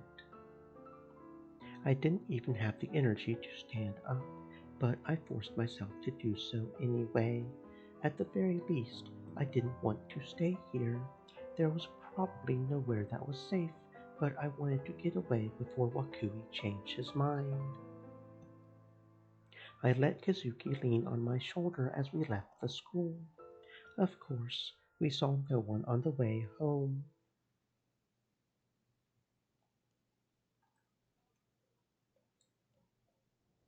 It was after 7 in the evening, but there wasn't a single train car coming down the Yamanote line. And it wasn't just the trains. The entire city of Shibuya was now a ghost town. There was no light, and nothing moved. The town itself was eerily clean. That was the big difference between now and 6 years ago. Wakui went inside the pedestrian's tunnel under the train tracks, listening to the voices of the monsters howling in the distance. The night wind blew just past him, colder than before. The moonlight didn't reach inside the tunnel, so it was extremely dark. Wakui could sense a lone girl in the darkness. お待たせ。時間通りかな。The girl he had summoned moved away from the wall she had been leaning on, then stood with her back to the moonlight. Her eyes shone with a strange light that made Wakui shudder. これ、返しておくよ。ほら。Wakui tossed the baseball he was holding at the girl. She didn't even try to catch it. Instead, it struck her in the chest and fell to the floor, where it bounced several times. あ、いらない？それとも学校の備品だったかな？宮代拓と和樹花を攻撃した理由を教えろ。That was what the girl, Onoe Sarika, demanded to know. It wasn't her usual feminine voice either. You could hear the arrogance in it. Wakui deserved her respect given his position, but she showed no sign of it. He didn't like that at all, but he also didn't feel like bringing it up. The committee, as well as Wakui, its messenger, had decided to respect Sarika's position, at least for as long as their interests were aligned. 僕の返答次第では、君は委員会の敵に回るのかな。君はさっき僕のことを妨害したね。あの行為は委員会が君を排除する理由として十分すぎるほどのものなんだけど。宮代拓を勝手に殺させはしない。殺そうとするなら理由を聞かせてもらう。その理由次第でこちらは黙認するかお前たちと手を切るか決める。黙認ね。まあ確かに君とはそういう協定を結んでいたけれど、それにしても君はいつだって彼のことしか考えてないね。実に潔いよ。The committee of 300 was cooperating with Onoe Sarika, or to be more precise, they were allowing her to get away with what she was doing. 理由を教えろ。Sarika glared directly at Wakui. She didn't look away for an instant. Her face was expressionless, and it was hard to believe that a teenage girl could be so calm in this situation. Wakui slumped his shoulders in a slightly exaggerated fashion. 我々が問題にしているのは宮代拓ではなく和樹花の方でね。やりすぎたんだよ、彼女は。これじゃ6年前の二の舞じゃないか。我々はこの町で粛々と実験を行っていたというのに、ここまで大きな騒ぎを起こされたよね。力をコントロールできないがゆえに彼女の責任だとは一概に言えないが、彼女の妄想がリアルブートしたことが原因なのは確かだ。彼女一人のせいで渋谷の秩序、ひいては世界の秩序までが乱れてしまった。しかも彼女の背後にはあの西条匠がいるとの未確認情報まであってはね。このまま事態が収束しなければギガロマニアックスの存在が世間一般に知られてしまうどころか、人類が和樹花一人の妄想に飲まれる可能性すら出てくる。委員会はビビりすぎという顔をしているね。だがこれは性分だよ。それぐらい慎重にならなければ委員会は今の地位にはいられなかった。とにかく我々は和樹花を世界の敵に認定した。とはいえ彼女は実験対象としては稀有な個体であり、殺すには惜しい。というわけでね、委員会の方針は和樹花の心を壊して生け捕りにするってことになったわけ。宮代拓はついでだよ。和樹花と一緒にいたからという理由以上のものはないかな。君との協定もあるしね。殺すつもりはないよ。まあ少し急を据えてやろうと思ったぐらいだ。和樹花を回収したら宮代拓の方は君に返す予定だよ。もっとも君が望むなら殺すこともできるけど、どうするSarika thought for a moment and lightly kicked her foot against the wall of the tunnel. The sound echoed down the tunnel. 理由は聞かせてもらった。だから黙認する。That was her answer. 殺すも生かすも僕に任せるということかな。そうだ。いいのかい？問題ない。君は徹底的に狂っているな。宮代拓が楽しむためなら宮代拓本人であろうとも犠牲にするとはね。あるいは生まれながらにして価値観が違うのかな。ちなみに僕は残念ながらエンターテイナーではないから君ほどうまくはやれないかもしれない。そこは考慮しといてよ。Sarika ignored his joke. It was clear that she felt discussions were finished. 一つ聞いていいかい？君は宮代拓が死んだらその後はどうするつもりかな？私にはその後なんてない。Sarika laughed, then turned around to leave. あ、そう。けなげだね。あ、尾上くん。そこらを化け物が徘徊しているから気をつけて帰るようにね。But Sarika didn't even bother looking back. さて、そういうことならもっと大っぴらに動いてみよっかな。西条匠もついでにあぶり出せればそれに越したことはないけど、とりあえずは和樹花と宮代拓だな。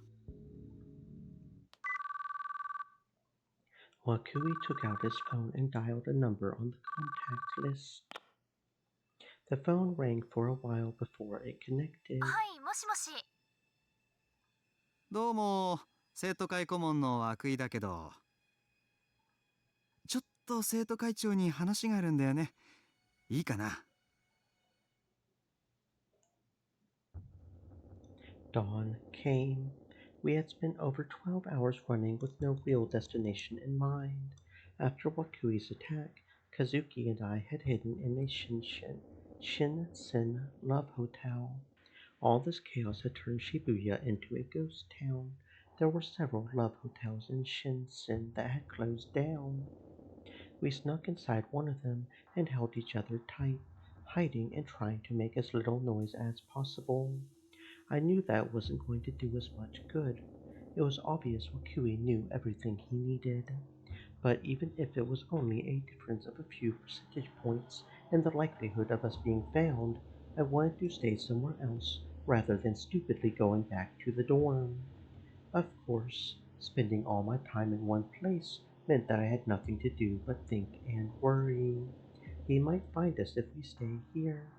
He might have already found us. He could attack us in any minute. Those fears became delusions, and those delusions threatened to drive me crazy. So every hour or two, we would hide somewhere else. Since we couldn't get close to Shibuya Station, we went to bookstores, department stores, and WCDs around the area. They were all closed, so we used Kazuki's D-sword to break their shutters and go inside, then hid there for just a few hours. But no matter how many times we went to a different place, my worry didn't disappear. The power Wakui has shown us was just that overwhelming. It wasn't physical power, it was psychological torture that drained all your will to resist. Just remembering it made my whole body shrivel up with terror. Of course, I didn't get a wink of sleep. Kazuki was no different. She had spent the whole time clinging to me and shaking. She was so weak that she couldn't even walk on her own. She was physically exhausted, of course, but the psychological exhaustion was worse. She hadn't even tried to say a word since then. I tried to pry her off of me, but she stubbornly kept clinging, so I had no choice but to walk with my arm around her. Kazuki, ほら、着いたぞ。We had been heading for a manga cafe. Fortunately, there were plenty of places to hide in Shibuya right now. The shutter was down at the entrance of the building with the manga cafe. カスキ、破ってくれ。なあ、頼むよ。Instead of taking her D sword out, Kazuki just kept clinging to me. I had no choice but to try and physically force the shutter to rise. It didn't work. There was no sign of my power, telekinesis, manifesting itself, and I couldn't find my own D sword. I didn't want to die, but I was so tired. I had no idea that running in fear for just half a day could be so exhausting. With nothing else to do, I slumped down against the shutter. Still, Kazuki wouldn't get off me. We probably weren't going to be able to keep running for much longer. Wakui had been quite clear. 一つ教えておくけど、逃げられるなんて思わない方がいい。Thinking about the future made me despair. It was up to someone else whether we lived or died, and that someone was coming for us soon. I doubted that we could escape when he arrived, and even if we could, there was only so long we could keep running for before he inevitably caught us. We had no future. I even considered committing suicide. The idea of facing Wakui's psychological attack again scared me more than anything else. If only someone would come to save us. Suddenly, I heard a sound nearby, and I cowered in place before I even knew what I was doing. I curled up into a ball to protect my head. I knew there was no point, but my instincts made me do so anyway. But a short while later, I realized it was just the sound of a smartphone, and I gave a deep sigh. It was Kazuki's phone that was ringing, not mine. The sound kept playing, which meant it was a phone call, not an email. Kazuki was looking at me with terror in her eyes. 電話？誰からだ？ The screen said, "No, no, senpai." It was Kurusu. Kazuki wasn't sure if she should answer it. If she did, maybe Wakui would go after Kurusu too. She probably wanted to avoid that. But right now, we needed any kind of help we could get. It could be Kurusu, Sarika, Ito, or even Neidhard. We just wanted someone to do something to save us from this nightmare. I grabbed the phone out of Kazuki's hands and answered it. もしもし。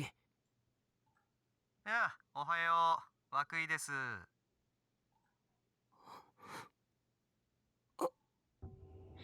Just hearing his voice filled my mind with despair. I was too scared to speak. おかしいな。和樹くんの電話にかけたはずなんだけど、まあ別に問題ないか。どうせ横に和樹くんもいるんでしょ。This can't be happening. Kurusu's name is on the screen, so why am I hearing Wakui's voice? I thought for a second, and then the worst case scenario occurred to me. クルスに何をした？おや、もう状況を理解してくれたのかい。頭の回転が速くて助かるよ。殺したのか？いや、ただこの先はわからないけれどね。どういうつもりだよ。今日の昼12時に光陽の11階シアターキューブの前で待ち合わせと行こう。2人で来てもらえるかい？行かなかったらクルスを殺すのか？そういうことになるね。いやー、こっちもいろいろと事後処理が大変なんだ。何の事後処理かって？それはもちろん和樹くんがやらかしたことのだよ。というわけで、そっちから顔を出してくれると助かるんだよ。できれば派手にやりたいという上からの意向もあってね。いや、もちろんこの騒動をさらに拡大させるつもりはないんだ。むしろ今の渋谷の状況については情報規制を敷くつもりだし。ただ6年くらい前から我々の足元を鬱陶しいネズミが何匹か這い回っていてね。君たちやクルス君はそのネズミをおびき出すための餌というところだ。宮代君についてはそれ以上の役割はないから、時間さえ守ってくれれば何も緊張する必要はないよ。ではよろしく。今日の正午だからね。くれぐれも遅刻しないように。生徒に待たされると先生悲しくなるからさ。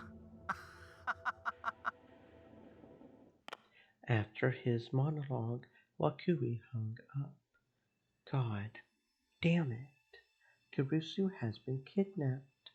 I looked at the time on the phone. It was past 9. クルスが涌井に捕まった。Kazuki looked up at me in shock. I told her that if we didn't go to see Wakui at noon, she was going to die. 猶予は3時間もないか。If we went, we were definitely going to die. There was just not enough time left. We didn't even have time to think about another option. I felt like I was about to cry, but I stopped myself. どうしてノノ先輩が。そんなの僕にわかるわけないだろ。I slammed my fist against the shutter in frustration. I knew the answer, of course. I knew it so well it hurt. This is all my fault. I got Kazuki and Kurusu involved in this just to save my own life. What should I do? What am I supposed to do? 選択肢なんてあるわけない。I have no way of fighting back against Wakui. Both Kazuki and I are powerless. But if we don't go to the meeting spot, Kurusu will be killed. It doesn't matter whether or not Wakui intends to keep his promise. Our only choice is to do what he said. But 殺されに来いって言ってるようなものじゃないか。just imagining it made my knees shake too much for me to stand up. My life was going to end soon. It had been a short life, and I had never thought it would end like this. Where had things gone wrong? 助けたい。ノノ先輩、助けたい。Just this once, she didn't say maybe. But it's still impossible. She's seen for herself how scary Wakui is. There's nothing we can do. If we try to hurt him and piss him off, he might do something even worse to us. It would be far better to just let him kill us. ナイトハルトなら。ナイトハルトなら、なんとかしてくれるかも。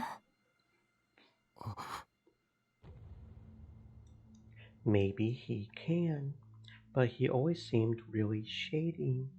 I can't imagine him agreeing to help us just like that. Even so, we decided to talk to him anyway.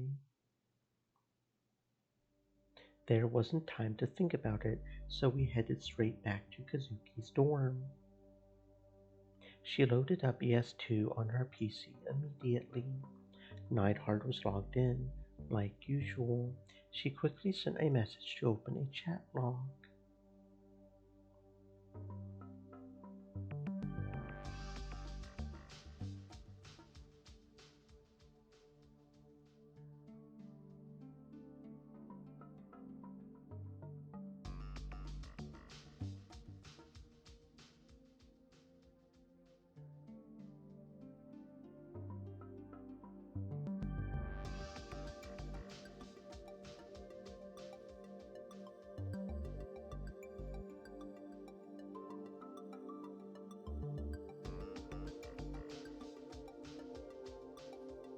だよこの人。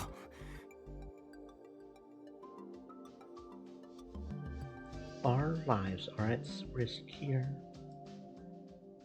How can he be so relaxed? He's making me want to punch the computer screen. "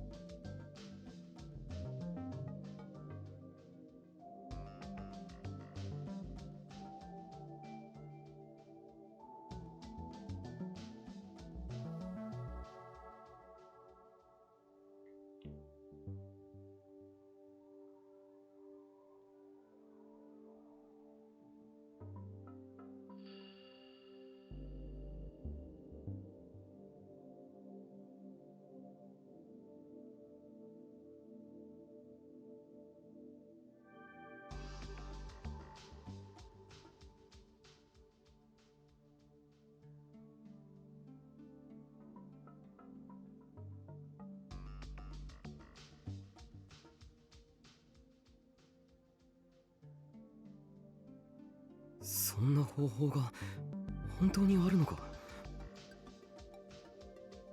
It was hard to tell if Neidhard was being serious or joking, but both Kazuki and I were willing to bet on the smallest possible chance.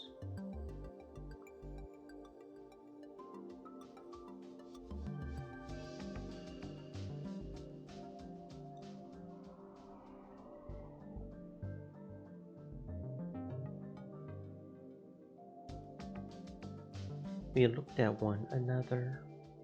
In the midst of despair, we had found a small ray of hope. It felt like there was a faint light shining down on us from above. Did we know about the sumo stickers? That's a stupid question. We know all about them. Until a short while ago, we were obsessed with them.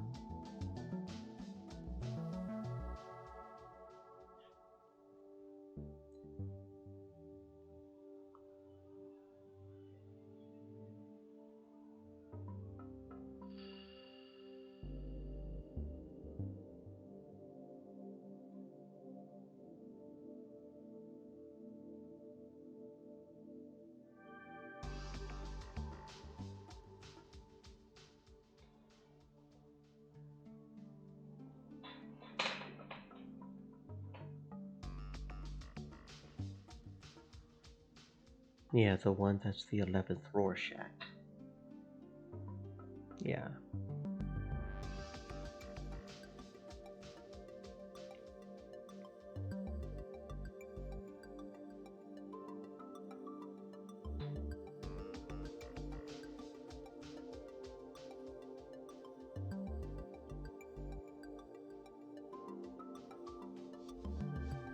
やツッコミどころはそこじゃないから。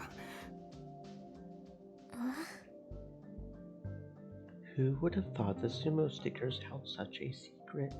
So that was the real reason I felt sick when I saw them. Maybe the Committee of 300 won't expect us to use our own sumo stickers against them, but...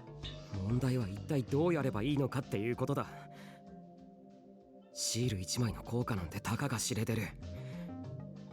せいぜいちょっと気分が悪くなるぐらいじゃないか。それでどうやって涌井みたいな化け物の力を弱体化させられるっていうんだ。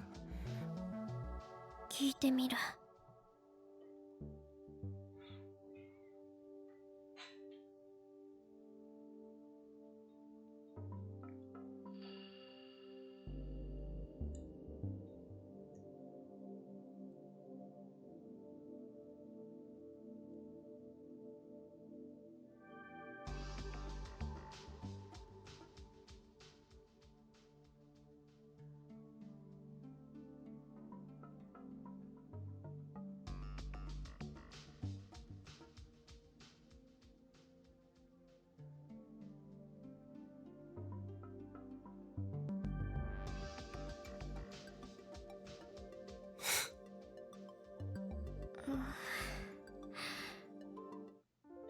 So we were wasting our time. I had expected as much. There was no way to use Kazuki's power to pull that off.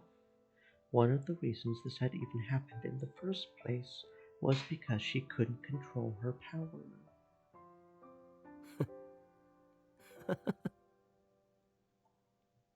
I collapsed to the ground. Giving up made me feel a little better. I didn't want to die, of course, but I could at least be calmer than when I was dealing with the fear. もうおしまいだ。僕らどうやっても死ぬんだ。クルスだって見逃してもらえると思う？そんなわけないだろ。何をしたって殺されるさ。どうしようもないんだ。考えてみたら今のこの渋谷の状況は元を正せば僕のエゴのせいだし、最初から潔く死んでおけばよかったんだよ。そうさ、僕が生きてるのが間違ってるんだ。お前はあの時学校で僕なんか助けなければよかったんだ。Kazuki punched the wall hard. The sound echoed loudly in the quiet room. I could hear her gritting her teeth. 私の力が大嫌いだけど。That's right. Kazuki was always the type of girl who's open with her emotions. She used to punch the wall all the time when she was playing ESO2. でも私、ノノ先輩、助けたい。助けたいよ。Tears streamed down her face as she told me how she felt. I never thought she cared about Kurusu this much. 新聞部、ノノ先輩に誘ってもらってすごく嬉しかった。あの部室にいられるの救いだった。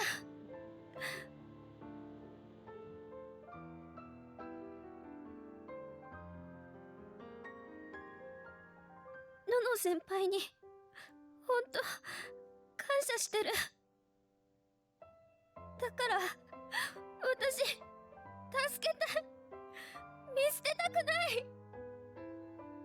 助けたいって言ったってどうするつもりだよ。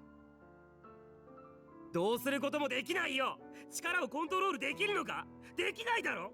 できなかったから今こんなことになってるんだろ。わかってるよ。だけどノノ先輩、どうなってもいいの。私、後のことなんか知らない。考えたくない。今の私のクエストはノノ先輩を助けることだけ。Quest. This isn't a game, and you're never going to finish that quest unless you sacrifice yourself.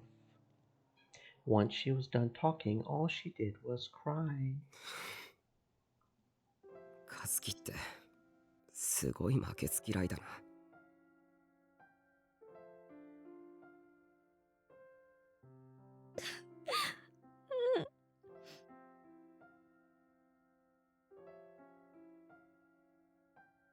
She nodded as she rubbed her eyes with the back of her hand. So she is aware of that. She hates to lose, which is why she's always so serious when she plays her games. But would that really be enough to make her want to go so far to help another person? なあカズキ、なんでお前はあの時僕を助けてくれたんだ。新聞部だから。 It was a very simple answer, almost disappointingly so. To me, Kazuki was just the quiet, unfriendly girl that Kurusu had brought to the club. She was always playing her games, and she never talked, so honestly, I had kind of tried to avoid her. The most I had ever thought of her was that she was sometimes useful in putting together the data Ito and I had gathered on the computer. To me, she had barely even been a part of the newspaper club. 喋らない私なんかに居場所与えてくれた。何も言わないのに置いてくれた。そんな先輩たちのこと結構好きだから、タクル先輩のことももちろん。だから先輩困ってたら後輩として助けたい。 She was much kinder than I had ever imagined. She probably couldn't refuse when someone asked her for help. Once she felt like someone had been kind to her, she would never forget it. It was only now that I finally understood who Kazuki Hano truly was. 助けたいか。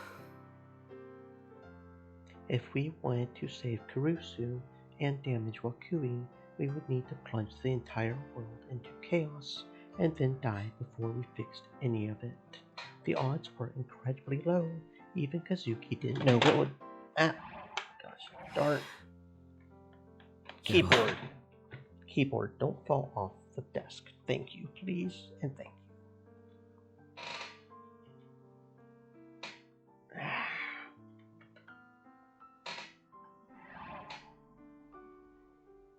What would happen when she used her power? If we're going to die either way, then maybe we should give it a try. Takeru Senpai.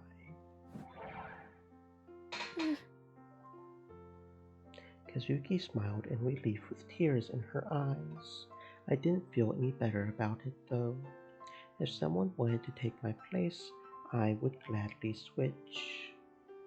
But if there was some small chance that at least Kurusu could survive, maybe it was just a little better than letting him kill us. I left the dorm. We had talked for a while about how we were going to confront Wakui until there was just an hour left before the time he had given. Fear filled my chest. I took deep breaths so that I could stay calm. There wasn't much we could do. More than anything, if we wanted to use Kazuki's power to its fullest, we needed to go someplace with a lot of people. The most populated place in Shibuya right now was the Hikari-wo. Actually, every other place in Shibuya was empty. Ito had told me yesterday that people without any home except Shibuya had taken the place over. We were lucky that Wakui had told us to go there. The plan was to arrive early and just have Kazuki say as many words as possible. If something happened, good for us. It wasn't even fair to call this a plan. But with only an hour left, there was nothing else we could do. お待たせかもです。 Kazuki came out of the dorm. ちゃんと着替えたのか？うん。下着とスカートだけかも。ああ、そう。Kazuki had wet herself when Wakui had attacked her, so I made her change. It would have been better if she had switched into something easier to move around in, but for some reason she was still in her uniform. If we wanted to get to the Hikariwo, we had to avoid the monsters appearing from the portal device. Fortunately, after everyone's efforts yesterday, we knew where they were. I had the location saved on my Pokecom. We could use it to take the safest and shortest route to the Hikariwo. Naturally, Kazuki looked very gloomy. I couldn't blame her. We were heading to our deaths after all. But even so, that didn't mean we could stay here quivering in fear. If we didn't go, we couldn't save Kurusu. 行こう。I urged Kazuki on as we headed for the station. But I had underestimated things. I had underestimated how dangerous Shibuya was. I had underestimated how much the delusion Kazuki had created had echoed. I had underestimated everything.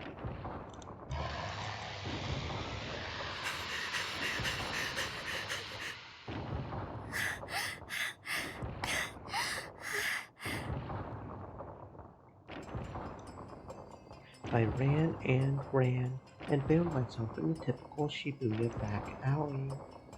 How did this happen?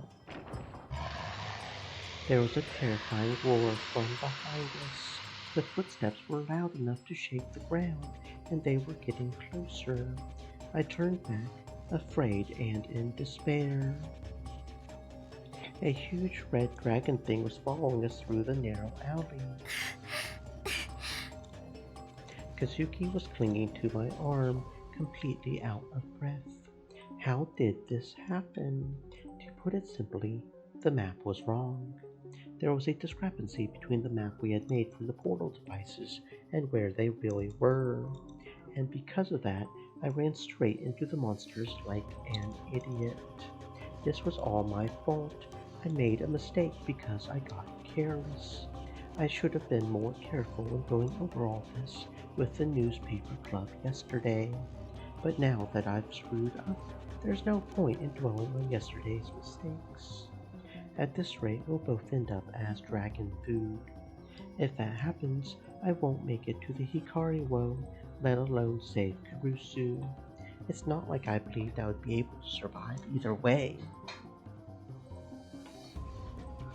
But I was hoping at least Kurusu could. If I got eaten by a monster here, then I will have died for nothing.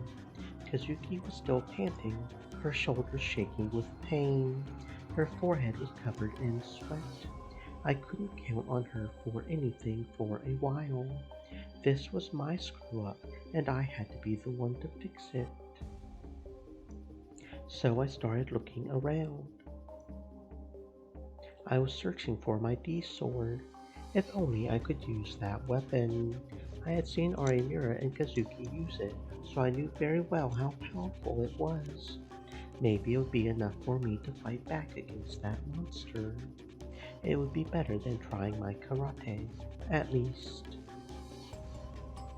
So come on D-sword, up here. Of course I had no guarantee it would. It would be really convenient for me to find my D-sword here and now. But I had to pray anyway. However, despite my wishes, I couldn't find it. I couldn't find it anywhere. 出たよ。ちょっとぐらいこっちの頼みを聞いてくれてもいいじゃないか。I couldn't help but complain to God, or maybe fate. In the face of death, in the face of overwhelming power, why couldn't they at least give me a little hope? 出てきてくれよ、ディソード! I screamed. And then the monster screamed too. Oh no, I pissed it off. It was finally starting to calm down.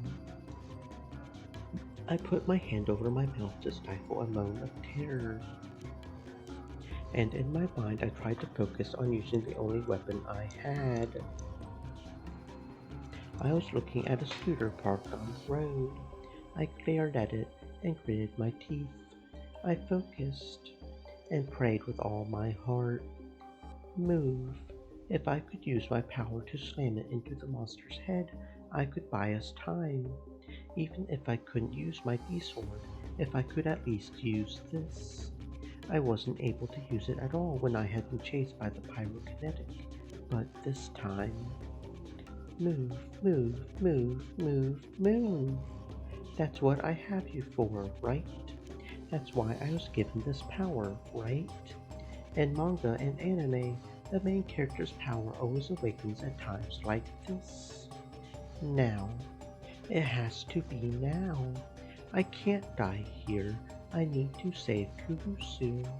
So move, move, move, move, move, move, move, move, move, move.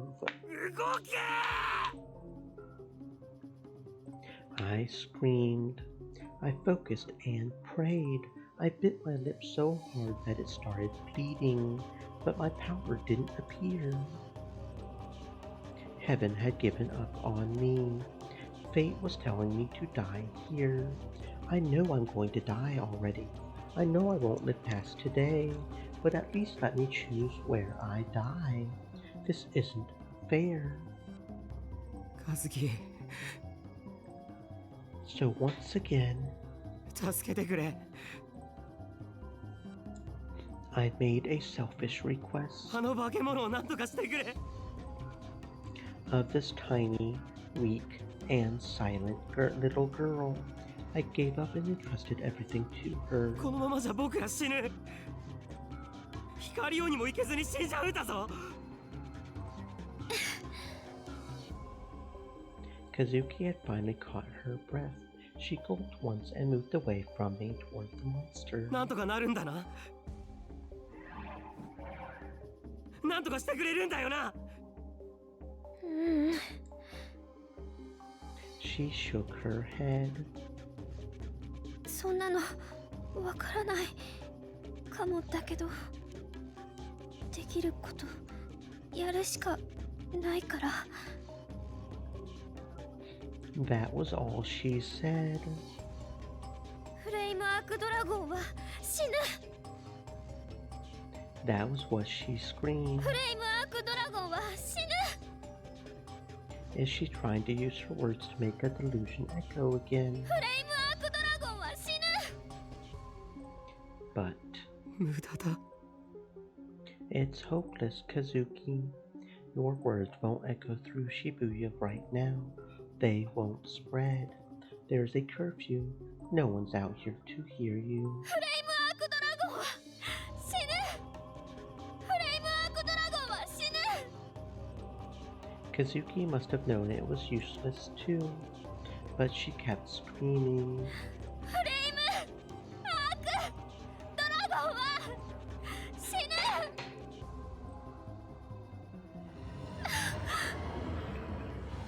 But even her sad, useless struggle was cut off by a roar that shook the air. The monster had been keeping its distance, but now it howled and charged again. Its huge red body bore down on us. There was nowhere to run. We were going to be eaten, just like that reporter.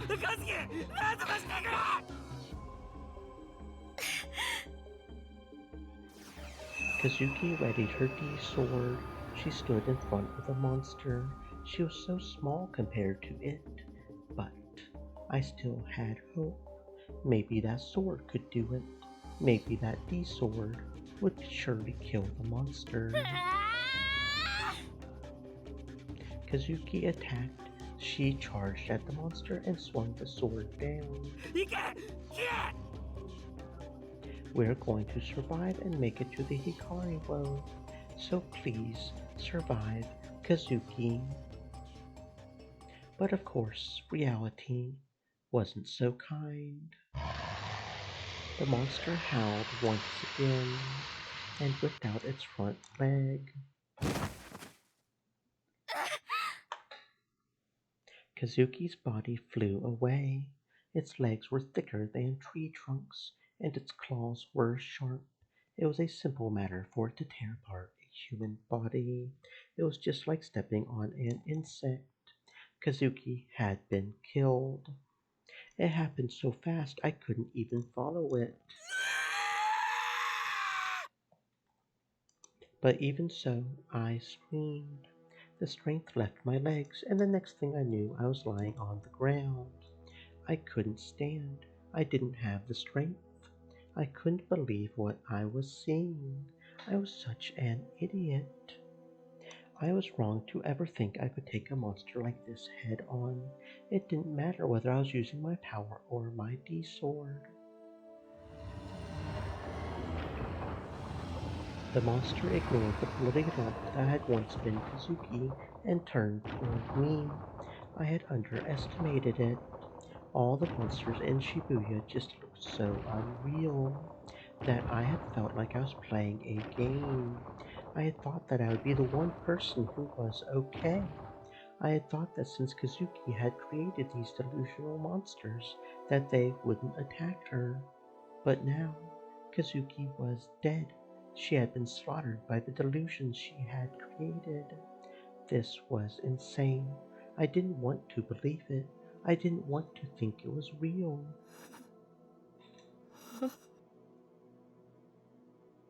A huge jaw swung down in front of me. The breath that came out of it smelled terrible. Terror pierced my body as I heard the monster roar. I was forced to realize that I was powerless to do anything but become its next prey. The monster put no special thought into eating its prey. It just ate whatever was in front of it. The dragon opened its mouth. I saw countless rows of fangs. It could crush a human skull the same way that I could eat a candy bar. I'm sorry, Kurusu. In the end, I couldn't do anything at all. I couldn't save anyone at all. This is all my fault. Now it's time to take responsibility for all the chaos I've caused. I could feel the monster's fangs bite deep into my body. I could tell that it had bitten off my torso. Just before everything went black, I realized that this was what it meant to become something's dinner.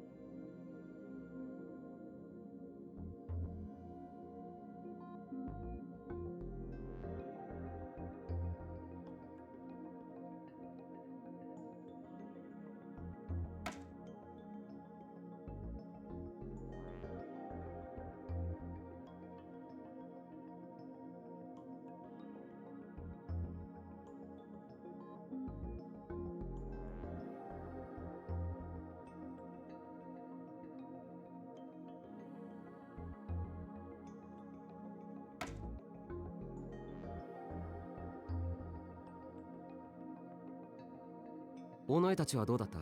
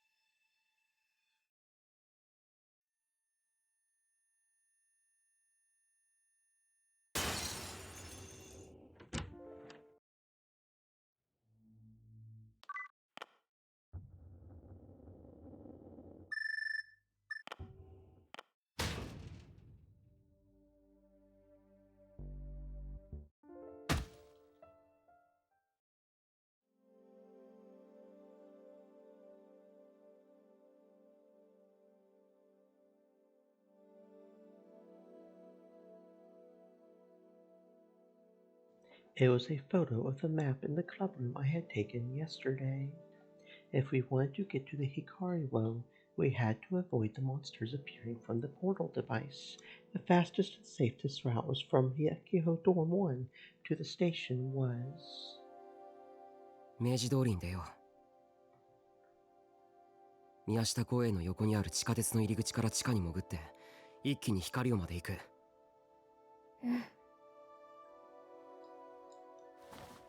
Kazuki nodded and slowly offered me a piece of dried squid. I quickly realized that she wanted me to eat it. これが最後の晩餐とはね。I gratefully took the squid from Kazuki and bit into it. The unique smell and taste filled my mouth.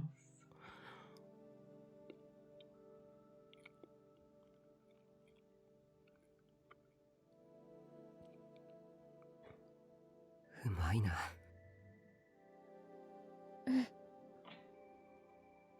As I felt like I was starting to cry, Kazuki grabbed me by the arm.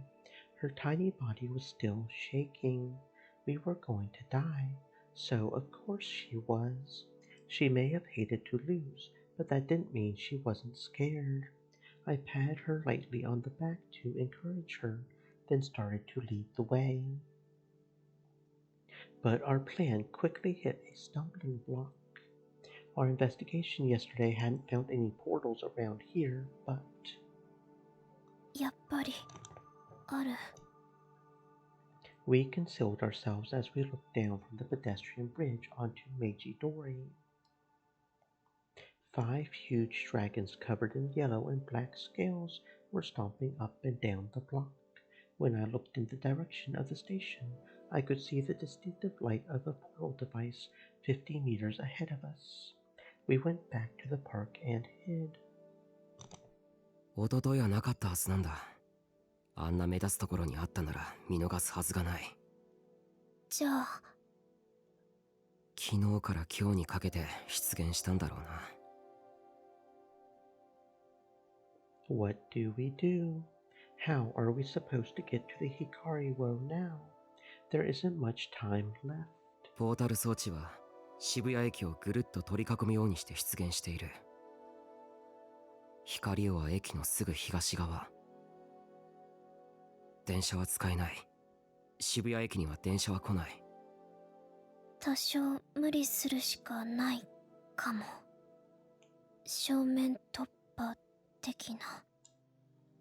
確かにポータル装置の半径100メートル以内に入っても絶対に襲われるっていうわけじゃない。見つからないようにして素早く駆け抜ければ。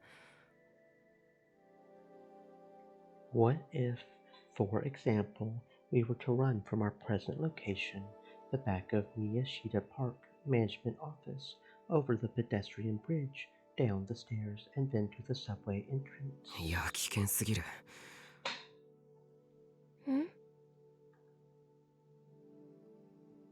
She looks confused. Doesn't she realize why it's dangerous? All right, then.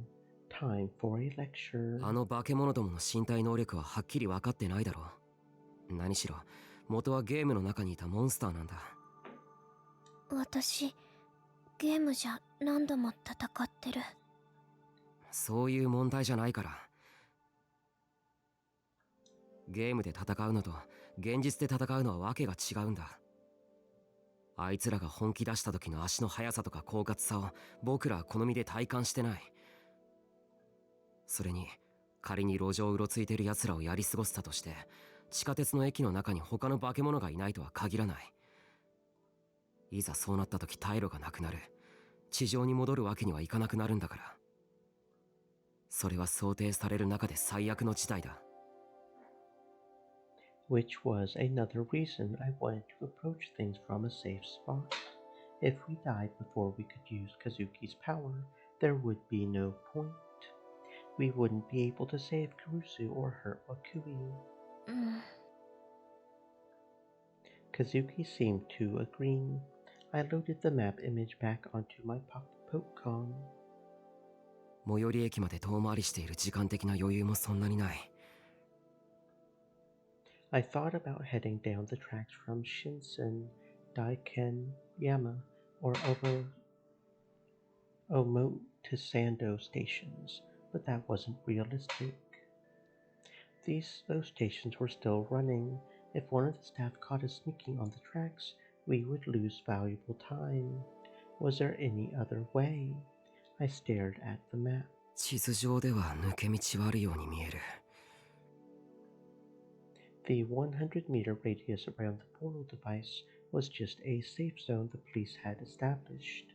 If we used that as a base to look at where in Shibuya was safe to travel, as long as we could get through the Seibo department store right next to the Tatsuya and Starbricks, we could make it out to the Scramble Crossing, and we had Kazuki's detour to help us with that.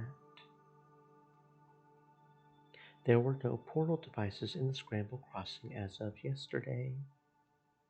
A new one might have appeared by now, but that whole area was a complex maze, both above and below ground, which meant that even if that was the case, we would still have a good chance of escaping the monsters. ここだろ。 Kazuki looked at the route I showed her and quickly nodded. The sky was a cheerful blue, but beneath it the buildings were as quiet as the dead. As we ran through the streets, we could hear the distinct howls of monsters. I felt like I had become a character in a video game. We were going through a very tiny, safe area, dodging between the various danger spots. And that safe area was just something I had come up with quickly and hadn't had a long time to think about. There was no guarantee that was actually safe at all. The stress of knowing that a monster might leap out at us at any minute started to wear me down. But even so, we broke open the shutter at Seibo department store and ran through the building. We then dashed across the empty Scramble Crossing, went under the bridge, and somehow managed to reach the Hikari-wo. The door was open wide, and I could see many homeless people inside. I hadn't seen this many people together for days. There were hundreds of them. Some were sleeping on beds made of cardboard, and others were enjoying a lunchtime banquet of drinks and snacks. All the voices overlapped into a chaotic spiral of noise. I felt strangely at home. Kazuki and I looked at each other. これだけの数の人がいれば十分だろう。準備はいい？We had less than 15 minutes until noon. やれ。Kazuki took a deep breath. 超強い力士シール and screamed into the Hikari-wo. 超強い力士シール Again. 超強い力士シール And again. 超強い力士シール All the people gathered at the Hikari-wo were staring in shock at this teenage girl who had shown up out of nowhere and started shouting nonsense at them. All the noise in the entrance hall faded into dead silence. 超強い力士シール Kazuki's voice was the only thing you could hear. 超強い力士シール I imagined that this seemed like some kind of gag to the people who were watching us. She was only screaming this one single phrase. Her goal was to imprint it as deeply as she could into the minds of the people here. That was the best plan we could come up with in the short amount of time we had. There might have been a better way, but as exhausted and stressed out as we were, it didn't seem likely that we'd be able to come up with it. Of course, I didn't expect this plan to work. It was barely even a plan at all. But even so, since Kazuki's power couldn't be controlled, there was no telling what it could do. The possibilities were infinite. Just like it had created those portal devices all around Shibuya and the monsters that came with them, maybe it would do something we didn't expect. My hope was that it would create a sumo sticker stronger than all the ones in Shibuya combined. At this point, it was all luck. I had no idea what would happen. Maybe something would, maybe nothing would. There wasn't much time left at all until noon. These last 10 minutes were all we had left. All we could wish for was that something would appear that could help us fight Wakui. There wasn't really anything else I could do, except stay by Kazuki's side. 超強い力士シール Kazuki must have hurt her throat from screaming so much. She suddenly started to cough and heave. But despite that, she kept on yelling. 超強い力士シール超強い力士シール超強い力士シール時間だ。Kazuki gasped and fell silent. もういいんだ。だって Nothing had happened yet. Nothing happened. That was the reality. There was just wasn't enough time for Kazuki's power to materialize something. カズキはよくやったよ。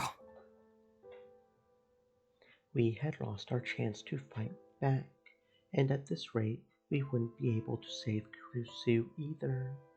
The regret that threatened to overwhelm me, but I couldn't run away now.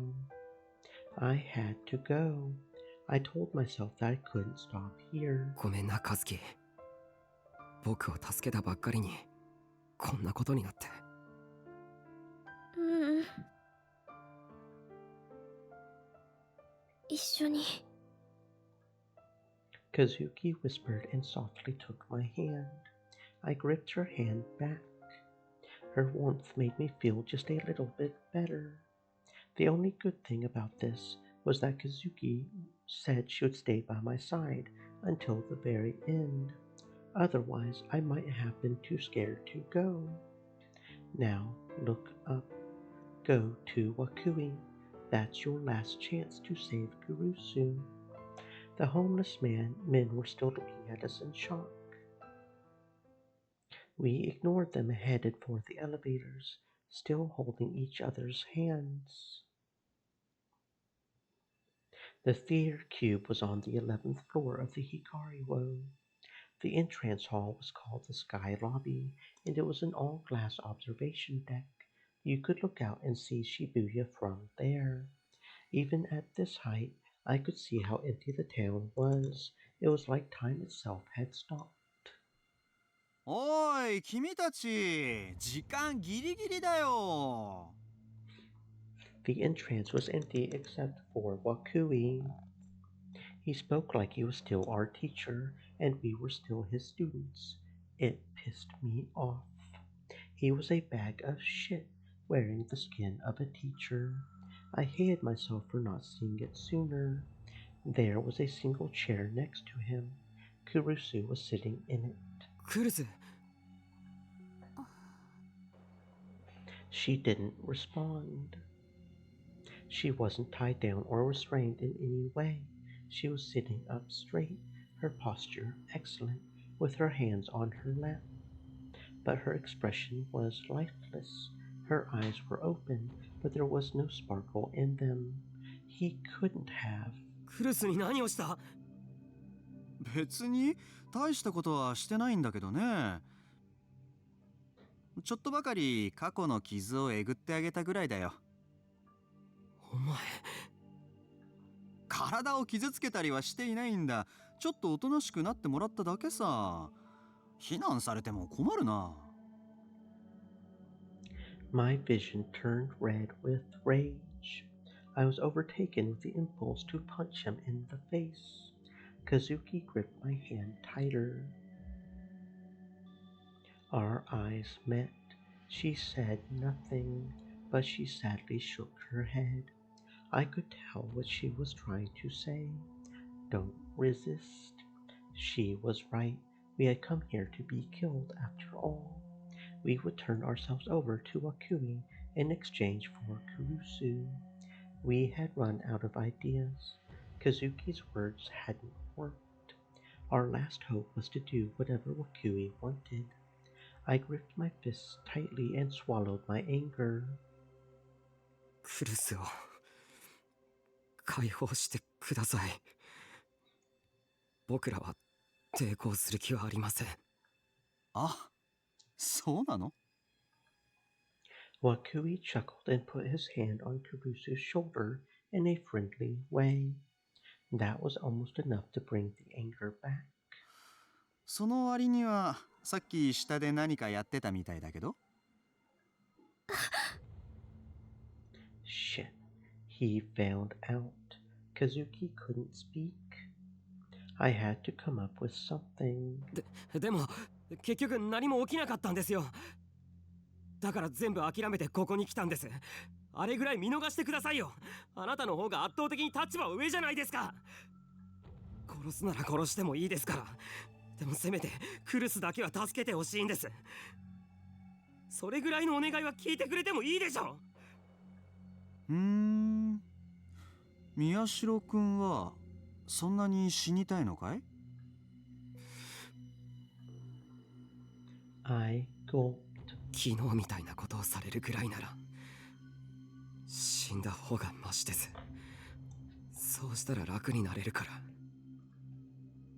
I spoke honestly. そっか、なるほどね。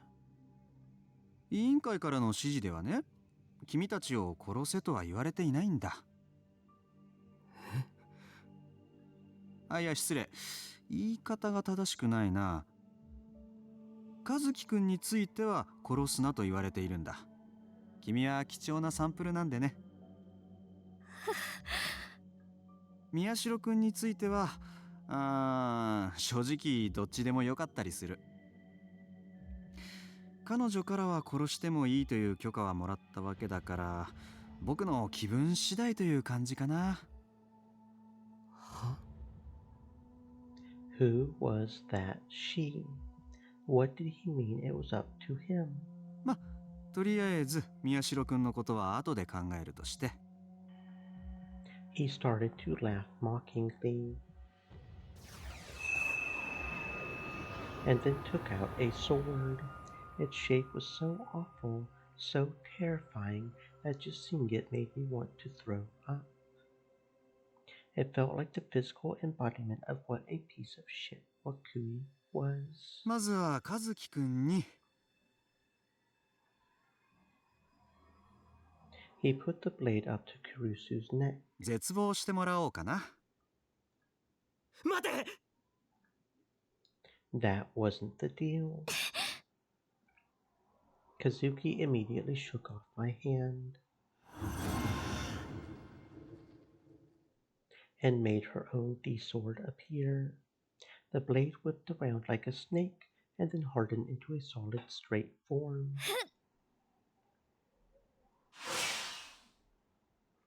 She flung it straight at Wakui. It was just a quick snap of the wrist, with no wind-up at all, but it flew so fast that it created shockwaves as it traveled.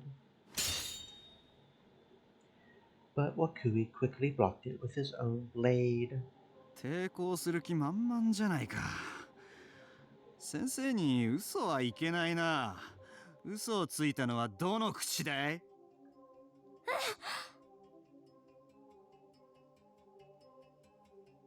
Suddenly and inexplicably, Kazuki stuck out her tongue.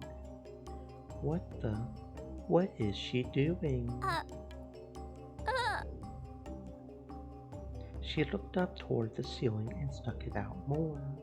She stood up on her tiptoes, her legs shaking like a newborn fawn's, and her hands flapping desperately to keep balance.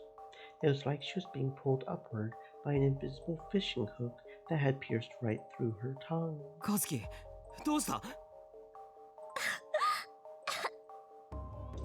Tears formed into the corners of her eyes. Her expression contorted in pain. Her eyes looked to me for help. 子供の頃、親に言われたことはないかい？嘘つきは閻魔様に舌を引っこ抜かれるぞってさ。I felt something cold run down my back. I had a very bad feeling. There was no time for me to even reach out my hand. Before Kazuki bit off her own tongue, blood spurted everywhere. Her frail body lost its balance and collapsed. I ran over and held her in my arms. Her eyes had rolled into the back of her head, and bubbles were pouring from her mouth as her body spasmed with pain.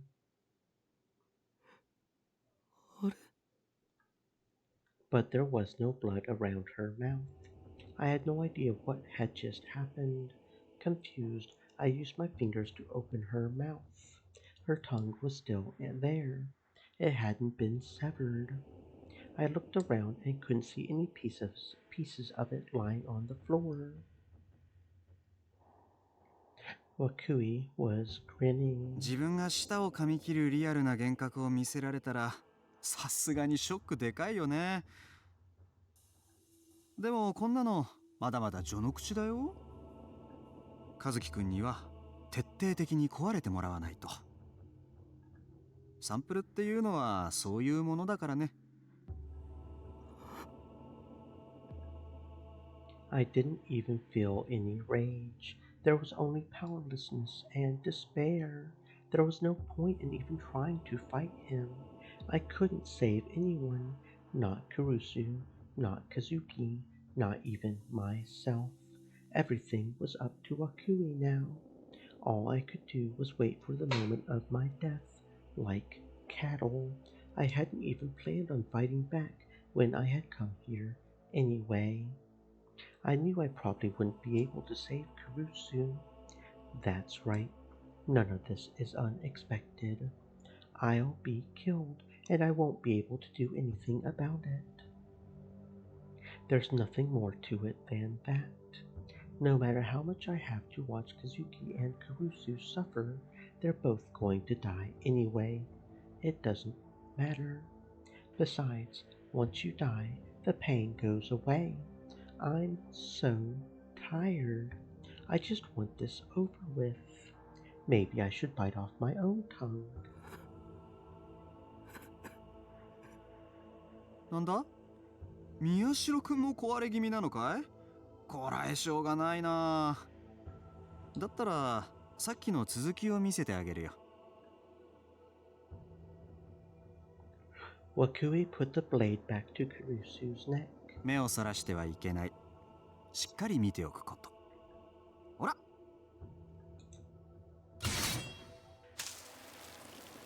The sharp blade sliced open the white flesh of her neck. Blood spurted out like a fountain. I watched it like I was in a trance. Kurusu's head had slumped forward, so Wakui grabbed it and lifted it up so I could see her face. Her expression was blank. There was no sign of pain, no sign of resistance. That made me feel just a little better. At least she didn't suffer. Wakui's D-sword was extremely sharp, and it cut through Kurusu's neck like a knife through butter. It didn't seem real at all. It was like watching the death of one of the characters in the game I had played with Kazuki. Wakui lifted up Kurusu's head and tossed it away. It landed on the ground in front of me as I lay there, her long hair wrapping around it as it rolled. I had never realized how small her head really was before, but as I stared at it, someone walked over to me. I looked up. Kurusu's headless body was standing in front of me. The body slowly picked up the head, then went back to the chair. Then it put its head back on, the same way a person might put on a helmet.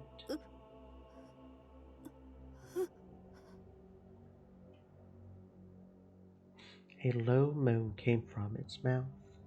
Kurusu then blinked several times and looked at me.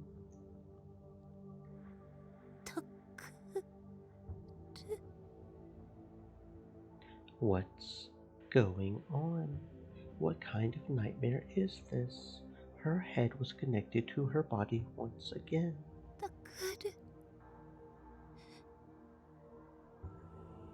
Kurusu saw me and started to cry.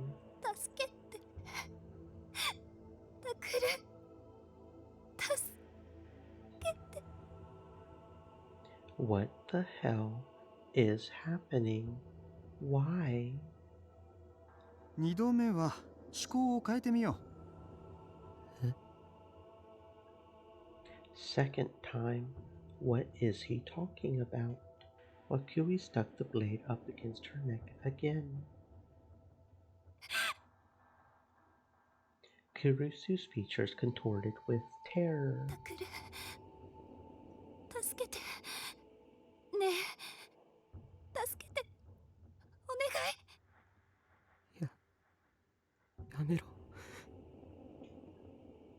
She just died. You just chopped off her head. So how is she still able to ask me for help? いや、死にたくない。You already did. Don't look at me like that. さようなら。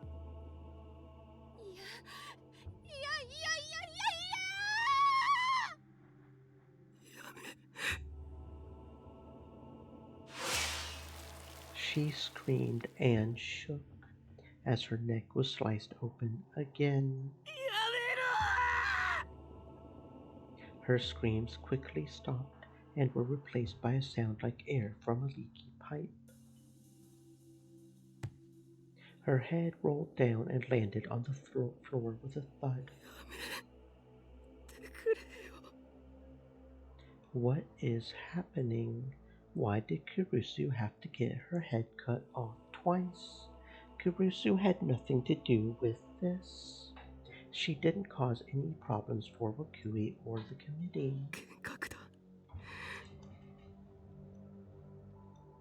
Yeah, that's right. It's an illusion. Just a delusion that Wakui is showing me. Kurusu wasn't killed twice. She was killed once, and the second time was just an illusion. 拾いなさい。Wakui said something strange. Kurusu's body stood up in answer to his words and picked up her head again. Then she put it back on her body. Was she supposed to be that hero whose head was stuffed with red bean paste? This wasn't funny. It wasn't funny at all. But maybe laughing would have made it easier. My vision blurred. I realized I was crying.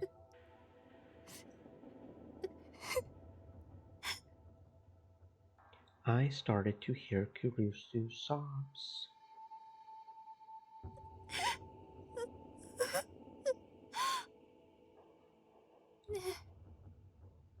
Takuru, なんで私生きてるの？今首を切られたはずなのに、なんで？ねえ、答えて、タクル。私なんで涌井先生に殺されてるの？ I felt like I was about to go crazy. I didn't want to see anymore. I wanted everything to go totally black. This was all a delusion. That's what I wanted to believe. When would it end? How many times would Kurusu have to have her head cut off before he would finally let her die? How many times would I have to see her head cut off before he would finally let me die? I can't take it anymore. I'm so sick of this fear and bullshit. If I could just destroy my own mind, then I won't be able to feel anything. I could be at peace until I die. That would be great, wouldn't it? It would be really great, wouldn't it?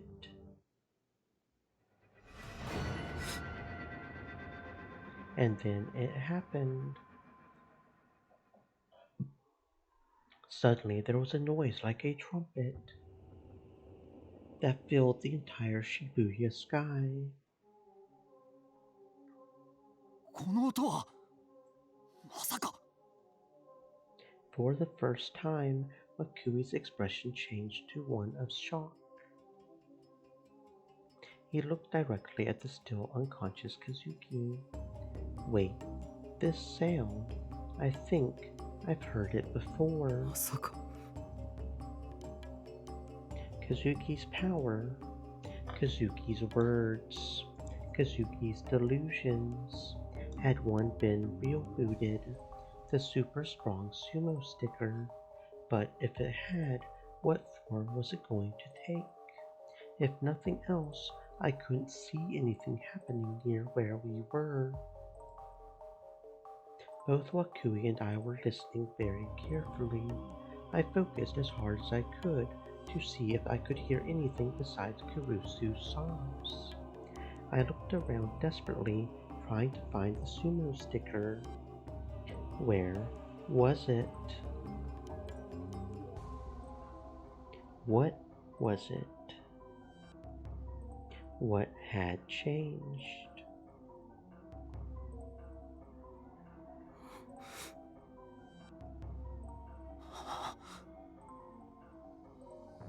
Suddenly I heard a faint noise, like a rumble in the distance.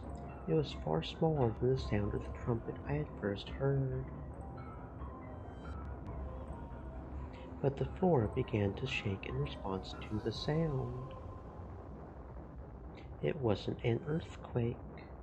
The tremors were spaced too closely. It was outside. Something was happening outside. Ignoring Kazuki, Kurusu, and Wakui, I staggered over to the glass window. I wanted to see it for myself. What form had Kazuki's last uncontrollable wish taken? In some tiny corner of my crippled heart, I thought to myself that maybe it would be nice if whatever it was completely destroyed this insane world. I realized that I was on the verge of going crazy, but even so, I looked outside with a burning hope in my heart. I looked down at the city of Shibuya below, and there I saw it. I quickly realized that something was wrong, and I didn't want to admit that it could be real. I thought it might be another one of Wakui's illusions, but... なんだありゃ Wakui had forgotten all about toying with me and was instead gazing in awe at the unbelievable sight before him. From the look of things, it wasn't something he had created, which meant that it wasn't another one of his illusions. It was real. This was what Kazuki had created. When I realized this, I was awestruck. I mean, the scale was all wrong. It was holding the cylinder tower of the 107 building like one would hold a body pillow. It was shaped like a human. It was pretty pudgy. No, actually, it was obese.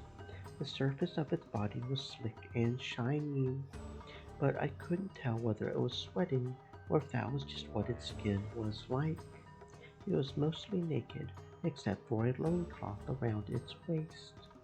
Its black hair was oily and clung tightly to its head, but there was no top knot.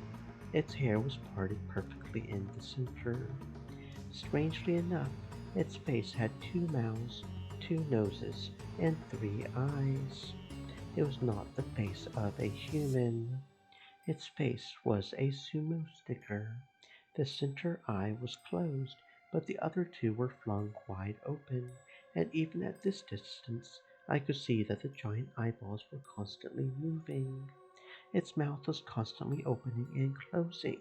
It didn't seem to be eating anything, whether it was sleepy or thirsty or maybe even trying to speak. I couldn't tell. Its movements were sluggish and lumbering. It was like a giant monster from a kaiju movie. Yeah, a giant monster. That was the perfect word for it. It was as tall as the 107 building after all. Giant Sumo Sticker Man. At least that was what I decided to call him. I had been very interested in his feet since the moment I had first seen him. If I remembered right, there was a portal device over there, and the place was crawling with monsters. Giant Sumo Sticker Man lifted up one of his feet off the ground and flicked it a little. It was covered with monsters clinging to it. From this distance, they looked like tiny little pieces of garbage, but I could still see them. Giant Sumo Sticker Man kept shaking his left leg, but the monsters didn't let go. And then the two mouths howled in unison, and it slammed its left leg into the ground. The monsters were knocked off. In fact, he had crushed the portal device itself. The pyrokinetic had been annihilated when she had touched the device, but evidently it wasn't capable of handling something the size of Giant Sumo Sticker Man. The horrible portal device that had caused so much pain was crushed beneath the feet of Giant Sumo Sticker Man.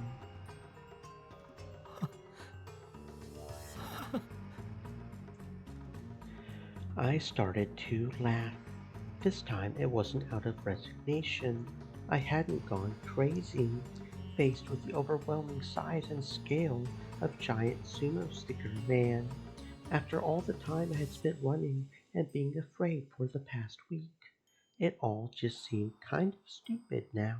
おいおいおいおいおい、なんだよありゃ、ありえないよ、むちゃくちゃじゃないか。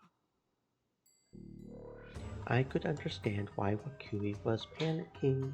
In the face of something like that, your only options were to laugh, scream, or pretend it didn't exist. Seriously though, who the hell dreamed that thing up? Multiple people had to share the same precise image down to the smallest details for Kazuki's words to real meat. Was that what they had taken from Super Strong Sumo Sticker? It's nothing short of a miracle created by astronomical odds.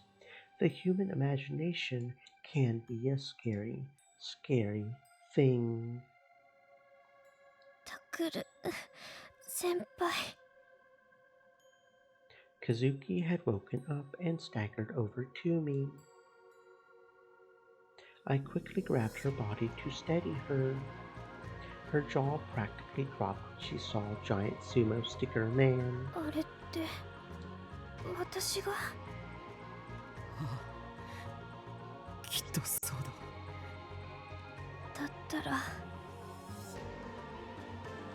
Kazuki closed her eyes tight.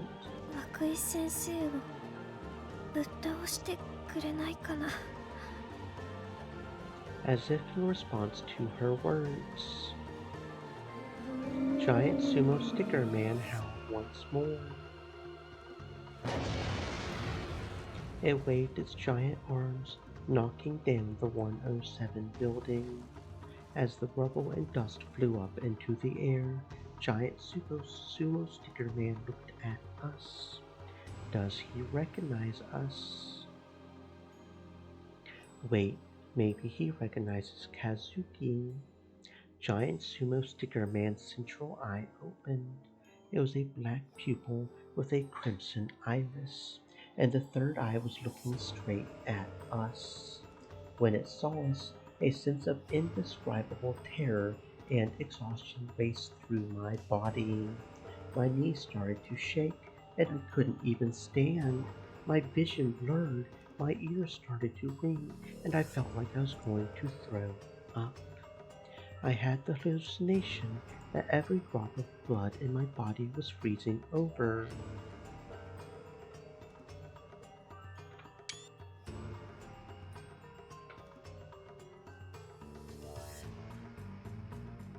My whole body started to shudder from the cold. It was a million times worse than the sumo stickers I had seen around the city. What happened to Wakui? I forced myself to look through my blurred vision.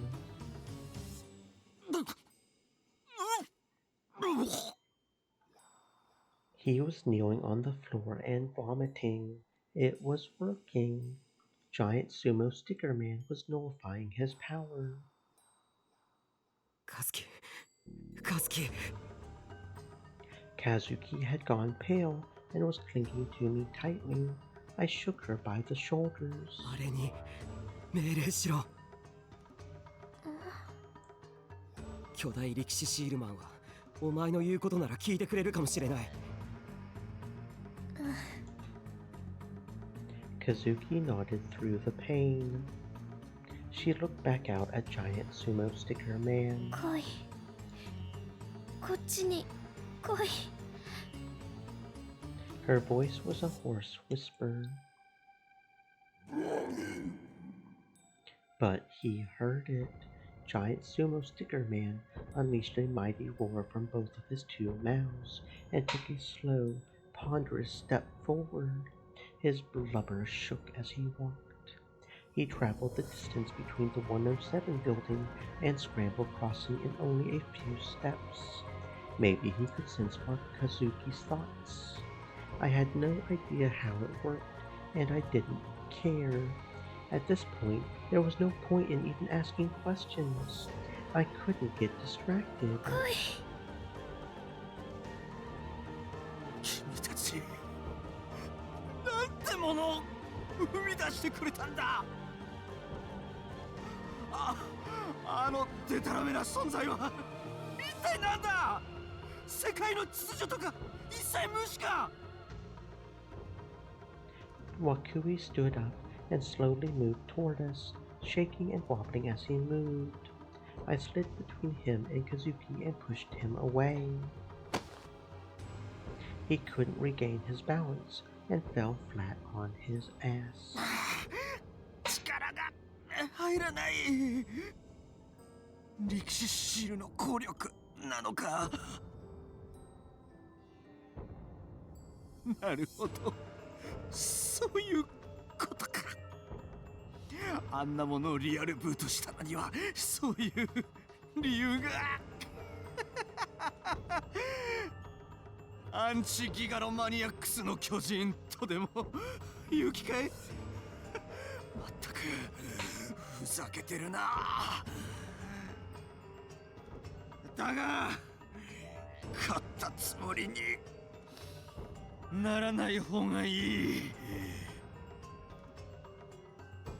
At almost the exact same moment, Wakui readied his E-sword again. There was a roar from below that shook the whole building. I looked down to see what had happened. I saw Giant Sumo Sticker Man lying on top of an elevated section of the Yamanote railway line. He must have tripped on it. He grabbed the side of the station building and used it to help himself up, crushing the tracks in the process. He then moved forward and slammed himself into the side of the Hikari Wo. The Hikari Wo was struck with the force of hundreds, no, thousands of Yokozunas. The body slams continued, again and again. The building itself began to buckle. The shockwave sent us crashing to the floor. The glass broke and poured down on us. I felt a cold wind on my skin. When the shaking finally stopped, I looked up to see what had happened to Kazuki and Kurusu. I was relieved to see that they hadn't fallen out of the window. But Wakui was still alive. He had stood up before we had and was cursing us in rage. There was another huge shock. Wakui and the rest of us were knocked away. I was worried that the Hikari Road might break. 君たち、悪いけどあれ、なんとかしてくれないかな。ああ、いやいい。やっぱりいいや。先に君たちを殺すから。Wakui didn't even have the energy left to keep up his good teacher act. He readied his D-sword, his face full of anger. Even though it was obvious he could barely stay standing, he attacked us out of sheer desperation. He was obsessed with killing us. However, I wasn't ready to give up yet either. We finally had our own trump card, Giant Sumo Sticker Man, and I was every bit as obsessed with killing Wakui. I grabbed Kazuki's body in my arms and left outside through the broken window. Senpai! The ground got closer and closer. I was terrified. If I hit the ground at this speed, my bones would shatter, my body would be crushed, and I would die in a spray of blood and organs. There was nothing to support me, nothing to grab onto. I couldn't keep my balance in mid-air. All I could do was cling tightly to Kazuki. Kazuki, あれにキャッチさせろ! Kazuki quickly understood and looked around for it, but there was no need to look. Giant Sumo Sticker Man was right under us, clinging to the Hikari Road building. He twisted his neck to look at us. A huge flabby hand was extended beneath us and caught us. It was soft like a cushion. We were still going pretty fast, though, so the impact was intense. But at least we were still alive. I looked up at him and saw his arm, his shoulder, and his giant sumo sticker face. But seeing his face from up close only made me feel even more sick. A part of me wanted to jump off and die rather than stay here. I closed my eyes, gritted my teeth, and did my best to fight the impulse. Yashiro! Kazuki! I could hear Wakui's voice from above. I looked up and saw that he had jumped out of the building too. A huge bird, like something out of an encyclopedia of dinosaurs, had flown from out of nowhere, and Wakui had grabbed onto its leg. It slid through the air toward us. あの鳥、S2 に出てくるやつかも。ゲツァルコアトルスって名前。It was pink and almost completely featherless. I could tell by comparing its size to Wakui's that its wingspan was over 5 meters long. There was no such bird as that, and even if there were, it wouldn't live in the middle of Tokyo, and even if it did, it wouldn't be taking orders from Wakui. Wakui's delusions had created it. Wakui flew past Giant Sumo Sticker Man, slicing into its shoulder with his E-sword. Its two mouths opened, moaned in pain. Instead of blood, white sumo stickers spurted out of the wound. The wind carried them across the Shibuya Bay. Wakui spun around in midair for another attack.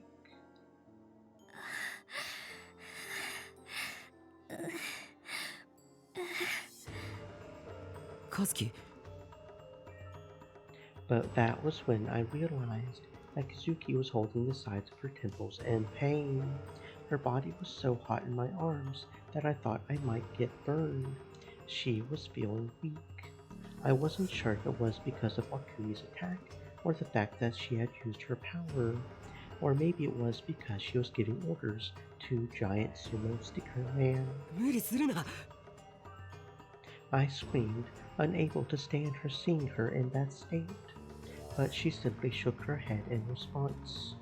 She then looked at me in desperation and spoke these words clearly. あいつ倒そう。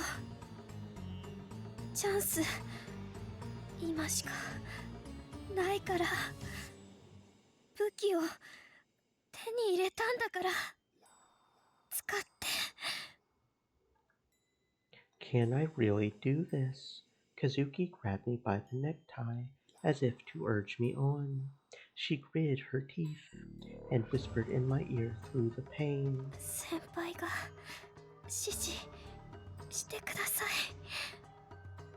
そしたら戦える。 I can do it. I can fight. In fact, I have a monster at my disposal that's capable of ripping Wakui in two, which means I need to use that weapon to survive. Kazuki nodded, and Giant Sumo Sticker Man's fingers closed around us. He brought his hand up and sat us on his shoulder. It was a little more unstable than his palm, but at least here we wouldn't have to look at his face. Just as I thought, moving up here made me feel a lot better. I had Kazuki summon her D-sword and plunge it into Giant Sumo Sticker Man's neck, giving us support so that we wouldn't fall off.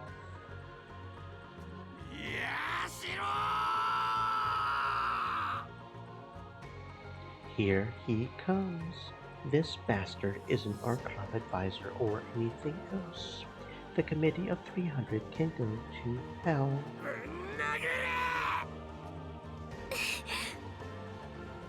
Giant Sumo Sticker Man's arm flew forward. He smashed Wakui with an open palm, the same way you would swat a fly. Wakui landed hard near Memorial Park. The impact easily could have killed him. However, he was a gigalomaniac, so I couldn't afford to show him any mercy.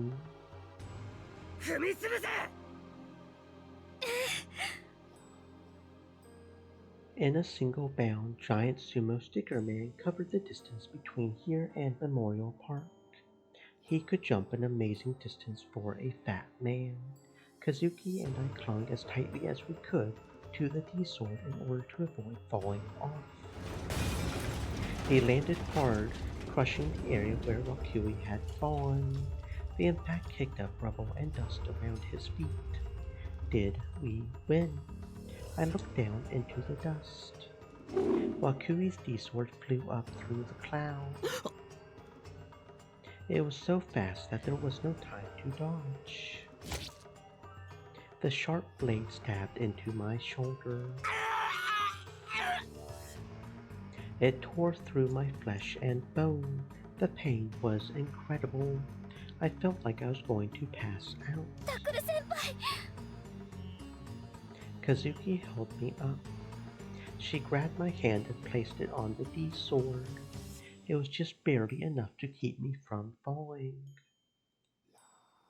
I bit my lip to endure the pain, and looked in the direction the sword had come from. Wakui was down there, covered in blood, and looking up at us in fury, just a little from the spot where Giant Sumo Sticker Man had landed.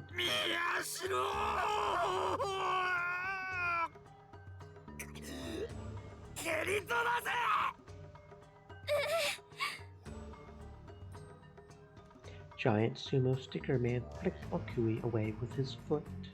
Wakui's body flew like a ping pong ball. At that point, the fight was over. But I wasn't finished yet.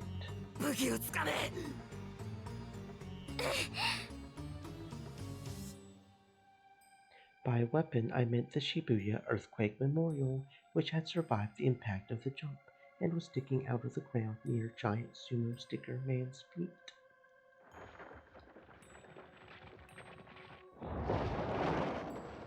He reached down and yanked it out of the earth. His eyes locked onto Wakui as he flew through the air.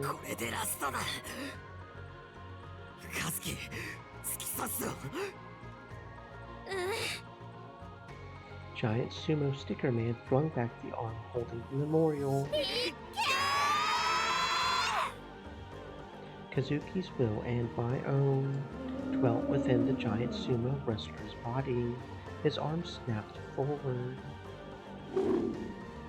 The memorial was flung like a spear. The spear instantly crossed the speed of sound. With a sonic boom, it smashed straight into Wakui and obliterated his body. And that was the end. The D-sword in my shoulder disappeared in a halo of light. Wakui was dead. He never had a chance. It was a one-sided slaughter. The giant sumo wrestler howled into the open air. He was a destructive monster. He was a brutal giant. We had created something that threatened to destroy the balance of the entire world. I looked up at the Hikariwo and saw Kurusu waving at us from the shattered sky lobby window. 死ねなかったね、先輩。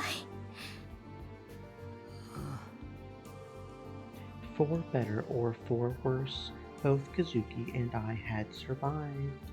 What awaited us now was a hell worse than anything we had gone through so far. We might have brought this terror not only to ourselves, but to the entire world. Nothing about the world would ever be the same, and we would be left to make our way in it, like lost and frightened children. Even without the Committee of 300's decision, Kazuki and I were enemies of the world for creating such a place. Maybe it would have been better if Wakui had killed us. There was that, and then the fact that I had no idea what we were going to do next. And then the fact that my shoulder was still bleeding and it hurt like hell. But Kazuki was in my arms, looking relieved and at peace. So at least for this one moment, I could be grateful for the warmth I felt. That's what I thought as I looked up at that blue sky above.